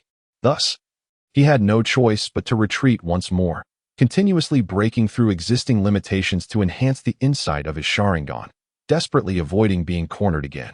Whoosh, whoosh. Relying on the inside of his Sharingan and the terrain of the forest, he narrowly dodged the barrage of fire projectiles. However, your vigilance has waned. Yuki appeared behind Uchiha Leaf like a specter. Before he could react, the icy claw slashed a crimson gash across his back. Ugh! Uchiha Leaf staggered but quickly disregarded the pain, hastily tracking Yuki's movements. Yet, the specter of the wooden man had long since vanished from the surroundings. However, before Uchiha Yo could analyze the situation, a chilling intent to kill emerged from behind. The Hellhound. Almost instinctively, he retaliated. His arm erupting with searing molten lava as he pivoted and unleashed a forceful strike ahead. In front of him, the icy claws of the wooden man tore through the air, aiming directly at his vital points. Boom! Uchiha Yo hastily countered, yet the wooden man pressed his full assault. Caught off guard, Uchiha Yo was inevitably forced back several meters. It is over, Uchiha Yo. Observing this, the wooden man seized the advantage and immediately pursued with relentless vigor, surrounding Uchiha Yo with fleeting shadows, poised to deliver a fatal blow. This time, it is your demise. Yet Uchiha Yo was already wholly concentrated. His Double Tomoe Sharingan capturing every fleeting image of the wooden man, leaving no detail overlooked. The Double Tomoe in his eyes spun rapidly, revealing the shadow of the three Tomoe. Evolution was occurring at this moment. Whoosh! The wooden man moved, his speed creating a violent crack in the air. Here he comes. Uchiha Yo's Sharingan instantly locked onto a blurred phantom. Before his almost tearing gaze, it gradually became clearer, allowing him to slightly trace its path. Though he still could not perfectly capture the wooden man's rapid movements, it was akin to a nearsighted person trying to discern distant scenery, somewhat hazy. But this was already sufficient. Even if the figure was indistinct, as long as he could perceive the opponent's trajectory, it would suffice for a counterattack. His right arm erupted with an intense heat, unleashing a forceful burst towards the trajectory he had discerned. At that moment, he felt an unprecedented searing heat in his eyes. In his mind, a volcanic eruption occurred as a mysterious power surged into his gaze and coursed through his entire being. It was as if he had broken free from some restraint, his body evolved to match the reaction speed of the Sharingan. Moreover, the wooden man's movements were imprinted in his mind with unwavering clarity. He could replicate them at will. He knew it. The three Tomoe Sharingan had successfully awakened. Boom! As their fists collided, it was as if mountains crumbled and earth shattered, the ground around them erupting violently. Even Kamui and his companions, as well as the scorpion of the red sand, felt the impact. The wooden man's final lethal strike was effectively thwarted. This fellow, observing Uchiha Yo's eyes, now evolved into the three Tomoe. The scorpion of the red sand sighed in relief, so that's why he suddenly fell into a disadvantage earlier, merely to provoke the evolution of his Sharingan? Such audacity to place himself in peril against such a formidable foe, igniting his own potential. Even someone as indifferent as the scorpion of the red sand could not help but be astonished by Uchiha Yo's audacious actions. How can this be? Kamui exclaimed. Watching Uchiha Yo once again evenly matched with the wooden man, his mouth agape in disbelief. Was it not supposed to be that Uchiha Obito, through excessive use of his Sharingan, fell into a disadvantage against the wooden man, ultimately suffering a significant defeat? How is it that he managed to turn the tide once again? Moreover, why did this individual's Sharingan evolve? Kamui, filled with incredulity, could not suppress a wild thought. Was his earlier disadvantage intentional? Was his sole purpose to compel himself to complete the evolution of his Sharingan? A shiver ran down her spine, a chill creeping into her heart. In the face of such a mad adversary, did they truly stand a chance? Then, it seems we must reach a conclusion. Observing the healed Orochimaru, Kamui of the Kadai, the calm scorpion of the red sand tore open his clothing, revealing the core marked with scorpion upon his chest. He then produced a scroll inscribed with the character read, opening it as if to share a treasure, proclaiming, "You are fortunate. This is the first time I have utilized this scroll." As he unfurled it, The seals contained within were instantly released, unleashing a torrent of terrifying shadows that surged forth. Before long, the entire sky above the forest was shrouded. These were puppets, clad in crimson robes, akin to a cloud of despair, enveloping the surroundings. Kamui and her companions gaped in horror, utterly bewildered by the surreal scene before them. To manipulate so many puppets, was this individual truly mad? Were they truly to face such a multitude? Did they stand any chance? How was this even possible? It is well known that controlling 10 puppets in battle is the limit for any puppeteer. No one could defy this rule. Yet, what was this army of puppets? Dense and ominous, blotting out the sky. Surely, there were more than 10. Even Kamui, having endured the Third Shinobi World War and considered strong-willed, felt her lips tremble with fear as a profound sense of helplessness washed over her. Just moments ago, facing a single puppet had proven to be such a struggle, nearly costing Kadai and Orochimaru their lives. Now, with so many puppets, how could they possibly hope for victory? Even if each puppet's strength could not match that of the formidable Fuyuko, the sheer number was overwhelming. What has caused this fear? Scorpion of the Red Sand observed the pale faces of the trio, a hint of smugness in his demeanor. You, who recognized my genius as a puppeteer, should have anticipated that I would not be constrained by the limitations of conventional puppeteering. From the core of his chest, he unleashed a multitude of chakra threads, connecting to all the puppets, declaring, "This is my unique puppetry style, known as the Crimson Secret Technique, 100 machine manipulation. Theoretically, it could conquer a small nation." Yet, this explanation plunged Kamui and her companions into utter despair. Kamui had indeed overestimated Scorpion of the Red Sand. However, she could never have fathomed that he was capable of such an aberration. The ability to simultaneously control 100 puppets was far beyond her comprehension. Yet, it is not merely Kamui and the others who are astonished. Even the wooden figure cannot help but be struck by an indescribable shock at the scene before them. This individual has audaciously forsaken the conventional method of controlling puppets with mere fingers, instead forging a unique school of thought that utilizes the hard-S core to command these marionettes. The wooden figure regards him with profound apprehension, pondering the madness of such an individual who has crafted something so imposing. As she gazes upon Uchiha Yo, who stands resolutely against her, causing the very earth to crack beneath their contest, she grits her teeth, her countenance darkening. You actually exploited me to facilitate the evolution of the Sharingan? Observing the rotating Tomoe within Uchiha Yo's eyes, she realizes that if she were still unaware that his prior sluggishness was a deliberate tactic, she would indeed be a fool. Without a moment's hesitation, she retreats, fully aware that the Sharingan is the bane of tailed beasts. The second tail within her has already issued the gravest warning. She acknowledges that she is no longer a match for Uchiha Yo. It is imperative to withdraw immediately, preserving some measure of her strength. Should she remain to continue this battle, the entirety of the Cloud-Hidden Village would face annihilation. But how could she possibly abandon her comrades? Upon landing, the wooden figure shouts fervently, "Please, Jiren, lend me your full power." The second tail readily acquiesces.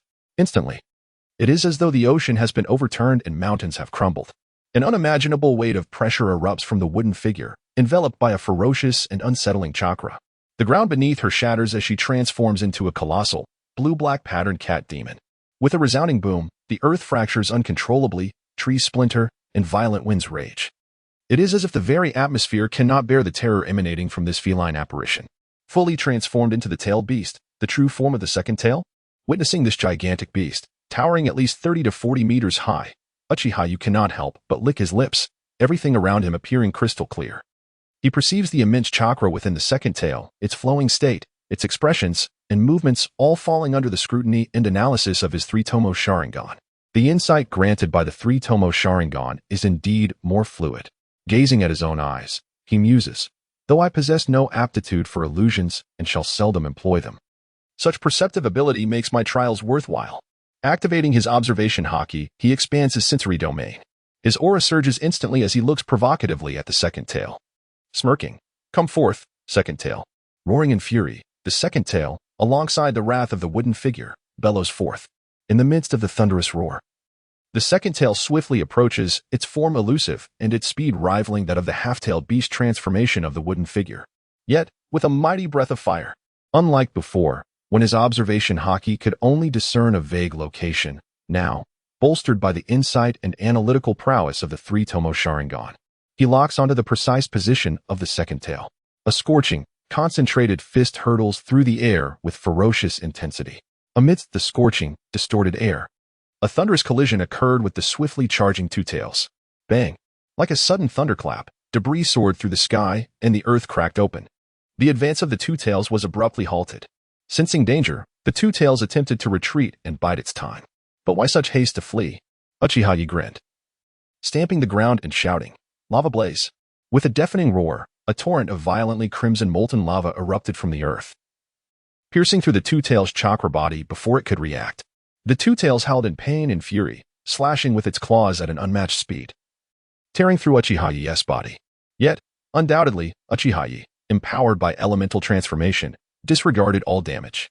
Without giving the Two Tails another moment, Uchiha Yo's body, greatly enhanced by the evolution of the Sharingan, rose like a deity of molten rock, positioning himself level with the beast's gaze. As the Two Tails opened its mouth to form a massive fireball, Uchiha Yo unleashed a colossal lava hound head, canine bite of crimson lotus. With a thunderous blast, the blazing hound pierced the fireball like a red laser, penetrating deeply into the Two Tails' body, grazing close to Yomo Kairen, once again breaching the chakra form. The Two Tails' eyes blazed red with fury, its twin tails striking like twin blades toward Uchiha Yo. Yet, Uchiha Yo transformed once more into molten lava, impervious to the strike. But the battle was far from over. Thanks to the formidable insight granted by the three Tomoe, he could partially anticipate the Two Tails' moves. Descending like molten rock from midair, he launched a massive magma fist, the size of a millstone, bombarding the Two Tails with a meteoric firefall. This interrupted the Two Tails' attempt to deliver a fatal blow as Uchiha Yo landed. Damn it! Yomo Kairen roared, his eyes blazing red with agitation. Within Uchiha Yo's three Tomoe insight, he perceived Yomo Kairen's chakra flow had become completely disordered, signaling an imminent decisive strike. The chakra within the Two Tails, influenced by Yomo Kairen, was similarly disrupted.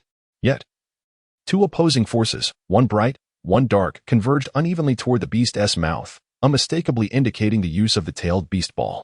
But was the aim to unleash an earth-shattering strike, forcing Uchiha Yo and Brother Scorpion to retreat, thereby enabling the rescue of Kamui and the others? Uchiha Yo smiled in admiration. Indeed, a brilliant strategy. Yet, having foreseen Yomo Kairen's intent, he would not allow her to succeed. Repeatedly invoking lava blaze, he summoned torrents of molten rock from beneath the earth. Boom, boom, boom. The searing, savage lava pierced the Two Tails' body time and again, ruthlessly extinguishing the beast's fatal attack. The Two Tails roared furiously, with the power to shatter the land. Yet it was utterly powerless against Uchiha Yo.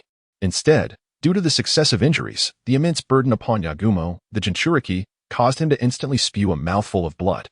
Yet it was precisely at this critical juncture, when Uchiha Yo touched down, that the Two Tails unleashed a sweeping, explosive assault once more, its tempestuous winds capable of bending towering trees. Now, if Uchiha Yo wished to avoid injury from this strike, he was compelled to retreat. But such evasion would grant the Two Tails a moment of respite. Even though Uchiha Yo discerned the Two Tails' intent, it was futile, for he was utterly powerless to prevent it. This was a blatant stratagem. Moreover, the Two Tails' preparations extended beyond this alone. The searing power already coalesced within its throat unmistakably signaled to Uchiha Yo that at the very instant he dodged, he would be assailed anew. Indeed, just as he elementalized and narrowly avoided the Two Tails' attack, a colossal fireball, towering 10 meters high, erupted from the earth, threatening to engulf him in infernal heat. Forced to halt his pursuit, Yagumo might have underestimated me. Confronted by the fireball, Uchiha Yo exhibited not a trace of resistance. Instead, he deliberately plunged into its fiery embrace, declaring fire release as the ninjutsu inflicting him the least harm. Allowing the fireball to consume him, he transformed into molten lava, remaining utterly unscathed by its scorching flames. In the next instant, Uchiha Yo swelled within, bursting through the fireball. Terrifying torrents of molten lava erupted in all directions, a grand inferno painting the heavens red. With overwhelming might, his blazing fist caused the surrounding forest to wither swiftly, then thundered toward the Two Tails, who was preparing to retreat with Kamui. Disaster. Within the Two Tails' body, Yagumo's pupils constricted sharply. She could never have anticipated that this fire release would fail to inflict the slightest injury upon Uchiha Yo. Thus, she halted her movement and spread her twin tails to block the blow. Boom. An astonishing scene unfolded. The colossal Two Tails was shockingly repelled dozens of meters backward by Uchiha Yo's assault. The earth shattered along the path, rocks and soil heaping up. Allowing no respite, Uchiha Yo swiftly reappeared before the Two Tails. Gazing at Yagumo trapped within, he flashed a radiant smile, revealing pristine white teeth. "Miss Yagumo, it ends here." His right arm shimmered ominously as he unleashed a blazing, terrifying punch once more, Crimson Lotus canine bite. Swift and penetrating. It was perfectly suited to breach the Two Tails' chakra body and seize its Jinchuriki. Yagumo. "Not if I can help it." The Two Tails roared furiously, its chakra barrier surging exponentially to shield Yagumo. Yet, at the very moment of collision, the Molten canine head deftly veered skyward, then plummeted like a divine thunderbolt. Before the Two Tails could react, it pierced through the chakra form and seized Yagumo directly. Hiss! Yagumo's pupils contracted to needle-like slits, and for the first time, a flicker of terror and dread stirred within him. His body grew as heavy as if filled with lead, utterly devoid of any evasive movement. Am I about to perish? Confronted by the searing lava, which seemed capable of obliterating any substance, the wooden figure felt the futility of its mortal form. Yet, at that critical moment, a colossal blue-violet chakra hand emerged, thwarting the impending strike. "How dare you harm the wooden figure?" The Two Tails' chilling roar reverberated throughout the arena. Undoubtedly, she had rescued the precarious wooden figure, but it was evident that she was straining under the effort. Boom. The Two Tails was once again thrust back. However, her immense chakra form swiftly dissipated, reverting to a semi-tailed beast state. Clearly, the Two Tails realized that her size rendered her an easy target. With a sudden surge of speed, the wooden figure vanished from Uchiha Yo's line of sight. Did she truly believe this would allow her to evade him? Uchiha Yo's voice resonated in a low, sinister tone, akin to a devil's whisper, emanating a disquieting tremor. "Are you underestimating me?" With observation through the Haki and insight from the Sharingan, the wooden figure's location was immediately revealed. Bam! Her body erupted with scorching waves of energy, granting her terrifying propulsion as she lunged forward. Buzz! A powerful punch struck out, causing the air to tremble violently. In the next instant, as the wooden figure appeared at high speed, Uchiha Yo was already magnifying rapidly within her sight. In her sharply constricting gaze, the colossal punch enveloped in chakra collided forcefully against her chest. Puff! The wooden figure distinctly heard the sound of her ribs shattering, blood uncontrollably gushing from her orifices. Her form, like a released arrow, crashed uncontrollably into the forest. Boom! Dust and debris erupted as the trees toppled. Ultimately, after a violent tremor of the earth, tranquility returned. Meanwhile, Uchiha Yo had already vanished from the scene. Within the forest, before the wooden figure could extricate herself from the shattered boulders, Uchiha Yo descended upon her like a relentless parasite, delivering a powerful punch that rendered her unconscious. Instead of eliminating the wooden figure, Uchiha Yo had chosen to incapacitate her. His intent was straightforward: to augment the combat capability of the ninja village he was destined to establish. It was no surprise that Uchiha Yo could triumph over the wooden figure, who was merely at the shadow-level standard. He had previously subdued the reincarnated Senju Tobirama with his 2 Tomoe Sharingan. Now, with 3 Tomoe, defeating the wooden figure, whose strength was comparable to that of the reincarnated Tobirama, was entirely reasonable. He swiftly contained the unconscious wooden figure within the system's space and deliberately generated a tremendous commotion. Boom, boom, boom. The scorching lava wreaked havoc on the forest, obliterating the surrounding land. In no time, a radius of 100 meters had been reduced to a charred wasteland. As he felt the toll of chakra depletion rendering his face pale and his body nearly hollow, he finally ceased his assault and ambled toward the rendezvous with Chiyo's scorpion. As for whether he was being discreetly observed by Ju, it was not sheer confidence that allowed him to assimilate the wooden figure and wreak havoc on the scene. 2 minutes later, as Uchiha Yo emerged from the forest to rendezvous with the scorpion of the red sand, he found that Kamui and the others had succumbed to poison. Dead. The scorpion, noticing the absence of even a corpse, couldn't help but inquire. In response, Uchiha Yo shrugged in resignation. I had hoped to capture them. It would have allowed me to complete a tail beast capture mission ahead of schedule. Alas, they would rather perish than be taken captive. One can lie without a hint of shame or a flutter of the heart. It is merely a fundamental tactic. The scorpion nodded in agreement, finding nothing amiss in this approach. After delivering their assignment to the hired individuals from the land of trees, the two embarked on their journey home. 3 days later, has the host of the Two Tails perished? Such a pity. Upon hearing Uchiha Yo recount the details of the mission, Lingzong couldn't help but sigh. Had we successfully captured the Two Tails host, the mission would surely have been even more fulfilling. He harbored no doubts about Uchiha Ye's honesty. Furthermore, if Uchiha Ye had indeed captured the Two Tails host and concealed them, it would have been impossible to evade the demonic statue's tailed beast perception. Yet, standing before the statue, Uchiha Ye displayed no signs of distress, affirming the truth of his words.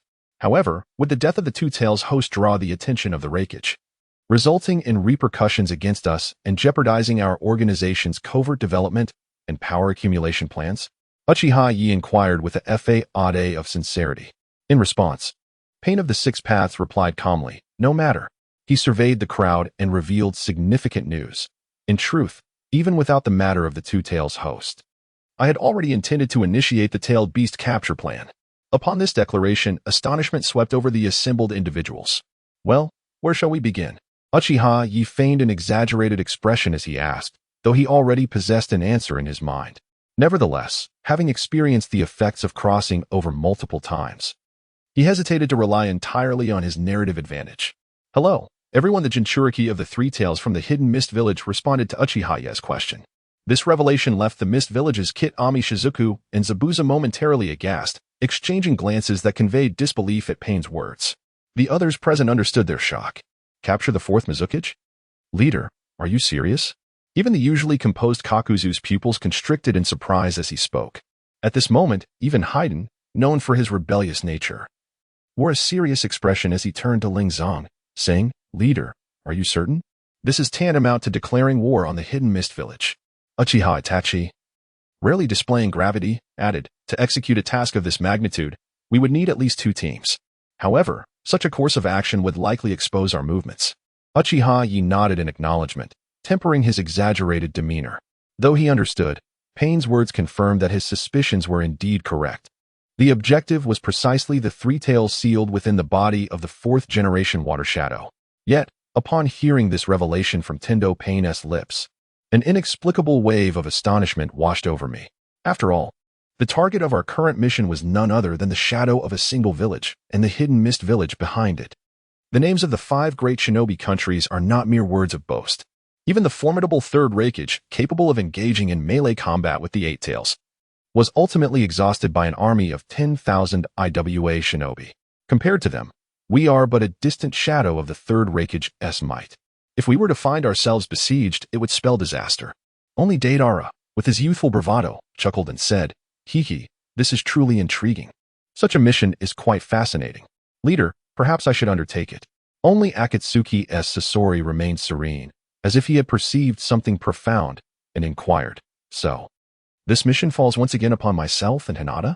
He gazed at Tendo Pain and asked, "Zero Burial, what has transpired in Hidden Mist to prompt your sudden decision to strike here?"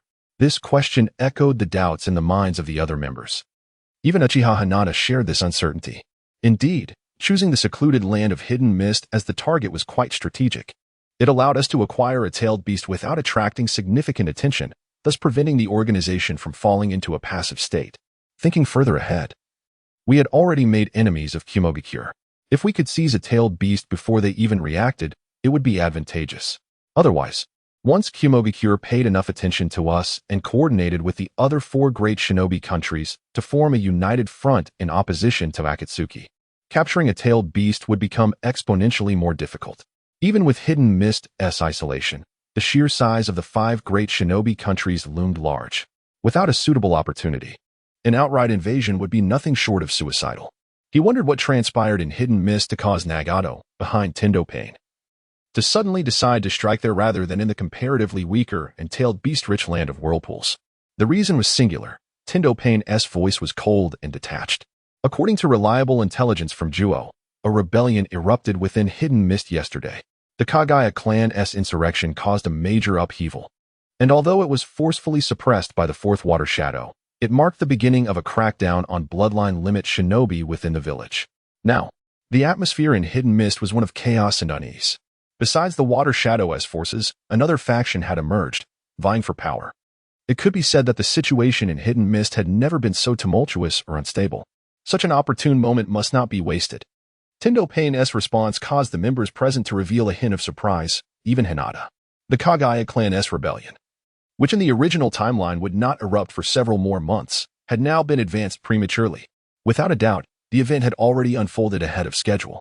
Siri, Gyokujin, Suzaku, Nandaku, Tendo Pain commanded. This capture mission shall be entrusted to your two teams. Upon hearing these words, Uchiha Yo, Akasuna no Sasori, Uchiha Itachi, and Pai Pa Shirzong all nodded in agreement. Kongchen, Xuanwu. Devapath Pain continued. You two shall provide support for the Azure Dragon and undertake the task of transporting the Jinchuriki. Upon hearing this, Deidara immediately became exhilarated, exclaiming, "This is truly magnificent. Leader, this is undoubtedly a wise decision." As for Zabuzi, he displayed no discernible expression. Sentai Beidou? Devapath Pain spoke again.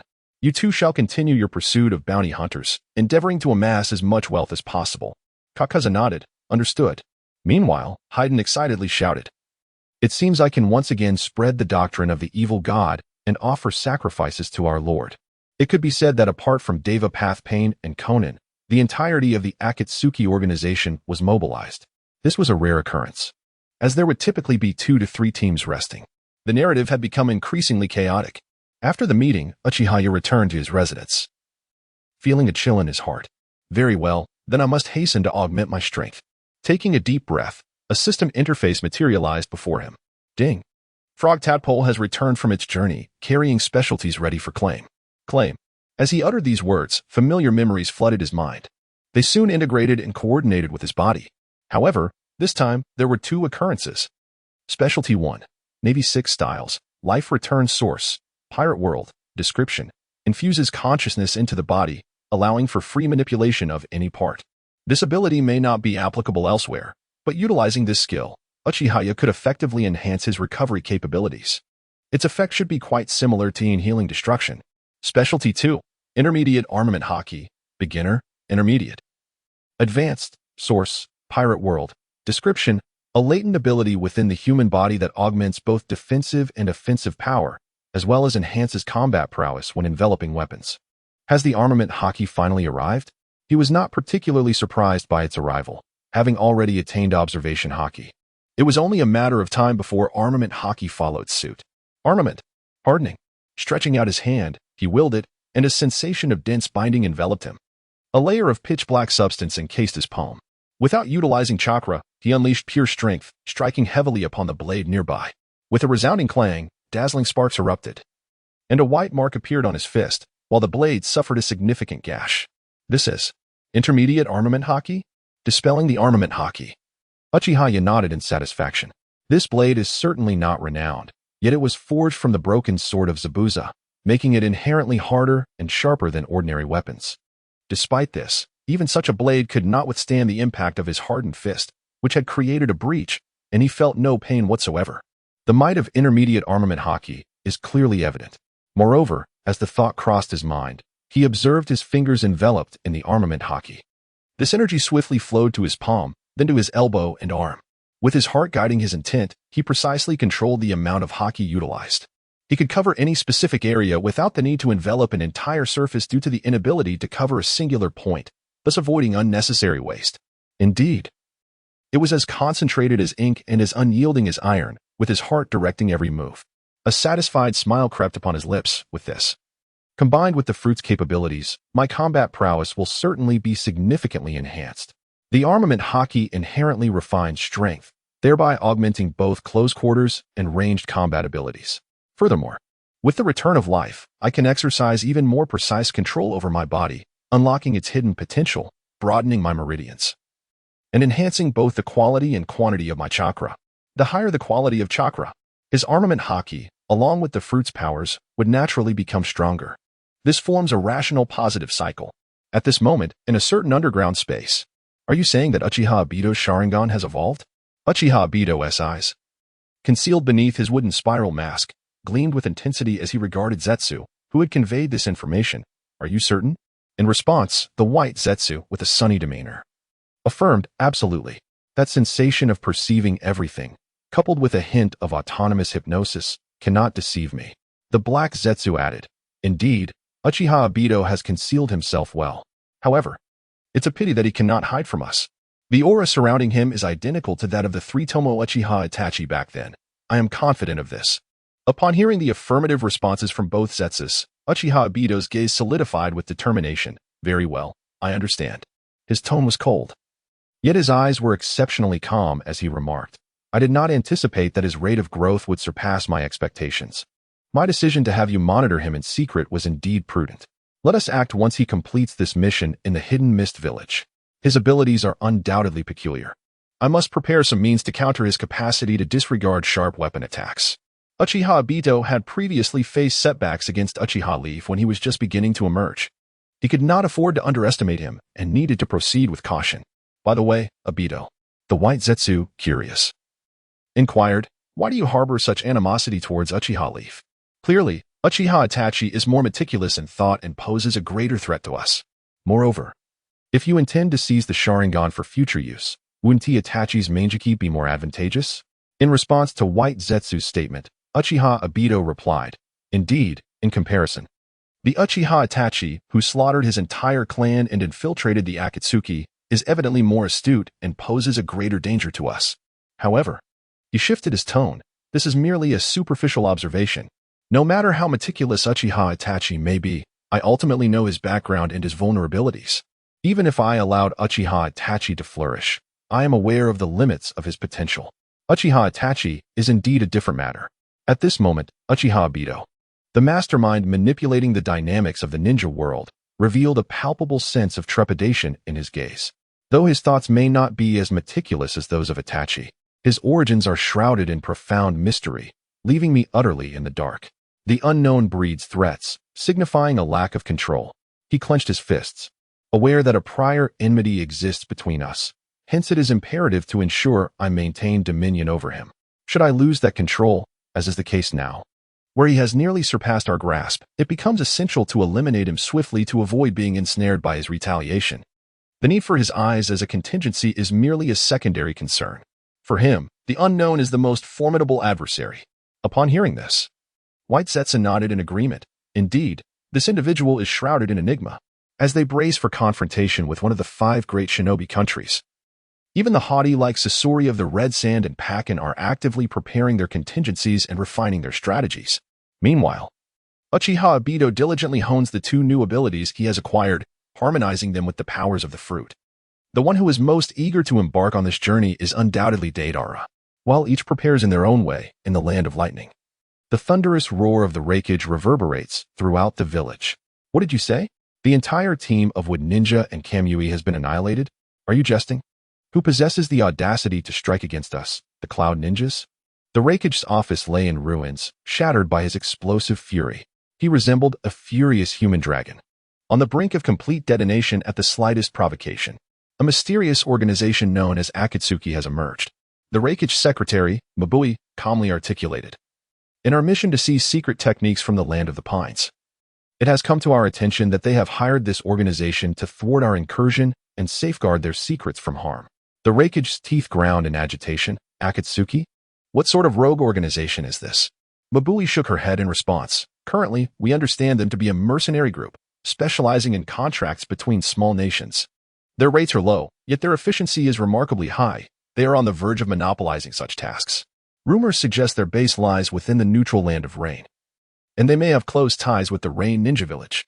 However, without concrete evidence, we cannot hastily hold them accountable, much less resort to threats or intimidation. She adjusted her glasses. Moreover, the Rain Ninja Village enforces a stringent isolation policy, making infiltration for reconnaissance quite a formidable challenge.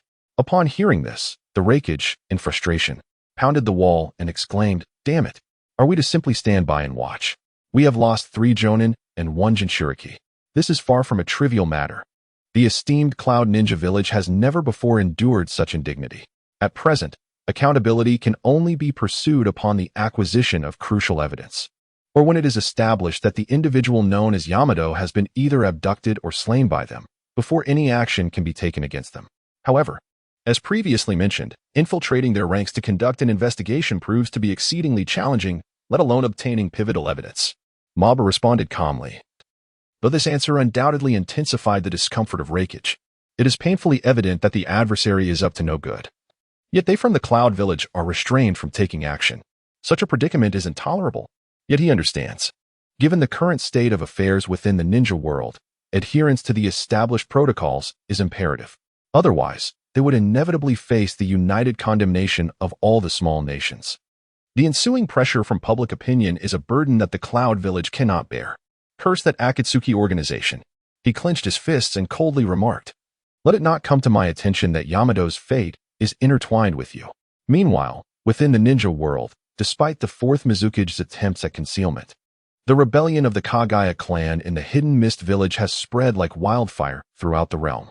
Naturally, this has sparked considerable commotion. The Kagaya clan, also known as the Takedorai clan, in the Hidden Mist village is akin to the Uchiha clan in the Leaf village. The annihilation of the Uchiha clan once drew immense attention. Now, the insurrection of the Kagaya clan garners equal scrutiny. Could it be that the Kagaya clan has indeed rebelled? What on earth is happening? With the Uchiha clan's downfall in the past, and now the Kagaya clan's rebellion, are we on the brink of war once more? What are the thoughts of the shadows from the 5 great ninja villages? Why would they inflict harm upon their own strength? No one can comprehend. Yet, when recalling the recent demise of Orochimaru, and linking it to the earlier events of the betrayal within the Leaf village, the assassination attempt by Zabuza, and the defection of the 7 ninja swordsmen of the mist, a chilling sense of impending doom has suddenly gripped many of the smaller nations.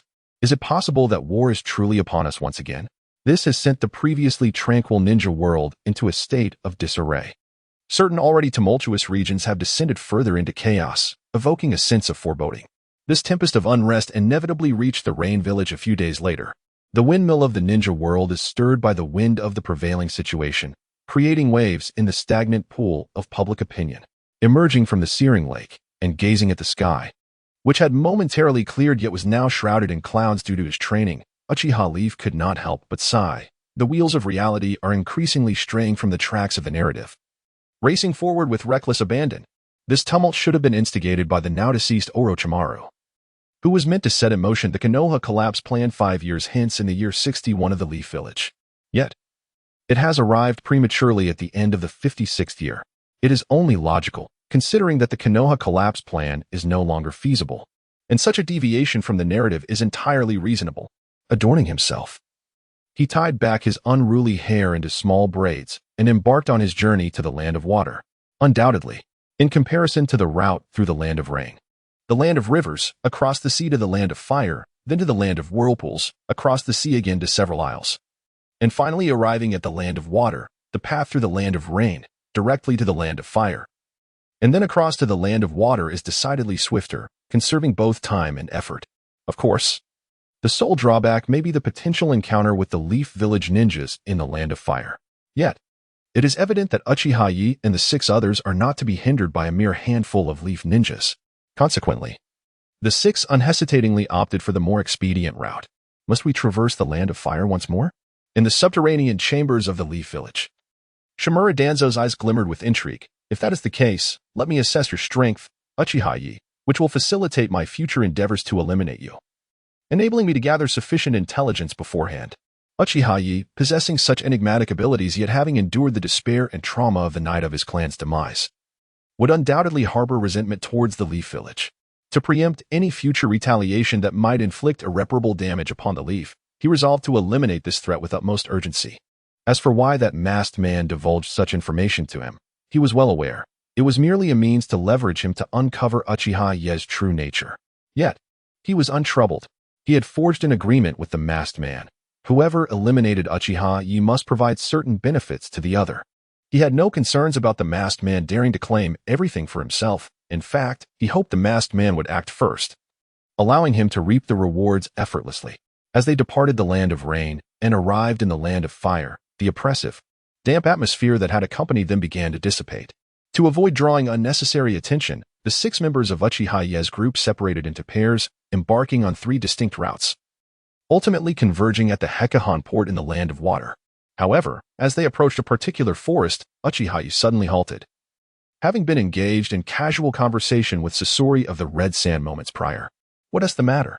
Sasori inquired, noticing the abrupt change. Of course, he quickly discerned the situation. Uchiha Ye's unwavering gaze fixed upon the forest ahead signaled the presence of adversaries. "A few little mice have come to pay me a visit." Uchiha Ye smirked. "Brother Sasori, do take a moment to rest." He then addressed the forest. "Come out, everyone. Aren't you worried about the poisonous insects lurking in the woods?"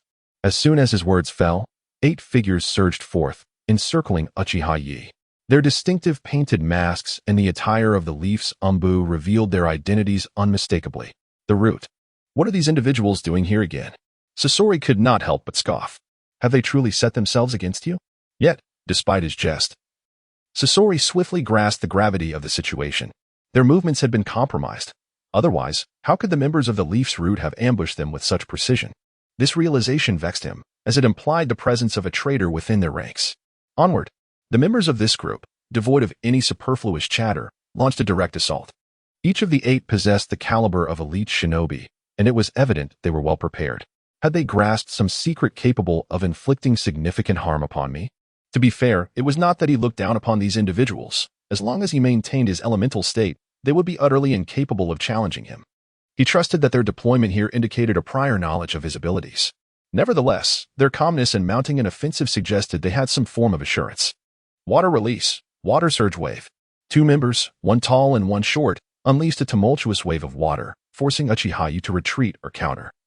Rather than to rely on his elemental immunity, they truly understood how to counter him. Realizing this, Uchiha Yo's perception sharpened, and he instinctively activated his observation Haki. Sensing 2 approaching foes behind him, emanating strange fluctuations. Sealing technique. Having studied the 9 seals of the illusory dragon, Uchiha Yo recognized the source of these peculiar waves. Were they attempting to sever his elemental ability through such means? Or perhaps to completely restrain his powers, thereby inflicting tangible damage upon him? He surmised that they might harbor both intentions. Thus, he swiftly deduced the group's overarching objective, to seize this opportunity to extract detailed intelligence about him, enabling certain individuals to launch targeted attacks in the future. With this thought, he called out to the distant Sasori of the Red Sand, "Brother Sasori, please step aside." Upon hearing this, Sasori immediately grasped Uchiha Yo's intent. Having partnered with him for so long, a tacit understanding had developed between them. Chapter 47. Infiltrating the Hidden Mist. The operation commences. Seeing Sasori promptly activate the 3rd Kazekage puppet, Uchiha Yo's body radiated a brilliant glow as molten lava was compressed, emanating an oppressive and disquieting energy. Ultimately, it transformed into a terrifying crimson wave of destruction. Lava release, scorching flow explosion. Just as Uchiha Yo unleashed this formidable strike, the members of the Root organization sensed the impending danger and hastily retreated.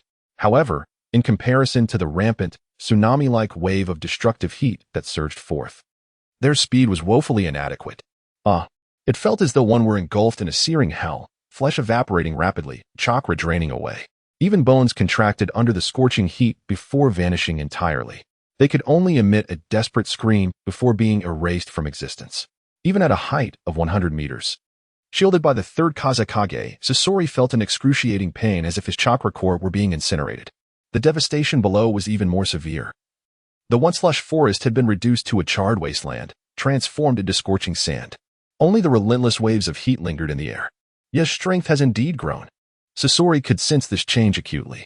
Compared to the previous encounter where he vanquished Orochimaru, the strike just now exhibited a notable escalation in both temperature and destructive power. This individual is indeed an anomaly. The rate of his growth is astonishing.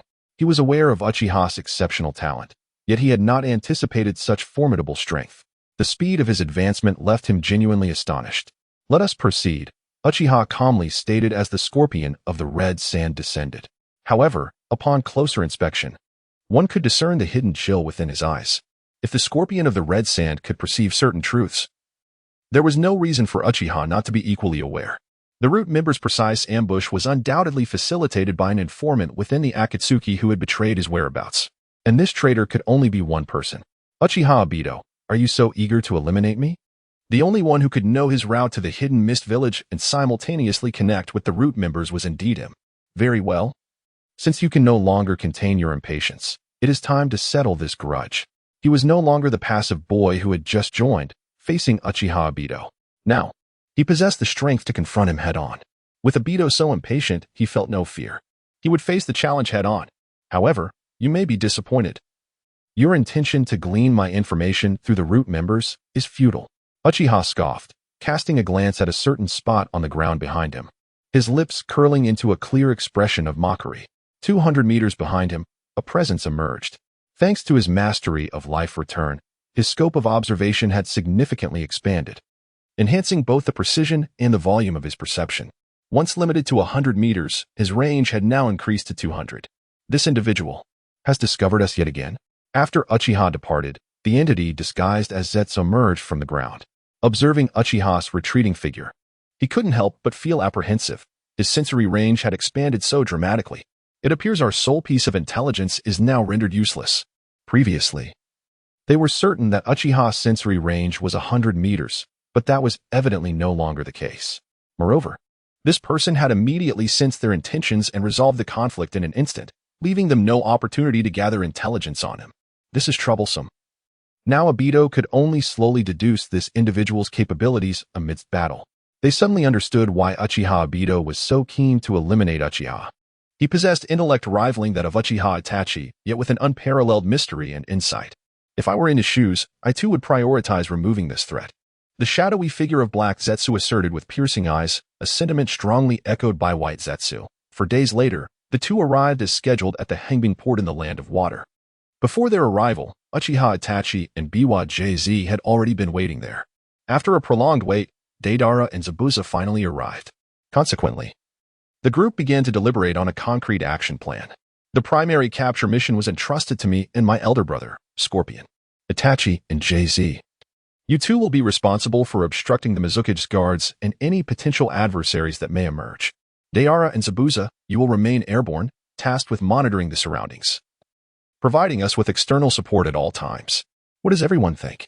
Uchiha Yo articulated his plan. Should things go awry and we find ourselves besieged, how shall we respond? Uchiha Itachi cast a glance at Uchiha Yo, inquiring. After all, we are infiltrating the formidable Mist Village and must be thoroughly prepared. Upon hearing this, the members of the Akatsuki glanced at Uchiha Yo, sensing that his plan was superior. Thus, they refrained from proposing their own strategies and decided to adopt Uchiha Yo's plan as the standard. We shall retreat in pairs. Deidara will provide aerial support, disrupting the enemy's pursuit while I take over the control of the situation. Simultaneously, Scorpion will connect the puppet line to me, and Deidara will lead everyone skyward. I will continue to strike down from above, ensuring a smooth retreat. Upon hearing Uchiha Yo's response regarding the retreat operation, the group nodded in agreement, their respect and goodwill towards Uchiha Yo growing. Naturally, this heightened Uchiha Itachi's wariness towards Uchiha Yo, for he understood that Uchiha Yo held no benevolence towards Konoha. Yet, Uchiha Yo's capabilities were remarkably outstanding. Thus, whether to safeguard Konoha or protect his only younger brother, Itachi knew he must remain vigilant against Uchiha Yo. Well, since there are no objections, let us proceed according to the plan we just discussed. Uchiha Yo then turned to Uchiha Itachi and JZ. If unforeseen circumstances arise, Itachi, I hope you will generously share your wisdom to devise a strategy for our escape. Uchiha Itachi, possessing an exceptionally astute mind, would certainly not be a mere bystander. Understood. Uchiha Itachi replied calmly. With the strategy established, the operation commenced. According to the intelligence provided by Zetsu, the 4th Mizuki remained at a coastal area outside the Mist Village, attending to governmental affairs after suppressing the Kagaya clan. This not only allowed the opposition within the village to reveal themselves, facilitating their eventual elimination, but also served to deter the recent restlessness of neighboring powers, ensuring direct control and prevention of enemy incursions. The 4th Mizuki's ambitions are indeed substantial. Uchiha Yo reflected after analyzing the intelligence. It appears he faces the enemy alone, placing himself in an exceedingly perilous position. Yet, could this not also serve as bait, luring the enemy into the open, thereby deftly resolving the external crisis facing the Mist Village? Following this, he could calmly address the internal crisis, re-establish a new order within the hidden Mist Village, and assert the absolute authority of the Mizuki. Upon hearing this, the Scorpion of the Red Sand beside him approvingly remarked. However, this course of action carries immense risk, due to the internal policy issues within the hidden Mist Village. The opposition has already conceived the idea of toppling him and subsequently elevating a new Mizuki to govern the village. Now, our invasion has afforded them the opportunity to realize this ambition. The opposition can not only attribute the crime of killing the Shadow to us, but they can also rightfully nominate a new Mizuki. Uchiha Yo wholeheartedly concurred with Scorpion's analysis. Yet, despite this optimistic assessment, we must prepare for the worst. Although the analysis appears hopeful, the actual outcome remains uncertain. After all, the Hidden Mist Village is one of the 5 great ninja villages. Should someone manage to temporarily set aside their prejudices and unite the village's strength to eliminate us, the pressure of our mission would increase manifold. Nodding at Uchiha Yo's words, Scorpion acknowledged, indeed. In Uchiha Yo's mind, an exquisite and alluring visage emerged, with those signature fiery red lips, as he mused, ultimately. She is the one who could one day govern the Hidden Mist Village, rectifying the various malpractices since the era of the Third Mizukage, lifting the oppressive land of blood mist policies, and restoring normalcy to the village while actively re-establishing communication with the ninja world. Regardless of her current strength, her potential threat cannot be overlooked. Of course, such thoughts were fleeting. Taking a deep breath, he initiated the operation. Water release, hidden mist technique. Utilizing the mist produced by Pabana Shizuku, a dense fog gradually enveloped the surroundings, diminishing visibility. The Hidden Mist Village, nestled within mountainous terrain, is perpetually shrouded in mist. As the fog thickened, it aroused no suspicion. 10 minutes later, everyone, it's time. Once the mist had settled adequately, Uchiha Yo needed not say more. Scorpion and the others understood that the operation was commencing. Uchiha Yo took charge of sensing, leading the group through the mist while evading the patrolling mist ninjas. In almost imperceptible silence, Scorpion utilized his poison needles, while Uchiha Itachi employed Genjutsu to swiftly neutralize the guards. At last, the residence of the 4th Mizukage, Kaguya Shizuku, was now within close reach. There were merely 4 or 5 guards inside. However, wind release, typhoon. This may sound peculiar, yet it indeed exists in the original narrative and is a unique wind release technique of Shizuku, which rapidly dispersed the surrounding mist. Instantly, the surroundings became vividly clear. The 4th Mizukage, Kaguya Shizuku, appeared to have been waiting for them, his lips curling into a smirk as he observed Uchiha Yo and the others, exclaiming, "Interesting. I did not anticipate that my deliberately set trap would not ensnare a traitor, but instead welcome such remarkable individuals like yourselves." His gaze swept over Uchiha Yo, Uchiha Itachi, and Scorpion, ultimately resting coldly on Pabana Shizuku, as he remarked, "Shizuku, I did not expect you to be involved. I am quite disappointed."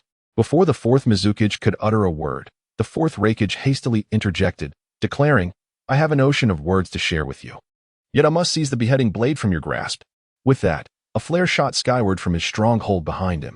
His 4 guards materialized at his side, gazing indifferently at Uchiha Itachi and his companions. "Surrender, my esteemed guests. Having fallen into my trap, there is no escape for you. Even if among you stand the illustrious Sasori of the Red Sand and Itachi of the Sharingan." In response, Uchiha Itachi raised his hands and feigned surrender, saying, "No escape? I beg to differ." The 4th Mizukage merely waved his uniquely adorned weapon, embellished with green flowers, and commanded his 4 loyal guards, "Attack." With a swift motion, the 4 guards, all elite jonin or stronger, surged forward like phantoms, targeting both Pai Pa Shirzong and Uchiha Itachi. Their objective was clear, to restrain Uchiha Itachi and eliminate Pai Pa Shirzong. The remaining 2 would be dealt with by the Mizukage. They merely needed to await the arrival of reinforcements from the village. It was believed that the individual in question would not disregard the safety of Kirigakure, despite being constrained by internal biases, allowing for their sacrifice. The very presence of this individual emboldened the 4th Mizukage to lure the enemy into a trap alone. Oh dear. It appears we have entered the direst of situations. Of course, such an outcome was anticipated by Uchiha Itachi and his companions. The only unforeseen element was the apparent presence of reinforcements for the 4th Mizukage. However, they had mentally prepared for this eventuality. To invade Kirigakure and capture the 4th Mizukage would inevitably draw the attention of the village's forces. Thus, they resolved to execute their battle plan. He and Sasori would confront the 4th Mizukage while Uchiha Itachi and Pai Pa Shirzong would contend with the Mizukage's guards. Charge. Although the 4th Mizukage boasted about capturing Uchiha Itachi and his allies, his actions reflected no underestimation of their capabilities. Harnessing the power of the tailed beast, he swiftly performed hand seals, summoning a formidable tail behind him. Water release, exploding water shockwave. A torrent of water, equivalent to the volume of an entire lake, surged forth, causing the earth to tremble violently. Positioned near the coast, the ample moisture in the air enhanced the effectiveness of his water techniques. Observing this, Uchiha Itachi could not allow him to gain the upper hand. The water release not only countered his advantage but also hindered Sasori's performance. Moreover, He was acutely aware of the fourth Mizuki's other formidable ability, Coral Palm, which could immobilize a ninja's movements. Should they find themselves submerged, a puppeteer like Sasori would undoubtedly suffer. Great Fireball. A molten fist, radiating an intense heat of 960 degrees, erupted forth. Even as it was unleashed, the four Mizuki guards in the distance felt as if their very forms were on the verge of melting away. The intense heat scorched the surrounding woods, causing them to wither rapidly while moisture evaporated violently. Suddenly, as water met fire, a piercing shriek erupted, and scalding mist enveloped the area in an instant. Yet amidst the relentless torrents, a searing crimson passage broke through with astonishing swiftness, as if a supreme sword master had cleaved through the deluge. This overwhelming wave was effortlessly torn asunder, rendered utterly ineffective. With a fierce determination, a blazing fist surged forth, maintaining its formidable momentum as it charged towards the fourth Mizuki. Alarmed, the fourth Mizuki had anticipated that the deluge would serve as a barrier. However, he never imagined that someone could not only breach it head-on but also pose a continued threat. The fourth Mizuki gazed at Uchiha Yo, who resembled a warrior of molten lava, and could not help but mutter through clenched teeth. How could he be so powerful? The extraordinary lava release and youthful visage left him with no doubt about Uchiha Yo's identity, yet the sheer magnitude of his strength exceeded all expectations. Coral Palm. A powerful strike from him caused thick layers of coral to sprout from the lava fist, rapidly extending toward Uchiha Yo, compelling him to disperse his attack. Nevertheless, the remaining lava was still under Uchiha Yo's control, transforming into a torrential rain of fire that bombarded the fourth Mizuki, leaving him no opportunity for a counterattack. Troublesome foe. The fourth Mizuki hastily retreated, but his concerns escalated as Uchiha Yo's fist-sized concentrated lava bombs bore down with overwhelming force, seemingly predicting every one of his movements and cutting off all possible escape routes. Consequently, he was forced to unleash the power of the tailed beast, extending long arms to evade the impending strike.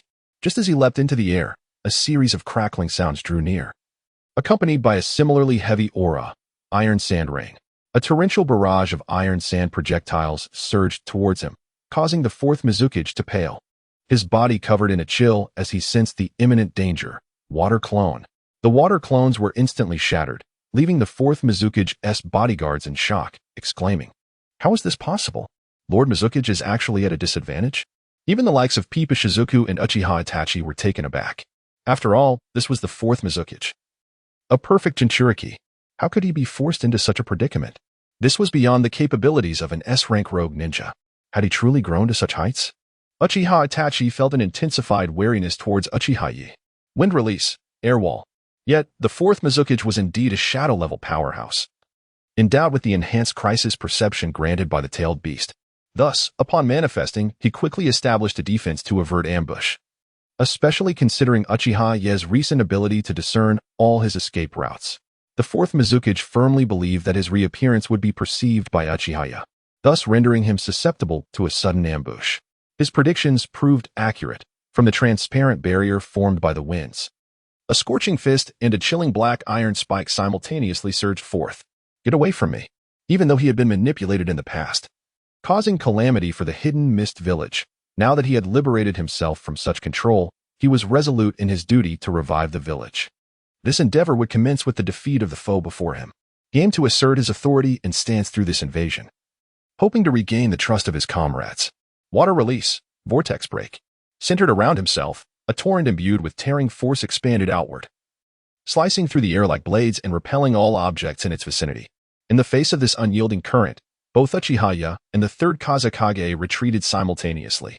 However, the fourth Mizuki was denied the opportunity to perform a follow-up technique, as Uchiha Yo launched a ferocious strike, lava ejection. Alarmed by this descending assault, the fourth Mizuki quickly sidestepped, yet the strike was too swift. Despite his immediate manipulation of the surrounding waves to shield himself, his right side was severely scorched. Yet, under the healing powers of the tailed beast, the wound began to mend rapidly. In contrast to the other tailed beast Jinchuriki, the fourth Mizuki sustained burns rather than having his chakra form pierced, thus averting a dire situation. The disparity in their strengths was glaringly evident. Seeing Uchiha Yo inflict significant damage upon the fourth Mizuki, the Scorpion of the Red Sands seized the opportunity to command the third Kazekage to conjure dozens of iron sand spears that shot forth. Water release, water flow barrier. The fourth Mizukage felt a prickling sensation on his scalp. The noxious aura emanating from the iron sand was something even he dared not touch. Water vapor rapidly converged around him, forming a semicircular, high-velocity water shield for protection. But that was not the end. The fourth Mizukage swiftly formed hand seals, water release, water dragon bullet. A majestic dragon coalesced, seemingly possessing a soul of its own, roaring as it charged directly at Uchiha Yo, preventing him from further pursuing his advantage against the fourth Mizukage. The iron sand spears, with their wall-breaking force, failed to breach the water shield's defenses, penetrating only halfway before halting.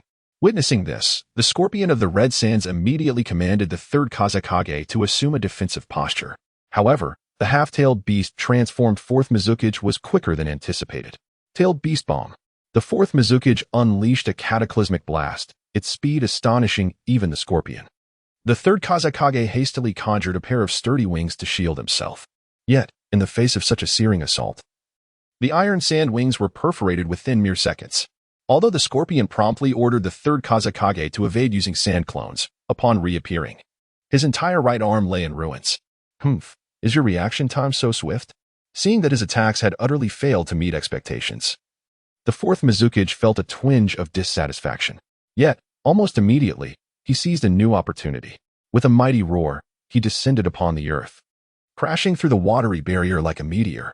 Amidst the cacophony of sound, he closed in on the true form of the scorpion, Sasori of the Red Sand. Indeed, if he could not effectively damage the third Kazekage puppet, he would directly assault the controlling Sasori. It is common knowledge in the ninja world that a puppet master possesses relatively weak physical prowess. He was confident he could deliver a devastating blow to Sasori.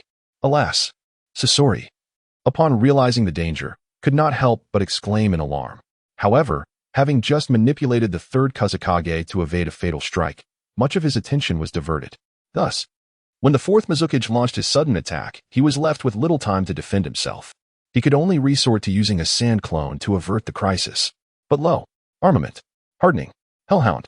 A commanding voice from Uchiha Yo intervened, halting Sasori's thoughts. With the voice came the presence. All eyes were drawn to a shadowy, luminous fist that erupted into the air, colliding fiercely with the ferocious, tailed beast-empowered fourth Mizukage. Boom. The earth trembled, fracturing violently. The terrifying shockwave uprooted the surrounding trees, forcing Sasori to manipulate the third Kazekage to create a sand-iron barrier for his protection. Yet, in the next moment, the tailed beast-empowered fourth Mizukage was surprisingly forced back several steps.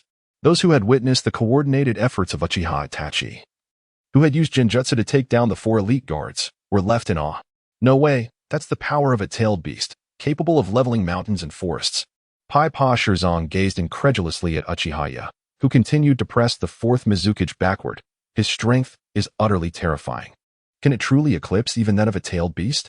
While it was merely a partial transformation, the power of the tailed beast had not been fully realized. Yet it was still astonishing. Outside of the Raikage faction, who else could achieve such a feat? Tailed Beast Bomb. The fourth Mizukage was astonished to find himself at a disadvantage. However, he quickly seized the opportunity to grasp Uchiha Yo's fist, gathering the Tailed Beast Bomb in his mouth. At such close proximity, how could he let this chance slip away? Canine Bite, Crimson Lotus. But fortuitously, Uchiha Yo had similar intentions. His body rapidly transformed into molten lava, and a lava hound's head, as large as a grinding stone, erupted from his shoulder, enveloped in the formidable aura of armament. Instantly, it became a hellish black hound, hurtling towards the fourth Mizukage. The heat was intense, the hardness formidable. The fourth Mizukage felt a chill run down his spine, but could only retreat swiftly.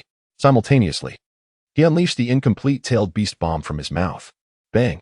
The collision of the searing rock and energy blast illuminated the entire battlefield, momentarily blinding Uchiha Itachi and the others. Yet when their vision returned, an astonishing scene unfolded before them.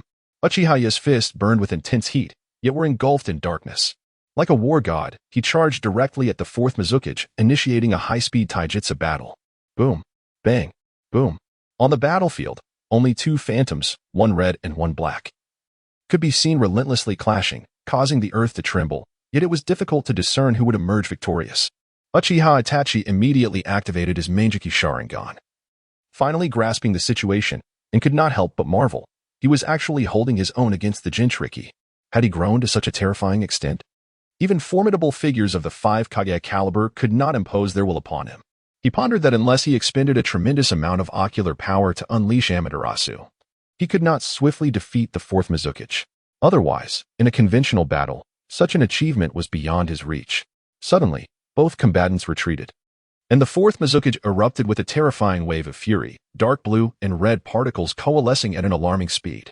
Uchiha Obito's aura surged like molten lava, radiating a destructive energy.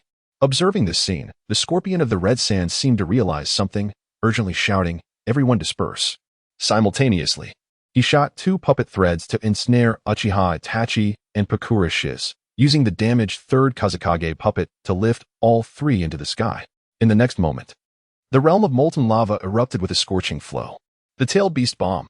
Uchiha Obito unleashed a devastating punch, sending forth a fan-shaped wave of crimson energy. The fourth Mizukichi, firmly grounded, expelled a colossal, meteor-like mass of searing energy, both forces tearing through the air with a blinding ferocity. Boom. Like planets colliding. The two powers detonated simultaneously. The entire Kirigikure trembled, with tumultuous waves crashing along the coastal shores. The earth wailed as it rapidly collapsed, tearing apart and spreading in all directions. Hurricane-level winds surged, prompting the scorpion of the Red Sands to hastily ascend higher, lest he be caught in the maelstrom and suffer grievous burns. The collision was overwhelmingly potent. The coastline was instantly submerged over half its expanse, and the dwelling of the fourth Mizukichi had become an underwater ruin, artificially creating an expansive lake near the shore. Unsurprisingly, the water was scalding hot, capable of boiling flesh. Who emerged victorious? This was the question that lingered in the minds of the scorpion of the Red Sands and his companions as they gazed from the sky. Boom, boom, boom. The sound of further collisions echoed, sending up vast sprays of water. Then the surface erupted, revealing a figure dragging another from the depths. Coughing, the individual revealed himself to be Uchiha Obito, half of his clothing incinerated. His left shoulder was charred, his chest caved in. Yet he rapidly began to heal under the watchful eyes of the onlookers. His right arm bore the remnants of hard coral, slowly shedding to expose numerous lacerations. Beside him lay the fourth Mizukichi, severely burned and unconscious. Undoubtedly, Uchiha Obito had triumphed. However, even with the assistance of the scorpion of the Red Sands, such a victory had required immense effort. One could only imagine the true strength of the fourth Mizukichi, far surpassing that of the previously encountered. Less formidable Orochimaru or the wooden beings. It is precisely because the kaleidoscope restrains the tailed beast that Uchiha Obito was able to effortlessly dominate his adversary. However, before the group could revel in their triumph, a sudden influx of Umbu from the hidden mist village descended, encircling Uchiha Leaf. Following them was an alluring woman with long, chestnut hair, leading a contingent of mist ninjas. Behind her, a dashing young man, dressed rather scantily, approached with a commanding aura characteristic of a Jinchuriki. Alongside a robust man adorned with green stripes on his cheeks, sharp teeth, and wielding an enormous ninja blade on his back. Such a commotion had undoubtedly stirred quite a scene. The enchanting woman spoke, her smile radiant as she regarded Uchiha Leaf. Truly remarkable. I never imagined that you, young Uchiha Leaf, possessed such formidable strength, capable of defeating even the fourth Mizukichi. Now, might you consider returning the fourth Mizukichi to us? After all, he is a vital asset to our village and its leadership. It would certainly be quite unseemly if word of his abduction were to spread. Upon hearing this, Uchiha Leaf feigned a troubled expression. What a pity. I fear I cannot acquiesce to your request, beautiful sister. The fourth Mizukichi is something our organization requires, and I cannot unilaterally hand him over to you. Alas, if only he were my own possession, perhaps I could indeed comply. His act of feigned regret, portraying a desire to give yet a reluctance to do so, was rather theatrical. Then it seems, we must resort to force. You, dear brother, are simply too uncooperative. The alluring woman shook her head, her demeanor shifting from languid to coldly ruthless. Everyone, reclaim the fourth Mizukichi and eliminate the intruder. With that, she charged towards Uchiha Leaf, who had grown weary and pale from exertion, clearly intending to wrest the fourth Mizukichi from him by force. Genjutsu, binding technique. Being upon the water's surface, and having indeed exhausted himself, Uchiha Leaf was reluctant to engage a master of water release in combat on water. Though he was not particularly skilled in Genjutsu, the power released by his 3 Tomoe Sharingan was not to be underestimated. The enchanting woman's expression shifted dramatically, and she quickly diverted her gaze, her advance faltering. With haste, she formed hand seals, water release, hidden mist technique, by obscuring her vision. She aimed to avoid the danger of making eye contact with Uchiha Leaf, which could lead her into his Jinjutsu in merely a second or two. The vast lake was enveloped in a thick mist, rendering the enemy invisible beyond 5 meters. Yet, in the face of this fog, Uchiha Leaf suddenly chuckled, his voice resonating through the haze. If employed elsewhere, this might indeed be a commendable strategy, but alas, you are faced with me. Hence, this move is a grave miscalculation. With his observation Haki activated, the mist posed no hindrance to him. Rather, it became an obstacle for the enchanting woman. Even though she possessed a unique sensory technique that complemented the hidden mist technique, could it truly compare to the all-encompassing nature of observation Haki? Meteor shower. With a swift motion, he unleashed a torrent of searing lava projectiles, enveloped in the formidable Haki of armament. Although his stamina had indeed been severely depleted, it did not signify an absence of combat prowess. How could it possibly be so? Faced with the relentless barrage of intense and heated assaults, the alluring woman could not help but change her expression, hastily retreating. Even her meticulously prepared offensive was abruptly interrupted. Her initial intention was to obscure visibility with mist, thereby ambushing Uchiha Yi. Yet, to her astonishment, Uchiha Yi turned out to be a sensory ninja, capable of so precisely locking onto her amidst the fog and launching counterattacks with greater swiftness. After she evaded all the assaults, the mist revealed no trace of Uchiha Yi. Infuriated, the enchanting woman promptly exited the mist's grasp and ascended onto solid ground. Meanwhile, fierce battles had erupted elsewhere. Kakashi had arrived to assist, while Kiba and Tenzo obstructed the infiltration of the mist umbu. Sasori and Itachi intercepted the suave gentleman and the robust man, respectively. Seizing the opportunity, Deidara descended, preparing to transfer command to Uchiha Yi. Following the established plan, Uchiha Yu consumed several military rations to rapidly regain strength, addressing Deidara accordingly. Understood, Deidara responded, soaring into the air with a cruel, excited grin. Finally, the moment had come for him to showcase his prowess. Just as Deidara ascended, the alluring woman made her appearance. You've arrived rather swiftly, my dear sister. Uchiha Yi turned to face the pursuing enchantress, flashing a grin. Alas, you are still a step too late, Terumi-mei. Indeed. The captivating woman leading the Mist Ninja army to encircle Uchiha Ye's group was none other than the future 5th Mizukichi. Terumi-mei, you shall remain here today, Terumi-mei declared, her expression icy and her murderous intent palpable. How terrifying. Uchiha Yi feigned extreme fear, raising his hands in a gesture of surrender, yet his demeanor was rife with provocation. But can you actually accomplish that? This only intensified the coldness in Terumi-mei's gaze, and with a sardonic smile born of rage, she retorted, then why not give it a try and see? She commanded a man behind her, adorned with an eye mask and sealed talismans. Ao, mobilize our forces. Wagering the dignity of the Mist Village, not a single fly shall escape by sea today. Let those in the Mizukichi faction ponder what is truly important, reclaiming the title of Mizukichi or continuing this internal conflict that drains our strength. Upon hearing this, the man known as Ao swiftly departed, vanishing into the ranks. Truly, one worthy of leading the insurgents and ultimately ascending to the position of Mizukichi possesses remarkable resolve. Observing this, Uchiha Yu could not help but commend her, and none found fault with his words. Hehe, Terumi-mei is furious now. It appears you shall not leave today. Upon witnessing the situation, the imposing, portly man addressed the obstructing Uchiha Itachi, urging him to surrender. Yield, wielder of the Sharingan, Itachi. Your struggles are futile. There is no chance of escape. In response, Uchiha Itachi calmly articulated, it is indeed curious that you, the esteemed Suigetsu Achizuki of the legendary 7 ninja swordsmen, have allied with the opposing faction. Indeed, this robust figure was none other than Suigetsu Achizuki, the inaugural possessor of the famed Sword of the Mist. However, in contrast to their tranquil exchange, the adversary confronting Sasori of the Red Sand exhibited a more frenzied demeanor. The Six Tails, a Jinchuriki, am I correct? Sasori scrutinized the foe before him, noting the crimson half-tailed beast transformation, with 4 long tails swaying behind.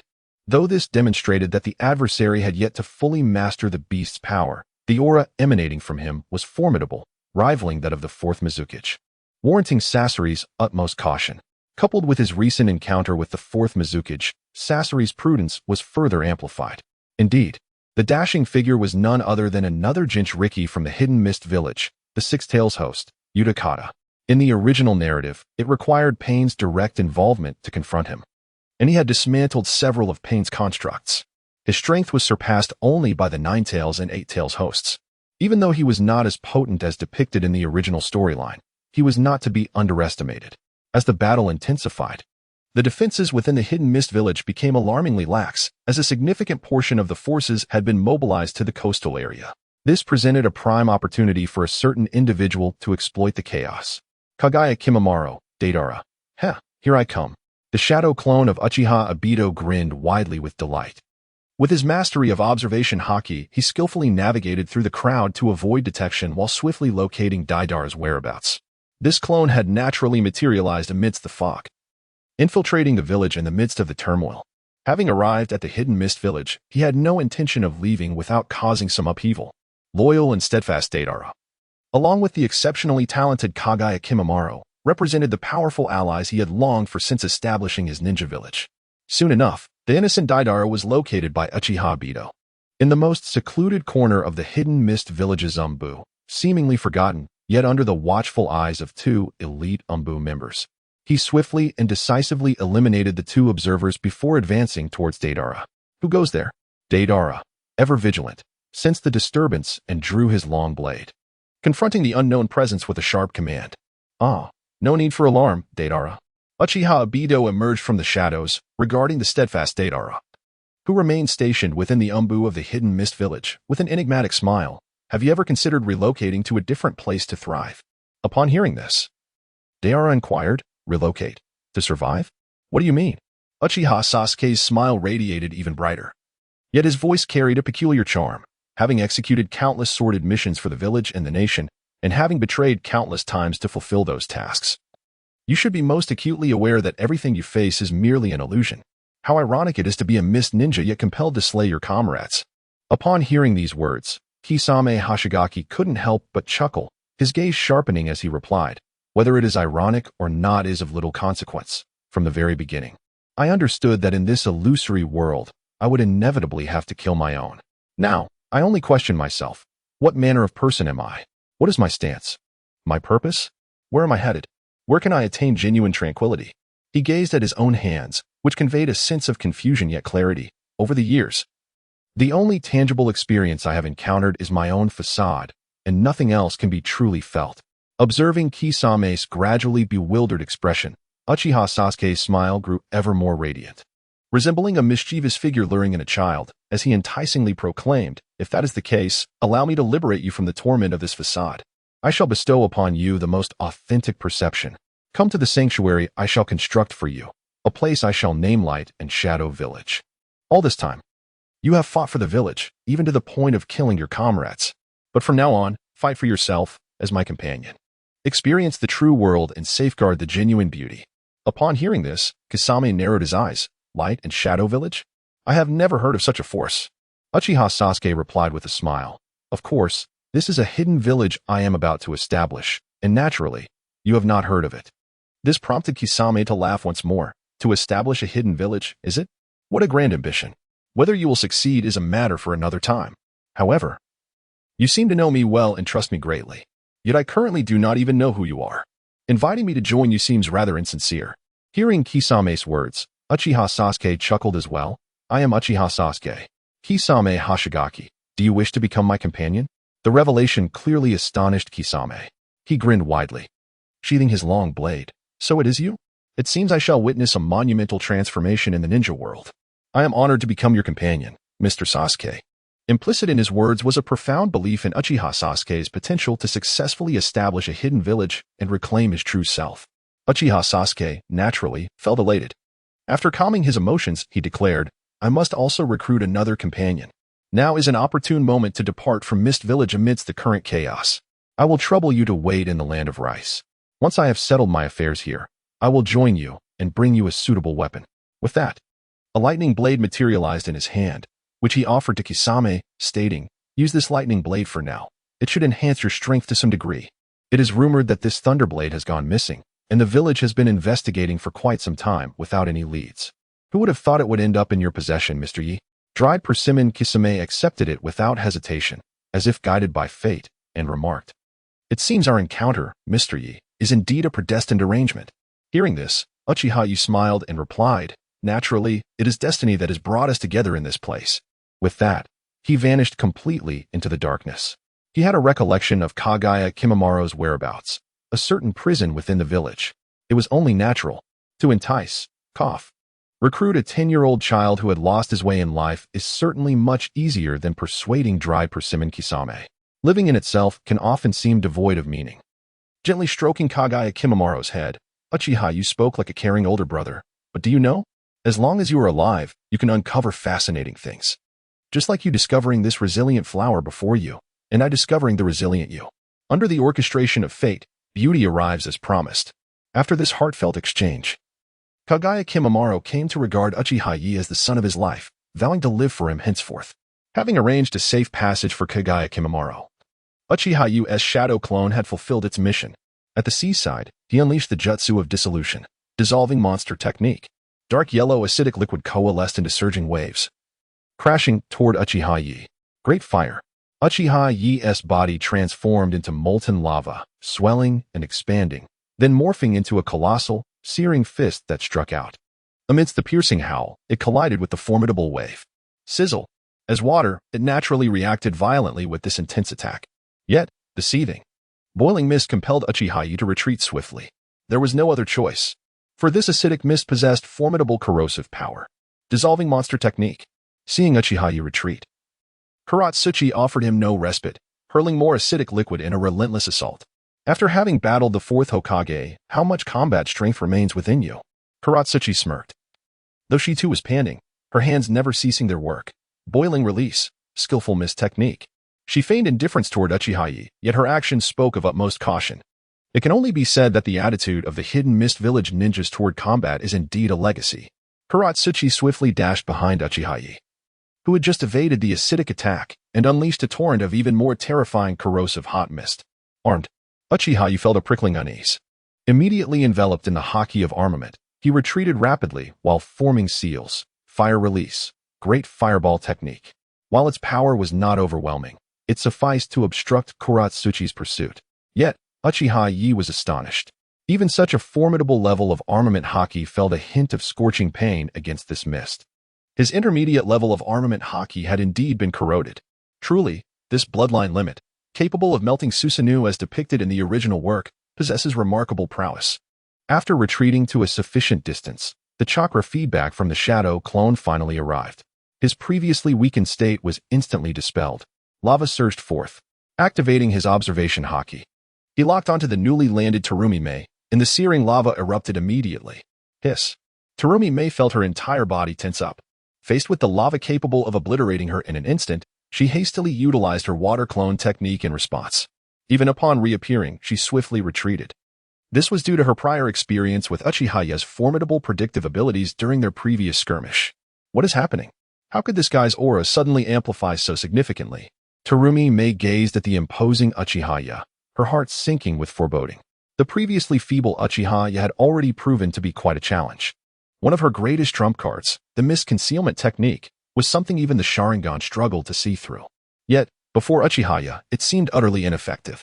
She exerted all her strength, relying on the elemental advantages of water and fire, merely to achieve a stalemate against Uchiha Yo. But now, Uchiha Yo's condition had skyrocketed, while hers had considerably declined. The outcome of the battle was all too apparent. She bit her lip. Must she allow this scoundrel and his companions to take the fourth Hokage away? If word of this spread, what face would they have left in the hidden mist village? No, even at great cost, she must ensure that at least a few remain. Terumi Mei's gaze hardened as she quickly retreated to the ranks of the Mist Jonin. Everyone, let's charge together. Since she could not contend with Uchiha Yo alone, she had to ally with others. Indeed, the Jonin had long wished to join in, but had been waiting for Terumi Mei's command. Now that she had given the order, they rushed forward eagerly. Utilizing a combined water release, they sought to create an environment favorable to them.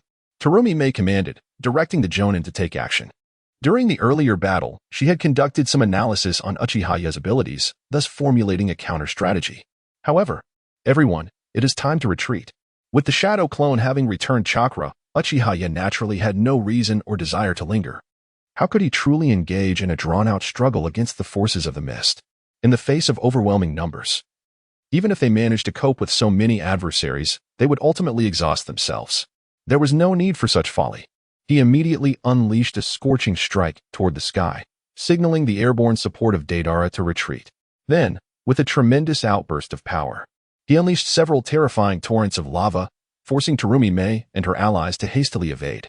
Upon hearing Uchiha Yo's command, Uchiha Itachi, Biwajas, and Sasori of the Red Sand promptly withdrew. Uchiha Itachi activated his Mangeki Sharingan, unleashing a powerful illusion binding technique. A wave of mass control ensnared a multitude of elite ninjas, including the host of the Six Tails, F, and the formidable pufferfish. Water release, mist concealment technique. Upon witnessing the situation, the skilled puppeteer, Chiyo, immediately summoned a dense fog to obscure vision. The toxic mist, infused with a virulent green gas unleashed by the scorpion of the red sand, began to intertwine with the encroaching haze. Following the preordained strategy set by Uchiha Sasuke, chakra threads shot forth from his hands, linking him to his three companions. Meanwhile, Deidara, upon noticing Sasuke's signal, deftly maneuvered his clay bird into a swift dive. With a decisive tug on the chakra thread connecting to the descending avian creature, Chiyo and her allies were rapidly extricated from the perilous fog. "Quickly disperse the mist," shouted AJ Neen amidst the chaos, urging those proficient in wind techniques to clear the poisonous vapors. Yet, before he could finish his command, his pupils dilated in sudden horror. An agonizing pain pierced his heart, and he collapsed to the ground. The unfolding calamity triggered a domino effect. As mist ninjas fell like timber, their lips turning a ghastly shade of purple, faces ashen, some choking while others succumbed to violent hemorrhages. This mist is toxic. The realization dawned on several elite mist shinobi, prompting them to cry out, "Flee the fog's embrace." Quick-witted J-Neen retreated, while simultaneously launching signal flares, rallying the mist forces to assault the perimeter and sever the escape routes of Sasuke and his companions. Amidst this turmoil, a chilling scream pierced the air, as a shadowy figure, tinged with crimson, darted through the fog. As the mist shinobi emerged from the noxious haze, they beheld Uchiha Sasuke, now airborne, grinning wickedly before unleashing a barrage of scorching stone fists. Meteor shower. The vast expanse of the sky was instantly stained crimson, setting the previously damp jungle ablaze, thereby amplifying the potency of the toxic mist. Smoke and fog combined to deliver a devastating double blow. Simultaneously, while Sasuke engaged in combat against Mei Terumi and her pursuing forces, Deidara adhered to the meticulously devised plan, targeting the mist shinobi assaulting them from the sea. A deluge of white explosive clay rained down upon the enemy ranks. As the bewildered mist ninjas looked on, Deidara formed hand seals with a cruel grin. Here. Boom. Boom. Boom. The sea trembled violently as a series of cataclysmic explosions erupted, inflicting grievous injuries upon the mist forces. Those unscathed hastily withdrew from the blast radius. Yet their offensive momentum had been irrevocably disrupted. However, the threat was far from over. C1. Explosive clay spider. Deidara unleashed a flurry of clay spiders, descending like snowflakes upon the mist ninjas. Just as many regained their footing, the arachnids landed upon their shoulders. The moment they realized the impending doom, chaos ensued, culminating in yet another catastrophic explosion. Here. Deidara, akin to an exuberant child, relentlessly detonated bombs, showcasing his talents. Meanwhile, Uchiha Obito and his companions, with the aid of the scorpion from the Akatsuki, ascended to the back of the clay bird. In an instant, the bird soared to great heights. The next moment, a terrifying energy cannon, akin to a celestial force, whizzed past. It exploded in the air, unleashing a destructive gale that momentarily destabilized the bird, threatening its very integrity. This was the tailed beast bomb from the Six Tails Jinchuriki. How infuriating! Observing that even the tailed beast bomb failed to hinder Uchiha Obito and his companions, Terumi Mei on the shore stomped her feet in anger, her teeth grinding in frustration. The casualties among the mist shinobi might not be numerous, yet the losses were undeniably significant. If only the fourth Mizukage had been captured, it could have been somewhat tolerable. Terumi Mei cast a dark gaze at the wounded Suigetsu, whose right arm was severed, sweat glistening on his pale face. The wound was far from clean. One could even say it was executed with great clumsiness. However, dwelling on such details was futile. With Suigetsu's right arm in tatters, not only would the strength of the 7 ninja swordsmen be compromised, leading to a diminishment of the Mist Village's power, but more critically, the Samahata had been seized. This was the true crux of the matter. Who could be responsible for this? Flames of fury ignited in Terumi Mei's eyes, yet she felt utterly powerless. The first suspect that surfaced in her mind was, of course, Uchiha Obito. However, she possessed no evidence to substantiate this claim. All present bore some degree of suspicion. After all, The captured Suigetsu had been utterly incapable of resistance. Thus, she could only attribute this grudge to the organization Uchiha Obito belonged to. Akatsuki, I shall not let you escape unscathed.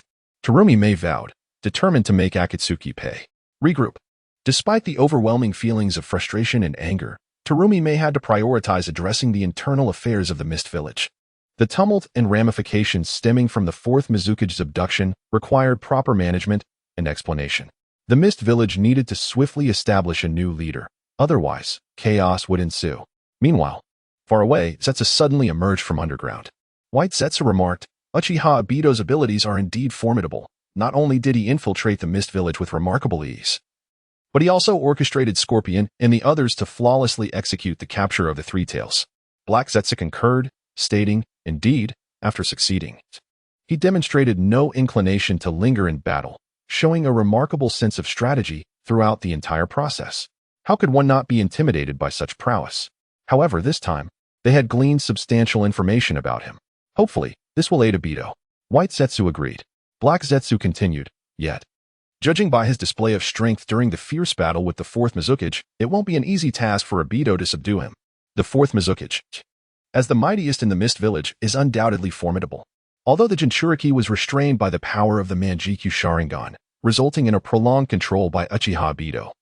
This does not imply that Uchiha Obito could easily dominate the fourth Mizukage or swiftly conclude the battle against Uchiha Sasuke. After all, Uchiha Sasuke possesses the Sharingan, granting him superior resistance to Genjutsu.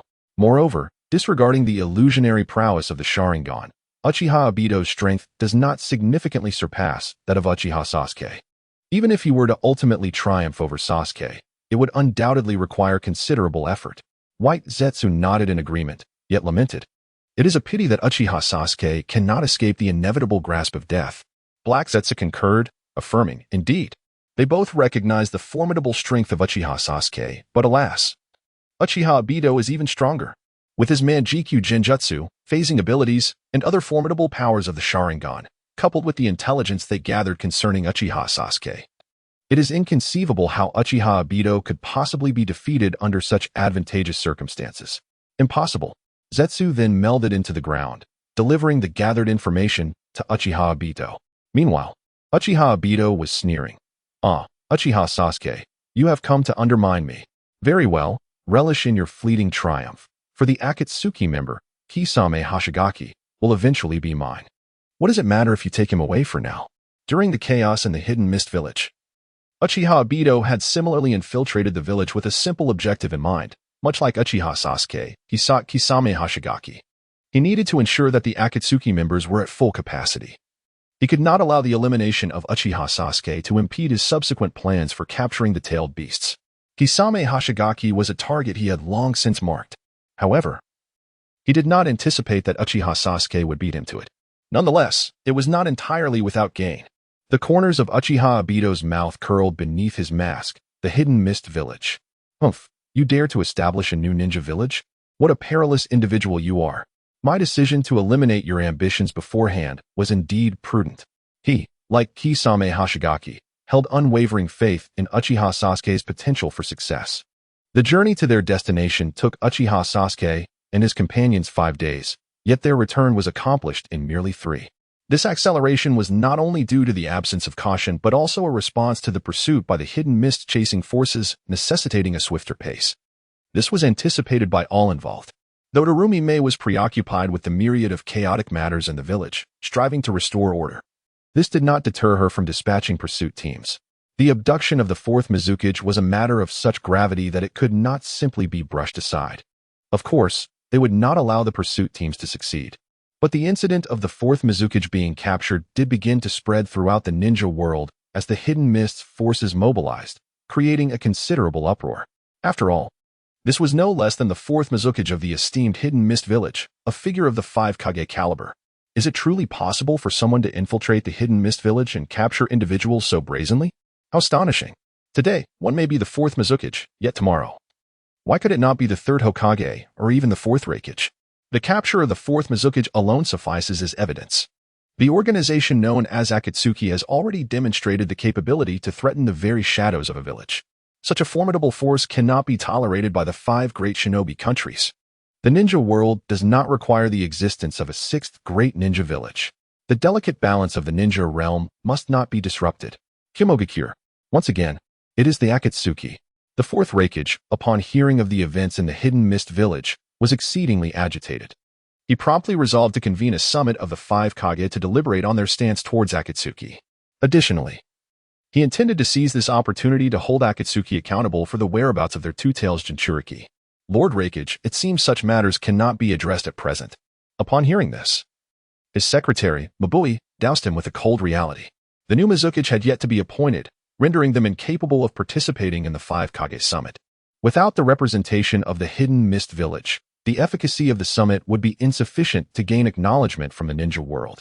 Upon hearing Mabui's words, the fourth Raikage furrowed his brow, his impatience evident.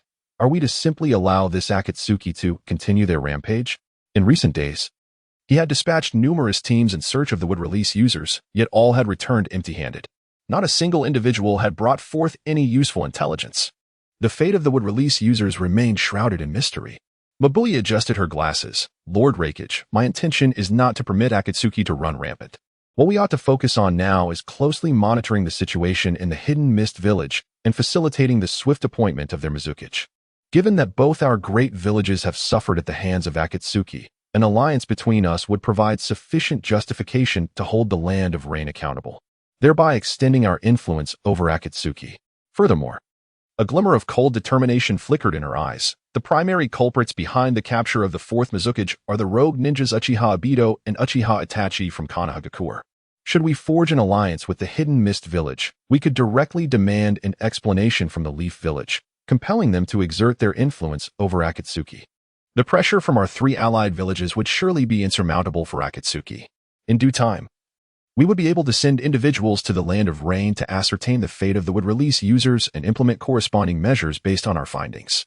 After considering Mabui's perspective, the fourth Raikage calmed himself and expressed profound agreement with her proposal. Very well, let it be so. At the Akatsuki base. Well done, Qilong.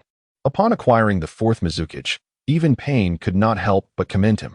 The difficulty of this mission was undeniably extraordinary. Yet, under the arrangement of Uchiha Obito, it was executed flawlessly. Such praise is well-deserved. Leader, you flatter me. Uchiha Obito responded with a veneer of humility. Subsequently, the sealing of the tailed beast commenced. The 9 dragon seals initiated. As all members simultaneously formed their seals, the 3 tails within the fourth Mizukage was immediately extracted. Despite its struggles, it could do little against the Outer Path's golem, a vessel specifically designed to contain and subdue tailed beasts, especially with several shadow-level warriors standing guard. Reluctantly, it became the first resident of this Outer Path golem. After the sealing was complete, the lifeless body of the fourth Mizukage was rendered useless. Thus, Uchiha Yes was tasked with cremation before selecting a suitable location for burial. Meanwhile, Sasori of the Red Sand recounted the ambush by the root members of Konoha, demanding that Zero offer a reasonable explanation. In response, Pain of the Six Paths expressed his anger and assured Sasori that a satisfactory answer would be provided. However, Uchiha Yes believed that no explanation could suffice, and moreover, he would not be able to hear it. Thus, it was time to settle the score. Uchiha Obito. Standing before the waterfall, Uchiha Yes spoke with piercing intensity. Understanding the formidable nature of his opponent, Uchiha Yes dared not underestimate him, especially knowing that Obito possessed the godly ability of Izanachi. This would undoubtedly be the most challenging battle he had faced thus far, leaving no room for complacency. In addition to devising strategic tactics based on intelligence, he needed to continue enhancing his own strength. The Sharingan, Kenbunshoku Haki, Devil Fruit abilities, and Busashoku Haki could not be neglected. Furthermore, he needed to procure a sufficient supply of high-quality soldier pills, akin to the compressed biscuits of his past life.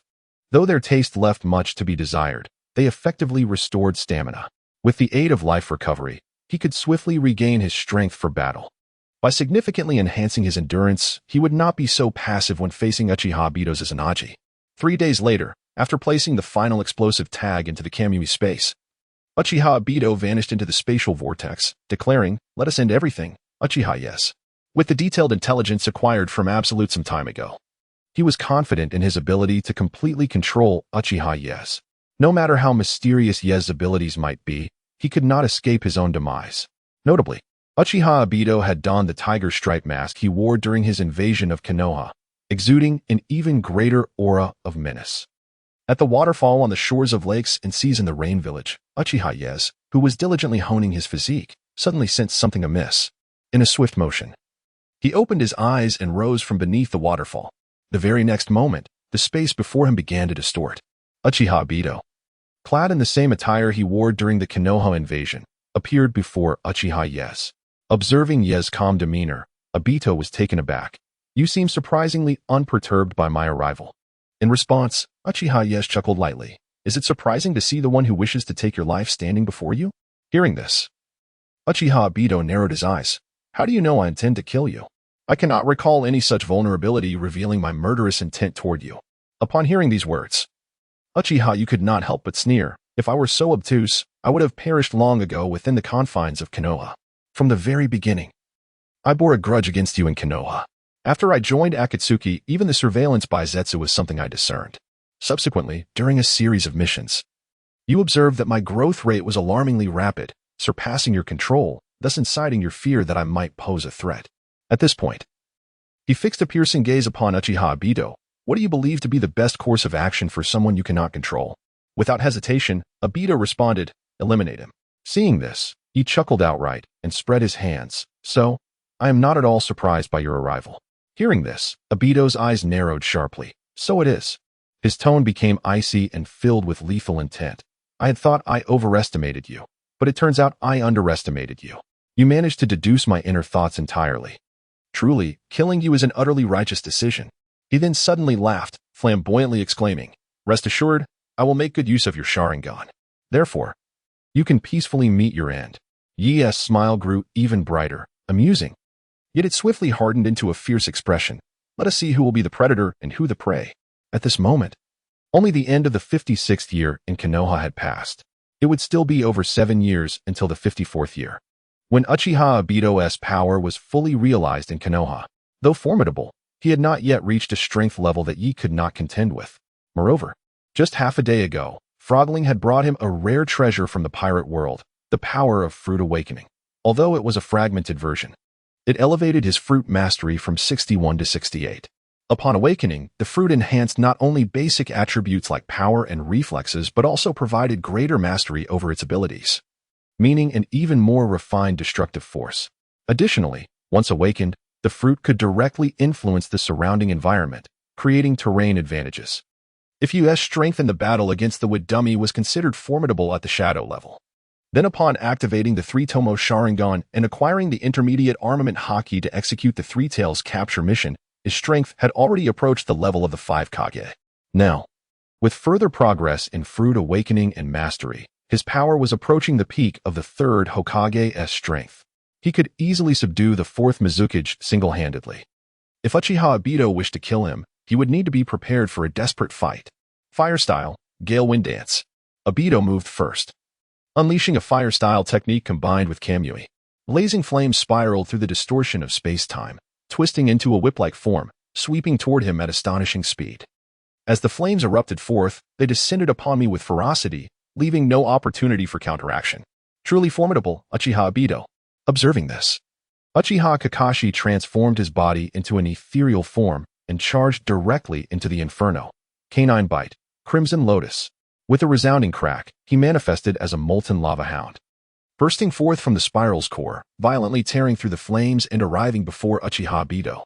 "Yet, I can see that your power is indeed impressive. However," Uchiha Obito immediately rendered his body intangible, allowing the searing molten hound to pass through him unscathed.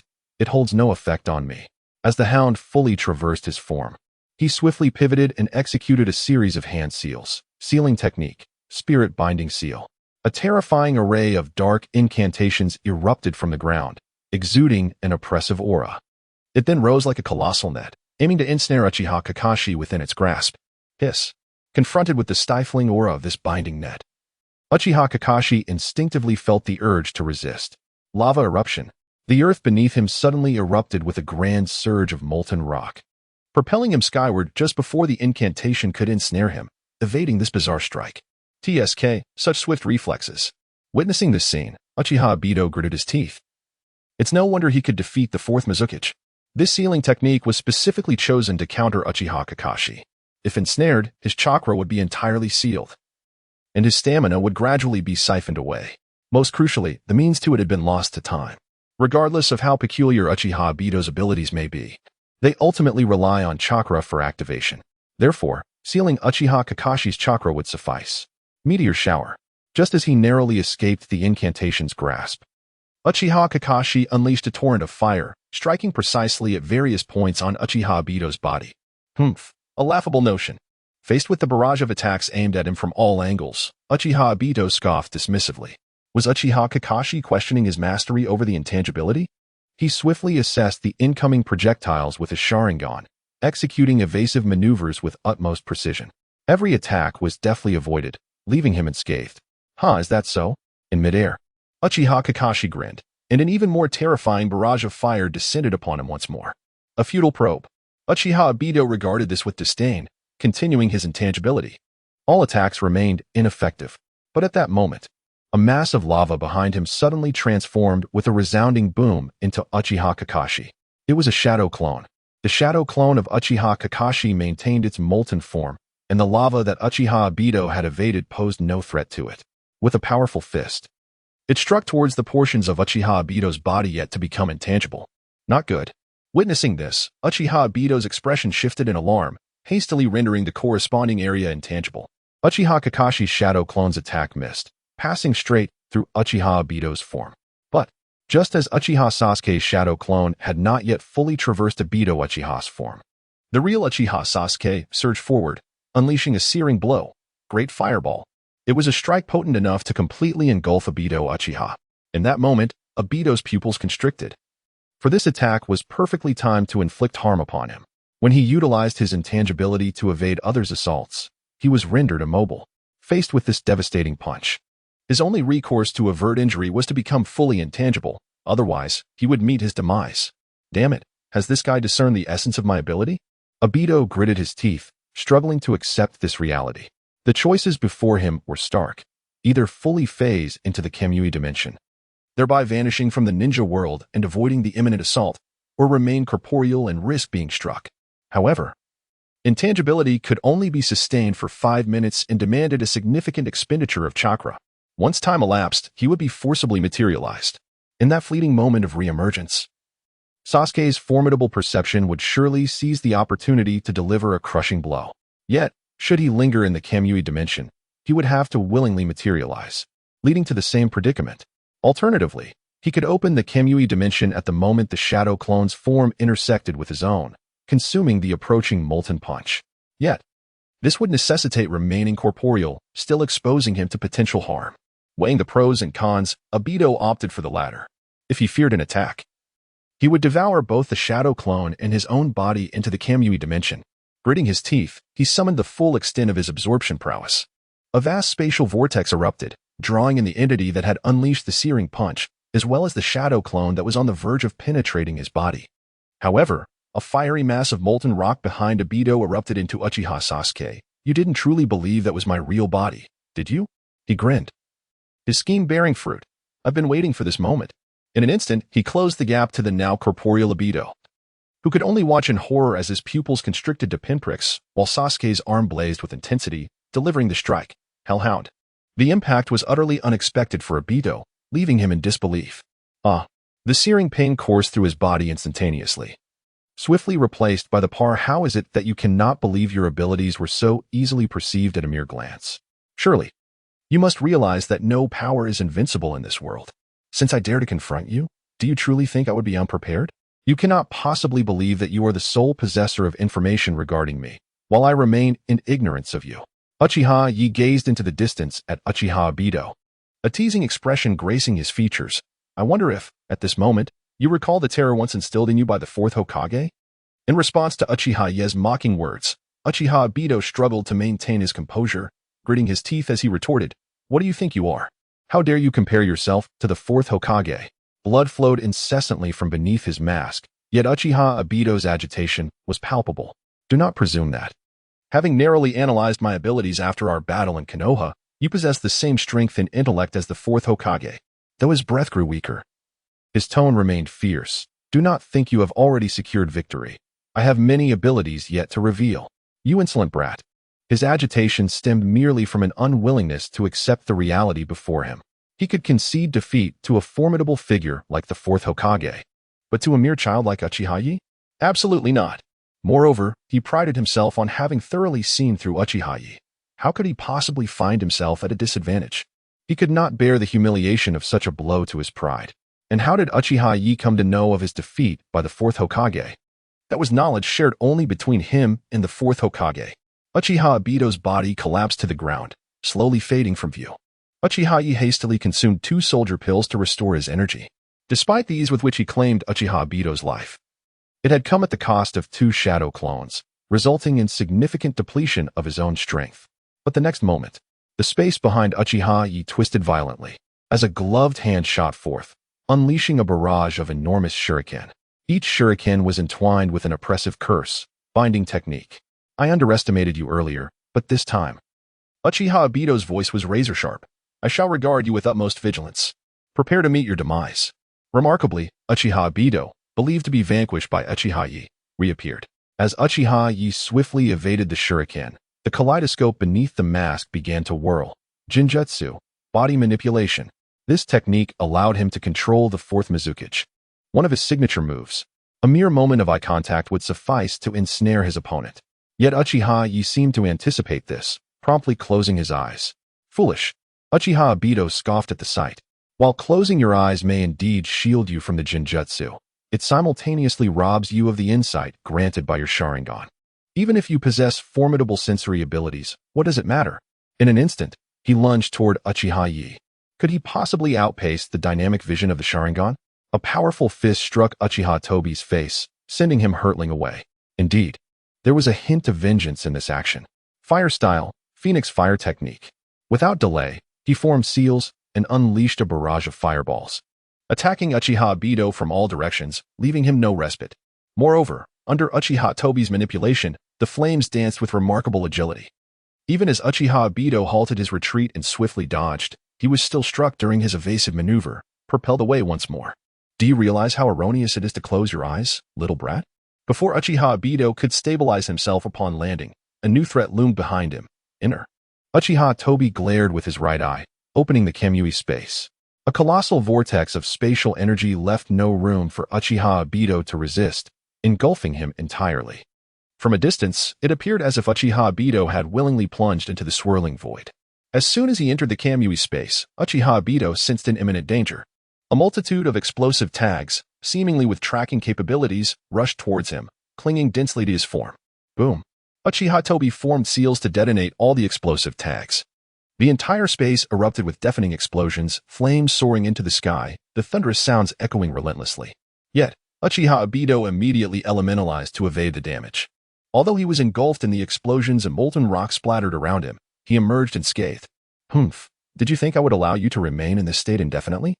Observing Uchiha Obito's elementalization rendering the damage ineffective, Uchiha Tobi's sinister voice rang out. Dream on, brat.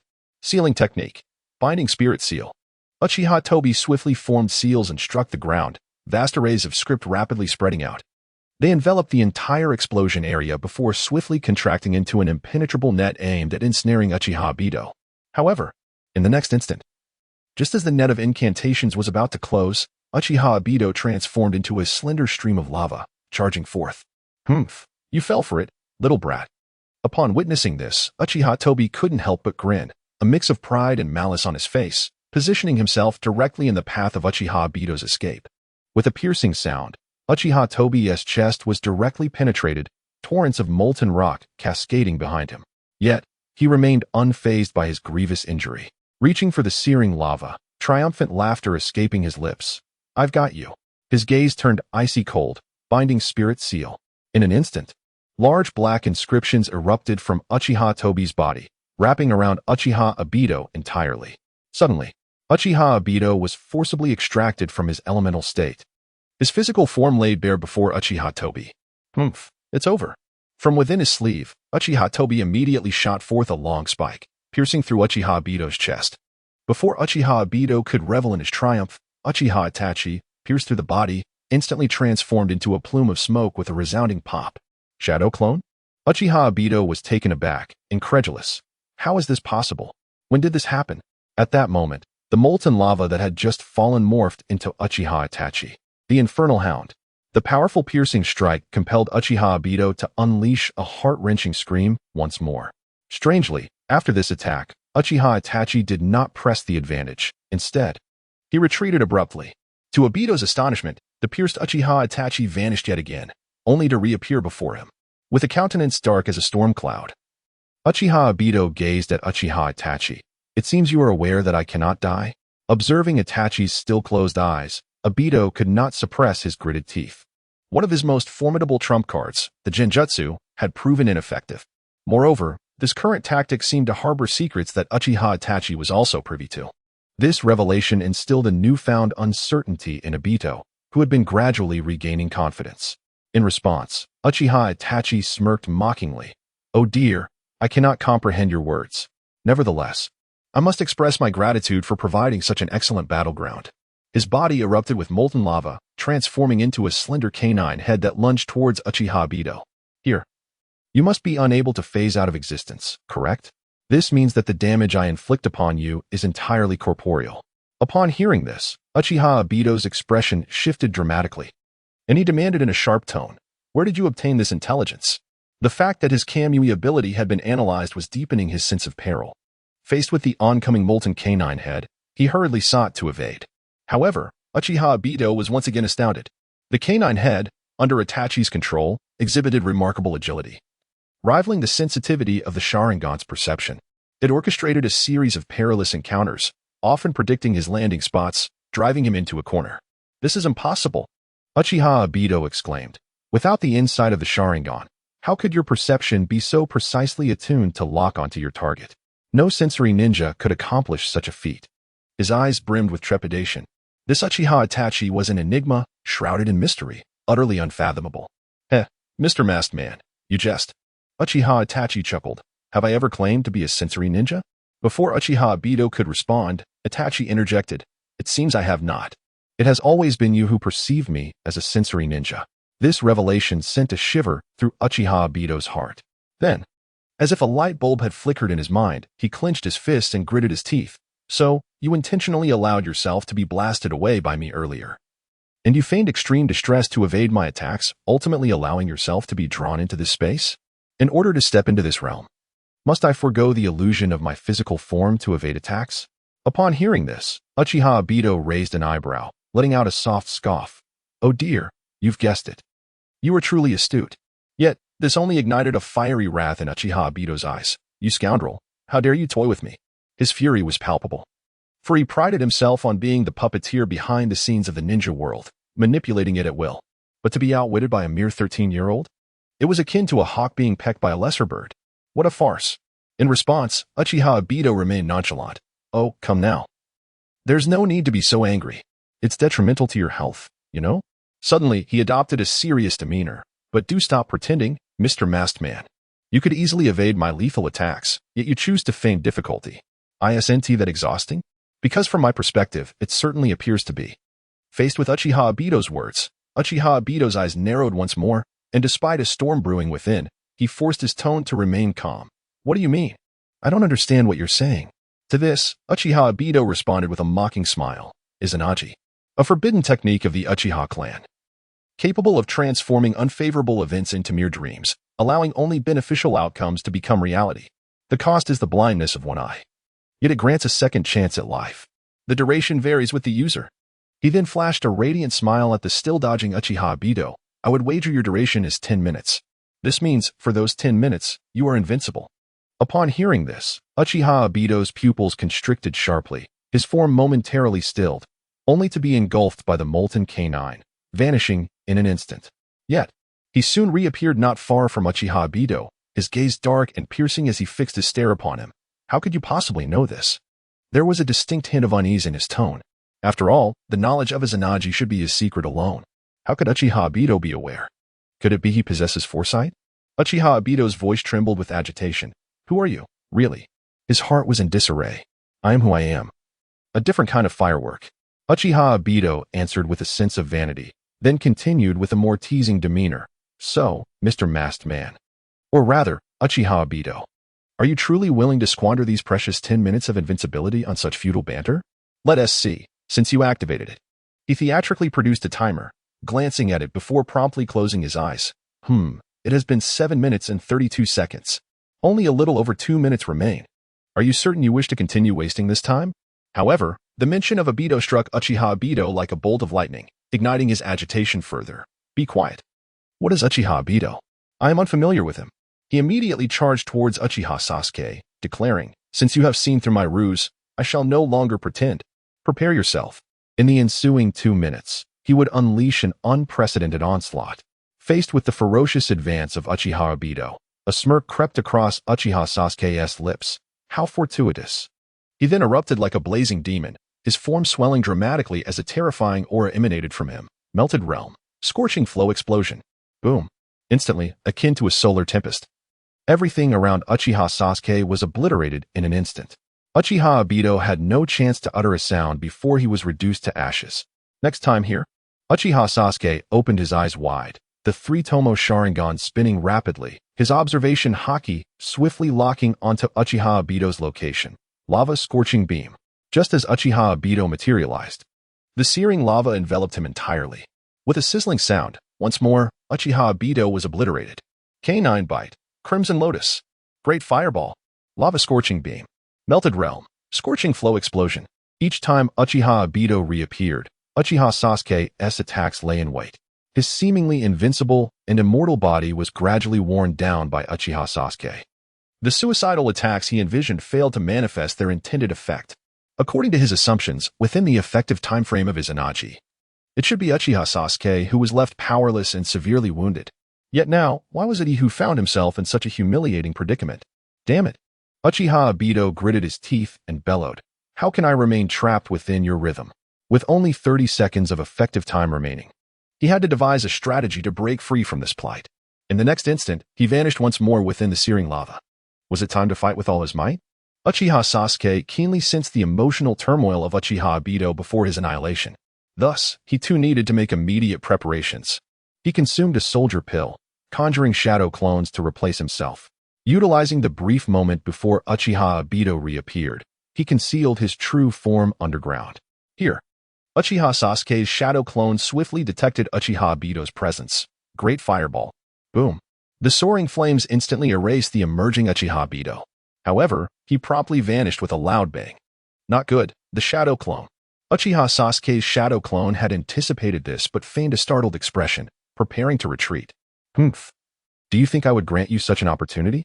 Uchiha Obito's true form suddenly emerged behind Uchiha Sasuke's shadow clone, thrusting a black rod forward. Whoosh. Uchiha Sasuke's shadow clone showcased remarkable agility, narrowly evading the strike. However, this forced him to turn and face Uchiha Obito. It was over.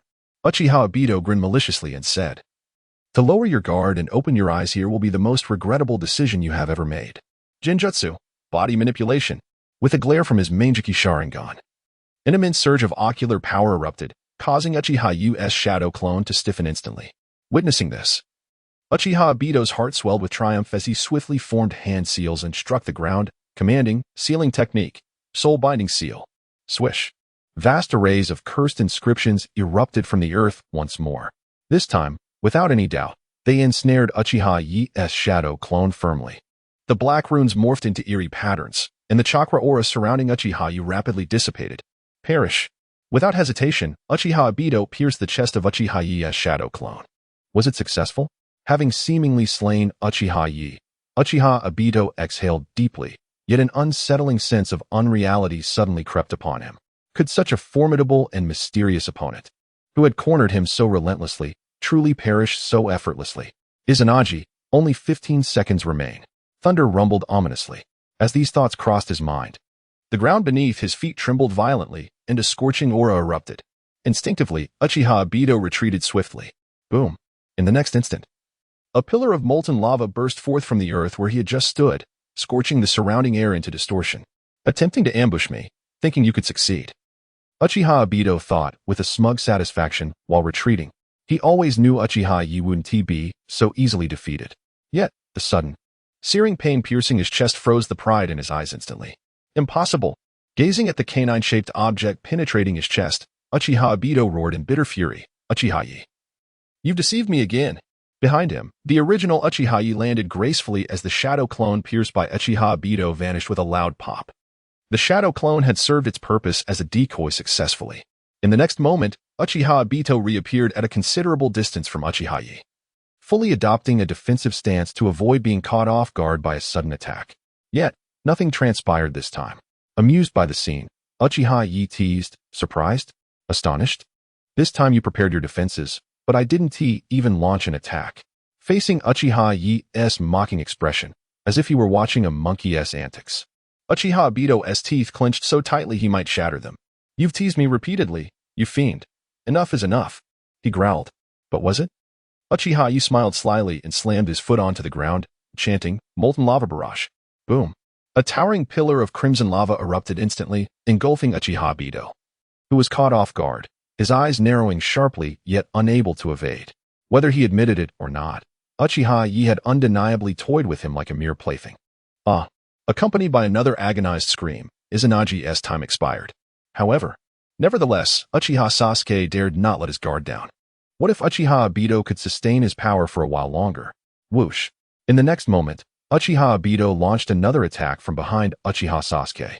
Without question, Sasuke evaded the assault by elemental transformation and retreated to a distance.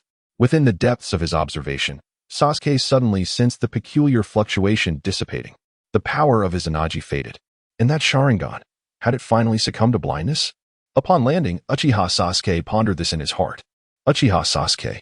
Meanwhile, Uchiha Obito gazed at Sasuke, his eyes beneath the mask ablaze with vengeful flames, wishing fervently to incinerate him. "Do not presume you have triumphed. I admit, I previously underestimated you. I believed I had given you sufficient regard, naively thinking that as long as I restrained your lava transformation ability, you would pose no significant threat to me. Yet, I overlooked the fact that your very existence is the most perilous matter." His body gradually twisted and vanished, and Uchiha Sasuke immediately felt the sensation of spatial distortion encroaching upon him. Obito's voice echoed ominously, "But from now on, do not think you can lead me by the nose. I will not grant you any further opportunities." In a blink, Uchiha Sasuke found himself back in the shinobi world.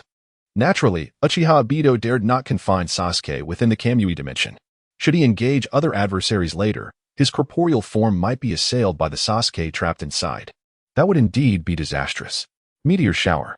As soon as he reappeared, Uchiha Sasuke unleashed a barrage of fiery fists, launching them toward Uchiha Obito.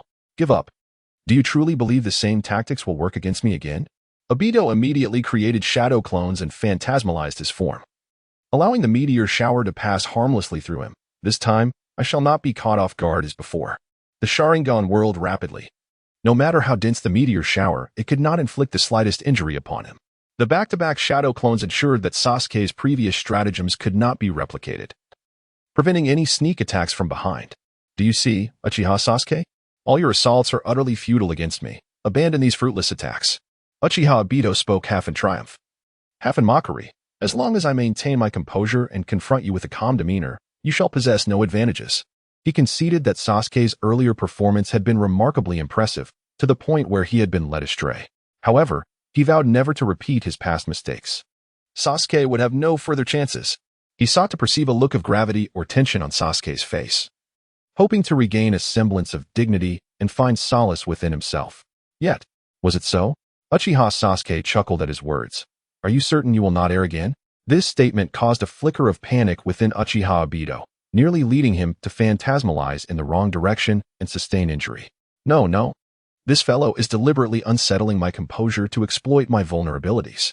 Uchiha Obito remained calm. He compelled himself to calm down, adopting an air of absolute rationality to confront the formidable adversary, Uchiha Obito. Despite his strength not surpassing mine, it was his terrifying intelligence that drove me into a corner, forcing me to resort to Izanagi to reclaim my life. The lethal nature of the information he possessed disturbed my state of mind, leading me to be led astray. Moreover, his formidable intelligence diminished the efficacy of my trump cards, Kamui, the Manjiki Sharingan Genjutsu, and Izanagi. He was not inherently superior to me. Rather, my earlier underestimation of him, combined with his informational advantage, rendered me so beleaguered. Uchiha Obito continually reassured himself.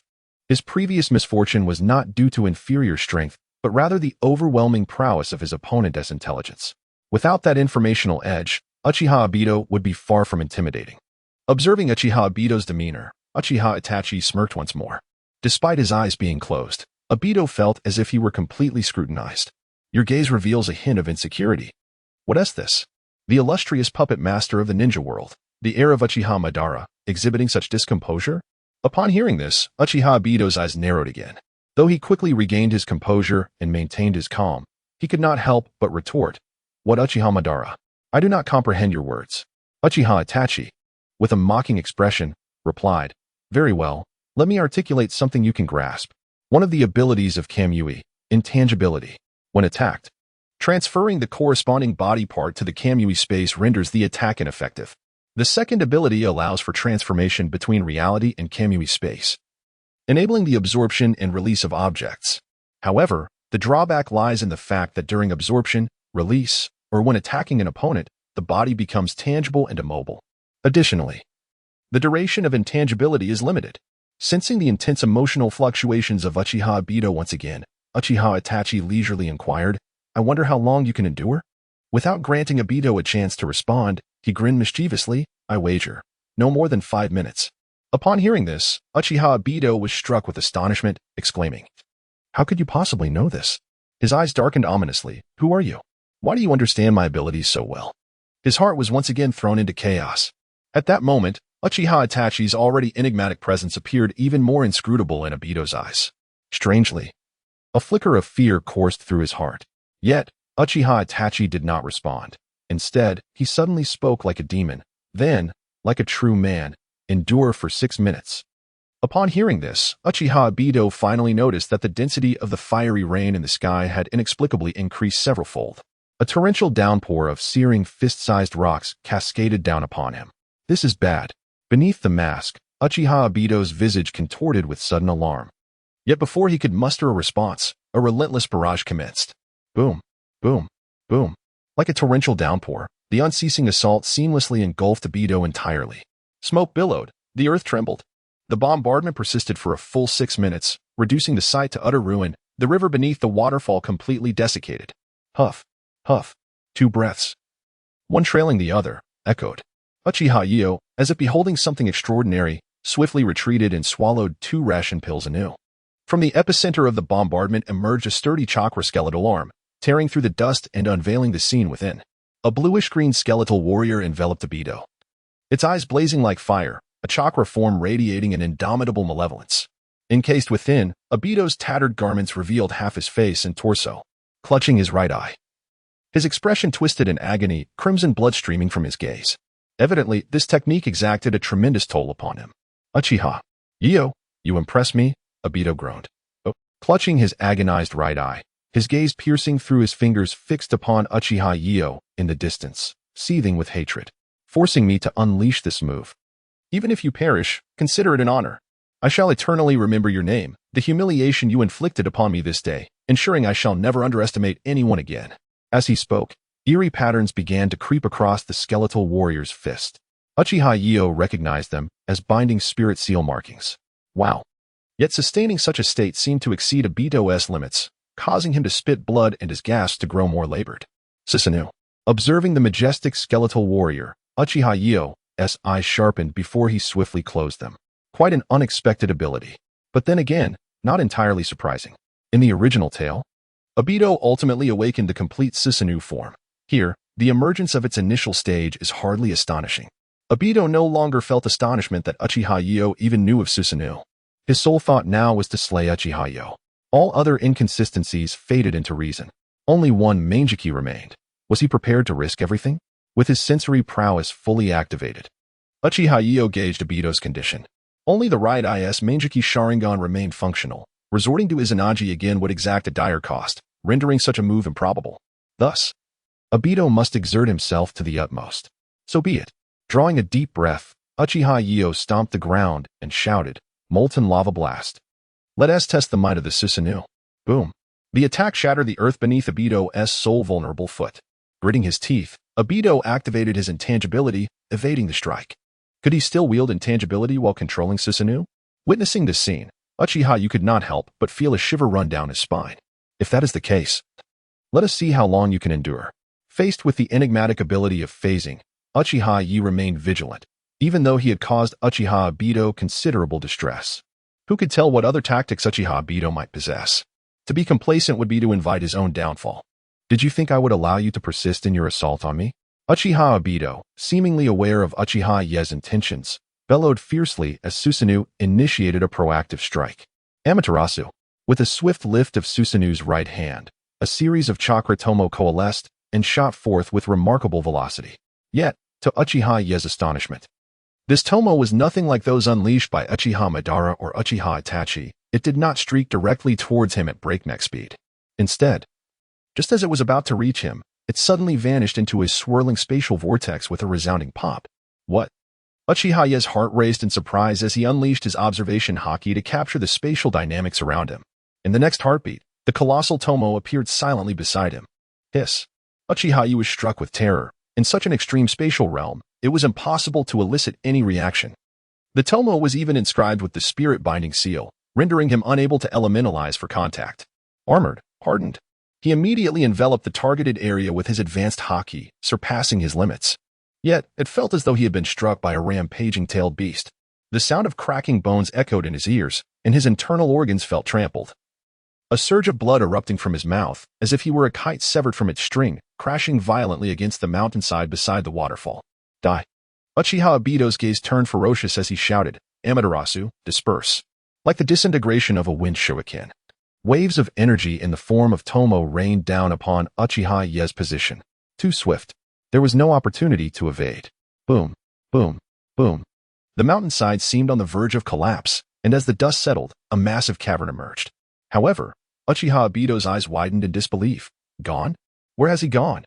His Sharingan scanned the surroundings rapidly, remaining vigilant in all directions, particularly focusing on the ground, determined not to grant Uchiha Yo the opportunity for a sneak attack. Lava. Hell. Suddenly, Uchiha Yo's voice resonated from beneath the earth, causing Uchiha Obito to feel the ground grow intensely hot, a pungent sulfur smell wafting through the air. He hastily phased. He bore a deep psychological scar from the previous attack that had originated from below. Yet, there was no eruption of molten rock to assail him. Instead, the earth continued to heat up, eventually melting and transforming into flowing lava. The earth melted? Witnessing this spectacle, Uchiha Obito was profoundly shocked. What on earth is this ability? However, confronted by the relentless tide of lava that consumed Susanoo, Uchiha Obito instinctively sensed impending danger and marked a distant location to teleport. Lava surged forth. Yet, as he initiated his movement, the ground, now entirely transformed into molten rock, suddenly erupted with a colossal column of lava, thwarting his escape. Amaterasu. He found himself suspended in midair, interrupted, and naturally suffered the backlash. Yet, against the onslaught of this overwhelming attack, he had no choice but to respond. Boom. The immense crescent clashed with the gigantic lava, truly shaking the heavens and earth, sending shivers down the spine of even the fiercest spirits. The dark clouds above seemed to be stirred, resonating with a thunderous roar. Whoosh, whoosh, whoosh. Great plumes of lava splattered in all directions, wreaking havoc. In the next moment, from beneath the molten ground, several pairs of lava hounds charged forth to attack. Amaterasu. Uchiha Obito shouted, his eyes bleeding anew. A colossal bronze mirror materialized on the left arm of Susanoo, possessing an astonishing devouring power that absorbed all the lava hounds. Yet, just as he contained the lava beasts, a deep voice emerged from the molten depths. Great fireball. A punch of lava, akin to the might of boiling mountains and seas, surged forth, crashing heavily towards Uchiha Obito within Susanoo. Hiss. Uchiha Obito felt his spirit falter, as if his consciousness had momentarily stalled, leaving him unable to intercept the blow. But how could he allow himself to be obliterated in such a manner? The tailed beasts had yet to be captured. The Eye of the Moon had not yet been activated. Rin. She had not yet created a world that belonged solely to her. How could Uchiha Obito perish here? Give me intangibility. In that moment, amidst the torrent of blood streaming from his eyes, he transcended his limits and activated intangibility. Whoosh. The lava punch missed its target, and Uchiha Obito found himself appearing at a distance. Ugh. As he manifested, he could barely maintain his stance. collapsing to the ground and expelling a torrent of blood, clutching his eyes and gasping in agony. Meanwhile, Susanoo had vanished. Not far away. Uchiha Obito also emerged from the searing lava, gasping violently. His back and chest bore grievous lacerations, blood trickling from the corners of his mouth, his complexion pale. A deep, horizontal gash was etched across his back, perilously close to bisecting him. Lava Hell, a newly awakened technique. It created a realm of molten rock uniquely his, seamlessly integrating all of his prior abilities, but with enhanced power, speed, and control. Oh dear. To have been struck directly by Obito's Amaterasu and yet not be cleaved in two, what a formidable opponent. At that moment, a figure resembling a pitcher plant emerged beside Uchiha Obito. It was Zetsu. His yin-yang visage regarded Uchiha Obito with a flicker of apprehension. Despite Obito's dual advantage of intelligence and power, he had managed to corner him into a dire situation. Just how much strength are you still concealing? Uchiha Obito. Had they not witnessed it with their own eyes, the two would never have dared to believe the spectacle before them. Enough with the idle chatter. Zetsu, quickly merge with me. Take this opportunity to eliminate that fiend. Uchiha Obito exclaimed, panting heavily as he spoke. He gazed at Uchiha Sasuke, his teeth clenched, eyes ablaze with a fervent desire to kill. He could not allow this adversary even a moment's respite. Upon hearing this, Zetsu was taken aback. It was indeed peculiar to see the typically composed Uchiha Obito so desperately intent on slaying someone. Naturally, they did not refuse and immediately transformed into a protective armor, coalescing around Uchiha Obito. This outcome was one they had not anticipated. According to their calculations, the final result should have seen Uchiha Sasuke at a disadvantage, facing imminent death, rather than Uchiha Obito being cornered into a dire predicament. Moreover, the Yata mirror was capable of cleaving mountains. The physical form of a ninja should have been incapable of withstanding such force. Yet, Uchiha Sasuke had managed to do so. A threat of this magnitude could not be permitted to persist. With Zetsu's healing power and chakra coursing through him, Uchiha Obito's condition began to rapidly improve. He immediately activated his Mangeki Sharingan, summoning his skeletal Susanoo once more. However, this time, the Susanoo did not solidify as before. Instead, amidst the astonishing chakra, flesh and veins entwined like threads around the skeletal form, ultimately coalescing into a complete warrior adorned with a demonic visage. Standing firmly upon the ground, he wielded the Yata mirror in his left hand and the rotating Yata jewel in his right. The overwhelming presence exuded was heavier than that of most tailed beasts, instilling a sense of dread in those who beheld it.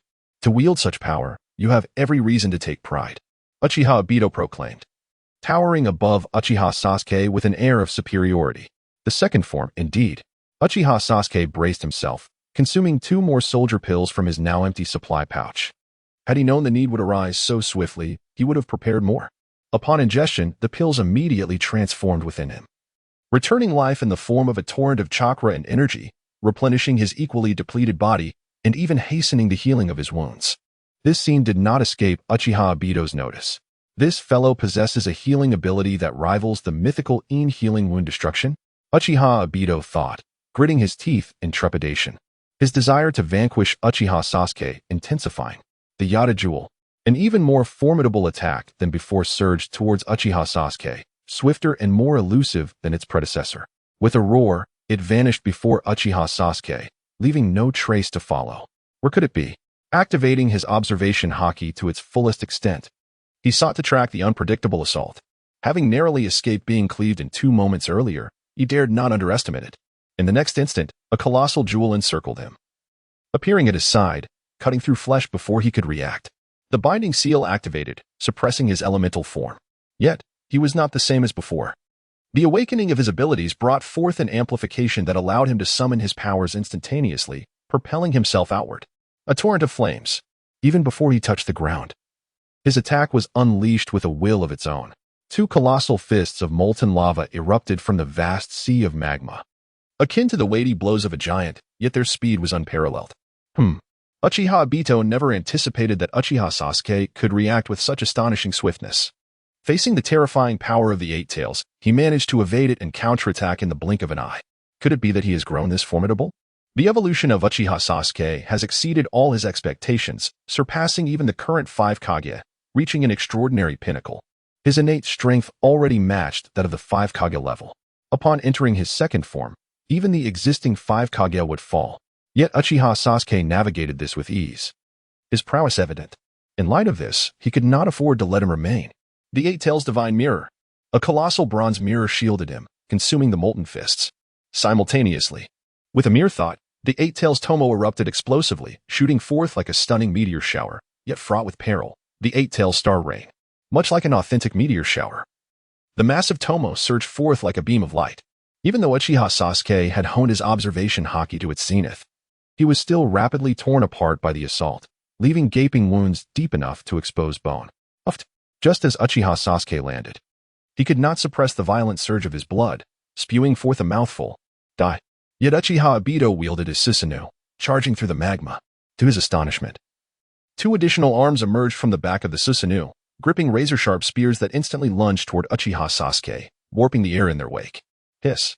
Uchiha Sasuke's pupils involuntarily constricted, but the excruciating pain coursing through his body left him no room for evasion. If evasion was futile, then he would not shy away. Let it all come to an end.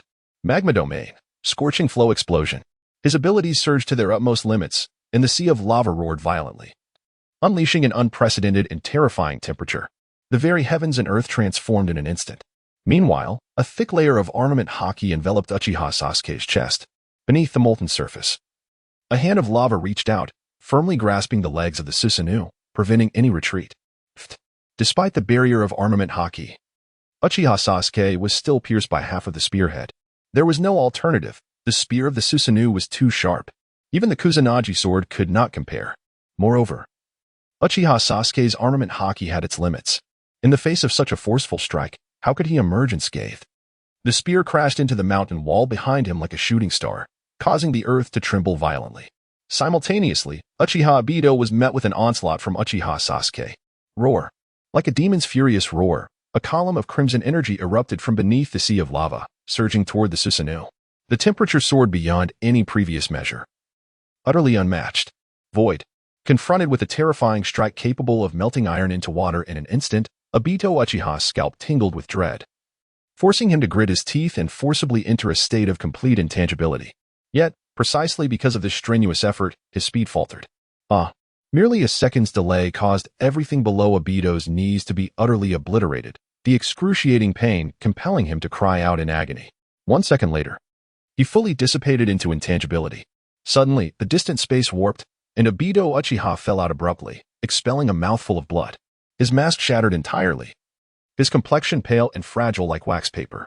The entity known as Zetsu detached from him, his body charred and his breath feeble. Clearly, he was in immense distress. At that very moment, a lethal event unfolded. The right half of Obito's body began to dissolve unexpectedly. Alarmed, Obito was caught off guard before he could react.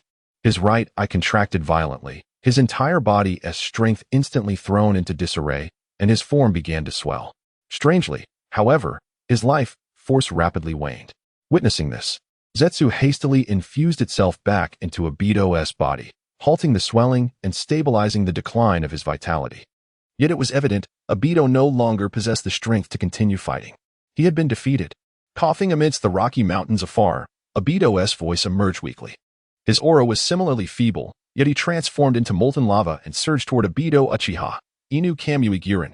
The slender fiery dog tore through the constraints of the air, enveloped in scorching heat as it howled forward. Realizing the peril, Zetsu panicked, knowing it could no longer entangle with Obito Ye, and manipulated Obito Uchiha to immediately retreat and evade the assault before vanishing into the earth. Obito Ye's voice resounded once more. Fixated upon Obito Uchiha with apprehension and reluctance. I remember you. Next time we meet, I will be prepared with sufficient means to bury you myself. To this, Obito Uchiha sneered. The next time we meet, you will still have no chance. Live out your miserable days like a rat. With those words, Obito Uchiha completely submerged into the ground and disappeared. In the next moment, Obito Ye spat out a mouthful of blood.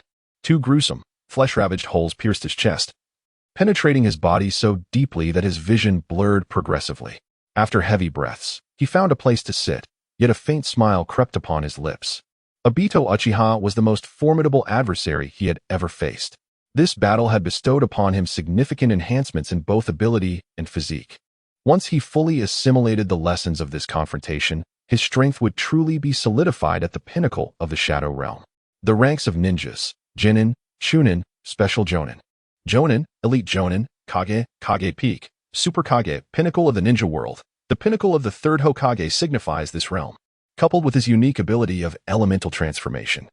His threat level surpasses even that of a Kage. Henceforth, in the ninja world, there are few who warrant his caution. Aside from the lurking monsters in the shadows, only Pain and the prodigious Uchiha Itachi with his plethora of artifacts stand as his visible adversaries. After a moment of respite, he suddenly sensed something and glanced toward the distance, realizing he had indeed attracted attention. It was time to depart. The location of their battle was rather secluded. Yet the commotion was palpable for miles around, making it unsurprising that it drew notice. Uchiha Yo swiftly employed his lava transformation to burrow underground and make his exit. Barely a minute after his departure, a group of rain ninjas appeared at the spot where Uchiha Yo had just been. However, upon witnessing the scene before them, they could not suppress their astonishment. As they exchanged incredulous glances, they were met with disbelief. A massive pit had been carved into an entire mountain, which was somewhat acceptable. Yet, what bewildered them was the sight of the pit glowing a fierce red, exuding waves of heat as though it were aflame, with molten lava oozing forth. Moreover, why was the land beneath the waterfall boiling so ferociously, emitting a pungent sulfuric stench? They had no recollection of a volcano existing in this area. How could the lake formed by the waterfall have transformed into a hot spring? Just standing at the shore, one felt as if they might be evaporated. How terrifying. What on earth transpired here? What kind of ability could directly influence nature? They could discern that a fierce battle had taken place. Yet, no matter how intense the ninjutsu, its effects would wane with the departure of the ninja. Just as an arid desert cannot morph into an oasis, no matter the amount of water conjured. Ninjutsu is fundamentally a means of attack, devoid of vitality, incapable of taking root in the natural world. The only ninjutsu known to alter nature belonged to the legendary ninja Shinja Hashirama with his wood release. Yet, the scene before them unmistakably indicated that someone had utilized their ninjutsu to alter the natural order, leaving a lasting destructive force intertwined with nature itself. They hastily reported to the angel and god, recognizing that the emergence of such a bizarre individual in their rain village was far from fortuitous. The leading jonin could not comprehend the unfolding spectacle, thus hurriedly relaying the information. At this moment, within a subterranean chamber, Uchiha Yo vowed, "I shall not rest until I slay you." Yet before he could finish, he coughed up blood. Encased like a mummy, he lay upon the bed, gasping for breath. His left eye had been replaced with a new Double Tomoe Sharingan. The melted right half of his body had been supplanted by a white Zetsu form, thus preserving his life. However, to merge with his original body without facing rejection would require a significant period of adjustment. It is truly astonishing, Obito, that you have suffered such a complete defeat. Zetsu appeared from the side, clicking his tongue in disbelief. Your Meijiki Sharingan techniques failed to manifest their effects, which we anticipated. However, merely having your illusions fail should not have led to such an utter loss. What exactly transpired? This was a battle you should not have lost. Yet, in the end, defeat was unavoidable. There was no reason not to assist Uchiha Obito in reviewing the battle, lest it impede the execution of the Moon Eye plan and hinder the true objectives behind it. That individual, upon mentioning this, a rare glimmer of fear appeared in Uchiha Obito's eyes, which were normally filled with resentment. He began recounting the steps that led to his downfall. In the Rain Village, within the God Building. This is the residence of the god, the ruler of the Rain Village, where only those recognized as angels may enter and exit with permission. At this moment, after listening to the report from the Rain Village leader, Angel Conan waved a hand to dismiss him, then turned to the god beside her, saying, "Such mastery of liquidification occurring within merely 50 miles of the Rain Village, one can only suspect that one of them is the Azure Dragon." Upon hearing this, the god nodded in agreement with Conan's conjecture, his voice calm. "Speculation is futile. If this truly involves the Azure Dragon, I trust he will provide us with an explanation in due time." With that, he inquired, "How is the investigation regarding what Jade Maiden mentioned that day progressing?" Upon hearing this, Angel Conan's gaze grew heavy. It is likely that all of this pertains to that individual, Mr. Madara. This caused the god to fix Conan with a piercing glare, regardless of their grievances. "I shall not tolerate betrayal among allies." Angel Conan nodded in agreement. Indeed, it must be so. 5 days later, in the 57th year of Konoha, on the first day of the first month, January 1st, fruit development progress, 70, stepping out from the scalding water, Uchiha Hikari lifted his gaze, and a line of attribute data appeared. Host, Uchiha Hikari, age, 14, abilities, Magma Fruit, awakened, development progress 70, Observation Haki, Beginner, Development Progress 85. Armament Haki, Intermediate, Development Progress 15, Life Restoration, Ninjutsu, Great Fireball Technique, Binding Technique, Body Replacement Technique, Great Power Technique, Skills, Netherhound, Great Fire Breath, Canine Bite Crimson Lotus. Meteor Shower, Molten World, Scorching Flow Burst, Lava Hell, Ninja Combat Power, Shadow Level Pinnacle Bloodline Limit, 3 Tomoe Sharingan, Frog Spawn Attributes, Traveling. Thanks to the multifaceted enhancement of strength, physique, and spirit, the system has finally unlocked the attributes panel. Over these 5 days, he has thoroughly digested and absorbed the experiences from his battle with Uchiha Obito. His height has increased from the previous 1.59 m to now 1.62 m. Thus, it is time to formally bid farewell to Zero Burial. His accumulation of power has reached completion, and it is time to depart. Even though he knows that Zero Burial may not permit his departure. Inside the God Building, 3 days ago, the battle in the Rain Ninja Village was indeed instigated by you. The arrival of Uchiha Yo did not surprise Tendo Pain and Conan. Yes, Uchiha Yo readily admitted. With whom? Why engage in such a destructive conflict in the Rain Ninja Village? Tendo Pain's holographic form immediately adopted a more severe tone. Should this attract attention and reveal that the leader of Akatsuki and the god of the Rain Ninja Village are one and the same, it would spell immense trouble for him. To avoid exposing his identity, he usually entrusted Conan to handle affairs while he remained in the shadows as the enigmatic god. Akatsuki must not emerge at this juncture. Uchiha Yo calmly replied, Mr. Obito wants to kill me. At this revelation, Conan, the angel, furrowed her brow. Obito? How is that possible? She thought. Why would Madara want to kill him? What past grievances could exist between them? Suddenly, she recalled that when Uchiha Yo first joined, he had mentioned having enmity with Madara. Yet, he had never divulged the specifics. Who would have imagined that their conflict had escalated to such a life-or-death confrontation? That is inconsequential. Uchiha Yo directed his gaze towards Tendo Pain's holographic form and declared, From this day forth, I formally resign from Akatsuki. I hope for your understanding. Upon hearing this, a profound silence enveloped the scene. The atmosphere was as still as death. What did you just say? Tendo Pain's holographic eyes turned icy, even through the hologram. Others could sense the terrifying authority behind his frigid gaze. Conan, too, wore a serious expression. Saryu, are you serious? I could pretend you were joking, that nothing has transpired. However, Uchiha Yo remained unperturbed, reiterating, I have decided to withdraw from Akatsuki. He then bowed to Conan, expressing gratitude for her care during his time with him. Suddenly, an oppressive coldness radiated from Tendo Pain. Saryu, are you not afraid of death? You personally executed the traitor Orochimaru. You should know the fate that awaits those who leave the organization. Meanwhile, the angel Conan had already entered a combat stance, her form transforming into paper. Is leaving tantamount to death? Uchiha Yo responded with a tranquil smile, raising his gaze to meet Conan's and Tendo Pain's, his eyes reflecting a deeper resolve. Then I shall await the outcome. With that, he placed the Sire Ring, a symbol of his identity, upon the ground and vanished with a resounding bang. Merely a shadow clone. Gritting his teeth in fury, Tendo Pain, despite being a hologram, clenched his fist in anger, his gaze now devoid of warmth. Saryu, this is the path you have chosen. Do not blame me for being ruthless. He promptly summoned all members for an assembly. What is it, leader? A sudden gathering of all members. Does this signal a new mission? Why do I have an ominous premonition? The unexpected call for assembly left many members feeling apprehensive. Moreover, observing the frigid gaze of Zero Burial, it appeared that a significant event had transpired. The Azure Dragon has defected.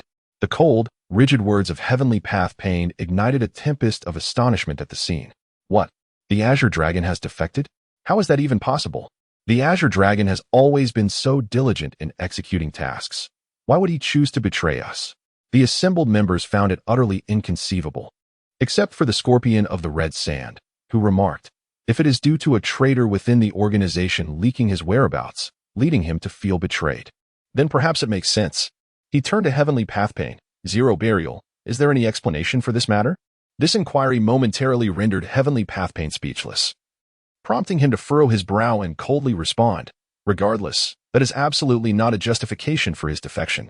Jade Maiden, Vermilion Bird, and Empty Chin. He specifically summoned the Scorpion of the Red Sand, Uchiha Itachi, and Deidara, commanding, you were to immediately pursue Uchiha Leaf. The organization's secrets must not be divulged, especially you. Jade Maiden, he is no longer your comrade. and mercy is not an option. In response to Heavenly Path Pain's directive, the Scorpion of the Red Sand calmly replied, "I will comply. As for whether he truly will, who can say?" Following the confirmation of this matter, the meeting was adjourned. It is astonishing that Mr. Leaf has indeed defected. In the land of grass, after exiting the illusion, Biwa Juzu could not help but express his astonishment to Uchiha Itachi beside him. His actions have always defied predictability, rendering such occurrences plausible. Uchiha Itachi found himself somewhat caught off guard by Uchiha Leaf's defection. Soon, a wave of worry washed over him. He feared that Uchiha Leaf might pose a threat to Konoha. When Uchiha Leaf was still within the Akatsuki organization, Itachi could monitor his actions to prevent any reckless behavior. However, now that he has severed ties with Akatsuki, Uchiha Leaf is akin to a tiger unleashed from its cage, no longer restrained.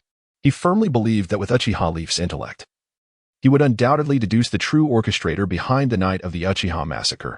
Consequently, there exists a substantial probability that Uchiha Leaf would seek vengeance against Konoha's higher-ups. If that were to happen, how could he fulfill his promise to Uchiha Shursui to protect Konoha?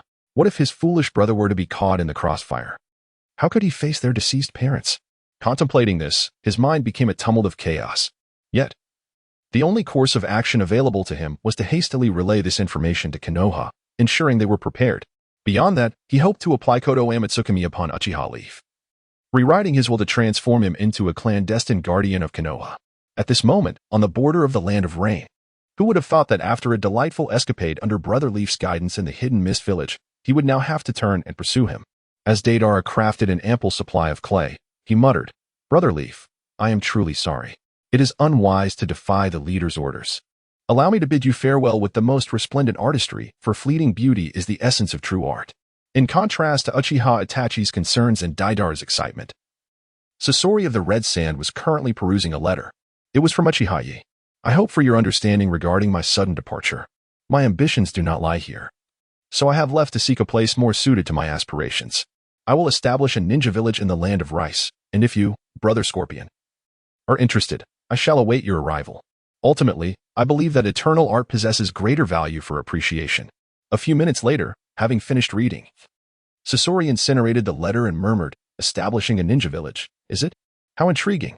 Yi, let me see if you possess the capacity to build a village."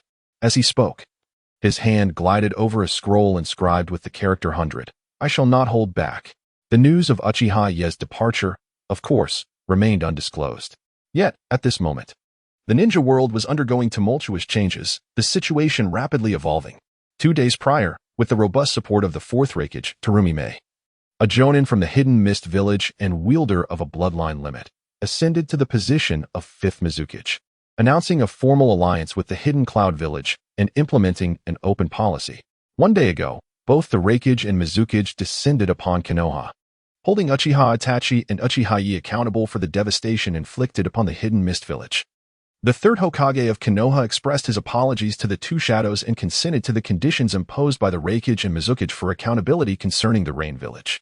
And today, the fourth Raikage officially issued a summons for the 5 Kage Summit to convene in the Land of Fire to deliberate on their stance towards Akatsuki.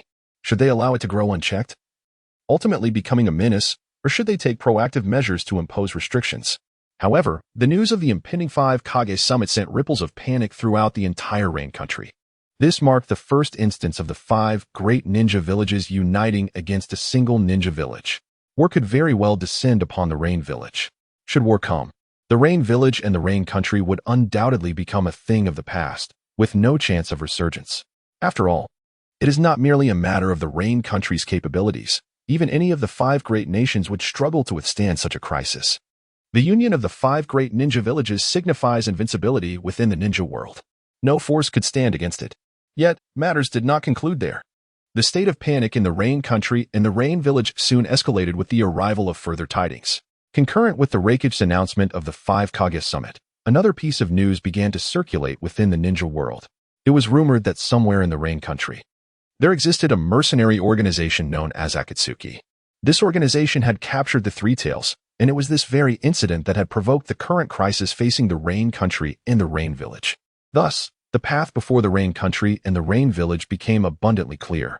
If they wished to avoid the looming specter of war that threatened their very lives, they must urgently compel Akatsuki to surrender the tailed beasts.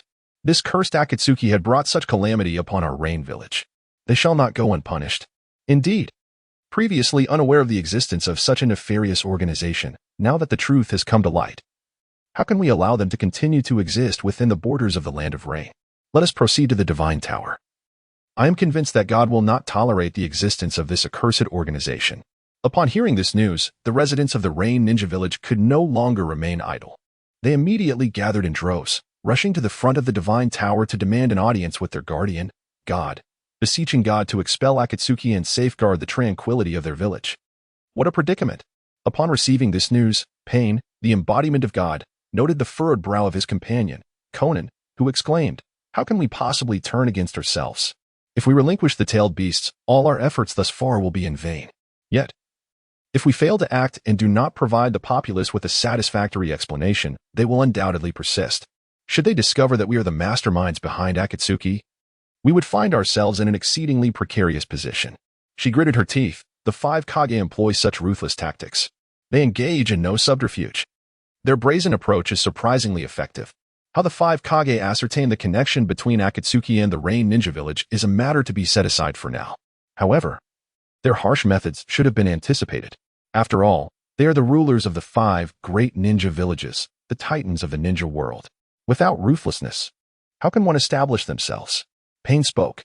Yet, it is evidently more crucial to first soothe the populace and then delay proceedings as much as possible, erasing all traces of Akatsuki that linger in the Divine Tower to prevent any vulnerabilities that might be exploited by the 5 great ninja villages. He gazed at the overcast sky, his voice steady. If they unite, capturing the tailed beast will become significantly more challenging. This is not an outcome we desire. Upon hearing Pain's words, Conan nodded. Very well. Let it be so. With that, she proceeded to carry out the task.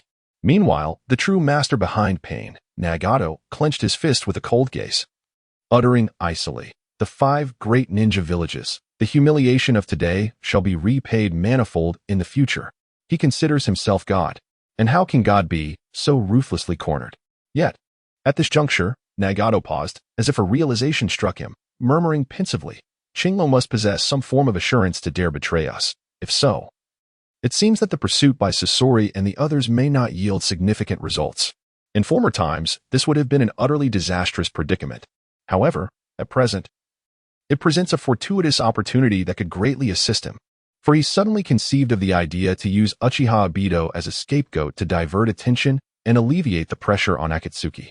With this thought, a smile unexpectedly spread across his face. "Qinglong, I apologize. Your timely betrayal conveniently shifts the focus of the 5 great ninja villages." He revealed a fierce expression. "Consider this your final contribution to Akatsuki. He intends to disseminate the news of Uchiha Yo's defection at an opportune moment, thereby capturing the attention of the 5 great ninja villages, particularly that of the Hidden Cloud Village. He will assert that the disappearance of the Wood Ninja is a fact tied to being taken by Uchiha Yo. Thus, coupled with the abduction of the 4th Mizukage orchestrated by Uchiha Yo, he alone can draw the firepower of 2 major ninja villages towards the Akatsuki organization. Though such methods may seem underhanded, for the sake of Akatsuki and his vision of peace, he is willing to employ any means necessary. Little does he know, he has inadvertently guessed correctly. The Wood Ninja indeed lies in the hands of Uchiha Yo, in the land of fire, amidst a certain jungle. The 5 Kage have effectively forced the Rain Ninja Village into a corner. As he walks along the stark, leafless path beset by the biting cold wind, Uchiha Yo suddenly halts. "Itachi, since you are here, why conceal yourself? Indu, Deidara, have you learned to utilize Earth Release for stealth? Brother Scorpion, why not reveal yourself? You know me best. You should understand that in the face of my perception, you cannot hide." As he speaks, a cacophony of grinding mechanical parts fills the air, heralding the arrival of the familiar crimson-hued scorpion. Upon stopping, a compartment on its back suddenly opens, and Sasori emerges. At the same time, Uchiha Itachi materializes from the tree against which he leans. Deidara also appears beside Sasori, visibly excited. Naturally, there is also the ever-invaluable Zetsu guiding them. Without Zetsu's reconnaissance, how could Sasori and the others possibly locate Uchiha Yo? "Yeah, I shall show no mercy," Sasori declares, immediately launching a puppet of the 3rd Kazekage. Compared to before, it has undergone a transformation, emanating a more refined chakra flow and a heavier aura, indicating a significant increase in its strength. Just what I desired. Uchiha Yo smiles. After all, it has been a while since I had a proper duel with Brother Scorpion. In contrast to Sasori, Uchiha Itachi is more straightforward. You will die today. And Deidara adds, Brother Yo, I shall bid you farewell with the most resplendent art. Well, given his fervent demeanor, no further words are necessary. In a fleeting moment, Uchiha Itachi makes his move, having seemingly formed no seals, unleashing a searing fireball, fire release, phoenix fire technique. It descends like a meteor shower, augmented by shurikens to enhance its destructive capacity. The speed is remarkable, rendering it nearly impossible to react, and with the precision afforded by a Sharingan, evasion becomes exceedingly challenging. Elementalization. Yet, Uchiha Yo shows no intention of retreating. He closes his eyes, and his body transforms into molten lava. The flames, possessing formidable cutting power, tear through Uchiha Yo's form, sending molten fragments flying. Closing his eyes. Is it a defense against my genjutsu? Uchiha Itachi, witnessing this, instantly retreats. Is it truly worth sacrificing the inside of his Sharingan for this? He has yet to activate his Mangeki, though both wield the three Magatama. Even with his illusionary techniques, Uchiha Leaf is more than capable of countering. Is this perhaps an excessive caution? Meteoric fire rain. Yet, as these thoughts crossed his mind, Uchiha Leaf's body erupted with a torrent of searing rock punches. The ferocity and scale of this assault far surpassed his previous fire techniques. Boom, boom, boom. Deidara, Sasori of the Red Sand, and Uchiha Itachi all retreated at once with remarkable speed. Uchiha Leaf bellowed once more. Lava hell. What transpired next left even the seasoned Sasori astonished. The ground began to melt at an alarming rate, transforming into scalding lava. 10 meters, 20 meters, 50 meters. The area rapidly expanded. It only ceased at 100 meters, forcing Sasori and the others to continuously withdraw. Such an intense temperature. My chakra feels as though it might evaporate. This is untenable. We cannot approach. My eyes are barely open. The three managed to retreat to over 200 meters away before they felt a semblance of relief. The iron sand cannot even draw near? Sasori attempted to manipulate the third Kazekage using iron sand to launch a surprise attack underground. However, upon entering the lava, it was immediately blocked, making it exceedingly difficult to approach. Useless, Brother Sasori, the temperature of my lava hell exceeds 1100 degrees. While it may not melt your iron sand, it is quite effortless to hinder its movement. Uchiha Leaf remarked, seemingly aware of their predicament. Iron sand also fails? Upon hearing this, Uchiha Itachi's eyes widened as if struck by inspiration. Amaterasu. The three Magatama rapidly converged into a kaleidoscope, unleashing the black flames known to possess the temperature of the sun's core. As the black flames spread, it appeared that this would indeed prove effective. Uchiha Itachi clutched his bleeding right eye, but before he could finish speaking, even his calm demeanor faltered as his pupils constricted. Could it truly be like this? Uchiha Leaf's body, engulfed by the terrifying black flames, began to burn rapidly. Yet, his form suddenly swelled and transformed. By shifting the area consumed by the black flames, he deftly managed to counter the Amaterasu flames that would not extinguish until their target was completely incinerated. In the original narrative, these flames had effortlessly obliterated the fourth Mizukage. Yet before Uchiha Leaf, they proved disappointingly ineffective. Such flames cannot harm Leaf. Sasori was equally astonished. When Amaterasu was released, though he lacked knowledge of the black flame's attributes, the violent and searing aura it emanated signaled its formidable power. Yet, this powerful strike was easily neutralized by Uchiha Leaf. This was, indeed, quite formidable. Itachi, seeing that Sasori's iron sand was ineffective, you truly resorted to this technique. Uchiha Leaf's voice resonated once more. This is quite effective. With a few more attempts, I shall inevitably be injured. However, his voice carried a playful tone. Given your current physique and your control over those eyes, how many more times can you manage? Within the realm of observation, Uchiha Itachi's emotions fluctuated the most, and his animosity was palpable. Upon hearing this, Uchiha Itachi furrowed his brow slightly. Are you deliberately guiding me to employ this technique? In response, Uchiha Yo nodded earnestly. After all, its power is considerable, so I wish to test its might. Yet, upon hearing this, Uchiha Itachi's frown deepened. It seems you are aware of my capabilities? But this is my first time utilizing this ability. How could you, someone I've never encountered before, adeptly counter it? Moreover, this is not an attack that can merely be diverted. Once it connects, it cannot be extinguished and will rapidly spread, creating an even more formidable blaze. The black flames of Amaterasu burn with astonishing speed and a temperature so high that even ninjas of his caliber would suffer severe injuries within 2 seconds unless they possessed special means. Yet, Uchiha Yo had just shattered this rule, which filled him with unease. Then why do you think I would reveal the answer to you? Uchiha Yo smiled leisurely. Of course, you do indeed instill a certain apprehension in me. Whether it be your right eye, Amaterasu, your left eye, Tsukuyami, or the technique, Kodo Amatsukami, entrusted to you by Uchiha Shisui, or perhaps the artifact, Tatsuka no Tsurugi, sealed within your Sharingan. Or even the technique, Izanami, that traps individuals in an endless cycle, I regard them all with trepidation, from the past, to the present, and into the future. Sensing Uchiha Itachi's increasingly agitated emotions, Uchiha Yo maintained his smile. You need not concern yourself with how I came to know these things. If pressed, you may as well assume that I possess precognitive abilities.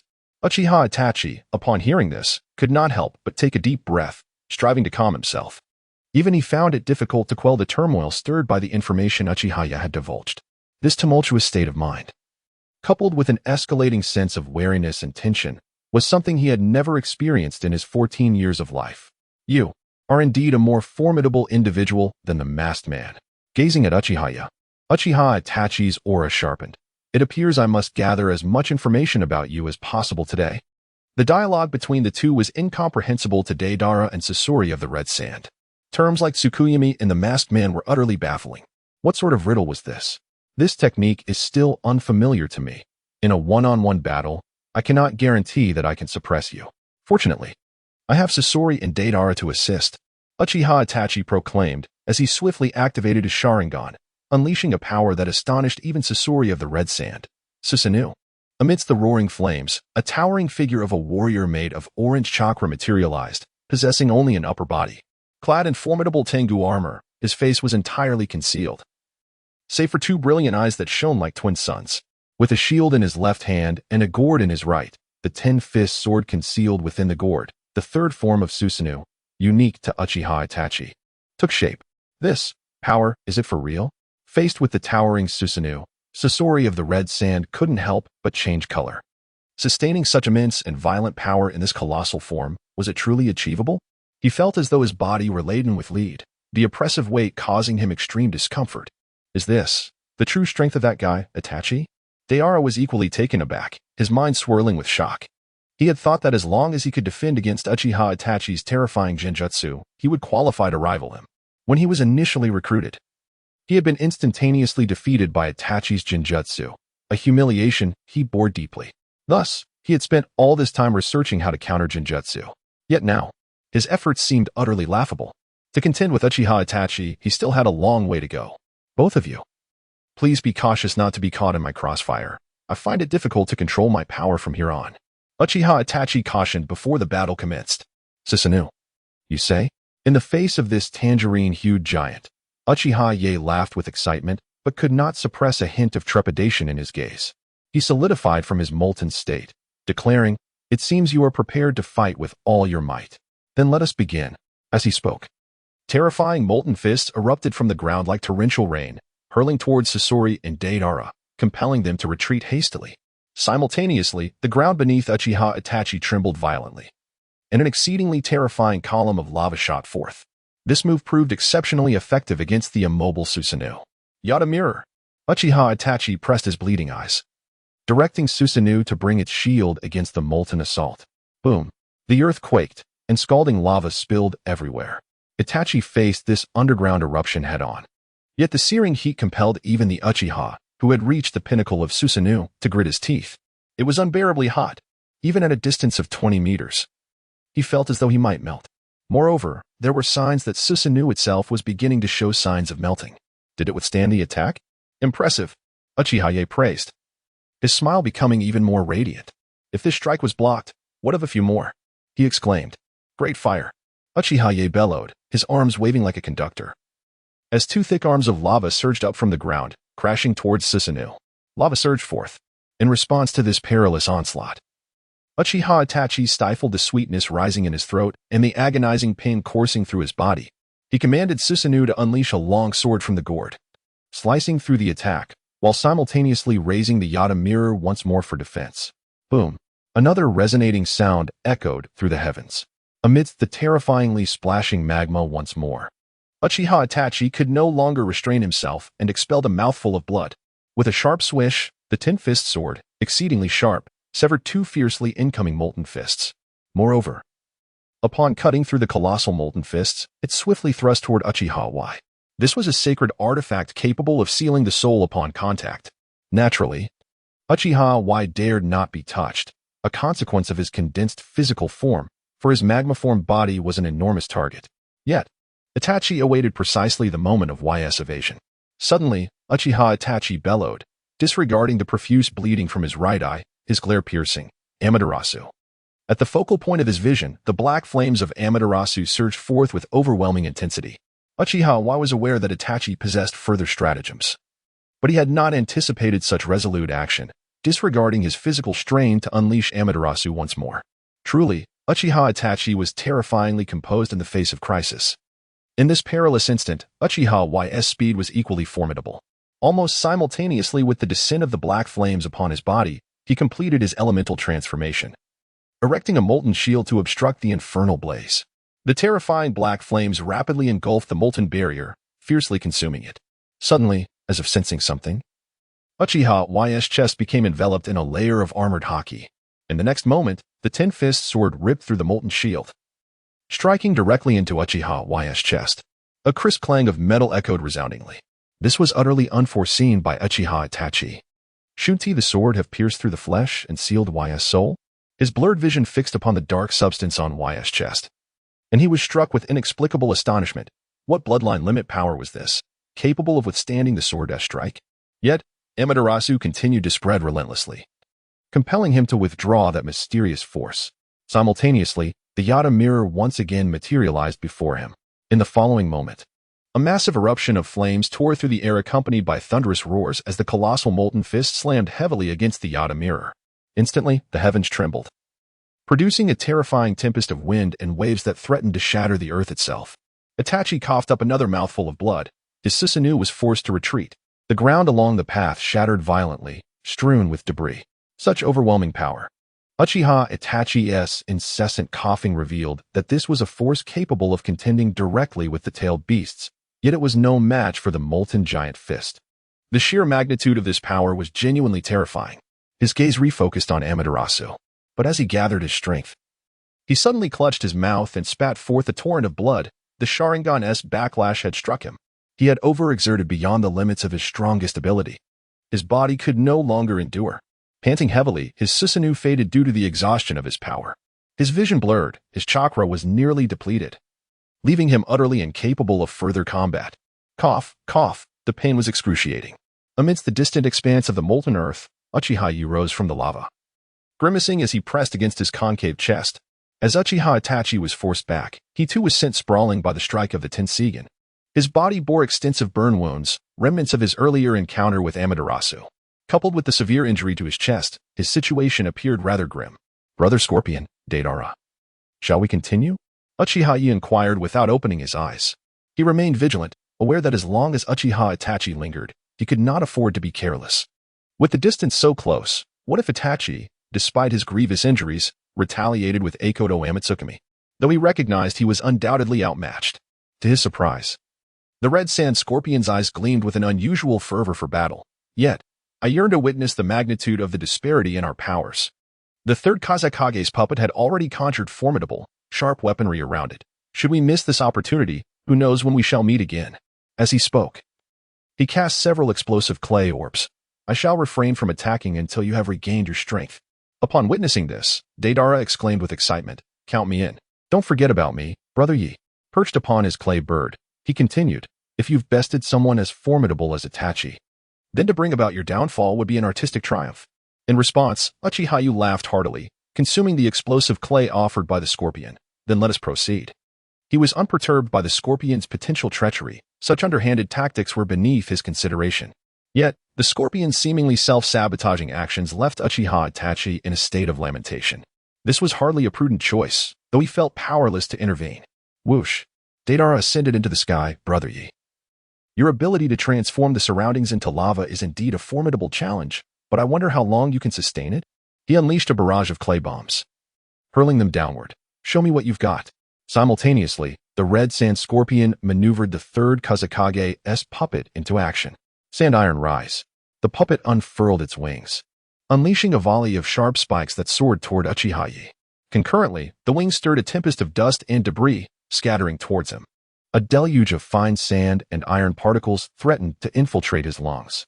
Puff, puff, puff. The sand iron spikes were rendered inconsequential by Uchiha Yo's elemental transformation.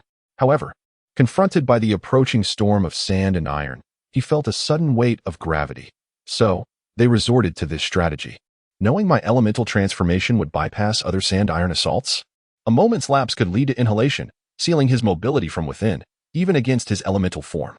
For as long as he breathed, he would inevitably draw in the sand-iron powder. Uchiha Yo marveled inwardly. What a remarkable concept. In this manner, his poison could indeed take effect. With this realization, he resolved to neutralize Deidara in the sky first. Though the weakest among them, he wielded control over the aerial domain, and his intermittent harassment would undoubtedly prove troublesome for Uchiha Yo. While elemental transformation has its merits, it undeniably requires considerable physical exertion. Rather than perpetually guarding against Deidara and engaging in elemental transformation, it would be wiser to first address this unstable variable. As Uchiha Leaf charged towards Deidara, the red sand scorpion created a barrier of sand and iron for the already exhausted Uchiha Itachi, subsequently commanding the third Kazekage to launch an offensive pursuit. The aerial dominance was not solely in the hands of the third Kazekage. However, Scorpion, perhaps you underestimate me a tad too much? Uchiha Leaf's voice suddenly echoed in the ear of the red sand scorpion. Ignoring the ground below while pursuing me in the air is a rather grave oversight. No sooner had the words left his mouth than a pillar of crimson lava surged forth, forcing the scorpion to immediately employ sand clones. The advance of the third Kazekage came to a sudden halt. Boom. In the next instant, Uchiha Itachi delivered a merciless punch, shattering half of the third Kazekage's form. Yet, having accompanied Uchiha Leaf for such a duration, the red sand scorpion understood his tactics all too well. The third Kazekage promptly transformed into a sand clone. Undoubtedly, the scorpion had anticipated Uchiha Leaf's strike. Impressive. Uchiha Leaf couldn't help but offer a commendation. But at that moment, Deidara seized the opportunity to strike. A multitude of explosive tags rained down before Uchiha Leaf. With a shout, Uchiha Leaf found himself enveloped by the explosions. Whoosh. In an instant, the sky was filled with splattering lava, accompanied by an intensely scalding aura that ignited the forest below. The red sand scorpion, undoubtedly affected, swiftly commanded the third Kazekage to create a defensive barrier. Whoosh. Yet almost immediately, a stream of crimson lava shot forth from the clouds of smoke, heading straight for Deidara above. Brother Leaf, you won't catch me that easily, Deidara exclaimed as he maneuvered his flying bird to ascend. Is that so? Uchiha Leaf's voice emerged from the lava. He promptly conjured several lava arms, launching them as though he had predicted every trajectory of Deidara's flight, forming an immense net that descended upon him. Regardless of where Deidara attempted to evade, being struck down was inevitable. This is bad. Deidara's heart raced. He finally grasped the terror of Uchiha Leaf. Initially, he had intended to leverage his aerial advantage to prolong the confrontation and exhaust Uchiha Leaf's stamina. Little did he expect Uchiha Leaf's perceptive abilities to be so formidable.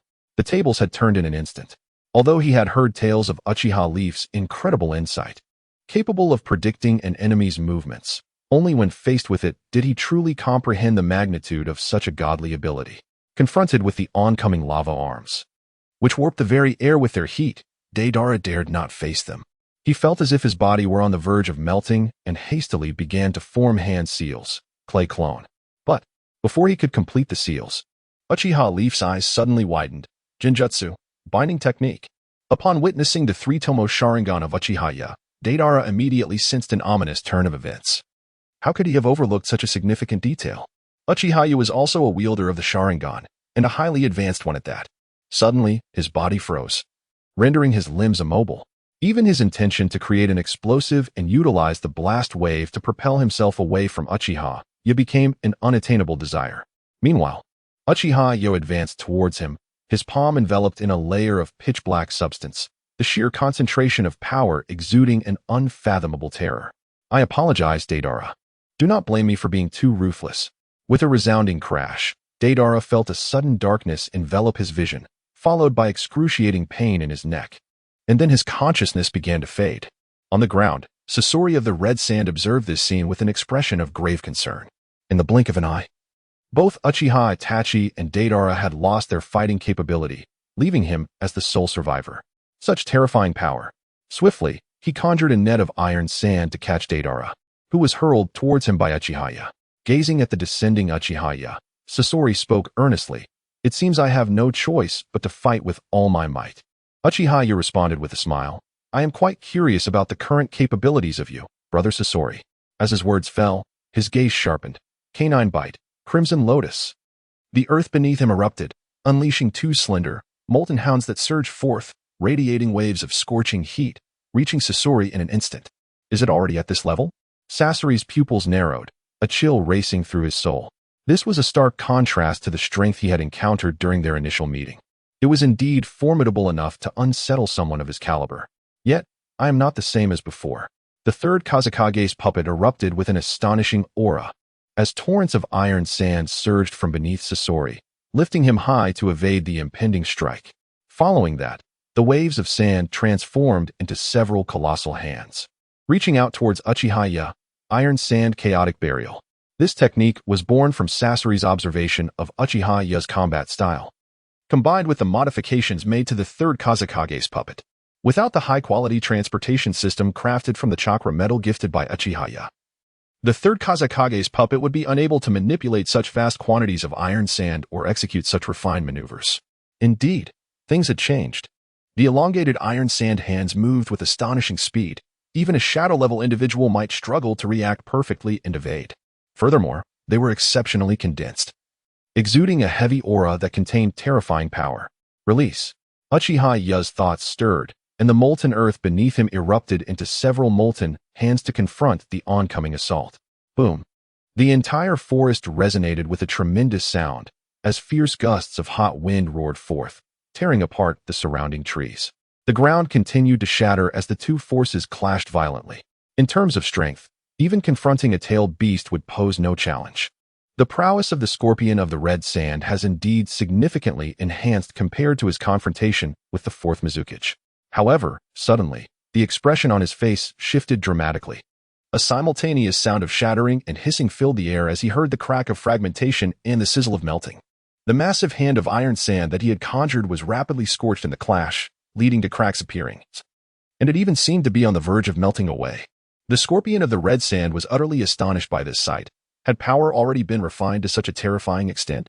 The colossal hand, forged from the essence of the third Kazekage, boasts a hardness surpassing that of steel. It is more than capable of carving through mountains with minimal damage. Yet, to witness it fracture amidst such a collision is truly astonishing. The destructive power of Uchiha Obito has indeed reached a remarkably terrifying level.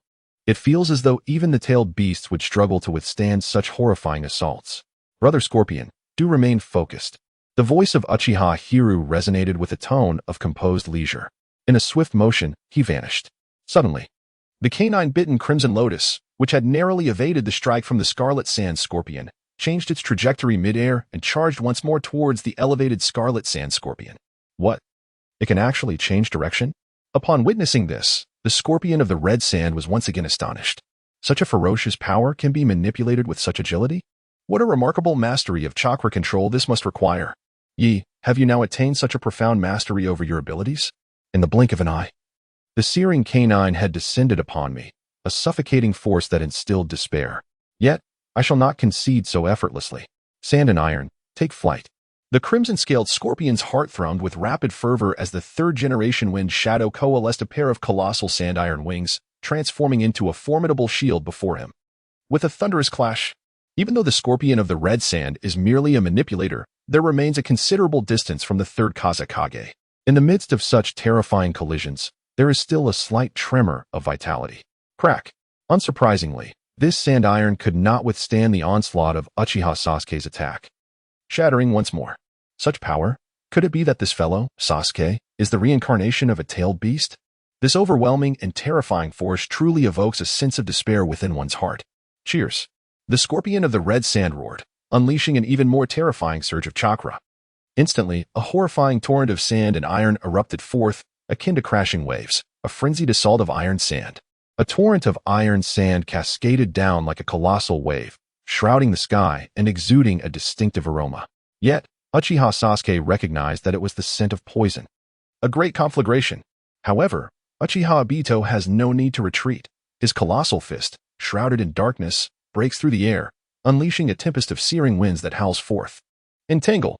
The scorpion of the red sand maneuvered the third Kazekage, simultaneously contending with the searing canine head and the terrifyingly immense fist, undoubtedly feeling an unimaginable strain.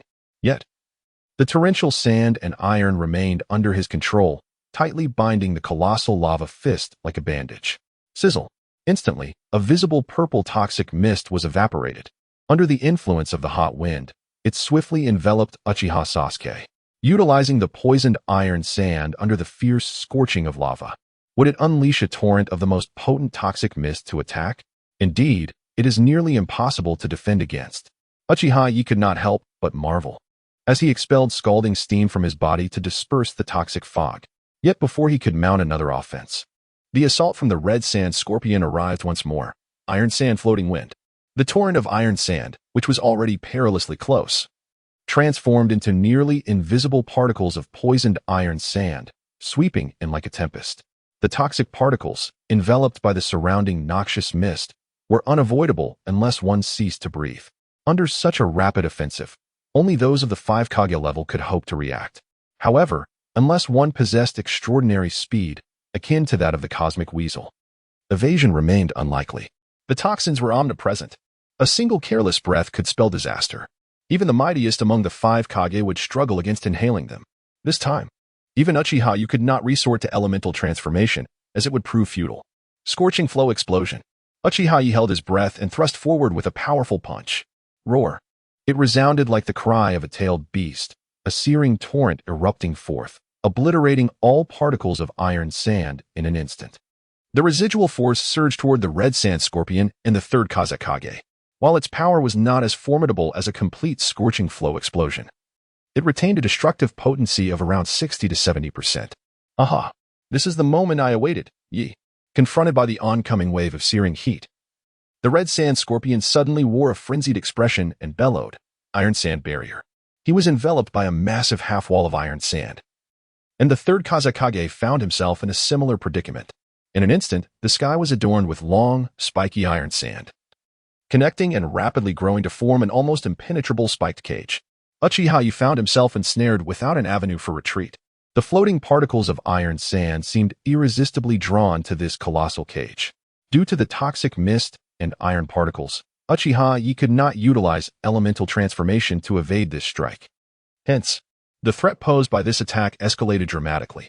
Even though the terrifying wave of scorching heat unleashed by Uchiha Yo had annihilated many of the projectiles, the danger remained substantial.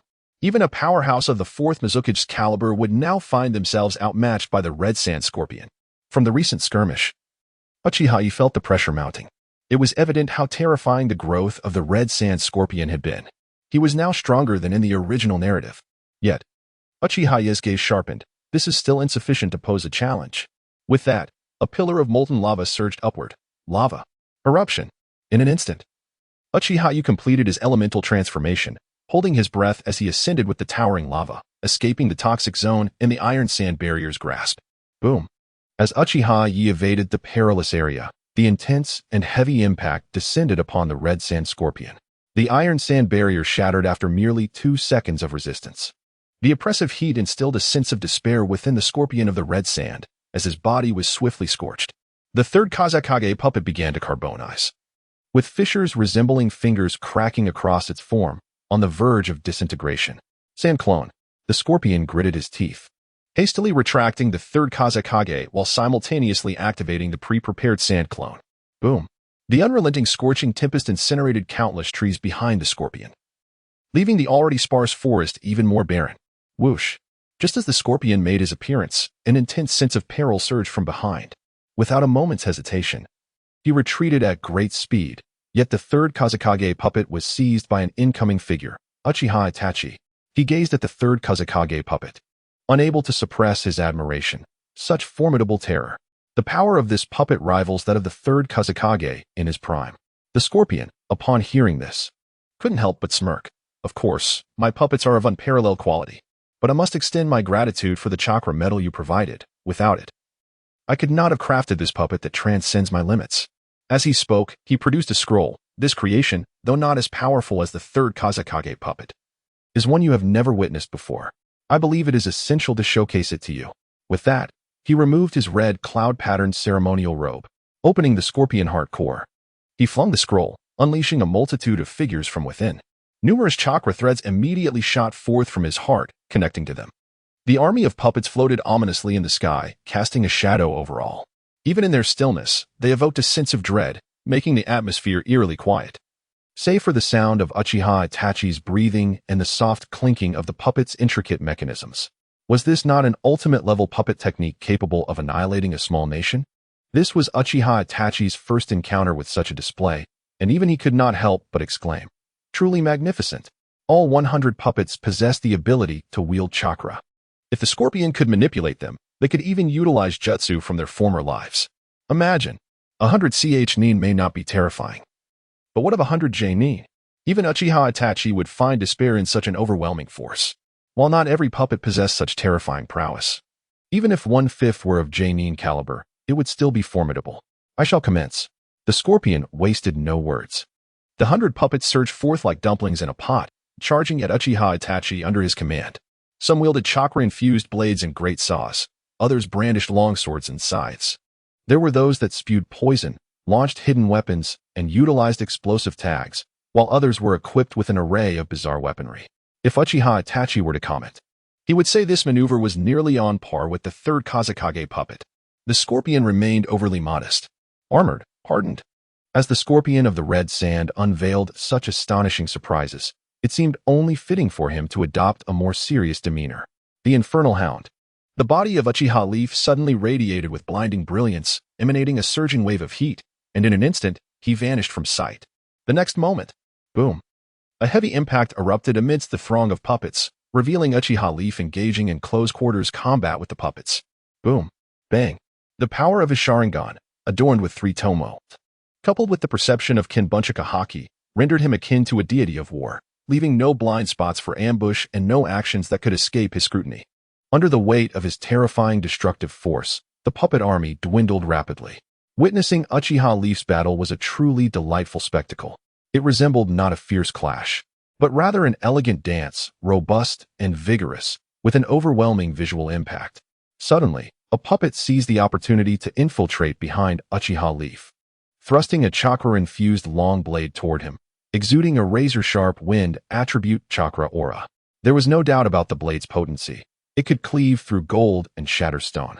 In the face of such a formidable strike, the scorpion of the red sand anticipated that Uchiha Leaf would evade through elemental transformation. Yet, Uchiha Leaf appeared utterly oblivious, allowing the blade to descend upon him. Why does he not dodge? The scorpion of the red sand was filled with astonishment. He could not believe that someone with Uchiha Leaf's formidable perception would be incapable of countering such an attack. However, if he did not evade and allowed himself to be struck, he would surely be harmed. Knowing full well the danger, why did Uchiha Leaf remain motionless?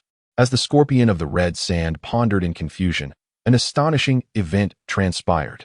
The chakra long blade struck Uchiha Leaf's back, producing a jarring metallic clang and sparking a dazzling display of fire. Uchiha Leaf's back was as dark as metal. What ability is this? Observing the rapidly retreating black substance from Uchiha Leaf's back, the scorpion of the red sand was filled with wonder.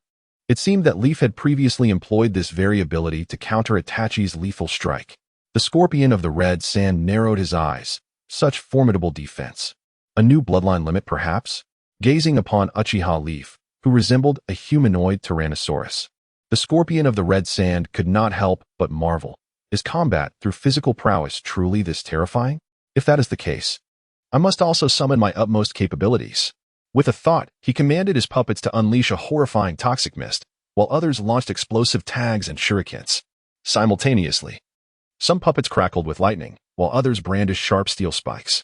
In an instant, Uchiha Leaf found himself besieged by a myriad of terrifying assaults. While he could defend against the other attacks with his Haki, the enveloping toxic mist posed a significant threat even to him. Immediately, a torrent of scalding steam erupted around him, dispersing the toxic mist, while simultaneously deflecting the incoming shurikens. Yet, the remaining steel spikes, along with puppets wielding an array of bizarre weapons such as swords, scythes, and blades, continued their relentless assault, transforming his body into a flow of molten lava. Uchiha Leaf unleashed a catastrophic barrage of rock fists, meteoric fire rain. Boom. Crack. Bang. Once again, a multitude of puppets was obliterated. Lava surged forth. Uchiha Yo moved with purpose, and from his very being, terrifying torrents of molten rock erupted, casting a shadow over the land. The destructive force annihilated yet another cluster of puppets. A blazing inferno. Canine bite of the Crimson Lotus. The puppets of the Scorpion of the Red Sand were granted no respite. Uchiha Yo's relentless onslaught continued unabated. The puppets shattered, falling like rain, even as their numbers dwindled. The Scorpion's control over them became increasingly intricate. Yet, under the perceptive foresight of Kin Bunchika Haki and the keen insight of his 3 Tomoe Sharingan, no level of precision could avail him. Soon, only 10 remained, an amount that represented the upper limit of a puppet master's control. Astonishing. The Scorpion of the Red Sand marveled at this scene, yet his expression quickly shifted to one of resolve. It seemed the time for conclusion had arrived. 10 threads of chakra sprang forth from his fingers, substituting the heart's core for control. Thus, it was time for a final gambit.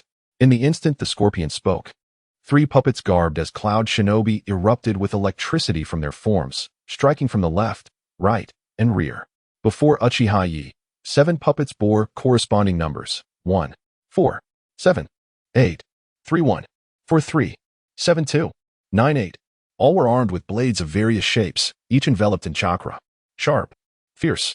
The assault was relentless, evoking a sense of despair.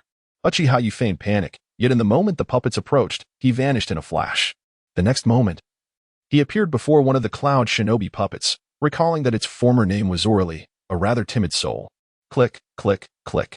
Facing the oncoming Uchiha Yo, Orally whirred into action, opening its mouth to unleash a cloud of green poison, interspersed with venomous needles. Armed, hardened, Uchiha Yo held his breath as his body instantaneously cloaked in armor. With a singular punch, he shattered Orally amidst the onslaught of poison mist and needles, leaping high to evade the simultaneous blade strikes from 1, 4, and 7.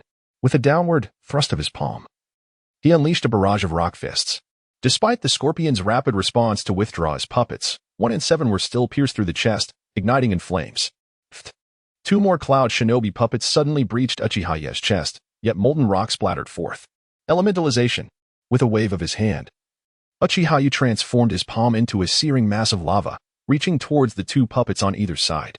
The female puppet immediately expelled toxic mist towards Uchiha Yo, attempting to impede him.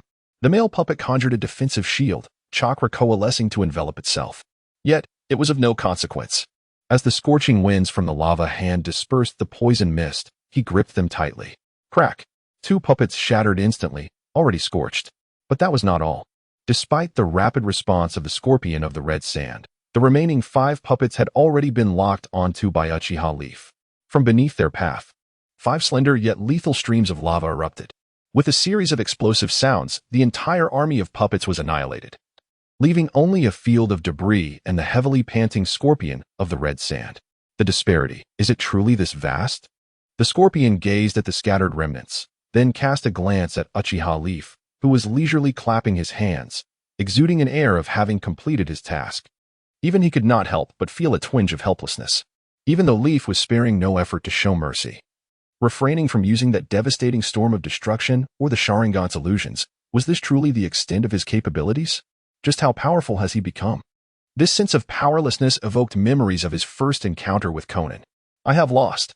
The calm declaration of the Scorpion of the Red Sand marked the official conclusion of the battle. I concede. Uchiha Leaf smiled and waved his hand, saying, well then, farewell, Brother Scorpion.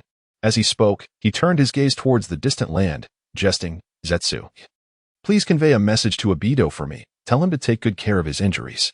I hope that the next time we meet, he won't be scurrying away like a rat. Uchiha Itachi and Deidara had already been relocated by this individual. He certainly operates with caution and thoroughness. I will. Zetsu emerged slowly from the ground, his eyes filled with wariness. I never expected Itachi would also fall to you. It seems that your battle with Obito truly granted you significant growth. What a pity. If Itachi had allied with Scorpion and Deidara from the start, Perhaps today could have ended differently for you. Yet he chose to confront you alone initially, without involving Scorpion or Deidara. Hearing this, Uchiha Leaf laughed heartily. Is that so strange? Itachi has always acted this way, preferring to shoulder everything alone and forge a path for others. With that, his lava-like form vanished into the ground. Farewell, Leaf. After silently bidding his farewell, the Scorpion of the Red Sand collected the remnants of all his puppets and set off on his journey home. In an underground space, upon hearing Zetsu recount Uchiha Leaf's words, Uchiha Obito could not help but snort coldly, his expression chillingly frigid. How audacious, little brat. Acting as though you no longer regard me with any respect. Who do you think you're looking down upon? He clenched his fists, his eyes brimming with murderous intent. Let me see who will ultimately have the last laugh. Little brat, you will come to regret provoking me. In his agitation, the part of him fused with white Zetsu began to exhibit a subtle resistance, causing him immediate pain and beads of sweat to form on his forehead. One must swiftly calm one's emotions and strive to maintain the differentiation of the chakra between the two, aspiring to achieve the assimilation of chakra at the earliest opportunity. A day later, the Scorpion of the Red Sand returned to the Akatsuki. Had the mission failed? Upon hearing the report from the Scorpion, Pain of the Six Paths wore an expression of anticipated understanding, even appearing somewhat relieved. I see. After all, the enemy is the Azure Dragon. It is comprehensible that the pursuit was unsuccessful. However, his understanding did not extend to others. Is it true? Itachi, Scorpion, and Deidara all set out together yet failed to capture the Azure Dragon? Kakuzu expressed considerable astonishment. Has the Azure Dragon grown to such a terrifying extent? The likes of Hidan, Zabuza, and even Tintin were equally taken aback. Regardless of whether it was Itachi or Scorpion, both were formidable individuals. Their collaboration would surely defeat even the five Kage. Yet, they could not subdue Uchiha Yo? How astonishing. Furthermore, Uchiha Yo is merely 14 years old. Has he already attained strength surpassing that of the current five Kage? It feels somewhat absurd. What of the vacancy? Kakuzu turned to Pain. The position left by Zero Burial must be filled anew. Yet, given the current landscape of the ninja world, it seems unlikely that we could recruit new members. Upon hearing this, the others nodded in agreement. After all, the five Kage had a unified understanding regarding the extraordinary situation concerning the Rain Village. Even though Zero Burial, represented today by the Angel Conan, had responded to the inquiries of the five Kage, asserting that they would conduct a thorough investigation of the Rain Village in the Land of Rain, and swiftly locate the whereabouts of the Akatsuki organization to eliminate it. Resolutely maintaining peace in the ninja world, this was merely a temporary measure. The existence of the Akatsuki itself was problematic, let alone the recruitment of new members. After a moment of silence, Pain stated, Beidou is correct. I have decided to temporarily set aside this vacant position. Furthermore, I ask everyone to remain dormant for the time being, avoiding any significant disturbances in the ninja world that might attract the attention of the five Kage. When it is time to act again, I shall notify you all. In the ensuing time, let us assume the roles of bounty hunters to capture rogue ninjas and amass wealth. Upon hearing Pain's words, the group had no objections and were not surprised. This was a sensible course of action. Moreover, it was likely that the headquarters would completely vanish from the Rain Village. After all, the statement from the Rain Village would undoubtedly not gain the approval of the five Kage. It would not be long before they took action. There was no reason to let thieves catch their own kind. The five Kage would certainly dispatch personnel to personally investigate the Rain Village. Given this, they must erase any corresponding traces to prevent any uncovering of the truth. After discussing the relevant matters, the meeting was adjourned. For the first time, the group felt that the ninja world seemed poised for a transformation. Sure enough, on the third day following the Rain Village's declaration, the five Kage responded to the matter.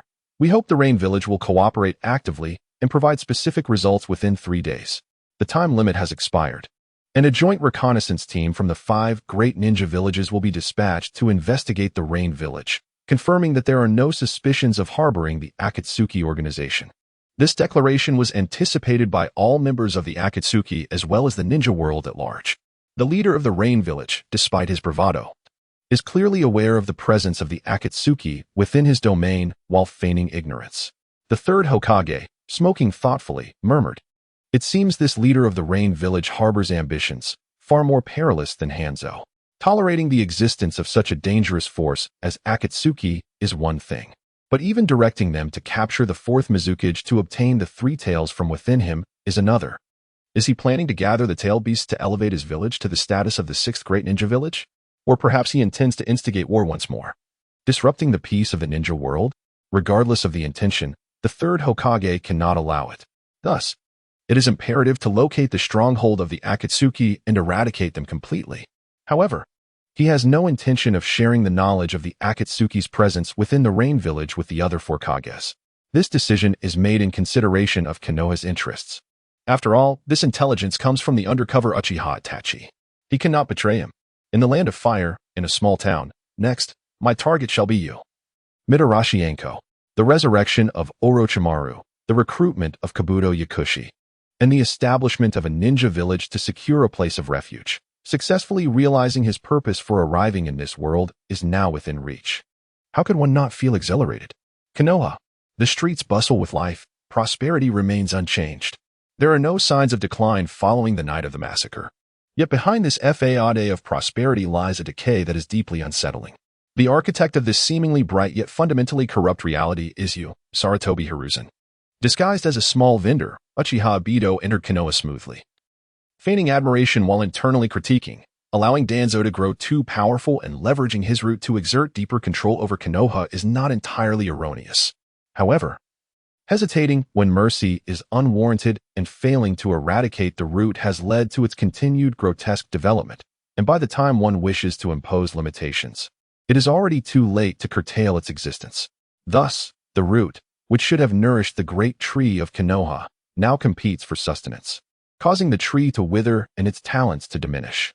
How can Konoha blossom anew without enduring a cataclysmic destruction? If you were to ask Uchiha Obito, the Konoha Crush plan, initiated by Orochimaru in the original narrative, undeniably resulted in numerous deaths, an act of unjust invasion. Yet, without this fire, how would the great tree of Konoha shed its old trunk and sprout a new trunk to rejuvenate? Even if the deformed root remains a latent threat, it would be difficult to seize nourishment from the new trunk to bolster itself further. In order to provide adequate nourishment for the new sprouts of Konoha to thrive healthily upon the great tree, it is essential that they flourish in a nurturing environment. They must develop into new branches and future pillars, contributing to the lushness of Konoha, this magnificent tree. Otherwise, the precarious state of Konoha, once the talents of Kakashi and his generation fade away, will leave the next generation devoid of successors. This includes Naruto and Sasuke. Uchiha Sasuke, who could have remained within the Uchiha clan, ultimately faced life-threatening dangers and was forced to flee. Were it not for the lack of direct personal stakes in the Uchiha massacre, meaning no one he cared for perished that fateful night, he would have relished the opportunity to confront the third Hokage. Why not address the issues of the Uchiha clan properly? It is not as if he lacked the capability to do so. The Senju clan has been marginalized to the point of no longer posing a threat. Moreover, the Uchiha clan still had formidable allies like Uchiha Shisui and Uchiha Itachi, both embodying the will of fire. Given his control over Konoha, was there truly no resolution to the conflict between the Uchiha and the village? It appears to be a deliberate act of exclusion, compelling the Uchiha clan to rebel, thus providing a pretext to eradicate them and eliminate future threats. Even at the expense of the village's strength, stability seems to take precedence over its development and safety. However, none of this concerns me. Uchiha Sasuke arrived at the Ichiraku ramen shop, exhaling softly, and addressed the owner, whom his previous life had mockingly referred to as Otsutsuki-style Uncle Ichiraku. One large bowl of beef ramen, please. The development of Konoha held no significance for him. His priority was to successfully establish his own shinobi village, securing a place to call home. As for safeguarding world peace and maintaining order in the shinobi realm, those considerations could wait until he had established his own foundation. Otherwise, it would be somewhat presumptuous. Certainly. Please hold on, responded Ichiraku with vigor, promptly preparing the order. As for his reason for being there, quite simply, his target, Mitarashi Anko, was present. In no time, a steaming bowl of ramen, replete with aroma and flavor, was served. I shall not be courteous. Uchiha Sasuke inhaled deeply, the enticing scent igniting his appetite. 5 minutes later, as Mitarashi Anko prepared to leave, Uchiha Sasuke leisurely slurped the last noodle, settled the bill, and rose to depart. Sasuke did not consider his tracking skills to be particularly advanced, but ensuring that Mitarashi Anko did not detect him was rather effortless. In the death forest of Konoha, as Mitarashi Anko prepared to practice her shuriken techniques, a sudden wave of intense foreboding washed over her. Who is it? She immediately turned her gaze toward the source of the impending threat, the earth before her. Quite perceptive, Miss Anko. Uchiha Sasuke emerged from the ground, smiling at the alert Mitarashi Anko. Of course, it was an intentional release of his chakra. Mitarashi Anko gazed upon Uchiha Itachi's visage, suddenly struck by a realization that caused her pupils to contract. From her arms surged several foul, elongated tongues, lunging forth with a ferocious intent, the serpent's hand of hidden shadows. In the face of such an assault, Uchiha Leaf remained utterly still, his body transforming into an ethereal form as the serpents passed harmlessly through him. Sizzling sounds filled the air as the serpents were instantaneously charred into ash. However, the figure of Mitarashi Anko had vanished from before him. A sudden, fierce gust swept from behind, revealing Anko as she executed a sweeping kick. Yet, Uchiha Leaf did not turn. Instead, he reached out and seized her strike with uncanny precision. Is it merely through perception that he can counter me so accurately? Anko's heart raced with alarm. Is this the prowess of an S-rank rogue ninja, on par with that scoundrel Orochimaru? He is far too formidable. I stand no chance against him. Just as she prepared to employ her serpent's hand to compel Uchiha Leaf to relinquish his grip, allowing her to escape and relay her message to the village, she found herself unexpectedly hurled to the ground by Uchiha Leaf, as if he had divined her intentions. The impact sent a violent tremor through her body, and she tasted blood as it surged from her throat, her consciousness beginning to wane. Before she could catch her breath, a fist the size of a sandbag loomed before her. Panic gripped her heart, and she hastily performed a substitution technique to evade. I must warn the village at once. In the next moment, Anko reappeared from a short distance, her movement swift as she reached for a signal flare within her ninja tool pouch. However, did you think I would grant you such an opportunity? The chilling voice that echoed behind her filled her with dread. Before she could react, a tremendous blow struck the back of her neck, plunging her into a haze of unconsciousness. It is over. Her body stiffened, collapsing into Uchiha Leaf's embrace. With this, all was set in motion. He swiftly confined Mitarashi Anko within the confines of a dimensional space, hastily burrowing into the earth to make his escape. Who knows if some voyeuristic crystal ball is observing this moment? Moreover, the commotion would undoubtedly attract attention. The Konoha sensory team is not to be trifled with. Indeed, he had surmised correctly. The Konoha sensory team sensed an anomaly. A powerful, unfamiliar chakra had manifested within the Death Forest, only to dissipate within a mere 10 seconds. Quickly, dispatch a team to investigate what transpired, a particularly grave-looking Jainin commanded.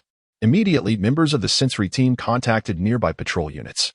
The patrol arrived on the scene with haste, surveying the area marked by faint signs of conflict and the scorch trails left behind. They concluded that a mysterious, powerful entity had infiltrated Konoha and had taken someone from this place. There had been a struggle, yet no figures remained.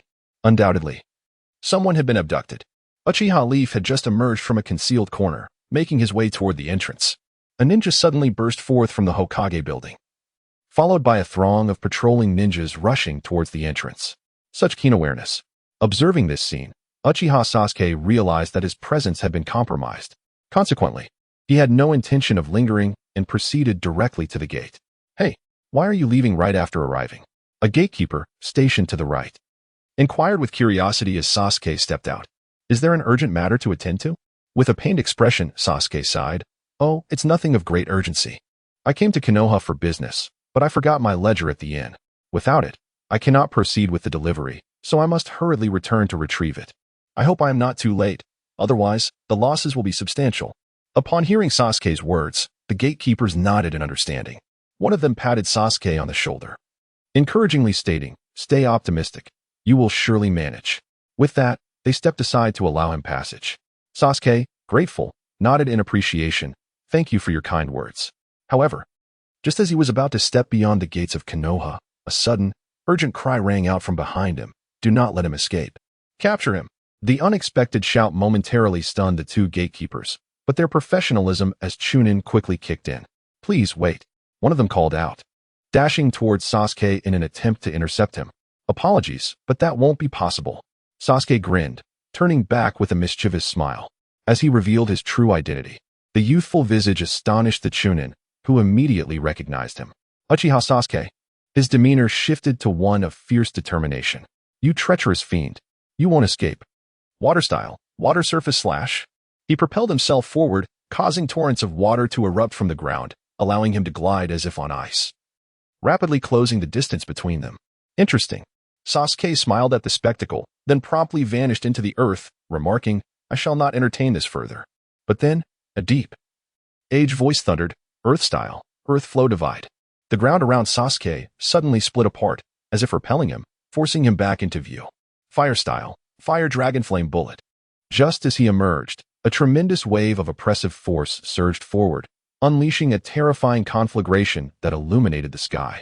The air warped in its scorching presence, the flames exuding a ferocious and explosive aura. This was an attack infused with transformative properties. Like a frenzied dragon dancing through the air, flames surged from the front, left, and right, simultaneously blocking all avenues of retreat. Even if one has not personally experienced it, the sensation is akin to being ensconced in a searing inferno, on the brink of being reduced to mere ashes. This technique of fire, it cannot be mistaken. It must be that man. Uchiha Yo dared not underestimate the situation. Upon activating his observation Haki, he elementalized his entire being in response. Boom! The fire dragon roared, relentlessly tearing through Uchiha Yo's form, utterly disintegrating him into fragments, blossoming into a magnificent yet perilous spectacle akin to a grand firework. Is it resolved? That aged, deep voice resounded once more as ninjas continued to converge behind him. Gurgle. At that moment, a mass of lava on the ground began to bubble and writhe, subsequently reconstituting into the likeness of Uchiha Yo. This scene did not escape the keen eyes of the voice's owner, whose expression grew increasingly grave. Indeed, just as the intelligence suggested, ordinary attacks proved utterly ineffective. Upon hearing this, Uchiha Yo's demeanor became extraordinarily solemn. He gazed at the figure of the voice's owner ahead and remarked with a smirk, "My luck seems quite fortuitous. I did not anticipate encountering the fabled strongest Hokage, Sarutobi Hiruzen, so swiftly. It has been a while, esteemed Hokage. You truly have arrived in record time. Yet, where were you on the fateful night of the clan's massacre? Why did you not make your illustrious presence felt to halt Itachi Uchiha's slaughter?" Indeed, the one who just intervened against Uchiha Yo was none other than the third Hokage, Sarutobi Hiruzen. Why have you infiltrated Konoha? What have you taken? What is your purpose in entering Konoha? Is it vengeance against Konoha? As he posed these inquiries, Uchiha Yo found himself encircled by a cadre of Umbu operatives, including some possessing the Sharingan. He chuckled softly. "Do you truly believe I would reveal anything to you, esteemed Hokage?" Uchiha Yo's face was awash with derision. "What? Others are Konoha's citizens, deserving of your protection, yet the already annihilated Uchiha clan is not worthy of your care? Is it permissible for them to be persecuted to death? You profess that within Konoha, we are all one, that you would equally cherish each individual. Yet, when it comes to the Uchiha, does that principle suddenly become inapplicable?" Uchiha Yo had never anticipated feeling such fervor in the presence of the third Hokage, a sentiment likely stemming from the profound resentment harbored by his original self towards the Hokage's actions against the Uchiha clan. At this moment, all that pent-up emotion surged forth. Such grievances belong to the past. Discussing them now holds no significance. It is imperative for us, the living, to cherish the present and seize every moment. At this juncture, the third Hokage's expression hardened. "Uchiha Yo, are you implying that you will seek vengeance against Konoha in the future?" Initially, Uchiha Yo harbored no particular intentions, merely wishing to release the resentment of his former self and depart. However, the third Hokage's words elicited a genuine laugh from him, stirring something within him for the first time. He chuckled softly, his gaze icy and mocking. "What a notion that discussing past events is pointless. How wonderfully you seize the moment. It is truly remarkable that you can utter such words without a hint of shame." He gritted his teeth with a cold snort. "Why be so hypocritical? Just admit you have never considered the Uchiha as family. After all, your pretense is not a recent development. Are you even concerned about losing face?" As he spoke, his body began to swell, and after calculating the distance with his observation Haki, a chilling smile crept across his lips. "Originally, I had no intention of causing trouble for Konoha.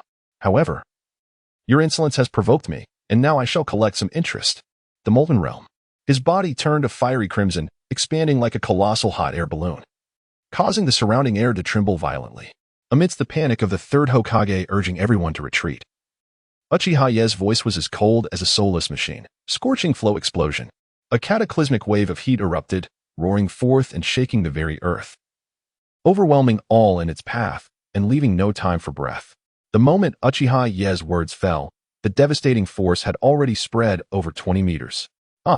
The umbu surrounding Uchiha Ye could only let out a horrified scream before being utterly obliterated. Even among the elite, Kakashi Hitaki, had he not prepared in advance by concealing his true form underground and leaving only a shadow clone to test the waters, he would not have escaped unscathed. Yet, even so, facing the torrential surge of terrifying heat, his hidden form shivered in dread, hastily burrowing deeper underground to evade the lethal strike. Countless Konoha ninjas, aghast and terrified, frantically retreated, only to find themselves scorched, their skin peeling away, and flesh charred beyond recognition. Water release, water wave, water release, great waterfall technique. The swift-footed Jonin hastily formed hand seals, unleashing towering waves to confront the searing gusts. They had hoped these torrents would provide them a moment's respite. Yet despair washed over them in the next instant. The mighty waves evaporated in an instant, and the horrifying heat surged ever closer. No. The Jonin's faces twisted in horror as they screamed in utter desperation, just as they were on the brink of being incinerated. The third Hokage's voice resounded once more. Earth release, ground-shattering core. The earth within a radius of several dozen meters collapsed, dragging all the surviving Konoha ninjas below ground. The roaring heat swept over the remaining ninjas, an overwhelming pressure bearing down upon them. Yet the excruciating heat continued to torment those below. Boom. In the next moment, the distant walls of Konoha trembled violently before collapsing in a thunderous crash. It was as if an invisible giant had struck a devastating blow. The massive wall, over 2 meters thick, crumbled, taking with it without a doubt, the casualties are significant. From a distance, it resembles a diminished version of the devastation wrought by Pain Shinra Tensei in the original narrative. As far as the eye can see, the landscape is a charred expanse of crimson. This destruction is merely a result of Uchiha Ye restraining his power, concentrating it at the gates of Konohagakure before unleashing a thunderous blast. Otherwise, with his current mastery over his abilities, the range of this attack could easily envelop half of the village. While it may not be on par with Shinra Tensei, which obliterated a large portion of Konohagakure, inflicting burns upon hundreds, if not thousands, would certainly have been within reach. The reason for his restraint is simply that his intent was to teach Konohagakure a lesson, rather than to indiscriminately slaughter the innocent. They may have evaded swiftly. But to what avail? Gazing at the immense crater left in the earth, Uchiha Ye could not help but sneer upon landing. Pain was correct, without experiencing pain. One cannot empathize. He thundered, lava eruption. Boom. If targeting was difficult on the ground, and the lethality was not as pronounced. The third Hokage gathering everyone into one pit undoubtedly aided Uchiha Ye immensely. Alarmed, when the ground beneath him trembled violently and exuded a searing heat, the third Hokage immediately sensed the impending disaster. Yet, he was afforded no opportunity to rescue those within. A colossal column of lava erupted before his very eyes. A chorus of screams erupted, swiftly yielding to an eerie silence. At least 20 ninjas were annihilated instantly, leaving not even a trace of ash. Among the fallen were Jonin, Chunin, and Special Jonin alike, with only a scant few managing to evade through substitution jutsu or body flicker techniques. Swish. As the third Hokage reappeared, he found himself a mere 30 meters from Uchiha Yo, surveying the shattered remnants of Konohagakure and the surrounding ninjas, who, though they had narrowly escaped, were now maimed. His heart bled, and his expression grew frigid. Uchiha Ye, have you truly resolved to stand against Konohagakure? He harbored murderous intent. Such a terrifying creature, already harboring resentment toward the village, could not be allowed to remain. Pooh. Uchiha Ye scoffed at the third Hokage's words. This is merely retaliation for your earlier remarks. I told you, I must collect a bit of interest. Let you comprehend the cost of speaking out of turn. However, the third Hokage could not accept this. The destruction wrought upon the village, the multitude of injuries and deaths, Uchiha Ye, within his not-so-imposing and somewhat stooped frame. An overwhelming power akin to that of a mountain erupted forth, causing the very ground beneath to shatter as he declared with a piercing voice, "You must be stopped today." In the instant that his words fell, the third Hokage's furious shout resonated, earth-style, rising stone spear. Just as Uchiha Ye prepared to disregard this attack through elemental transformation, a voice unexpectedly emerged from behind the third Hokage, mind-body switch technique. Uchiha Ye suddenly felt a formidable and unfamiliar spiritual force invade his being. A fierce struggle for dominion over his body ensued. The elemental transformation process was abruptly interrupted as razor-sharp earthen spikes erupted before him, poised to pierce his skin. In this critical moment, Uchiha Yo commanded sharply, "Harden." His body instantly became encased in an armor-like coating, propelling him backward through the air, struck by the earthen spear. Yet, he swiftly unleashed his chakra, forcefully descending to the ground to evade any aerial ambush. However, the instant Uchiha Yo landed, a series of slender shadows swiftly merged with his own shadow imitation technique. He was immediately rendered immobile as the shadows rapidly entwined around his body, intent on binding him completely. A robust voice bellowed, "Super multiplication technique." A red-haired man adorned with pattern markings, resembling a sumo wrestler, charged forward. Suddenly, his form grew colossal, like a towering giant. Clenching his fist, he struck down with tremendous force, the very air howling from the impact. Facing this dire predicament, Uchiha Yo's Double Tomoe Sharingan erupted with intensity. His mental fortitude surged, repelling the invasive spiritual force within his mind. His body ignited with searing heat, causing the surrounding shadows to recoil and restoring his mobility. "Armored, harden," he declared. As the colossal fist pressed down, the air compressed into a gale-force wind. A cruel smile crossed his lips as he clenched his own fist, which instantly became enveloped in a gleaming black armor, shimmering with scorching energy. Phantom Hound, wielding an aura as if commanding the very heavens and earth. He collided forcefully with the giantess fist. Boom! The clash resembled a massive explosion, shattering the ground into ruins. Astonishingly, the diminutive Uchiha Yo managed to suppress the enormous fist. Moreover, the intense heat swiftly melted the fist's flesh and bone, breaking through its defenses. "Begone!" he roared, concentrating his power into a sudden blast. A harrowing scream echoed as the giant was driven backward, the unmistakable sound of bones shattering filling the air.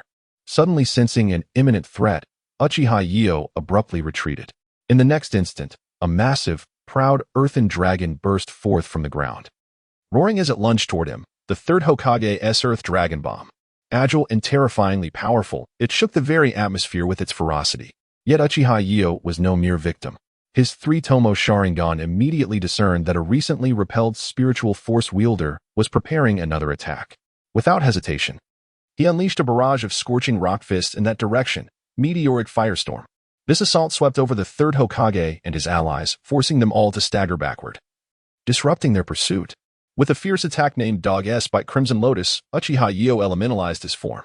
As the earthen dragon pierced through his body, he simultaneously struck forward. Slender lava hounds surged instantly toward the recently landed third Hokage. Despite the Hokage's swift reaction, employing a mud clone to evade, a large gash was still torn across his right arm. The slender hound, relentless in its pursuit, charged towards the trio behind him, a Julu Dai. They had just subdued Uchiha Yi, nearly inflicting harm upon his formidable formation. This was dire. At the forefront of the impending strike stood Naruto, the strategist of Konoha. Faced with such overwhelming force, he found himself utterly unprepared. Earth Release, Earthquake Core. In that critical moment, the voice of the third Hokage resonated from beneath their feet. The ground beneath Naruto and his companions suddenly gave way, allowing them to narrowly evade the assault. Yet, it seemed as if he anticipated the slender hound would return. With unwavering determination, he began to weave his hands in a series of intricate seals. Water Release, Water Dragon Bullet. A robust, meticulously formed water dragon surged skyward, brimming with moisture. Indeed, the lava hound surged forward the next instant, colliding violently with the saturated water dragon. Sizzle, sizzle, sizzle. The entire pit transformed into a steamy cauldron, exuding a heat that was utterly despairing. The dense vapor enveloped them, stealing their breath and obscuring their vision. Yet, what astonished the third Hokage was that his grand water dragon, as vast as a great lake, was utterly evaporated upon mere contact. Nevertheless, the hound pressed on with its formidable momentum. Could this creature be so powerful? As the third Hokage's mind reeled with shock, he dared not hesitate. His hand seals shifted once more. Wind Release, Cyclone. A fierce gale erupted, finally providing resistance against the fiery hound, having previously endured an assault from the molten lava. The third Hokage and his companions were keen to retreat swiftly. Just as they emerged from the earth, a scene unfolded that set their hearts racing. The moment Uchiha Yo touched down, Kakashi Hitaki erupted from beneath the ground, his right hand aglow with terrifying lightning, sharp and volatile. Surging towards Uchiha Yo's chest, Lightning Release, Lightning Cutter. This was poised to be a successful ambush. Yet, the smile gracing Uchiha Yo's lips conveyed a clear message to the third Hokage. He had foreseen this strike entirely. There was no doubt, Kakashi was in peril. Huh? Have you finally lost your composure, Kakashi Hitaki? Uchiha Yo mused. As the instant the lightning pierced his form, he transformed once more. Sizzle, pop. The horrifying lightning rent the air, scattering molten rock. Yet, Kakashi staggered back, letting out a pain cry, his arm charred and blackened. In that fleeting moment of retreat, Uchiha Yo pursued like a shadow, his smile radiant. I shall take your left eye. As Uchiha Yo reached for Kakashi's eye, the voice of the third Hokage echoed simultaneously. Earth release. Ground collapse. Kakashi's body plummeted swiftly into the earth's maw. Shadow mimicry technique. Mind transfer technique. Concurrently, Narashikako's shadow binding and Yamashiro Aoi's mental control surged forth once more. To prevent Uchiha Leaf from striking Kakashi Hitaki, they were regrettably a step too late. A chilling scream escaped Kakashi's lips as blood gushed from his left eye. Uchiha Leaf swiftly retreated, evading the dual onslaught of his assailants while unleashing a torrent of searing punches, a veritable meteor shower of fiery fists. Faced with this deluge of assaults, the two adversaries had no choice but to withdraw, their offensive undoubtedly disrupted. Observing the increasing number of ninjas gathering within the village of Konoha, Uchiha Leaf landed and secured the stolen Sharingan within a solution. As the third Hokage reappeared alongside Kakashi, a smile crept across his face. Well, I've had my fun. Farewell, everyone. With that, he propelled himself into the earth, transforming into molten lava and vanishing beneath the surface. Damn it, don't let him escape. Narashikaku, unwilling to concede, sent his shadow racing into the cavernous hole in pursuit of Uchiha Leaf. Yet, he was met with futility, unable to trace Leaf's elusive movements. Enough, Shikaku. We can't catch up. The third Hokage sighed, halting Shikaku's efforts. This time, we underestimated him. His gaze swept over the fallen ninjas, their losses weighing heavily upon him, exacerbating the lines of age upon his face, while his desire for vengeance against Uchiha Leaf surged to a boiling point. Did Leaf believe he could depart after inflicting such devastation? He had grossly underestimated Konoha's resolve. Coughing, Akimichi Choza unexpectedly expelled blood, his right arm hanging limply like a broken doll, utterly shattered and charred beyond recognition. If he did not receive prompt medical attention, that arm would be rendered useless. Gasping in pain, Kakashi, having been rescued by the third Hokage, clutched his injured eye, drawing in a sharp breath. The sight of his mangled eye socket even compelled the third Hokage to clench his fists in frustration. It was utterly humiliating. The battle had been entirely dictated by their opponent, resulting in grievous losses. Kakashi's precious Sharingan, a rare treasure, had been taken by the enemy. This day marked one of the darkest in Konoha's history. A rogue ninja had entered at will and departed unscathed, leaving them powerless to retain him. Where was Konoha's dignity? Sarutobi, are you all right? At that moment, two advisors rushed in, their faces etched with urgency. Upon seeing the charred wound on Sarutobi's arm, they gasped in shock. What on earth happened?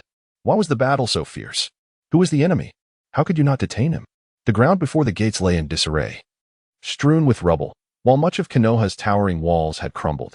The casualty count was evident even without inspection, with formidable ninjas like Kakashi suffering grievous injuries. What manner of adversary possessed such power? To escape under the assault of the third Hokage and so many elite ninjas while inflicting such significant damage was no small feat. Uchiha's rogue ninja, Uchiha Leaf. The third Hokage responded word by word. He has now grown to a height beyond our expectations. Immediately, he adjusted the threat assessment, raising the original bounty of 55 million ri to 350 million ri. I'm not jesting. Observing the incredulous expressions of the two advisors, the third Hokage's face was as solemn as water. He has now become the most dangerous enemy of our Konoha. We must not afford any relaxation towards him. In response, the Hokage advisor, Mito could not help but interject. Sarutobi, I know you are serious. However, is 350 million ri not a bit excessive? Even the likes of Orochimaru is only valued at 120 million ri. Even Itachi Uchiha is merely 130 million RY. Is Uchiha Yo truly more dangerous than the sum of those two? The third Hokage replied resolutely, it must be so. The threat posed by Uchiha Yo warrants our utmost attention. Faced with his steadfastness, what could Mito say? Naturally, he offered his support, even if it would plunge Konoha into a financial crisis. The events transpiring in Konoha swiftly spread throughout the ninja world, propelled by the skyrocketing bounty on Uchiha Yo. Is Konoha out of its mind? 350 million ri. What an astronomical figure. I nearly thought I had misread. The bounty has surged from 55 million ri to several times that. Has Uchiha Yo truly reached such a level of danger? However, it is only natural. For Uchiha Yo has dealt a blow to the very face of Konoha. How else could one reflect his might without such a bounty? The bounty board has always been the most reliable source of information. As Uchiha Yo's bounty soared, news of his unrestrained movements within Konoha and the significant damage he inflicted upon the village quickly spread among bounty hunters, igniting a more fervent wave of shock. This is Konoha, the foremost of the 5 great ninja villages. Furthermore, a formidable figure like the third Hokage personally took action. Yet he not only failed to apprehend him but allowed him to depart at will? How powerful is that? What does this signify? It is said that he not only demolished the walls of Konoha but also caused the deaths of dozens of ninjas, with nearly 100 more grievously injured. Konoha is becoming a laughingstock. Moreover, it is rumored that Akimichi CHG, one of the Ino Shika CH trio, had his entire right arm incapacitated by a single punch from him. What of that? Did you know that the Sharingan of Hitaki Kakashi, a ninja renowned for his Sharingan, was stolen? Even the third Hokage sustained an injury to his right arm. I believe Uchiha Yo is now the strongest ninja in the ninja world. Amidst their astonishment, a young man seated in the corner listened intently to their discourse, flipping through the bounty list in his hands, ultimately pausing on the last page. There, the details of Uchiha Yo's identity were prominently displayed. Beneath that crimson and perilous S-rank mark, the exorbitant bounty of 350 million Ri appeared particularly enticing. How generous indeed. The young man rose to his feet and let out a low, mocking laugh. I can't help but feel tempted to sell myself for money. This remark, of course, did not escape the ears of many present. They turned to him in astonishment, their expressions a mix of dread and uncertainty. Uchiha Yo. Upon hearing this, the young man glanced at them, a relaxed smile gracing his lips. Would any of you care to claim my bounty? His words instantly drained the color from their faces as they hastily waved their hands, forcing smiles. Oh no, we were merely jesting. We would never entertain such thoughts. The allure of 350 million Rio was indeed enticing, but it was far beyond what these desperate souls could dare to claim. Are you certain? Uchiha Yo. The young man himself surveyed the crowd with a knowing gaze, as if he could see through their thoughts. I doubt that. This caused the group to squirm in their seats, and as soon as Uchiha Yo departed, they hastened to leave. They felt that lingering any longer would pose a threat to their lives.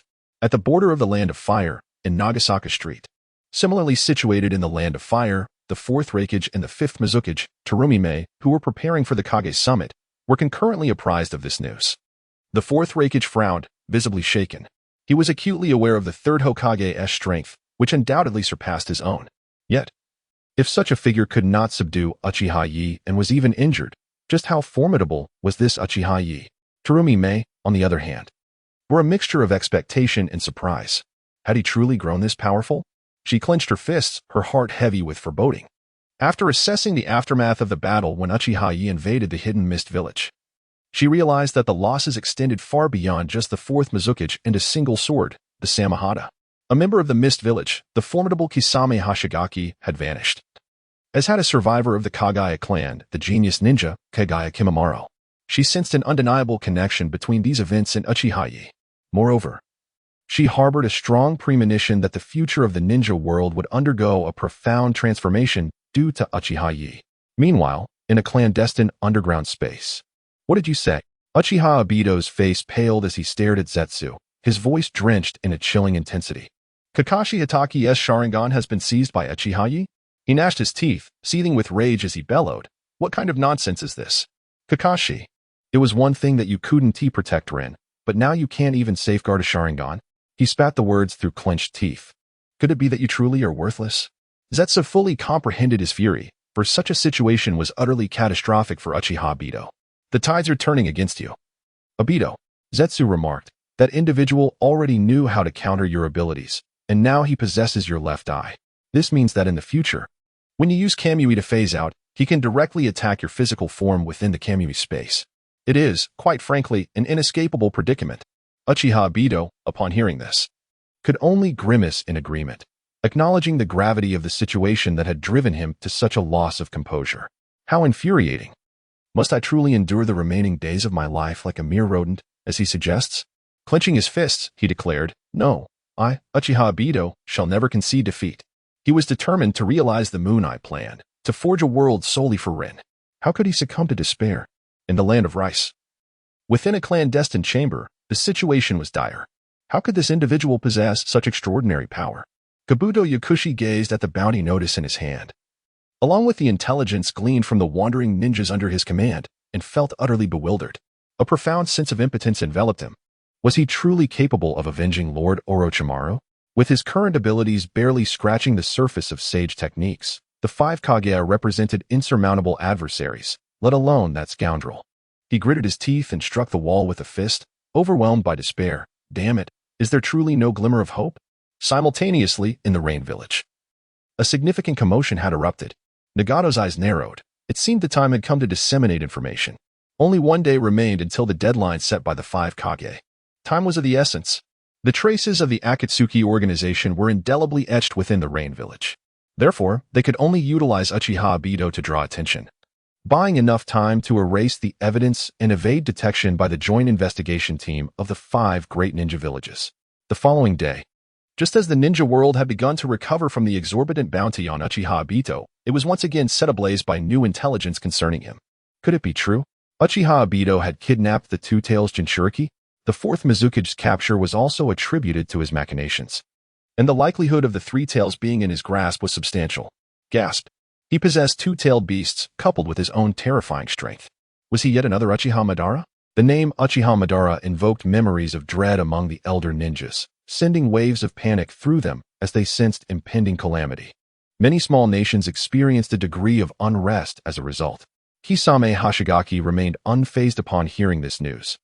She had long suspected that such a meticulously orchestrated assault must have had a mastermind behind it. However, she had not anticipated that it would be Uchiha Obito. While the notion of the Three Tails being under his control was plausible, she could not accept it entirely. If she failed to recognize this as a deliberate ploy to divert attention and frame someone else, then she would not be worthy of her position as the fifth Mizuki. Moreover, this was merely a rumor without concrete evidence to substantiate it.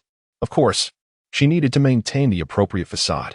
After all, such rumors provided a pretext to pursue Uchiha Obito, avenging the fourth while simultaneously investigating whether the departure of Kisame and the disappearance of the Samahata had any connection to him. Water Shadow Order. The Umbu of the village hidden in the mist is hereby authorized to pursue Uchiha from this day forth. This decree remains in effect indefinitely, until a new Water Shadow Order rescinds the pursuit. After the signing of the Water Shadow Order, the corresponding ninja would return it to the hidden mist village, where it would be entrusted to the acting elder with supreme authority over the village for execution. In contrast to his calm demeanor, the fourth Raikage is considerably more tempestuous. Ah, Uchiha Obito, so the Jinchuriki was in your grasp all along. The fourth Raikage, consumed by fury, shattered the table with a resounding crash. This is not over between us. Had it not been for the intervention of Mabu, he would have indeed set out immediately to pursue and eliminate Uchiha Obito. What did it matter if it was merely a rumor? Having an excuse was sufficient. Subsequently, he too signed the Raikage order, officially commencing the pursuit of Uchiha Obito. However, Nagato's cunning scheme of using another's blade to eliminate an enemy provoked an uncontrollable urge within Uchiha Obito to curse. Fool. Utterly foolish. At this juncture, what credibility does one possess in revealing their origins? Obito Uchiha could not help but exclaim in frustration. Isn't it better for the joint investigation team from the five great ninja villages to uncover this information on their own, especially since they are on their way? Such credibility is significantly enhanced. Yet, one must take the initiative to promote oneself, as if fearing that others remain oblivious to one's insecurities. Isn't it evident that this clearly conveys to the five shadows that there is an issue with the hidden Rain Village? Even if Raikage is lacking in intellect, she possesses a formidable secretary. Your actions not only fail to assist yourself, but also serve to deepen the suspicions against you. Nagato, has your head been caught in a door? Uchiha Obito truly felt as though his lungs might burst with frustration. Ever since his defeat to Uchiha Kakashi, he had not encountered a single stroke of good fortune.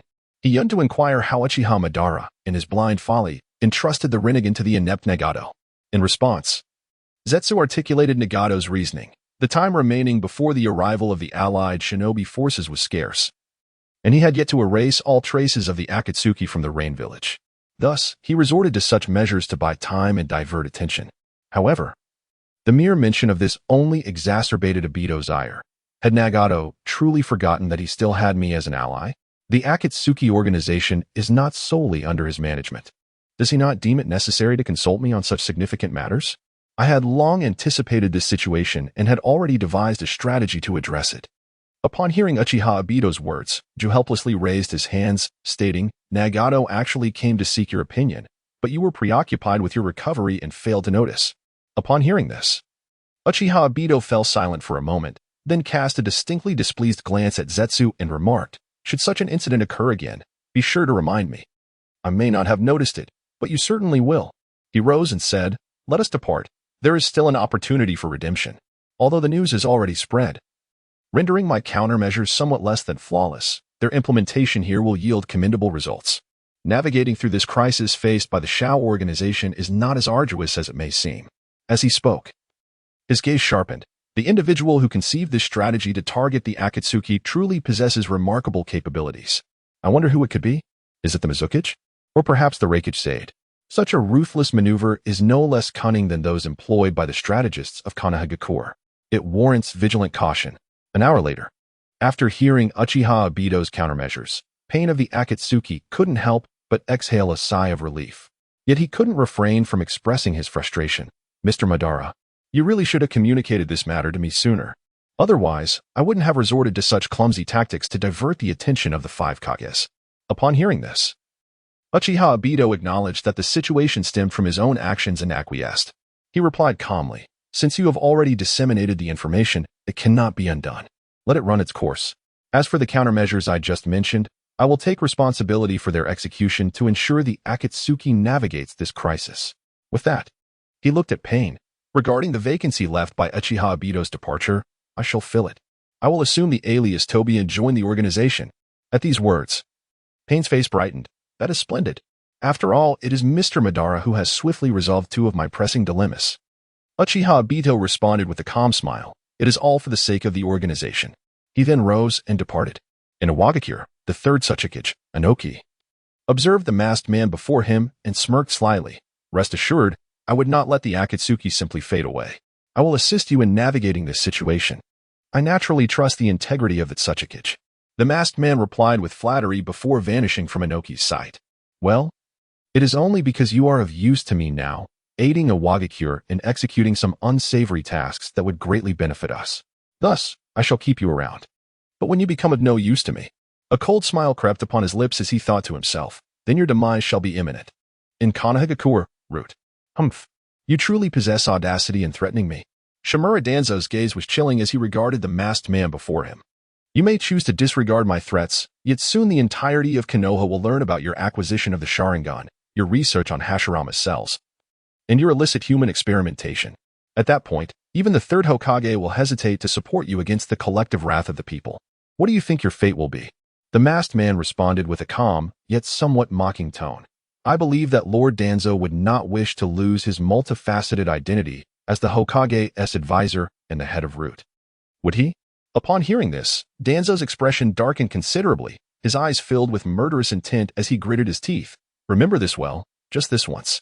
I will not assist you in such matters a second time. The masked man chuckled in response, of course. For I doubt I will find myself in a position to threaten Lord Danzo a second time. With that, he slowly vanished into the swirling void of space. The task the masked man desired from Danzo was remarkably straightforward, intervening in the affairs of the joint investigation team of the 5 great ninja villages. It suffices for the ninjas of Konoha to merely make an appearance. Thus, with the authoritative presence of Konoha as the leading village, the final outcome is bound to inspire confidence. Moreover, with Noki dispatching individuals to mediate, what could the likes of Kumogakure, Kirigakure, and Sunagakure possibly uncover? They would merely stumble upon the information that Uchiha Obito had prepared for them. Ultimately, all fingers would point towards Uchiha Yi, confirming that the Two-Tails Jinchuriki indeed resided under his control, as well as the fact that the lightning blade belonged to him, and that the rogue ninja, Kisame Hashigaki, had been seduced into defection by Uchiha Yi. In the land of rice, Uchiha Yi casually selected a small town and approached the local exchange, trading the heads of several million Ri bounty criminals for 13 million Ri, subsequently publishing a notice, meet at the underground space of Deep Interval Mountain. This location had once served as Orochimaru's research base. It was believed that the 2 individuals who came across this notice would hasten to find him. Half a day later, Uchiha Yi arrived at the underground space of Deep Interval Mountain. However, an expression of surprise flitted across his face, quickly replaced by a playful demeanor. How intriguing. I did not expect to find you here, which saves me the trouble of searching for you. Just as he spoke, numerous figures appeared beside him in a flash, encircling him. Such audacity to infiltrate our secret base. Yet now that you are here, you can only die, for only the dead can keep secrets. At the forefront of this group stood two particularly skilled rogue ninjas, one with green hair, the other with red. They guarded a location that their leader had strictly commanded must never be disclosed. Oh, is that so? Uchiha Yo replied, his youthful visage brimming with amusement as he regarded them. Upon recognizing his face, the red-haired woman was struck with terror, her complexion draining of color. Trembling, she exclaimed, Uchiha Yo, how could a powerhouse like you be here? Hearing this, the green-haired man gasped, nearly losing consciousness from fright. He had just offended a being of such strength. He was doomed. The surrounding rogue ninjas also turned pale, their legs shaking uncontrollably. They were acutely aware of how terrifying this young man was. To flee? That would only hasten their demise. For a moment, the sound of gulping filled the air. Observing their reaction, Uchiha Yo waved his hand dismissively. I am in a good mood today. Be gone. I shan't dirty my hands by slaughtering so many. Upon hearing this, the group scattered in a panic, as if granted a stay of execution. The green-haired man wished for additional legs to flee faster, vanishing in an instant. What an imposing figure, Uchiha Yo. Just then, a grim voice resonated through the air. Emerging was Kabuto Yakushi, a specter of a man. His teeth clenched in a mixture of resentment and trepidation. His arms were adorned with prominent veins, yet they were strangely covered with scales. His visage had taken on serpentine traits, his eyes transformed into golden slits reminiscent of a snake. The aura he exuded was alarmingly close to that of a shadow-level entity. Through the lens of his observation Haki, Uchiha Yo discerned a remarkable and potent force lying dormant within him. Ah, we meet again, Yakushi Kabuto. Uchiha Yo remarked with a subtle smile. You seem to have thrived quite well over the past 6 months. It was not in vain that I allowed you to escape. Your growth is indeed astonishing. Upon hearing this, Kabuto's expression shifted dramatically, his face contorting with fury as he exclaimed, Damn it. So this is how it is. I wondered why I was not pursued after betraying the scorpion of the red sand. It turns out you were orchestrating everything from the shadows. He gritted his teeth and demanded, What exactly is your purpose? Why did you let me go and permit my growth? Uchiha Yo chuckled softly. Purpose? Quite simple, really. I intend for you to serve me once you have matured. Kabuto scoffed at this. You think I would follow your commands? Do you not realize how absurd that sounds? Uchiha Yo merely smiled knowingly, his grin widening. Do not be so hasty in your dismissal. What if I told you that I have resurrected Orochimaru and brought him under my command? Would you be inclined to work for me then? Kabuto's pupils constricted at this revelation, followed by a mocking retort. You speak of resurrecting Lord Orochimaru, as if I were a naive child easily fooled. Uchiha Yo shook his head in amusement. Deceive you? Do I really need to? With that, he produced a vial of blood and flesh from his system space, saying, Witness how Orochimaru was brought back to life. He extracted a mass of flesh from the solution and placed it upon the cursed seal on the nape of Yakushi Kabuto's neck. As the flesh made contact with the seal, it melted away, consumed by the mark. A strange energy emanated from the seal, gradually turning crimson. Released the cursed seal. Uchiha Yo rapidly formed hand seals and pressed them against the cursed mark on Kabuto's neck. Instantly, a red light burst forth, and a white serpent materialized from the seal. It opened its maw wide, revealing a visage that Kabuto could scarcely believe, slowly materializing before his very eyes. From the serpent's mouth emerged a foul, viscous substance, and soon, a figure with golden snake eyes, pale skin, and purple eyeshadow extending to the nostrils. Along with a sinister grin, appeared. Who else could it be but the very Orochimaru, whom Kabuto had longed to avenge? Orochimaru had officially returned. As Kabuto gazed upon the familiar face and sensed the once-known aura, he found himself momentarily stunned. Orochimaru, licking his lips, cast a wicked smile at Uchiha Yo and remarked, This is quite unexpected. I never imagined that the one who resurrected me would be you. I can feel the immense chakra coursing through your body. I did not foresee you becoming this powerful. He then turned his gaze to the elated Kabuto, unable to suppress his admiration. Even you have grown considerably strong. Uchiha Yo once again seized back Yohondo, then turned his gaze toward Orochimaru. I did not resurrect you merely for your musings, Orochimaru. His demeanor was calm yet exuded an overwhelming authority. Serve me, or face death once more, with no hope of resurrection. Upon hearing these words, Orochimaru chuckled ominously, his eyes glinting with danger. Yikuin, then please prove that you possess such capability. Could the legendary Sannin Orochimaru stoop beneath a mere child? Unthinkable. As he spoke, a chilling light burst forth from his mouth, blade of the void. With a swift thrust, Uchiha Yo was pierced without any resistance. Yet, Orochimaru showed no sign of elation.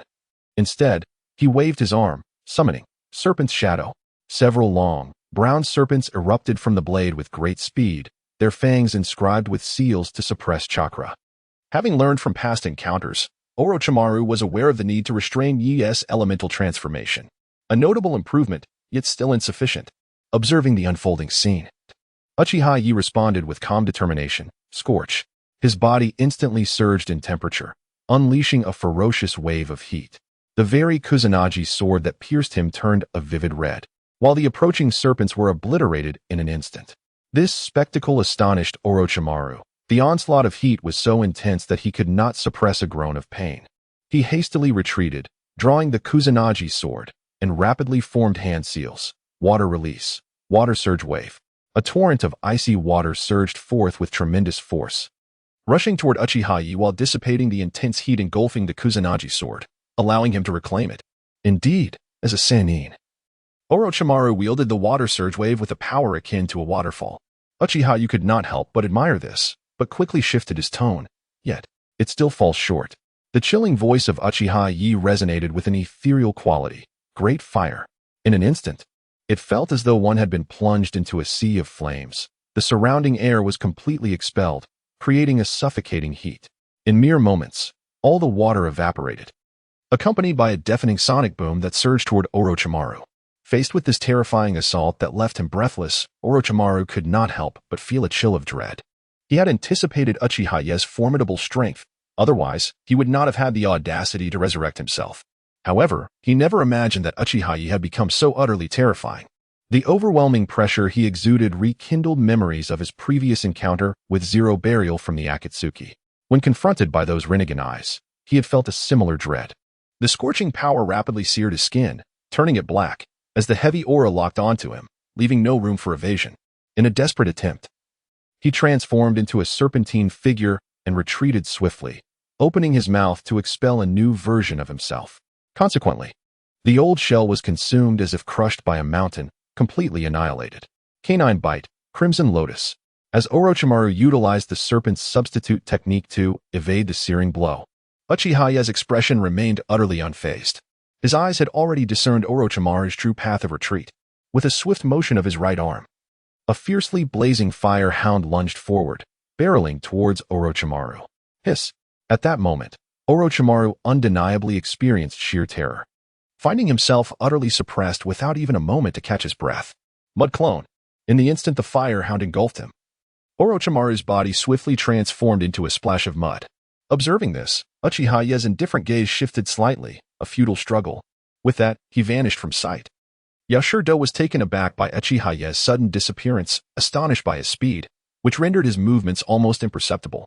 In the next instant, Orochimaru reappeared from a distance, just managing to catch his breath when he was abruptly alerted by Yashiro's panicked shout, "Lord Orochimaru, be careful!" Before he could finish, Orochimaru sensed a grave danger approaching from behind. Wind release, wind cutter. Orochimaru quickly formed hand seals, unleashing a barrage of razor-sharp wind blades with his left hand. His right hand followed suit with the technique, Shadow Serpent Hand. Multiple serpents attacked Uchiha Yo from all directions, their erratic movements and incredible speed making them nearly impossible to evade. Without a doubt, each serpent's mouth was imbued with curse seals, one of Orochimaru's lethal abilities. Upon biting an enemy, the serpents could inject toxic power to control their movements and disrupt their chakra. However, hiss! Orochimaru's eyes widened in disbelief. Uchiha Yo, akin to a deity of flames, radiated brilliance while being enveloped in dark matter. Neither the wind blades nor the serpents could inflict any harm upon him. It was as if the attacks were striking an impenetrable metal, sparks flying in every direction. Uchiha Yo, utilizing the searing jets, descended upon him like a rocket. A scorching fist struck Orochimaru's face with tremendous force. He immediately activated his soft body technique, which significantly mitigated the damage from physical strikes. Yet, Orochimaru could hardly believe the blood that erupted from his mouth. How could such power be so concentrated? The soft body technique failed to fully diminish the force behind Uchiha Yo's punch, leaving him feeling more mortally wounded than when struck by Tsunade's superhuman strength. His very soul felt shaken. Stars dancing before his eyes. Simultaneously, the searing heat nearly penetrated his flesh in an instant, while his bones had already fractured under the immense concentrated power. On the brink of death, Orochimaru gritted his teeth and swiftly elongated his neck, activating the Orochimaru's substitution technique to evade this fatal outcome. He simultaneously launched the Shadow Serpent hand once more, hastily coiling around Uchiha Ye's body. This attack did not aim to inflict harm on Uchiha Ye. Rather, it was a desperate attempt to buy himself a moment to breathe and distance himself from him. Indeed, the thick serpents, upon coiling around Uchiha Ye, had not even begun to unleash their cursed seals before they were incinerated and twisted apart. However, this forced Uchiha Ye to momentarily halt in place. In the distance, Orochimaru appeared, gasping for breath, his complexion pale and still marked by a lingering terror. Meanwhile, Uchiha Ye had yet to pursue him, thanks to his Shadow of the Serpent technique. This afforded Orochimaru a moment of respite. Do you believe you can finally relax? Uchiha Ye smirked, his foot striking the ground with a playful flourish. Lava eruption. Boom. In an instant, the area where Orochimaru stood was engulfed by an explosive outpouring of molten rock. Everything in the vicinity was incinerated by the searing heat. This is bad, Orochimaru exclaimed, horrified as he expelled another version of himself, only for his previous form to be utterly annihilated once more. What's the matter, Orochimaru? You seem to be struggling, Uchiha Ye remarked, casually approaching with an air of superiority. His gaze fixed upon him with a cat-and-mouse amusement. Orochimaru said nothing, but his body involuntarily tensed. He understood he was ensnared in a dire predicament. Just then, a powerful voice erupted from behind Uchiha Ye. You shall not harm Lord Orochimaru. Yashir Do unleashed, Senjutsu, inorganic rebirth. His entire being was enveloped in green chakra flames, his visage transforming into that of a serpent, covered in scales, with his lower body morphing into a serpent's form. Sage mode. The mysterious power Uchiha Ye sensed earlier was indeed Senjutsu chakra. In the blink of an eye, the ground beneath Uchiha Ye surged to life, morphing into two robust serpents that lunged at him, their speed rivaling that of Orochimaru. What astonished Uchiha Ye most was that his elemental transformation felt threatened by this assault. Thud. Thud. Uchiha Ye preemptively elementalized his form, creating two vast craters for the serpents to pierce through. His mind racing with surprise. Is it because Senjutsu is a natural energy that it can partially assimilate with my elemental state, enabling it to inflict harm upon me? A slight smile graced his lips. What an unexpected discovery. Realizing this now will render me less passive when facing stronger practitioners of Senjutsu in the future. This is indeed fortuitous. As the lava fully withdrew from the serpentine assault, the intense heat had already melted the two serpents. Yet, Yashir Do immediately launched another attack at the molten Uchiha Ye, Shadow of the Serpent. The same ability manifested differently. While Orochimaru's serpents were robust and lengthy, Yashir Do's were slender and pale, their movements far more elusive. Intriguing. Uchiha Ye's molten form was remarkably agile, darting through the serpents before his Sharingan flared with intensity, binding technique. Yashir Do cried out in alarm as a thin veil obscured his vision, forcing him to retreat swiftly. You won't ensnare me in your Genjutsu, Uchiha Ye. I have conducted extensive research on you over the past 6 months. As Yakushi Kabuto experienced a sudden retreat, he triumphantly declared, even if you seldom employ Genjutsu, you possess the Sharingan. How could I possibly be unprepared? Do not presume I am still the powerless individual you once controlled. With that, he again manipulated the earth around him to launch an assault on Uchiha Leaf. The ground surged upward, rapidly piercing towards him without any sign of halting, pursuing him with such velocity that he scarcely had a moment to find his footing. Void Blade. At that moment, Orochimaru's chilling voice echoed, the icy edge of his blade entwined with cursed seals, aimed directly at the retreating Uchiha Leaf's chest. Witnessing this unfold, Yakushi Kabuto's delight intensified, compelling him to concentrate even more on harnessing natural energy, compressing the Earth's offensive force against Uchiha Leaf. This relentless pressure left him increasingly fatigued, with little opportunity to evade Orochimaru's strike. With a sharp thrust, Uchiha Leaf's body was pierced, prompting an involuntary exclamation of joy from Orochimaru. Yet, the smile on his face quickly froze in disbelief. A colossal gash spontaneously appeared in Uchiha Leaf's chest, allowing the void blade to pass cleanly through his form without inflicting any harm. In the next instant, Uchiha Leaf transformed into molten lava, escaping the blade's proximity, radiating a terrifying wave of heat, akin to a demon emerging from the depths of hell, manifesting before him. Hellhound. The speed was such that Orochimaru had no time to react. With a swift strike, the searing fist pierced through his body, igniting a fierce blaze that brought forth a pain scream as he collapsed to the ground. "You detestable wretch, perish!" As Uchiha Leaf delivered another devastating blow to Orochimaru, Yakushi Kabuto's fury ignited. "So arrogant!" Instantly, two colossal serpents erupted from the earth, lunging at Uchiha Leaf. The clash of metal rang out piercingly amidst a shower of sparks. Though the serpents, formed from earth and stone, managed to grasp Uchiha Leaf, they quickly turned a vivid crimson before collapsing into molten lava upon the ground. "What?" Yakushi Kabuto's eyes widened in shock as he beheld the dark armor of Uchiha Leaf dissipate. Could this dark substance signify a new Kekkei Genkai? Just as he was momentarily taken aback, Uchiha Leaf declared, "Lava. Eruption."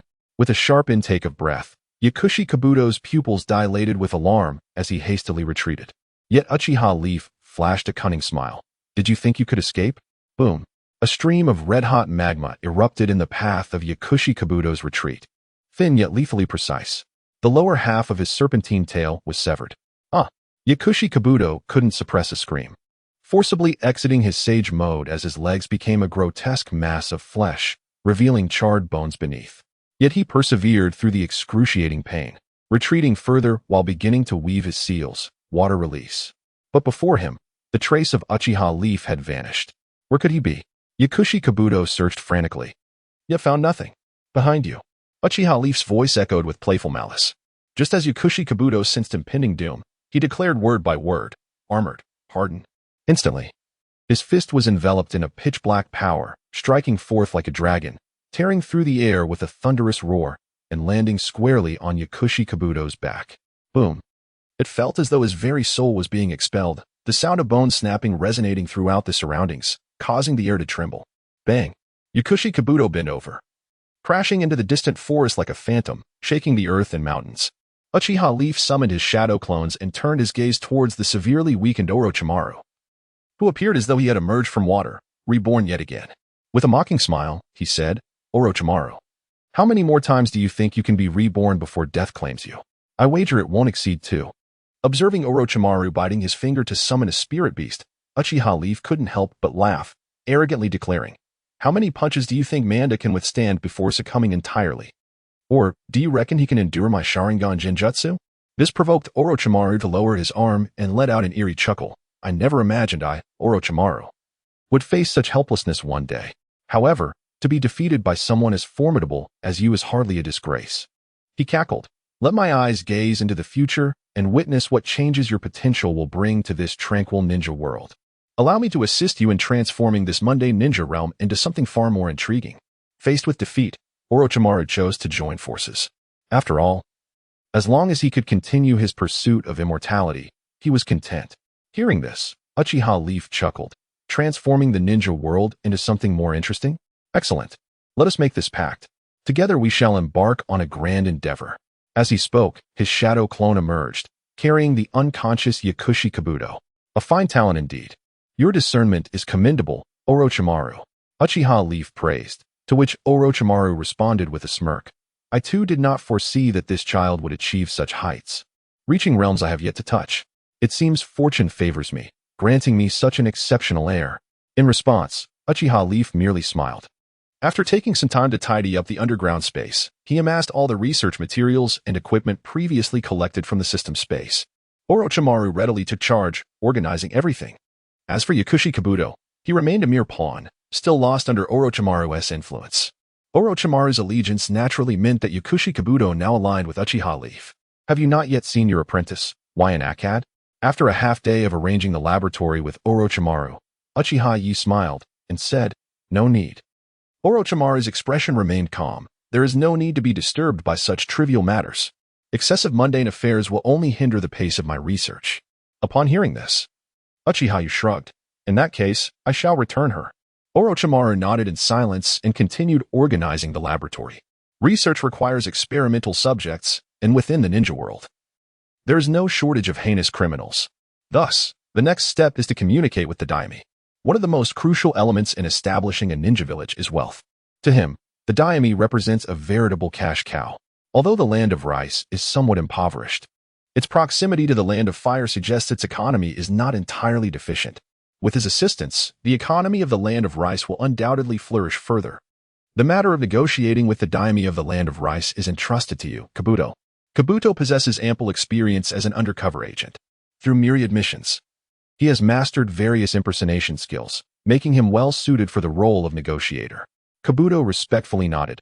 Understood, Lord Yi.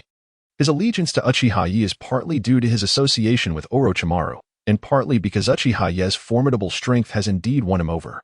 Moreover, the prospect of establishing a ninja village under Uchiha Yi's leadership offers him a new direction in life. Building a ninja village. It feels wonderful to be needed. His life is no longer shrouded in confusion. In an underground space, within a certain room, Uchiha Yi gazed at the information that appeared before him, revealing a glimmer of anticipation. What shall it be this time? Frog Tadpole returns from a journey, bringing back local specialties for collection. Collect. As the words left his lips, a peculiar memory surged into his mind. Item: body duplication technique. Source: Naruto world. Description: splits an independent conscious body from the original, maintaining absolute obedience to the host. Possessing the same physical strength as the original, with a certain chance of inheriting the original's bloodline. It can merge with the original in daily life and separate during combat. Caution: abilities cannot be shared between the avatar and the original. If the avatar dies, its abilities will be reclaimed by the system.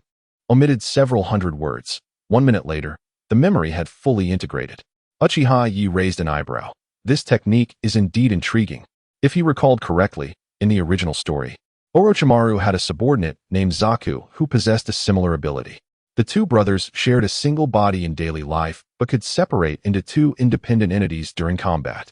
It is unfortunate that the avatar I create will not inherit my strength. It seems I must level up anew. Uchiha Yi sighed softly, but upon reflection, found it quite reasonable. After all, how could a flawless technique exist? The body duplication technique is already extraordinarily powerful. If it could also divide his strength, it would be more terrifying than the shadow clone technique. This is akin to the forbidden rebirth technique, albeit with even fewer restrictions. He eagerly anticipates the day when his avatar might also be bestowed with a devil fruit. He believes that if his incarnation were to consume such a fruit, it would undoubtedly be an extraordinarily magnificent event. Yet, in that case, he has devised an even more exquisite plan to transplant the Kamui Meijiki Sharingan. Originally, he intended to fuse the Sharingan with Hashirama-S cells and implant it upon his forehead. Now, however, there is no need for disfigurement. He can directly transplant it onto his avatar, thereby augmenting his power while maintaining aesthetic elegance.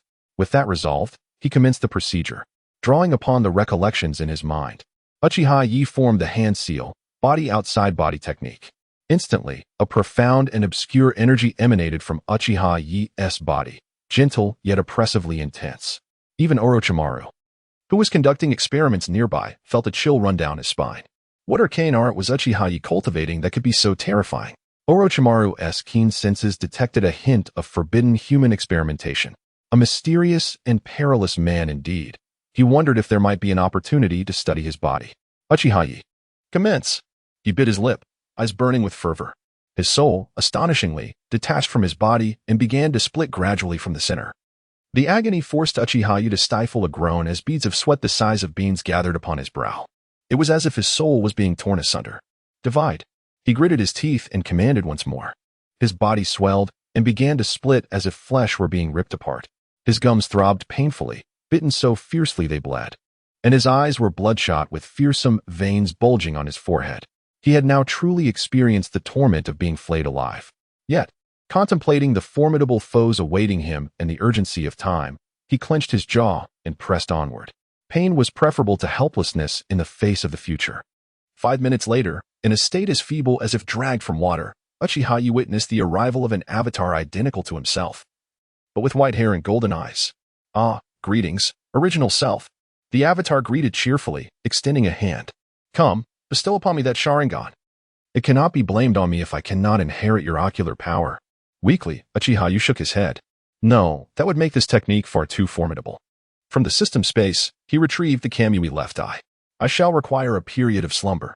The matters concerning Kankuro Kisame and Kagaya Kimimaro are entrusted to you. The avatar, now equipped with the Kamui left eye, smiled warmly. Leave it to me.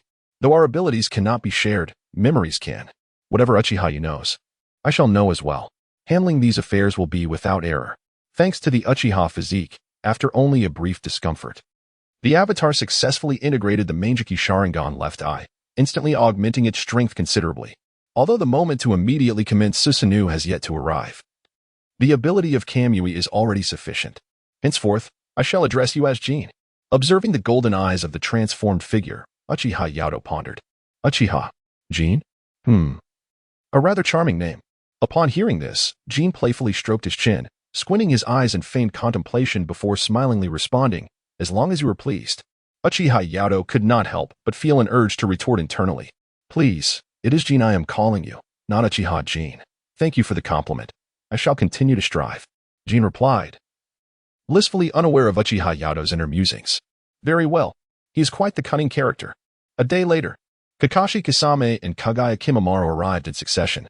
Although both were curious about Uchiha Yo's sudden transformation into a white-haired figure, they refrained from probing too deeply. At last, Kakashi Kisame encountered his most compatible ninja blade, Samahada. Remarkable indeed. Lord Yo, I did not anticipate that Samahada would also be in your possession. The moment he replaced the Raijin blade with Samahada, Kakashi Kisame realized it was indeed meant for him. Hee, since I promised to find you a suitable weapon, how could I go back on my word? Jin said with a smile, leading him to meet Orochimaru. Truly astonishing. Kakashi Kisame exclaimed, grinning widely. I never imagined I would be fortunate enough to become a companion of Lord Orochimaru. My confidence in the impending establishment of the ninja village has surged. As for Orochimaru, he held a very favorable impression of Kakashi Kisame, humble and polite. Naturally, his attention was even more captivated by Kagaya Kimimaro, who had arrived alongside Kakashi Kisame, the Kagaya clan. He licked his lips, pondering the exquisite bloodline. Unable to resist the temptation to study it, this prompted Jin to speak up. Orochimaru, do not entertain any ideas about him. Upon hearing this, Orochimaru chuckled darkly. I was merely jesting. Since he has been personally chosen by Lord Yo, how could I act recklessly? However, he gazed curiously at Jin, with his white hair and golden eyes, and inquired, yet, within just a day, how have you transformed to a point where I hardly recognize you? Jin responded calmly, is that truly of significance? Am I not allowed to change my hair color? Orochimaru naturally shrugged and returned to his research. In the afternoon, Yakushi Kabuto returned, bearing a response regarding cooperation with the daimyo of the Land of Rice. The daimyo of the Land of Rice has declined to provide funding and refused cooperation. In response to Yakushi Kabuto's words, Jin smirked and nodded, I understand. Thank you for your efforts. The refusal from the daimyo of the Land of Rice was within his expectations. Given his current infamous reputation, rejection was to be anticipated. After all, the Land of Rice is but a small nation, and Uchiha Yo is currently a wanted man in Konoha. How could the daimyo of the Land of Rice dare to offend Konoha and the Land of Fire? As for the establishment of the ninja village, Yakushi Kabuto hesitated, a distinct expression of regret evident on his face. Rest assured, the matter concerning the hidden village will yield the anticipated favorable outcome. Our shadow village shall undoubtedly be established and recognized by the 5 great shinobi nations. With a confident smile, Jin patted Yakushi Kabuto on the shoulder, assuring him, do not worry, in due time, the feudal lord of the Land of Rice will acquiesce. Moreover, he will seek my consent. Upon hearing this, Yakushi Kabuto nodded in agreement and withdrew, harboring no doubts about the veracity of Uchiha Leaf's words. Given Uchiha Leaf's confidence, he certainly possessed the capability to realize such ambitions. At that moment, within the estate of the feudal lord of the Land of Rice, the lord was engaged in conversation with his advisor, the left minister. My lord, might our refusal of Uchiha Leaf's request incite his wrath and invite retaliation? The left minister inquired, his expression laden with concern. After all, he is a formidable and notorious rogue ninja, one who even Konoha cannot contend with. The feudal lord scoffed dismissively, his eyes brimming with disdain. Fear not. Should he dare to lay a hand upon me, he would be challenging the authority of the 5 great nations. A mere ninja is not but a slightly more capable thug. Should he strike against me, he would position himself in opposition to all the feudal lords. The lords of the 5 great nations would not let him escape unscathed. When the time comes, faced with the united pursuit of the 5 great shinobi villages, even Uchiha Leaf, no matter how formidable, shall meet his demise. As he spoke, he sipped his tea, reflecting. How powerful was Senja Hashirama in his time, yet he had to obediently heed the feudal lord of the Land of Fire. Ninjas, after all, are merely the hounds we command. I have only witnessed men slaying dogs. I have never seen a dog dare to slay its master. Upon hearing the feudal lord's words, the left minister could not help but bow low, exclaiming in admiration, "I have been too narrow-minded. I have troubled my lord with concerns that are utterly unfounded. This is my transgression." The feudal lord, taking pride in the left minister's flattery, promptly helped him to his feet, relishing the praise. Meanwhile, in Konoha, the third Hokage glared sharply at his old friend Shimura Danzo, his expression stern. "Danzo, do you comprehend the gravity of your words? You would have me allow the existence of the perilous organization Akatsuki to persist?" He bellowed, striking the table in indignation. "This just is far from amusing. It is an utter disregard for the safety of Konoha and the entire shinobi world." In response to the third Hokage's vehement reprimand, Shimura Danzo remained unperturbed, even appearing to see through his old friend's facade. He retorted, "Have you so quickly forgotten? Not long ago, Uchiha Leaf brazenly abducted our village's special jonin, Yutaka Akane. And you, as Hokage, not only failed to capture him but were also humiliated by his derision, losing Kakashi Hitachi's Sharingan and resulting in the severe injury and disability of Akimichi Choza. Do you not feel the shame of allowing such a rogue to infiltrate and abscond with a special jonin? Do you not feel a sense of disgrace? How will you explain this to the other factions? The casualties of our shinobi are not even worth mentioning. Sarutobi, I wish to inquire whether you can assure me that the village of Konohagakure will successfully hunt down Uchiha Yo, without allowing the third Hokage a chance to rebut." Shimura Danzo sternly questioned, "If that is not possible, then what is the harm in utilizing the Akatsuki organization, which also bears a grudge against Uchiha Yo and is equally willing to pursue him? You are not compelled to maintain this threat indefinitely. We can employ this organization to eliminate Uchiha Yo, thus alleviating our disgrace, and subsequently unite with the five Kage to eradicate the Akatsuki once more." A glimmer of insight flashed in Danzo's eyes. "Is this not a splendid strategy? Why do you oppose it? Is this not the very essence of being responsible to Konohagakure?" Being an old friend of Sarutobi Hiruzen, he was acutely aware of his weaknesses and knew precisely how to persuade him. Thus, his words were devoid of any semblance of mercy. Yet, the third Hokage found himself unable to counter. Instead, after a moment of contemplation, he regarded Danzo and remarked, "You present a valid point. In that case, I shall entrust this matter to you. Danzo, it is imperative that you resolve it flawlessly. Otherwise, I shall hold you accountable for any negligence." As the proposal originated from Danzo, it was only fitting that he should execute it. Should he succeed, it would reflect Sarutobi Hiruzen's bold judgment and foresight. Conversely, if he were to fail, it would denote Danzo's incompetence and exaggeration, resulting in a miscalculation on Hiruzen's part. Ultimately, the blame would undoubtedly fall upon Shimura Danzo. "Rest assured, I will handle it. You know me well." Upon hearing this, Danzo coldly accepted, though a hint of mockery flickered in his eyes. "Sarutobi, Uchiha Yo's assertion of your hypocrisy is indeed accurate. Your current duplicity is almost laughable. Indeed, had I possessed your level of insincerity, I would have been the Hokage, not you." Subsequently, he took full charge of the investigation dispatched from Konohagakure to the Rain Village, selecting members exclusively from the root organization. A day later, the joint investigation team from the 5 great ninja villages arrived at the Rain Village. With Uchiha Obito's assistance, traces of the Akatsuki organization had nearly vanished. However, new leads gradually emerged during the investigation, enticing the ninjas from Kumogakure and Kirigakure to continue their pursuit. In the land of rice, the site for the establishment of Kaigakure was being prepared by Jin. Undoubtedly, the village's location was to be near the existing underground space. With the aid of Kabuto Yakushi's sage techniques, a solid foundation was established. Utilizing Kabuto's abilities without compensation, the rudimentary form of Kaigakure was constructed from earth. Subsequently, steel, boards, and underground piping would be incorporated. This significantly reduced the labor required. Meanwhile, Orochimaru had embarked on an irreversible journey in search of the truths of life and the realities of the world. 2 days later, after several days of slumber, Uchiha Yo finally awakened. "Thank you for your efforts," he expressed, his complexion somewhat pale as he gazed at Jin. "Ah. To speak such words among those of the same origin feels somewhat distant. Assisting you is indeed a means of aiding myself." Jin shook his head with a smile and declared, "The next step is the most crucial one.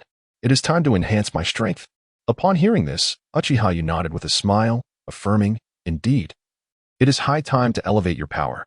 Taijutsu, Jinjutsu, and various other abilities await."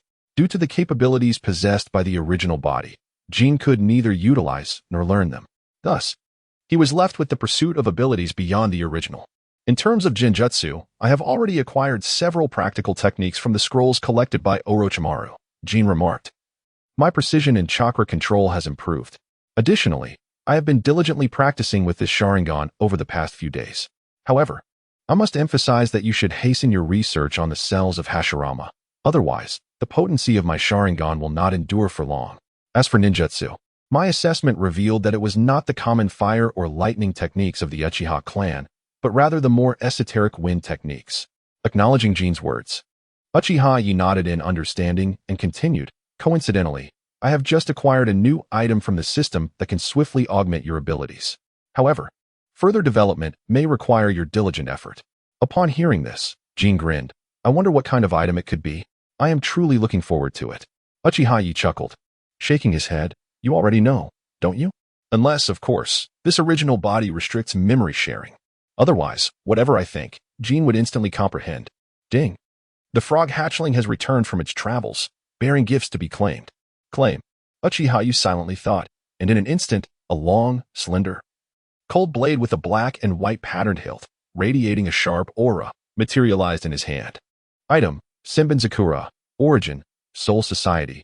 Description, a Zanpakuto of the wind attribute within the Kido system, requiring exceptional manipulation skills for usage. It possesses both initial and final transformations, corresponding to different abilities. The system has eliminated the requisite barriers for use, and the host need not communicate with the spirit of the Zanpakuto.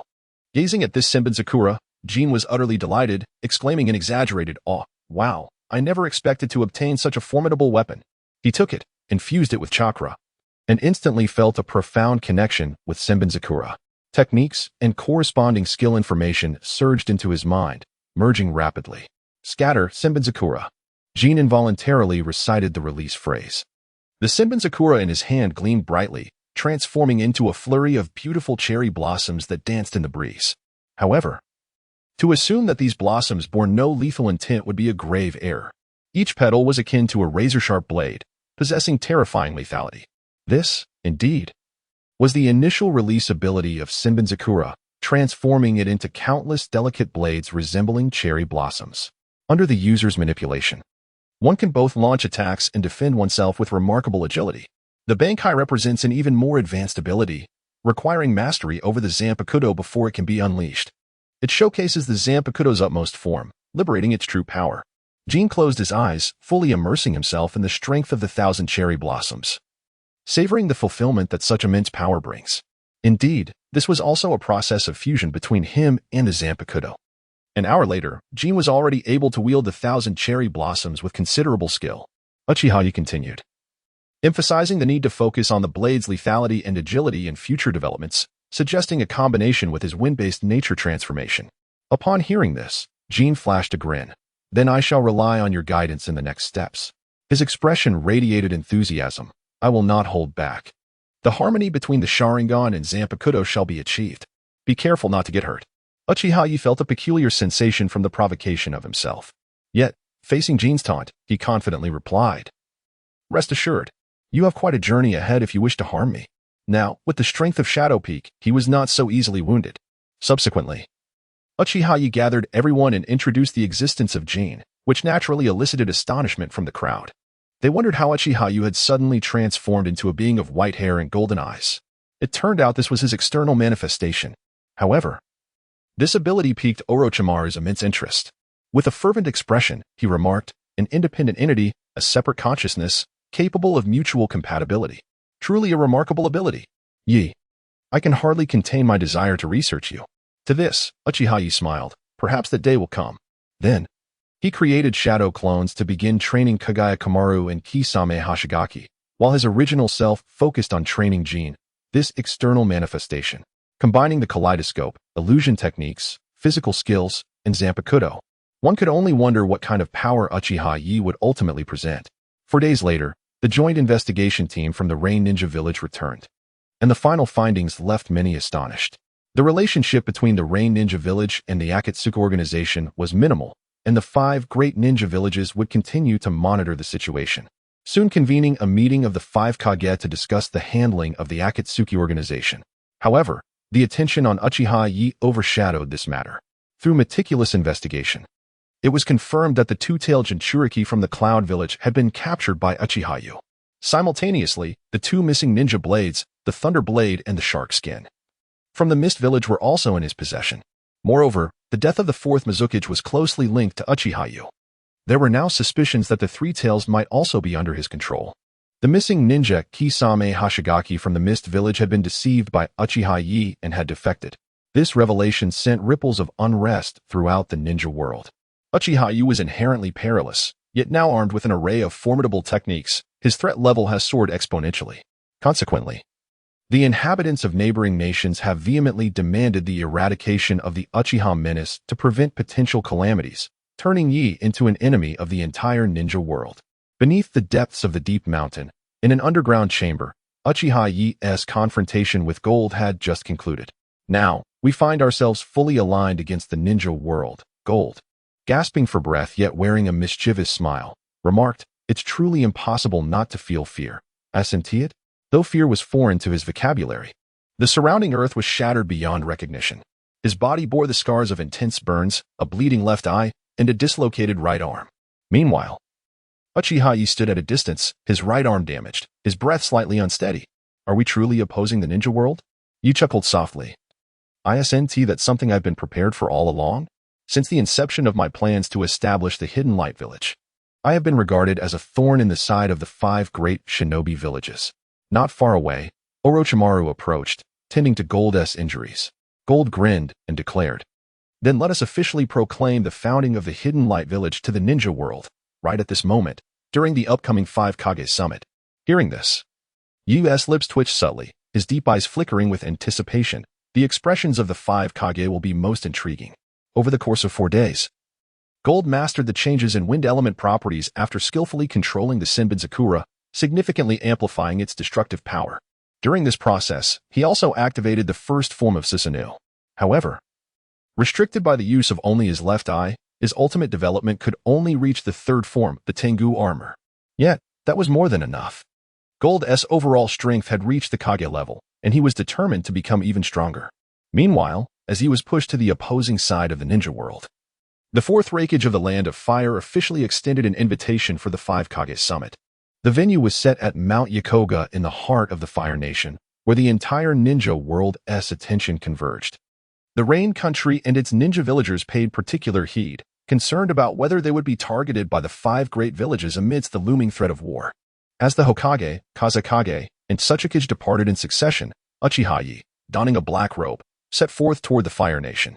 A day later, all 5 Kage arrived at the summit site atop Mount Yakoga. The arrangements, including hospitality and security, were overseen by the Hidden Leaf Village. Within the vast conference chamber, the leaders of the 5 great villages sat before a 5-sided table, each flanked by banners representing their respective nations. Behind these banners stood their guards, mostly trusted successors and confidants, such as Kakashi Hatake, Maki, and Anoki, who were the chosen prot-gs of their respective Kage. As the initiator of the meeting, the towering 4th Raikage took his esteemed position at the upper left and declared, "Let us not waste time.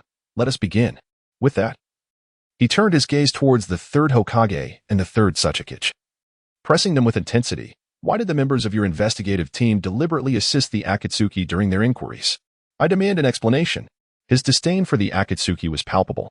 This time, however, one of the critical members from Konoha not only failed to aid the investigation but also repeatedly diverted attention away from the Akatsuki, ultimately placing the focus entirely on Uchiha Leaf.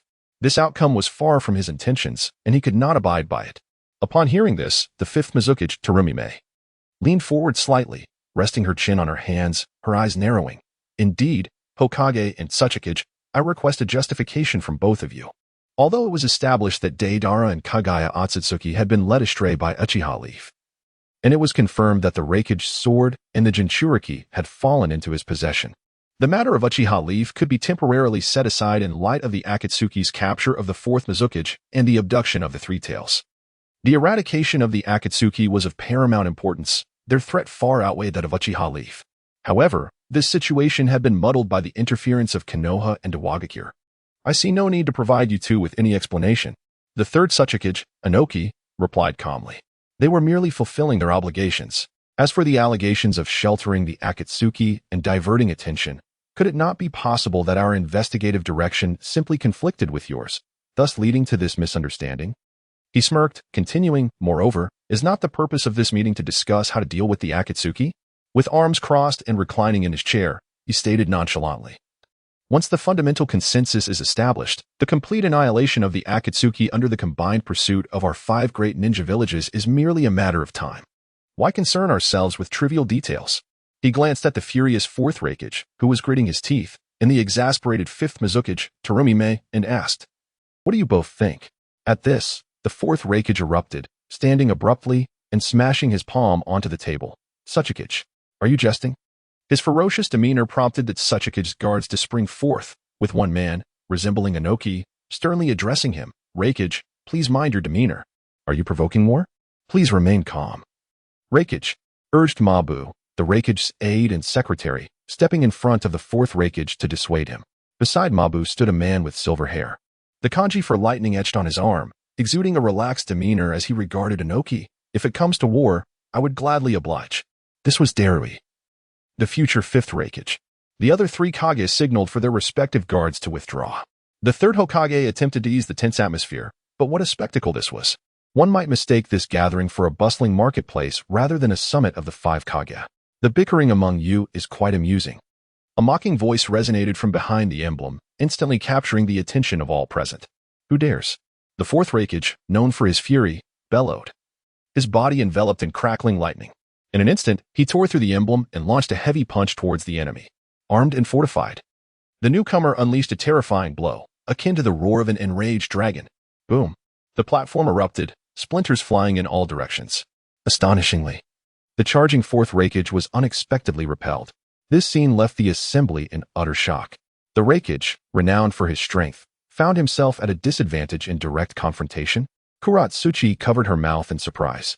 Yet, upon recognizing the intruder, her eyes narrowed, and her expression turned icy.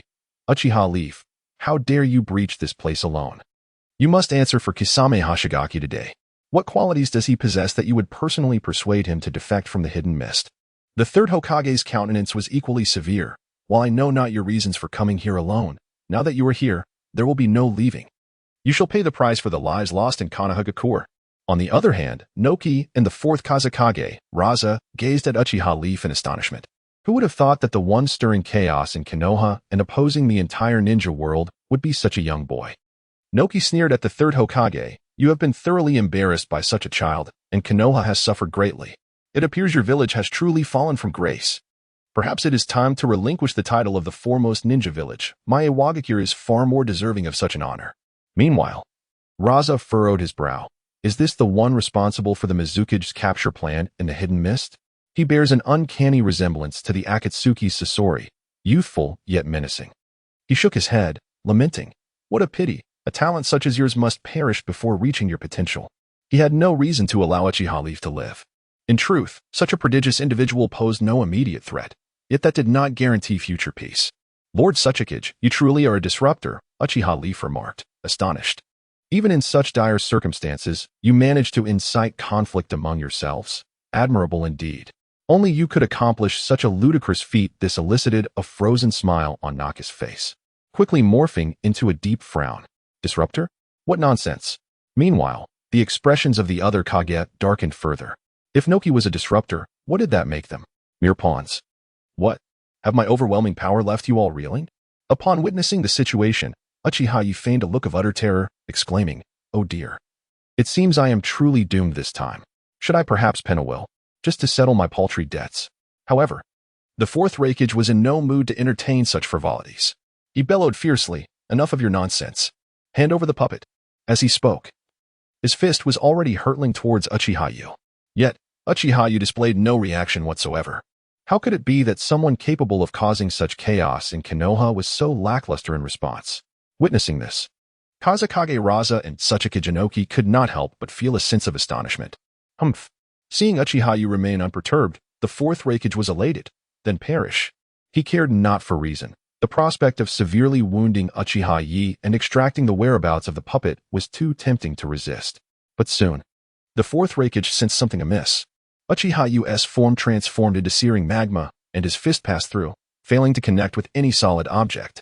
Moreover, an unbearable heat suddenly enveloped his arm, akin to standing before a blazing sun. Even through his lightning armor, he felt as if his body might be scorched to oblivion. What is this? The fourth Raikage, realizing the peril, attempted to retreat, only to find that his arm had become immobile. Uchiha Yo's molten chest coalesced, hardening like steel to ensnare his fist. The terrifying heat compelled a cry of pain from the Raikage as his arm rapidly charred. It was then that Terumi Mei's warning echoed, "Be cautious, Raikage. That fellow's ability can disregard conventional penetrating attacks, unless one possesses water release techniques or sealing abilities. Engaging him in close combat is unwise." Yet, it was already too late. Uchiha Yo grinned, demon dog.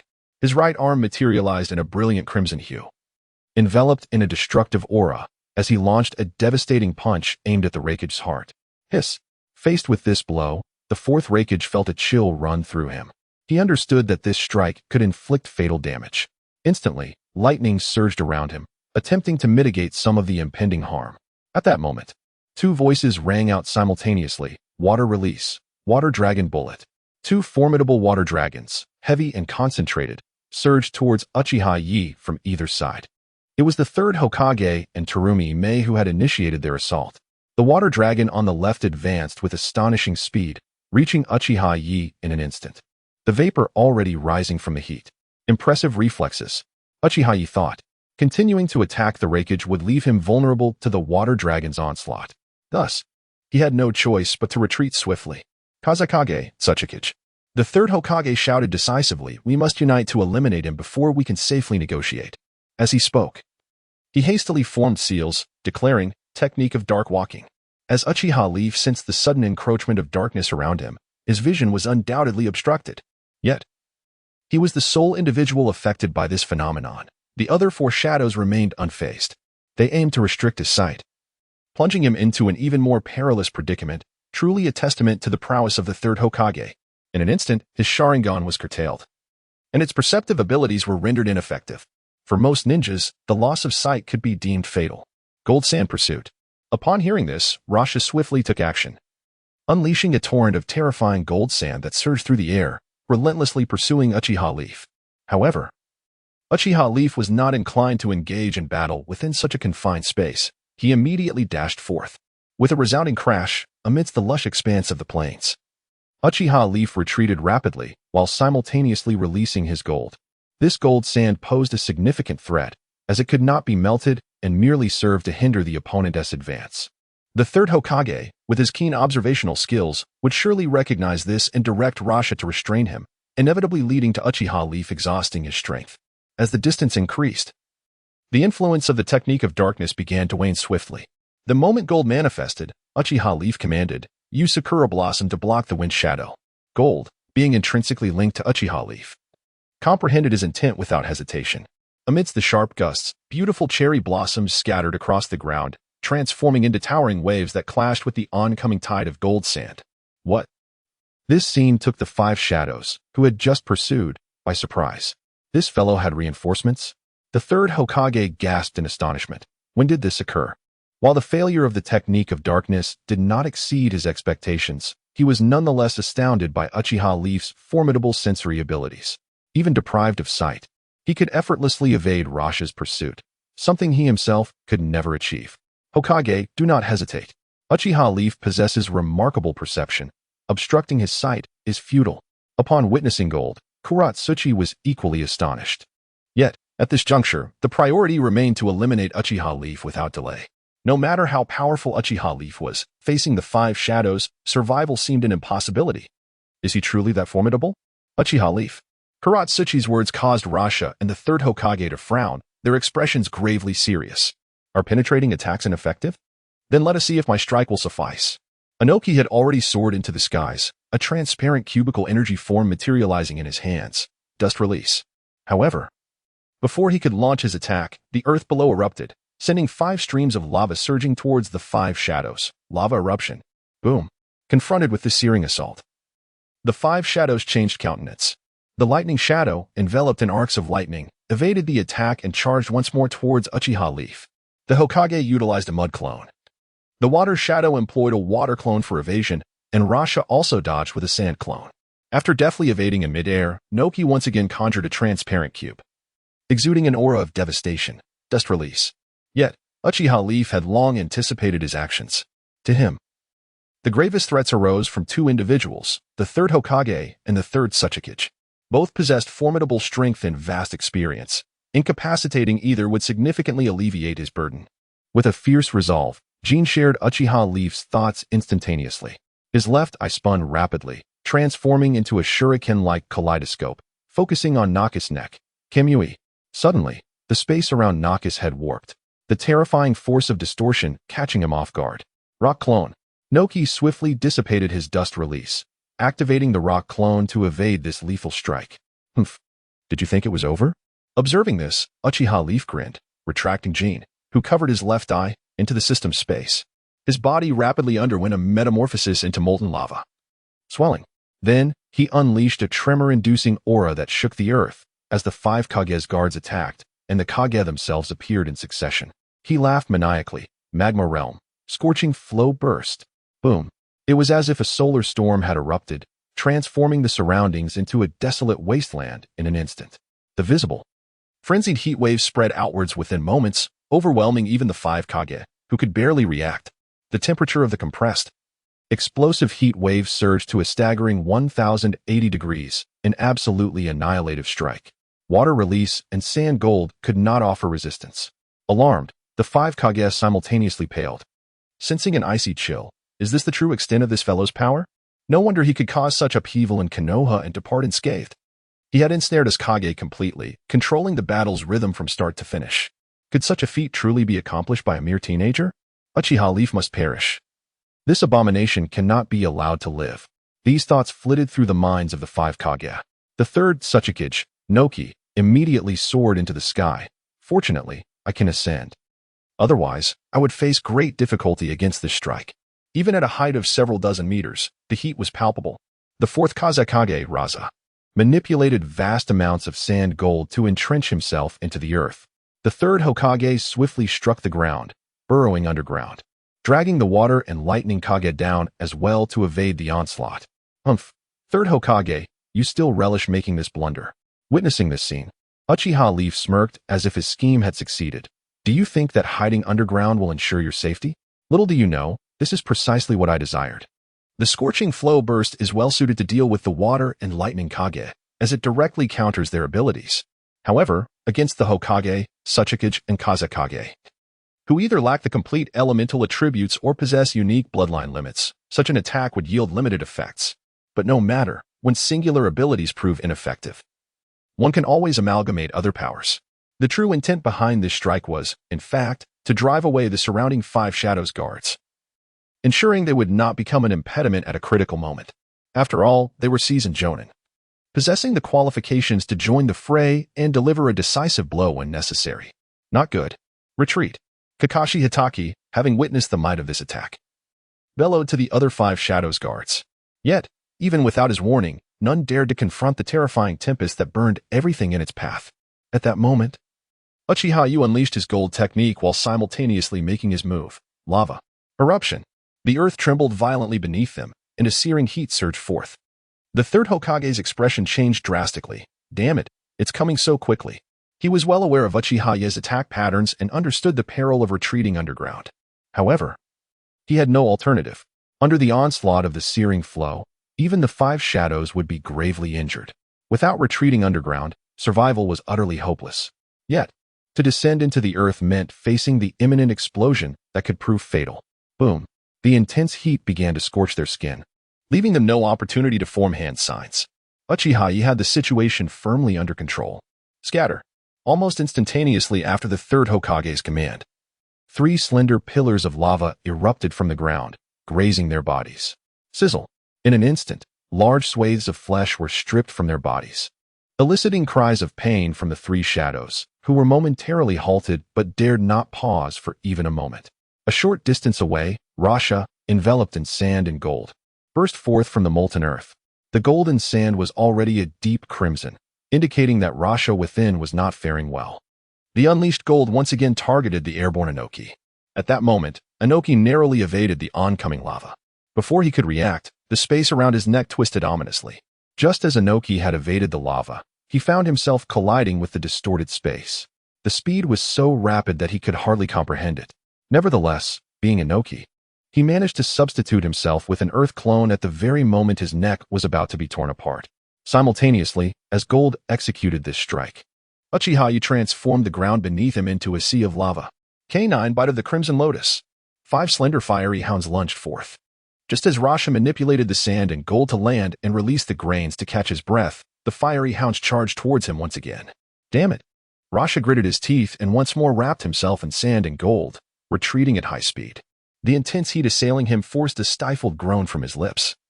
His face contorted in agony. It's too hot. In the distance, the 3rd Hokage, 4th Raikage, and 5th Mizukage had just emerged. They beheld the rapidly approaching fiery hounds, their expression shifting dramatically, not good. Yet, as they began to form hand seals, the 3rd Hokage's voice rang out first, Earth style, Earth flow wall. It is evident that he had anticipated this moment. The disparity became strikingly apparent. Simultaneously, he swiftly retreated and shouted towards the water's reflection, "Let us create a grand torrent. Raikage, infuse our waters with lightning." Heeding the words of the 3rd Hokage, the two immediately complied. Water release, exploding water shockwave. Lightning release, thunderous wave. A colossal wave surged across the plain, while furious lightning cascaded through the water towards Uchiha Leaf, combined with the water release, great waterfall technique unleashed by the 3rd Hokage. As the fiery hound broke through the earthen walls, it was engulfed by the overwhelming deluge. The intense evaporation could not hinder the roaring advance of the water. The combined might of the two shadows water techniques was unimaginable, continuing to surge toward Uchiha Leaf. The accompanying thunder intensified dramatically. Such an assault could not be countered by Uchiha Leaf through elemental transformation. Thus, he was left with no choice but to confront it head-on. Great fireball. Uchiha Leaf concentrated, expanding the molten lava beneath him to guard against any surprise attack, and unleashed a scorching punch that blotted out the sky. The collision of the searing lava with the tumultuous wave of lightning and water erupted into a terrifying mist and cacophony. Woe release, skillful mist technique. At that moment, the voice of Mizukage Terumi May resonated again. Within the scalding mist, her acidic fog was instantaneously added, augmenting its corrosiveness. Uchiha Leaf was compelled to expel the mist with a gust of hot wind. However, in that very instant, a water dragon roared forth from the 3rd Hokage. Moreover, the 4th Raikage, enshrouded in lightning, rode the water dragon ever closer. Lightning release, lightning plow. Just as he prepared to undergo elemental transformation, the water dragon transformed into a torrential downpour, obstructing his metamorphosis. Perish. The 4th Raikage was now perilously close, his fierce elbow strike undoubtedly capable of decapitating Uchiha Leaf. In that life-and-death moment, 3 fiery hounds erupted from the ground beneath Uchiha Leaf. One propelled him skyward, while the other 2 charged at the 3rd Hokage and Terumi May. In such a dire situation, he could still counterattack. This unexpected strike caught both the 3rd Hokage and Terumi May off guard. They had no choice but to retreat hastily, yet a new threat emerged behind them. 1,000 cherry blossoms, kill. A flurry of cherry blossoms rained down, dense and unavoidable. The sound of piercing flesh echoed as blood was shed amidst the blossoms. Yet, soon after, only a puddle of water and mud remained. In the distance, the 4th Raikage, having missed his target, hastily halted and began searching for Uchiha Leaf's whereabouts. The 3rd Tsuchikage, Inoki, appeared beside him, clutching his neck and gasping for breath, his hand stained with flowing blood. In the heart of the molten lava, Uchiha Leaf landed, panting heavily. Jean beside him was equally breathless. The chakra depletion was significant. Beyond the horizon, Urshiha's body bore numerous grievous burns, and he crash-landed in a state of utter disarray and desperation. Subsequently, the 2nd and 3rd Hokage appeared sequentially. Their garments were tattered beyond recognition, riddled with hideous wounds from which blood relentlessly poured. Uchiha Y, the sole intact Four-Tails Raikage, immediately roared in fury and charged forward with astonishing speed. Barely had his words left his mouth when he reached Uchiha Y. Shouting fiercely, Raikage S might surpasses even the 1,000-year dance. This was the same formidable strike in the original story capable of cleaving Uchiha Madara's Susanoo and severing the 8-tails horns, a razor-sharp blow. With a swift hand-to-hand strike, the enemy had no hope of survival. Poof! Uchiha Y was beheaded without resistance, but instantly transformed into molten lava. Whoosh! A cluster of cherry blossoms tore through the lava, striking the Raikage's chest and knocking him violently backward. Gold has entered the fray. Currently, The five Kage are in a dire situation. 3 injured, 1 severely wounded, and 1 unscathed. Yet, Uchiha Y and Gold are nearing chakra exhaustion. Overall, the 5 Kage hold a significant advantage, but Uchiha Y is confident he can escape. How is it possible that the 5 Kage cannot subdue that man? Kakashi Itachi, who had just emerged from underground, was utterly stunned by this scene. Lord Tsuchikage, are you alright? Seeing the terrible bleeding from Noki's neck, Hanzo hurriedly approached him with concern. At the same time, Kakashi also noticed the bloodied state of the 3rd Hokage, and his face darkened with worry. Hokage-sama, are you unhurt? He and Shikamaru Nara swiftly moved to the 3rd Hokage, their voices tinged with concern. Near the 5th Mizukage, Madarumi also shared similar apprehension. She, like the 3rd Hokage, was covered in wounds and bleeding profusely. Even the Kazekage or Sha was not much better, protected by his guards. Despite witnessing this scene firsthand, disbelief still lingered. Nara Shikamaru, while instructing medical ninja to tend to the wounded, spoke gravely. Indeed, when the 5 Kage united against the enemy, it was the 5 Kage who ended up injured. Who could believe such a thing? Kakashi's body tensed as he gazed at Uchiha Y. It's nothing serious, the 3rd Hokage assured hurriedly, waving dismissively at the anxious medical ninja. Just superficial wounds, no critical damage to muscles or bones. After taking a few steady breaths, he cast a serious glance at Uchiha Y. The latter consumed 2 provision pills, then fed 2 to Gold. Instantly, his exhausted aura surged with remarkable speed, causing the Hokage's expression to darken further. How could this individual recover so swiftly? Madarumi was visibly stunned. What kind of physique does he possess? Our Shah's face was filled with trepidation. Is he really only 14 years old? Despite our ignorance of his abilities, we were caught unprepared, and thus we suffered these grievous injuries. Yet astonishingly, he has maintained mastery over the situation, leading our 5 shadows by the nose, which is already a profoundly alarming feat. He clenched his fist tightly and declared, "Ladies and gentlemen, I am prepared to fight to the bitter end. I must eliminate him." He sensed that once Uchiha matured, he would inevitably become a catastrophic menace to the entire ninja world. This sentiment immediately garnered the approval of the 4th Raikage. Mizukage Madarumi and the 3rd Hokage also showed considerable interest. Shall we continue? Observing this, Uchiha chuckled softly, his expression grave, yet his words sharp. Then I shall accompany you to the very end.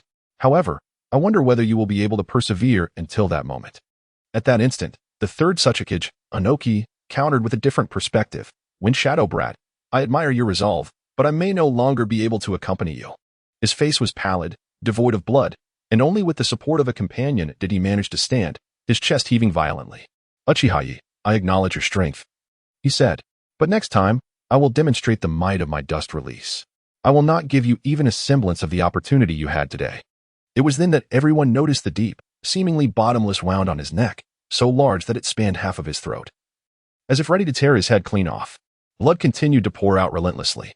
It was almost unimaginable that he could remain conscious after such a grievous injury. Having spoken, he, along with 2 guards, floated into the air and departed. Yet, this scene cast an even darker shadow over the hearts of those present. How could the Tsuchikage be so formidable, to be left so grievously wounded by Uchiha? This was a joint assault by the 5 shadows. If he had fought alone, would Anoki already be dead? Before leaving, Anoki's voice echoed from afar.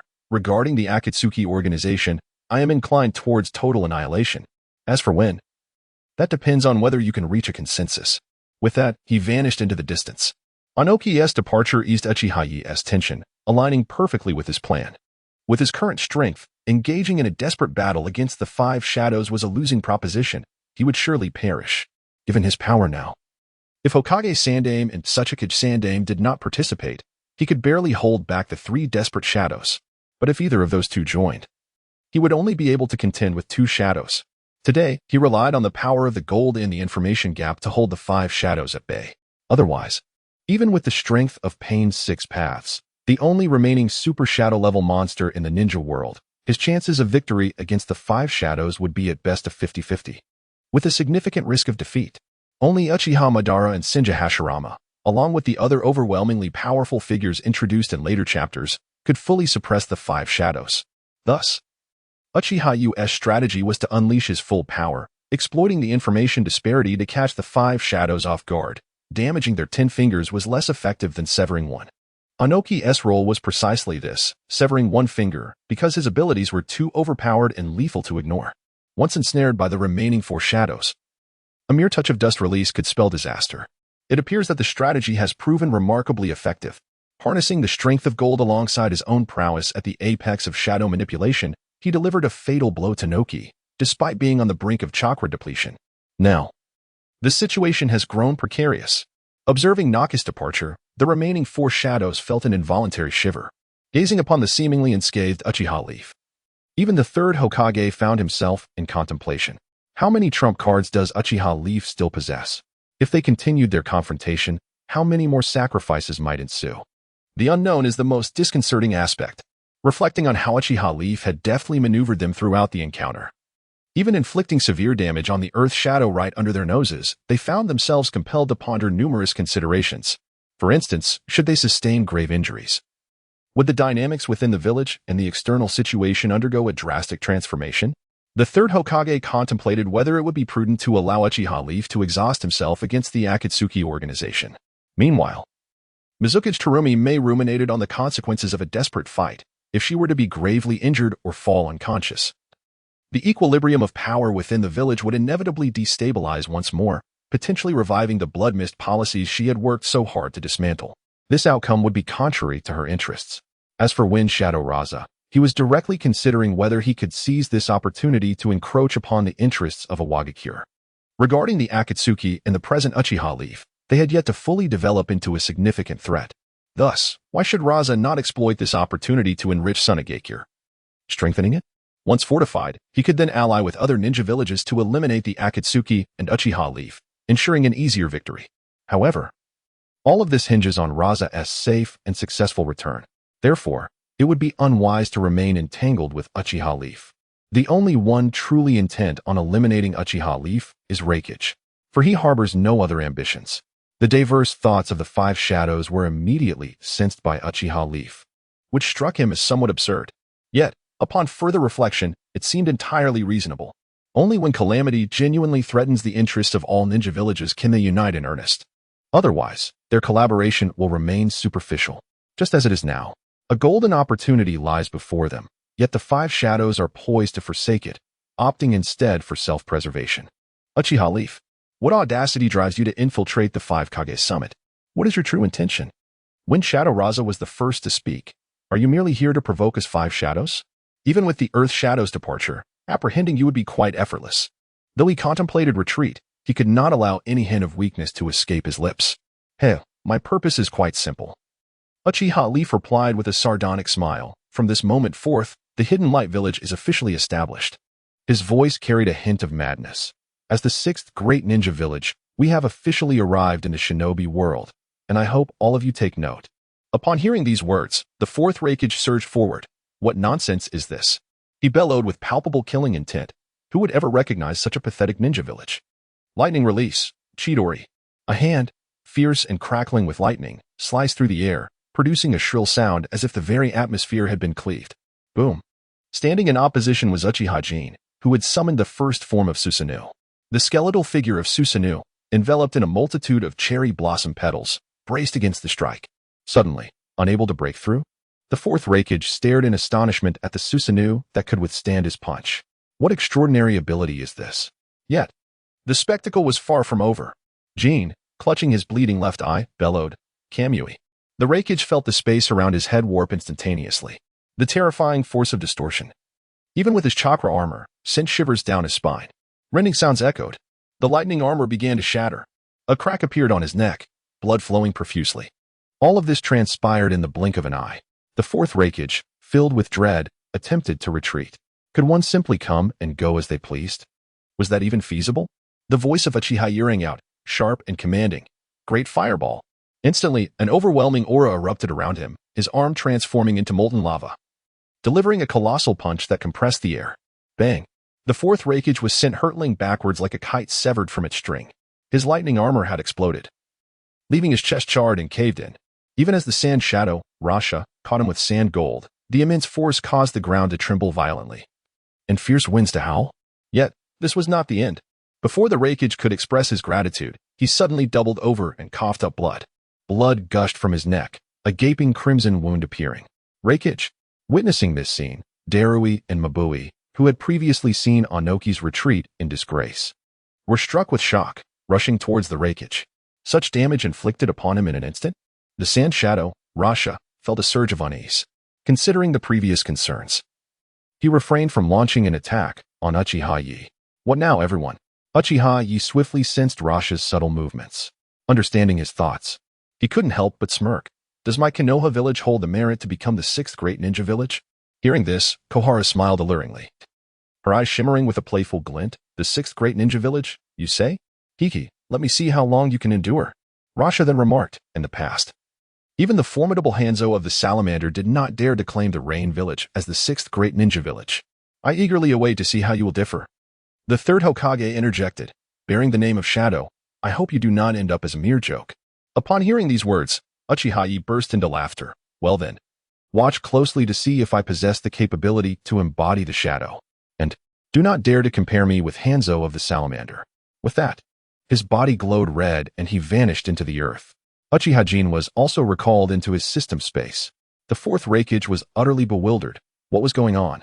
Just moments ago, they were united in their animosity, yet in the blink of an eye, they all seemed to endorse Uchiha Yosuke in village. Were they truly allowing a ferocious tiger to grow unchecked? Were they all brainless? The 4th Raikage could not contain his outrage, exclaiming passionately, shouldn't we be eliminating this threat right here and now? He genuinely could not fathom the actions of these individuals. Calm down, Raikage. Terumi Mei interjected with a smile. I must concede that Uchiha's strength is indeed monstrous, yet no matter how formidable an individual may be in the grand scheme of the 5 great shinobi villages, he remains merely a child. Furthermore, how challenging does the Raikage believe it is to establish the 6th great shinobi village? She proclaimed with pride, if it were that simple, the ninja world would already be structured around 7 great shinobi villages. The Rain village and the Takigakure, despite their superior strength compared to many smaller villages, remain feeble in the presence of the 5 great shinobi villages. Hearing this, the Wind Shadow, Raza, chimed in, indeed. What of Hanzo of the Salamander?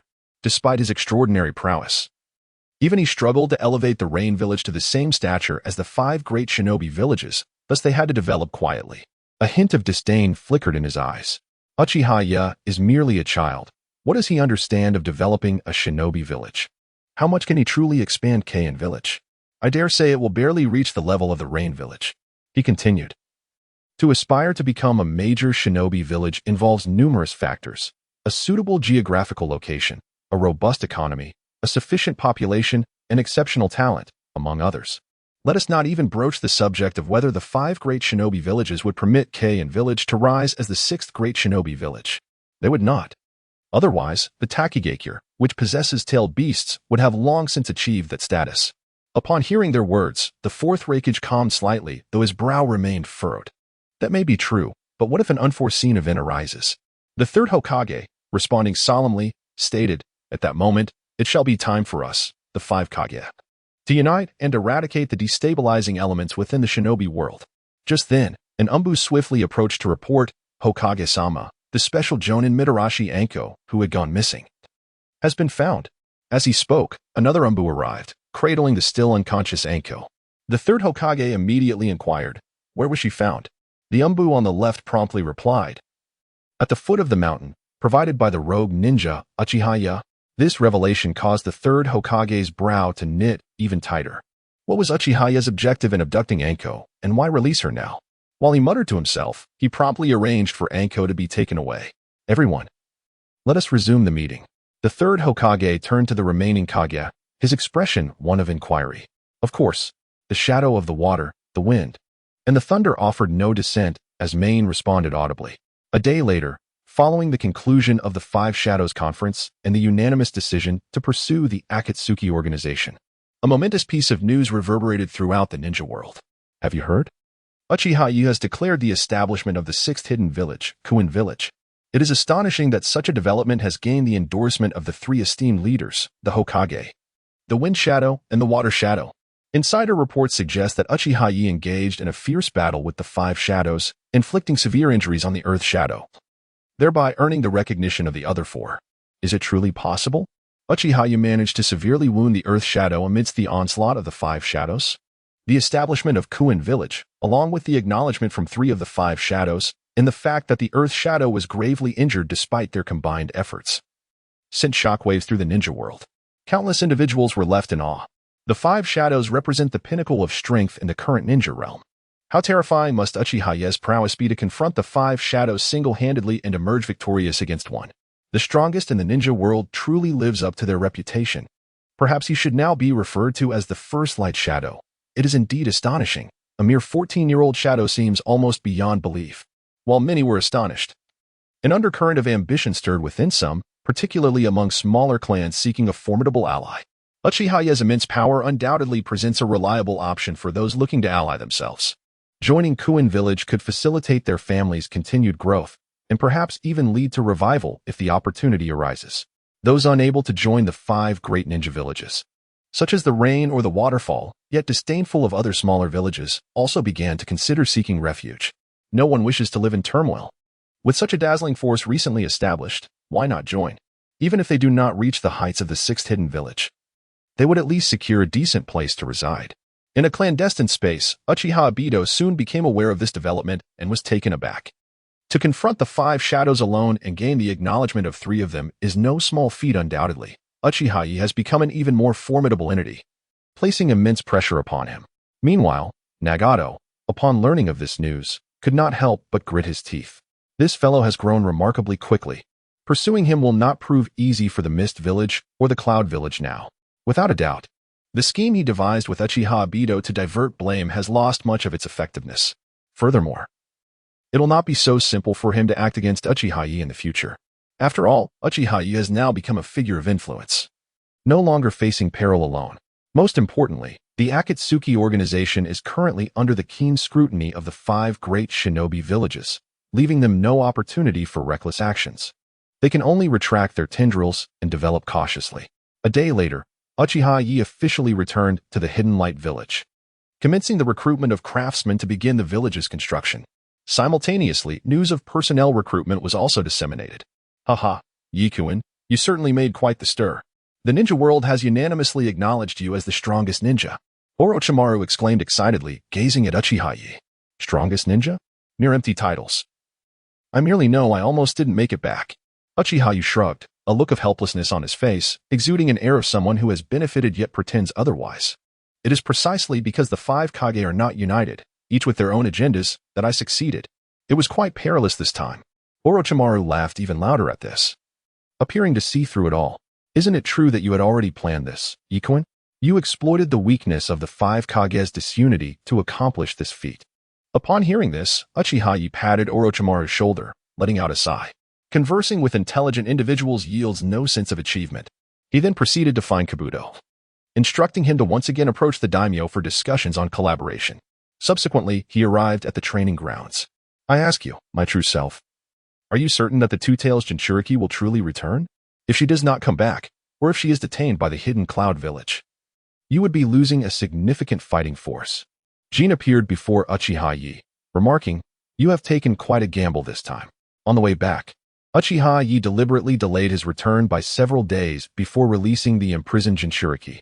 Making a wager with her that she would certainly return to the Hidden Light Village in the future, Jin expressed considerable concern about this. In response, Uchiha Yo smiled mysteriously yet confidently. Shall we wait and see? Jin shrugged at this. I look forward to it. After all, counting the Jinchuriki, although the Hidden Light Village has only just been established, it already boasts 3 shadow-level powerhouses, Orochimaru, Jin, and Kabuto in Sage Mode. With Uchiha Yo and the Two-Tails Jinchuriki, that totals 5. Furthermore, if we include the rapidly cultivated Kisame Hashigaki, we could potentially have 6. Such elite combat strength would grant any major shinobi village a distinct advantage in the ninja world. After all, even the shadow-level powerhouses of Konoha are not much more than this. Therefore, the return of the Two-Tails Jinchuriki carries considerable weight. In the Land of Rice, at the daimyo's mansion. Esteemed guest, please take a seat. Just days ago, the daimyo of the Land of Rice, brimming with arrogance, now appeared transformed, warmly addressing Kabuto. I was foolish just a few days ago. Rest assured, I will wholeheartedly support the development of your village and provide sufficient funding. I hope that as your village flourishes, it will also lend support to the development of the Land of Rice. Since hearing the news of Uchiha Sasuke's solitary confrontation against the five Kages, where he not only held his ground, but also severely injured the Tsuchikage, the daimyo of the Land of Rice suddenly found himself consumed by a singular thought: to invest everything in the Hidden Light Village. He resolved to stake his entire fortune on this gamble. Even should he lose, he would not mind. For if he were to emerge victorious, he could truly aspire to stand shoulder to shoulder with the daimyos of the five great nations, reaching the pinnacle of his life. The Land of Rice would, under his guidance, experience a glorious revival. He would become the illustrious monarch lauded by all in the Land of Rice. The allure of such glory was irresistible. In light of the daimyo's demeanor, Uchiha Kabuto responded courteously, "Rest assured, my lord, I shall convey all your requirements to Lord Kage. Due to his pressing obligations, he is unable to attend in person. I hope for your understanding." Upon hearing this, the daimyo of the Land of Rice waved his hand graciously, smiling as he said, "Busy is good, indeed. It indicates that Lord Kage is genuinely striving to develop the village. How could I take offense?" Thus, Uchiha Kabuto departed with a satisfactory response, and the daimyo naturally received the promises he desired. Is it truly necessary for the daimyo to gamble so recklessly? What if he fails? After Uchiha Kabuto's departure, the minister of the left could not help but voice his concerns. "It is necessary," the daimyo interjected, his corpulent visage bearing an expression of utmost seriousness. "If I fail, it merely means bowing to the Fire Nation and compensating them a bit more. But if I succeed—" He clenched his fists, his arms sweeping dramatically as fervent flames flickered in his eyes. "Then I shall attain a status equal to that of the daimyos of the five great nations, becoming the most transcendent figure in the ninja world. I will bequeath the noble name of reviving the Land of Rice to posterity and become the most distinguished ruler." He turned to the minister of the left and asked, "Do you think I could resist such temptation?" The minister of the left shook his head in response. "You cannot." Meanwhile, in the Hidden Cloud Village, "Look, is that Yui? Wasn't she captured by Uchiha Sasuke? How could she suddenly return to the village?" This unexpected return raised suspicions. Could she have become a spy? "Quick, inform the Raikage. Yui is likely up to something. Otherwise, how could Uchiha Sasuke have let her go?" Yui appeared completely unscathed, intact. Who would believe she had escaped from the enemy camp? Moreover, if she had taken advantage of Uchiha Sasuke's distraction during the Five Kage Summit to flee, she would have returned much sooner. Not after the summit had concluded and the Raikage had already returned to the village. Everyone knew there was something amiss. Soon, the Umbu of the Hidden Cloud Village arrived and took Yui away, promptly imprisoning her. "Uchiha Sasuke, let me see how you can make me willingly leave the Hidden Cloud Village to join your Hidden Light Village," Yui declared from her cell. Upon awakening once more, she was greeted by the familiar face that had haunted her thoughts. Yet, the master of that visage could effortlessly subdue her with but a flick of his wrist. In that moment, she inquired what the owner of that face truly desired. He captured her, neither slaying her nor inflicting harm.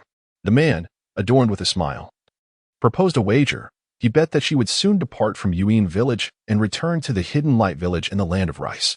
Upon uttering this, the man who had once subdued her departed, vanishing without a trace, with remarkable decisiveness.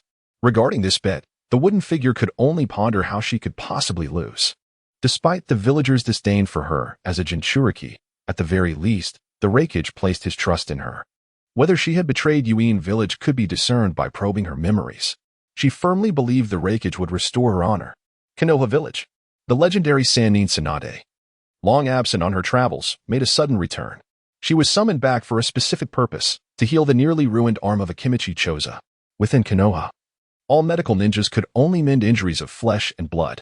However, the compound fractures and shattered meridians from his injuries exceeded their capabilities. Only Tsunade, the esteemed medical ninja, could ensure the reconstruction of both bones and meridians simultaneously. How ruthless! The meridians were almost entirely destroyed, bones fractured beyond the normal limits, and the flesh and tendons severely injured. This arm was nearly rendered useless, leaving little significance in attempting to save it. As Tsunade solemnly attended to Choza's arm, she remarked that Uchiha had indeed been merciless, yet had allowed a sliver of hope for salvation. Otherwise, amputation would have been the only recourse. Her words elicited expressions of surprise from those present, including the third Hokage and Narashikaku, who seemingly did not anticipate Uchiha's mercy. It appeared as a warning. This Uchiha was not entirely devoid of compassion. Tsunade's reflection prompted a silence from the third Hokage. In contrast, he, who had ruthlessly annihilated the Uchiha clan, appeared heartless.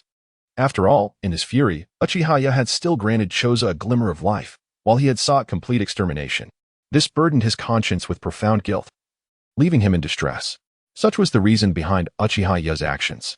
To slay a man is one thing, but to pierce the heart is another. Even though the discomfort of the third Hokage, the cunning old fox, would not linger for long, the fact that he experienced even a moment of unease was a victory.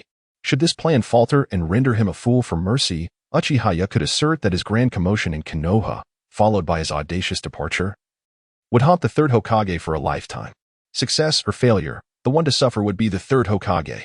After an hour of urgent treatment, Tsunade washed her hands and briefed her assistant, Shizen, on the necessary follow-up procedures before stating, "Let us go, Shizen."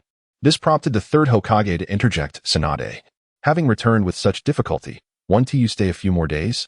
Tsunade responded calmly, stating, "No, the atmosphere in Konoha is simply too oppressive for my liking." With that, she turned her back on the third Hokage and waved her hand, saying, "Take care, old man." She then departed without a backward glance, leaving the third Hokage's expression somewhat dimmed. He had intended to persuade Tsunade to remain, believing that her formidable strength would only benefit the village. However, it was evident that her disappointment in him had never waned, which deepened his own sense of sorrow. In the Hidden Light village, within Orochimaru's laboratory, he gazed at the crimson vial of blood in his hand, reminiscent of a fervent artist reverently caressing a hard-earned masterpiece. "Yuki, your blood possesses a remarkable strength," he mused in a low, hushed tone. Opposite him, Uchiha Yuki replied, "Thank you for the compliment. However, I would prefer that you expedite your research into a power that aligns with my senju cells. After all, I can afford to wait, but Gold has little time to spare." He required this power to sustain his ocular abilities. Upon hearing this, Orochimaru grinned and remarked, "Understood. It seems the conflict among the five Kages has indeed taken quite a toll on Mr. Gold." Outside the laboratory, the construction of the Hidden Light village was progressing rapidly, thanks to the financial support from the feudal lord. While not particularly vast, it was certainly comparable to Konoha. The architecture was a blend of circular and square designs, styled after the ancient nation of Uchiha Yuki's past, exuding an air of elegance. At the pinnacle of the tallest structure, two massive pillars extended outward, anchoring themselves into the earth, giving the appearance of ethereal wings sprouting from the building. This design was inspired by the naval headquarters of another world. Standing atop the newly completed edifice, Uchiha Yuki declared, "I cannot simply stand by and take the blows from those who employ underhanded tactics." A glint of cold determination flickered in his eyes. "Whether it is Nagato or Uchiha Obito who orchestrates this, I shall return their malice in kind. Since they delight in such treachery, I will ensure they experience the thrill of their own game." As thoughts began to crystallize, he devised a countermeasure. He summoned Kabuto Yakushi, briefed him on the pertinent details, and with a hint of regret, said, "I must trouble you further." Kabuto shook his head vigorously, looking at Uchiha Yuki, and replied, "My lord, your trust in my abilities to delegate such an important task to me fills me with immense gratitude. I do not find it burdensome at all. It is my honor to serve you. I hope you will continue to require my assistance and trust in my capabilities." Upon hearing this, Uchiha Yuki realized his good intentions had inadvertently caused harm. To Kabuto, this sentiment seemed like an expression of distrust, potentially dampening his enthusiasm. Thus, he nodded and assured him, "Very well, your participation in the village's affairs will be essential moving forward." The character Yakushi Kabuto, who finds himself lost and adrift, requires constant engagement to fill the void in his existence. Drawing from his extensive experience as an undercover operative, he knows that disseminating a few words within the shinobi world is a task of remarkable ease. These utterances serve as a crucial instrument in Uchiha Obito's machinations. After imparting this information to Yakushi Kabuto, he intended to rest his eyes for a moment. However, an unexpected recollection from Jin surged into his mind, compelling him to make his way to the recruitment base in the Hidden Light village. "Has Lord Kei arrived?" inquired a gaunt man with short blue hair, who appeared malnourished, from a corner of the recruitment base, addressing Jin. "Please hold for a moment. Kei shall arrive shortly." Jin responded with a beaming smile, yet could not help but question, "Why do you insist on having Kei personally assess you? Is my strength not worthy of your regard?" The man, displaying utmost courtesy, replied, "It is not that I underestimate your abilities, Lord Jin. Who am I to look down upon one capable of wounding the Tsuchikage? I merely wish to demonstrate my prowess directly to Lord Kei and earn his acknowledgement to wield that shinobi blade." At this juncture, a shadow of darkness crossed his gaze as he clenched his teeth, declaring, I want the denizens of the hidden mist village to understand that I, Aoki Seiki, am the more suitable candidate for the Raikiri than Kuro Kusarei. Just as he articulated his sentiments, Uchiha Obito made his entrance. With a smile, he extended his hand, greeting, Aoki Seiki, it is a pleasure to meet you. Aoki, upon witnessing the figure clad in black, who, despite not being particularly tall, exuded an aura reminiscent of a towering mountain, respectfully bowed. Greetings, Lord Kei. Uchiha Obito gestured for him to forego excessive formality and promptly produced the Raikiri blade, stating, I have heard of your capabilities. Now, demonstrate to me that you possess the potential to become the master of this shinobi weapon. Taken aback by Uchiha Obito's directness in offering him the Raikiri, Aoki swallowed hard. Meeting Obito's gaze, filled with trust and anticipation, he resolutely accepted the blade. Instantly, he transformed. His aura deepening. Lord Kei, I shall not be remiss. In that very moment, he enveloped himself in a shimmering armor of lightning. Raikiri, lightning flash. Uchiha Obito found himself momentarily bereft of Aoki's presence. In the next instant, a fierce, rending energy surged toward him. Was it an instantaneous, lethal strike executed with the speed of lightning? Uchiha Obito could not help but marvel. Acknowledging that even a Jonin might suffer grave injury from a blow he could not anticipate, and the lightning affixed to the blade could render an opponent utterly incapacitated. A solitary Jonin confronting him would find defeat imminent. His form then elementalized. With a sudden, violent clash, Uchiha Obito was bisected, molten rock erupting around him. Aoki, witnessing the event, felt his initial excitement swiftly supplanted by astonishment. Is this the power of Lord Kei? Such a remarkable ability. His gaze sharpened slightly. Yet, I shall not falter. He swiftly retreated, exclaiming, water escape. Hidden mist technique. Amidst the dense fog, Uchiha Yi was astonished to discover that Aoyama could form hand seals with a single hand. Quite intriguing. Activating his observation Haki, Uchiha Yi felt a surge of energy as a streak of tearing lightning whizzed past him. No wonder they said that the hidden mist village should choose him as the heir to the lightning blade. He truly possessed remarkable skills. However, he rapidly reinforced his arm, delivering a heavy punch. The force collided with Aoyama's incoming lightning blade, dispersing much of the mist in an instant. Uchiha Yi regarded Aoyama, his brow slightly raised. But with such meager strength, how can you prove to me that you surpass Kurokata Redo? To me, you are no different from him. There is nothing surprising about you. The overwhelming power pressed down on Aoyama, forcing him to grit his teeth and take a step back. Even the lightning on his blade dimmed slightly, and his arm bent under the pressure.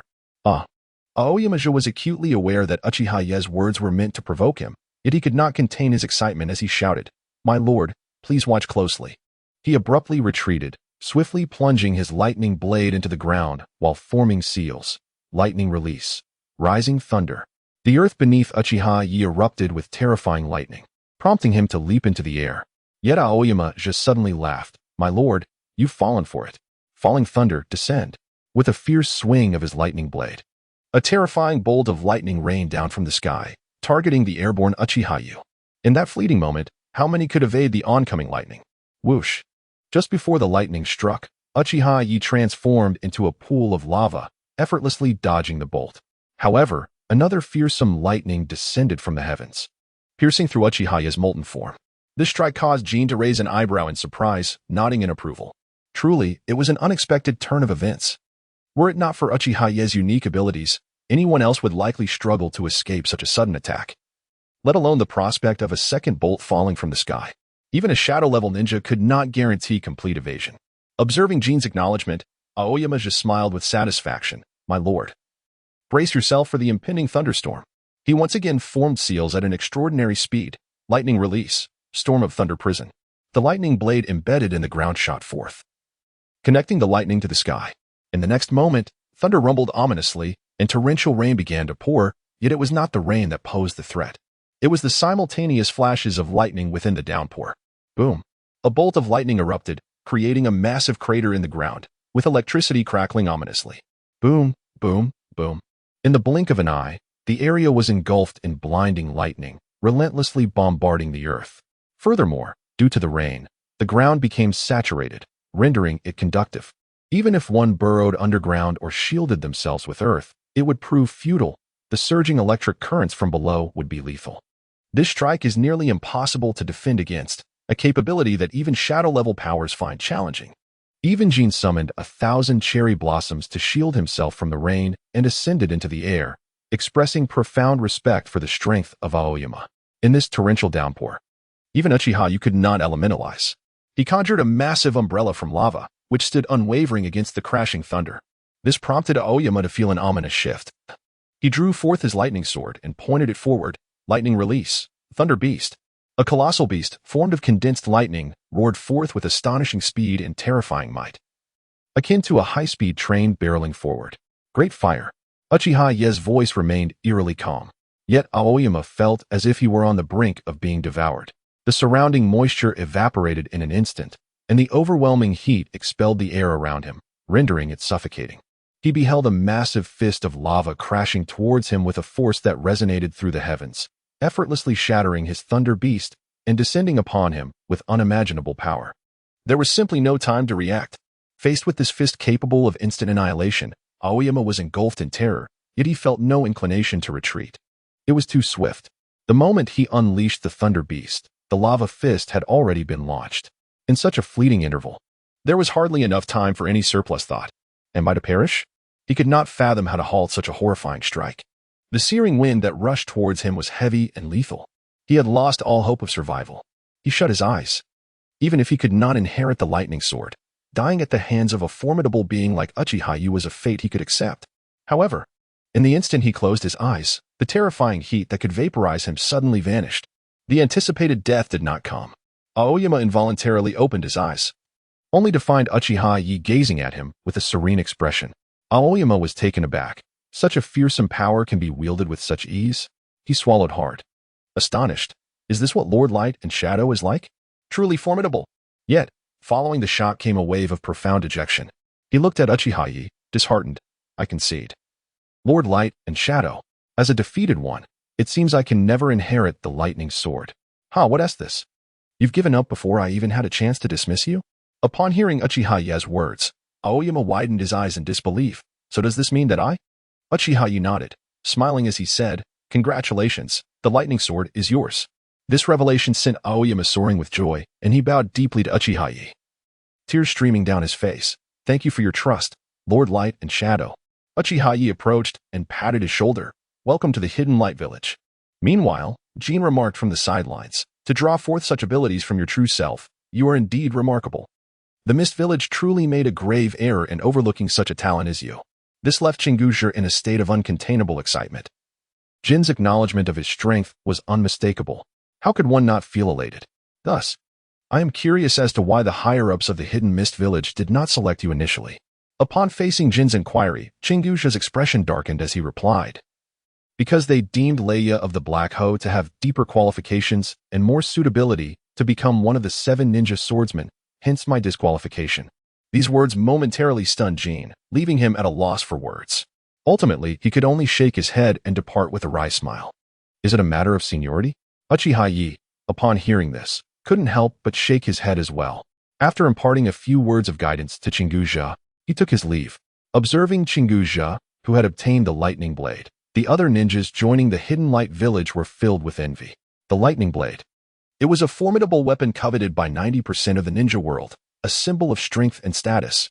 Despite all joining the Hidden Light Village, Chinguzha directly acquired a ninja blade and received praise and recognition from Uchiha Yo, having already established a familiar rapport with him.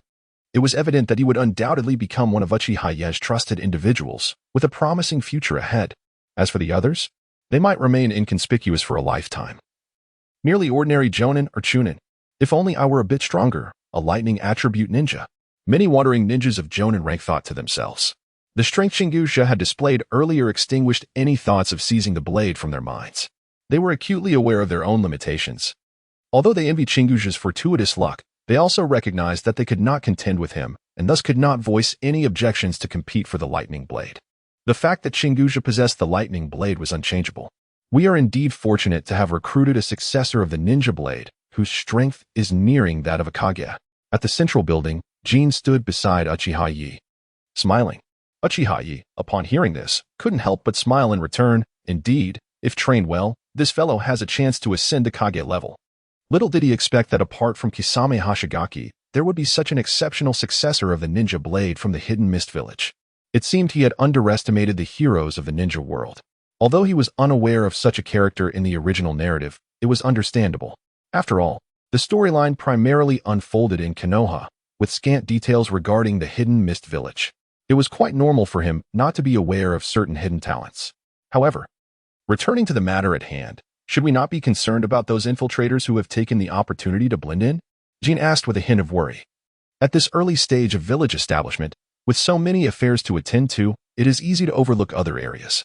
What if they take the chance to wreak havoc within the village? The infiltrators Jean referred to were some among the recently recruited ninjas, clearly differing from the others. Their aura was more refined, and their gazes were particularly cautious, a hallmark of infiltrators. For now, there was no need to act hastily. Let the situation unfold for a while. Upon hearing this, Uchiha Yo smiled, confidently stating, "The moment they reveal themselves will be the moment we eradicate them. It will also provide us an opportunity to assess the strength and performance of the ninjas we have recruited." After considering Uchiha Yo's words, Jean nodded in agreement. That indeed seems to be a viable course of action. Meanwhile, Aoi Takumi had arrived at the side of Kisame Hashigaki as instructed by Uchiha Yo. "Greetings. I am Aoi Takumi, the newly recognized wielder of the lightning blade by Lord Kage." Aoi, in a display of politeness, bowed respectfully. "I am Kisame Hashigaki, the bearer of the Samahata. I look forward to working together." Kisame, a man who valued courtesy, returned the gesture and grinned. "I have heard of your exploits, Lightning Aoi Takumi. Renowned for your exceptional lightning swordsmanship. After your disappearance following your defeat to Kurikiri Raiga for the lightning blade, I never expected to encounter you here." Aoi was taken aback. Rubbing his head in surprise, perhaps this is fate. He cherished the lightning blade as if it were a treasured possession, exclaiming, "I have finally obtained the blade I long desired, granting me the opportunity to prove myself." Kisame merely smiled at this. He then introduced Kagaya Kimimaro, who stood beside him, to Aoi, saying he possesses a naturally aloof demeanor, but it is not a reflection of any discontent towards you. Please bear with him. Aoi waved his hand dismissively, indicating that it was of no concern. Simultaneously, a piece of information that captured the intense attention of both the Hidden Mist Village and Akatsuki began to circulate throughout the ninja world. Shockingly, it was revealed that the fourth Mizukage had been manipulated by a member of the Akatsuki for nearly a decade. I am astounded. I always thought the fourth Mizukage was quite enlightened. How could he suddenly enforce such a brutal blood mist policy? This revelation suggested that the ninja of the Hidden Mist were compelled to kill their comrades to fulfill their missions due to Akatsuki's covert influence. As the news of the fourth Mizukage's manipulation by Akatsuki and the implementation of the more ruthless blood mist policy spread, it caused an uproar in the ninja world, deepening the collective fear of Akatsuki's terror. Naturally, this instilled an overwhelming dread of Akatsuki. If even a village leader could be manipulated, what else were they capable of? This prompted the other four great ninja villages to urgently confirm with their own Kage whether they too were under manipulation. This was utterly terrifying. I knew it. In the distant Cloud Village, the fourth Raikage, upon hearing about the fourth Mizukage from Mabui, exclaimed vehemently, "Akatsuki is an incredibly dangerous entity that must not be tolerated. They must be eliminated immediately." As he spoke, he slammed his fist down, shattering his desk. "It's all the fault of that cursed Hokage and Tsuchikage for obstructing the investigation. Otherwise, we should have already united to eradicate Akatsuki by now. Especially that damned Tsuchikage, who claimed Akatsuki posed little threat, asserting that even if there was danger, the five Kage could eliminate them together. Now he sees the true power and terror of Akatsuki. He may have already been silently manipulated by someone else." As the conversation unfolded, the fourth Raikage found himself increasingly agitated and inquired, "Have any findings emerged from the investigation into Yuki?" Despite his efforts, she remained reticent. Upon hearing this, Mabui shook her head, stating, "No valuable leads have been uncovered. However, I am convinced she is not lying. Based on her recollections, since the mission in the Land of the Pines, there had been scant significant information. It appeared that she had been imprisoned thereafter. Recently, a particular memory resurfaced. Uchiha Obito had wagered with her that she would inevitably return to the Hidden Light Village." This statement caused the fourth Raikage to furrow his brow. What does this mean? What is Uchiha Obito up to? Not only did he release Yuki, but he also engaged her in such an odd bet. What scheme is he concocting with her? Is there truly no way to ascertain this? He could not fathom that Uchiha Obito would release Yuki without ulterior motives. It was clear that something was amiss with her. Perhaps there existed a means to surveil the hidden cloud village and extract confidential information. Contemplating this, his expression hardened. Conduct a thorough search of Yuki, regardless of any potential harm it may inflict upon her. Elevate her confinement level to the highest degree, prohibiting any contact with individuals from within the village to prevent any leakage of sensitive information. Mabui was taken aback by his command and swiftly interjected, Reikage-sama. We cannot proceed in this manner. Such actions would unequivocally convey to Yuki that we have lost all trust in her. What if Uchiha Obito is orchestrating this? He might be attempting to force Yuki out of the hidden cloud village through your hand. If that occurs, it would be a tremendous loss for us. In response, the fourth Reikage retorted, Mabui, should I wager the entire safety of the hidden cloud village? What if she possesses a means devised by Uchiha Obito? If the secrets of the hidden cloud village were to be divulged, would the repercussions not outweigh the loss of a Jinchuriki? If Yuki is loyal to the village, she should be able to endure this. Hearing this, Mabui felt a tumult of emotions and sought to continue her rebuttal. Yet, she found herself at a loss for words. Indeed, in the face of the village's safety, nothing else held significance. Meanwhile, in the outside world, the entire shinobi realm remained embroiled in discussions regarding the manipulation of the fourth Mizukage by a member of the Akatsuki as panic continued to spread. The animosity towards the Akatsuki grew ever stronger. Numerous citizens from smaller nations urged the 5 great shinobi villages to swiftly locate the Akatsuki and eradicate them, thereby eliminating this potential threat. Particularly within the Rain Village, the populace fervently petitioned their god to actively collaborate with the 5 great shinobi villages to eliminate the Akatsuki scourge, lest they invite calamity upon themselves. Yet, this only left Nagato feeling stifled. Dealing with this myself? What a farce. But could he express such sentiments? No. However, compared to dismissing the ignorant masses manipulated by public opinion, Nagato found himself far more troubled by issues within the organization.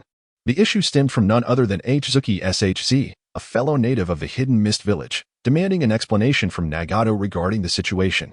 The fourth Mizukage, having been manipulated, implies that his defection was orchestrated by the Akatsuki organization.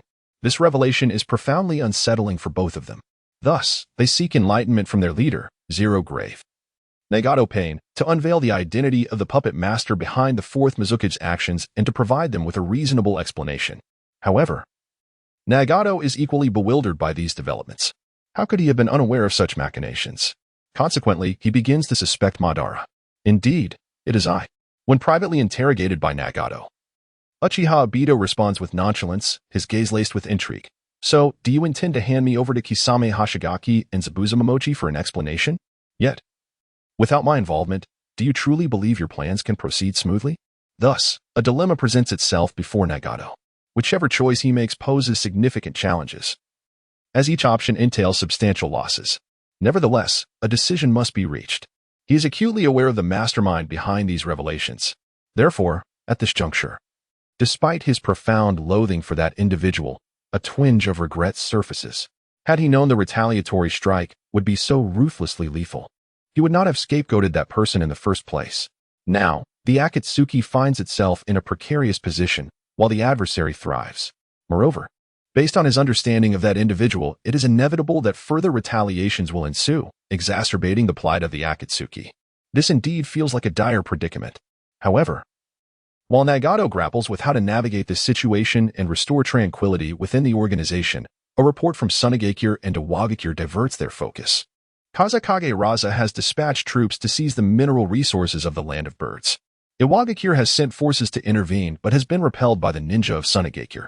The Land of Birds, a small nation connecting the Land of Wind and the Land of Earth, has historically been under the protection of the Land of Earth.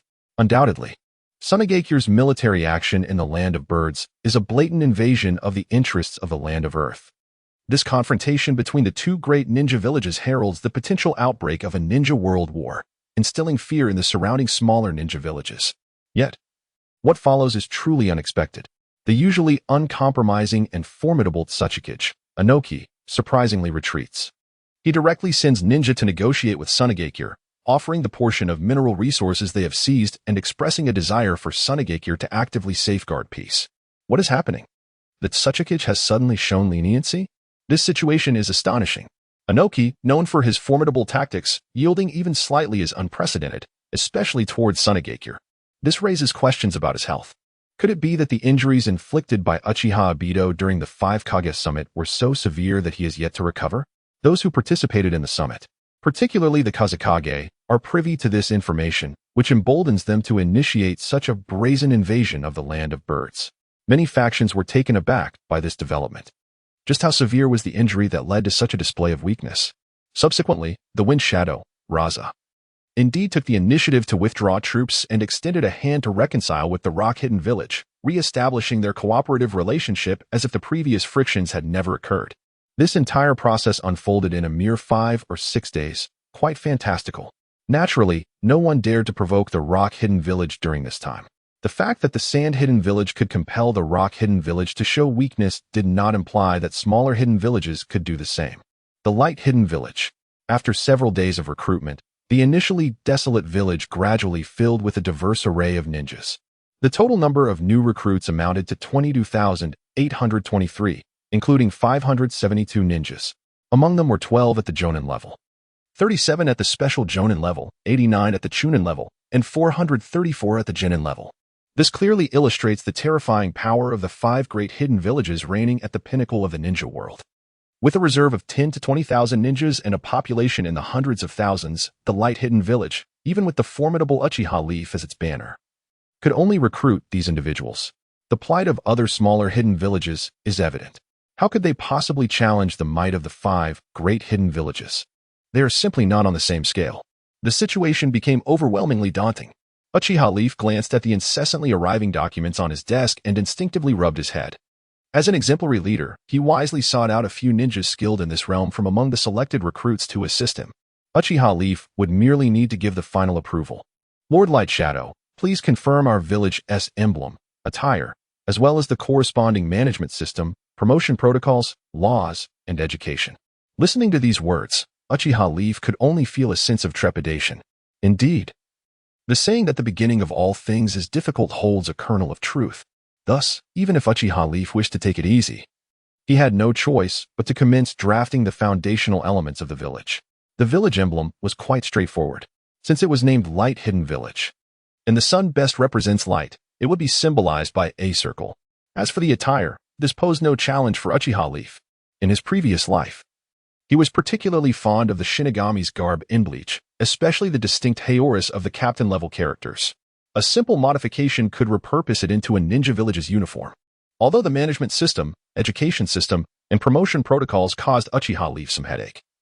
By integrating the specific characteristics of the ninja village with elements from Konoha and some of his previous life-s systems, and after gathering input from Orochimaru, Kisame, and some wandering ninjas within the village, establishing a comprehensive system to manage a ninja village would definitely pose no issue. Thus, the framework of the ninja village's departments was also to be established.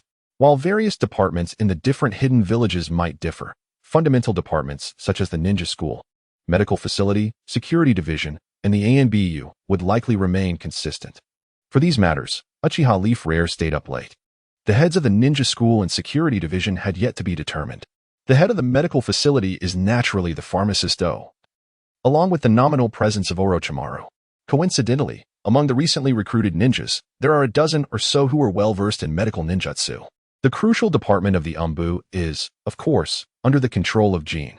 In recent days, Jin has been entrusted by Uchiha Yo to secretly monitor the infiltrators. At this moment, Uchiha Yo suddenly sensed an unrest within the village that did not belong to the prevailing tranquility beneath the night sky. Upon activating his observation Haki and discerning the general situation, an odd smile crept upon his face. Have the infiltrators finally lost their composure? Just days prior, Jin had discussed these matters with him. At that time, he refrained from acting rashly to avoid alarming the snakes. Instead, he allowed them the freedom to act, hoping they would reveal themselves, making it easier for him to ensnare them. However, he had not anticipated their impatience. Within less than 5 days, they had commenced their actions. Very well, since you cannot remain still, I shall begin to tighten the net. According to the clandestine observations of recent days, the origins of these individuals were, as he had surmised, they were indeed the assassination squads from the Hidden Cloud and the Hidden Mist.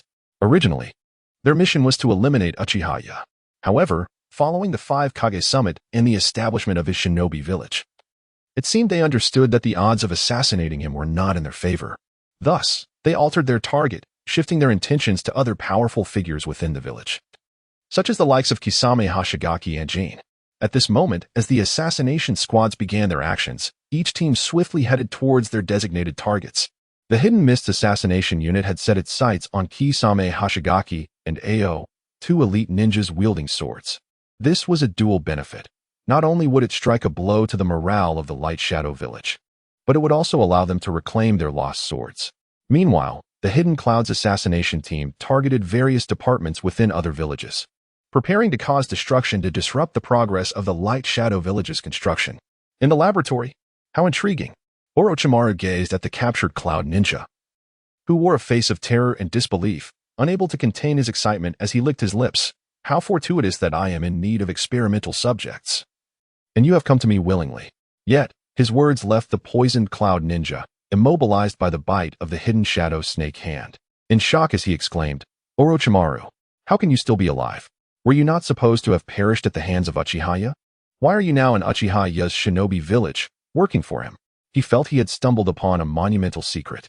Alas, it seemed he would have no opportunity to convey this information. A person on the brink of death need not be burdened with such knowledge. Orochimaru smirked coldly, swiftly rendering the Cloud Ninja unconscious. Naturally, he anticipated a few more adorable Cloud Ninjas to walk into his trap. Yet, disappointment awaited him. For the focal point of this night did not lie within his grasp. At the residence of Kisame Hoshigaki. Kisame Hoshigaki, surrender the Sword of the Sea and accompany us back to the Hidden Mist Village to await the Water Shadow's decree, and perhaps you may be spared.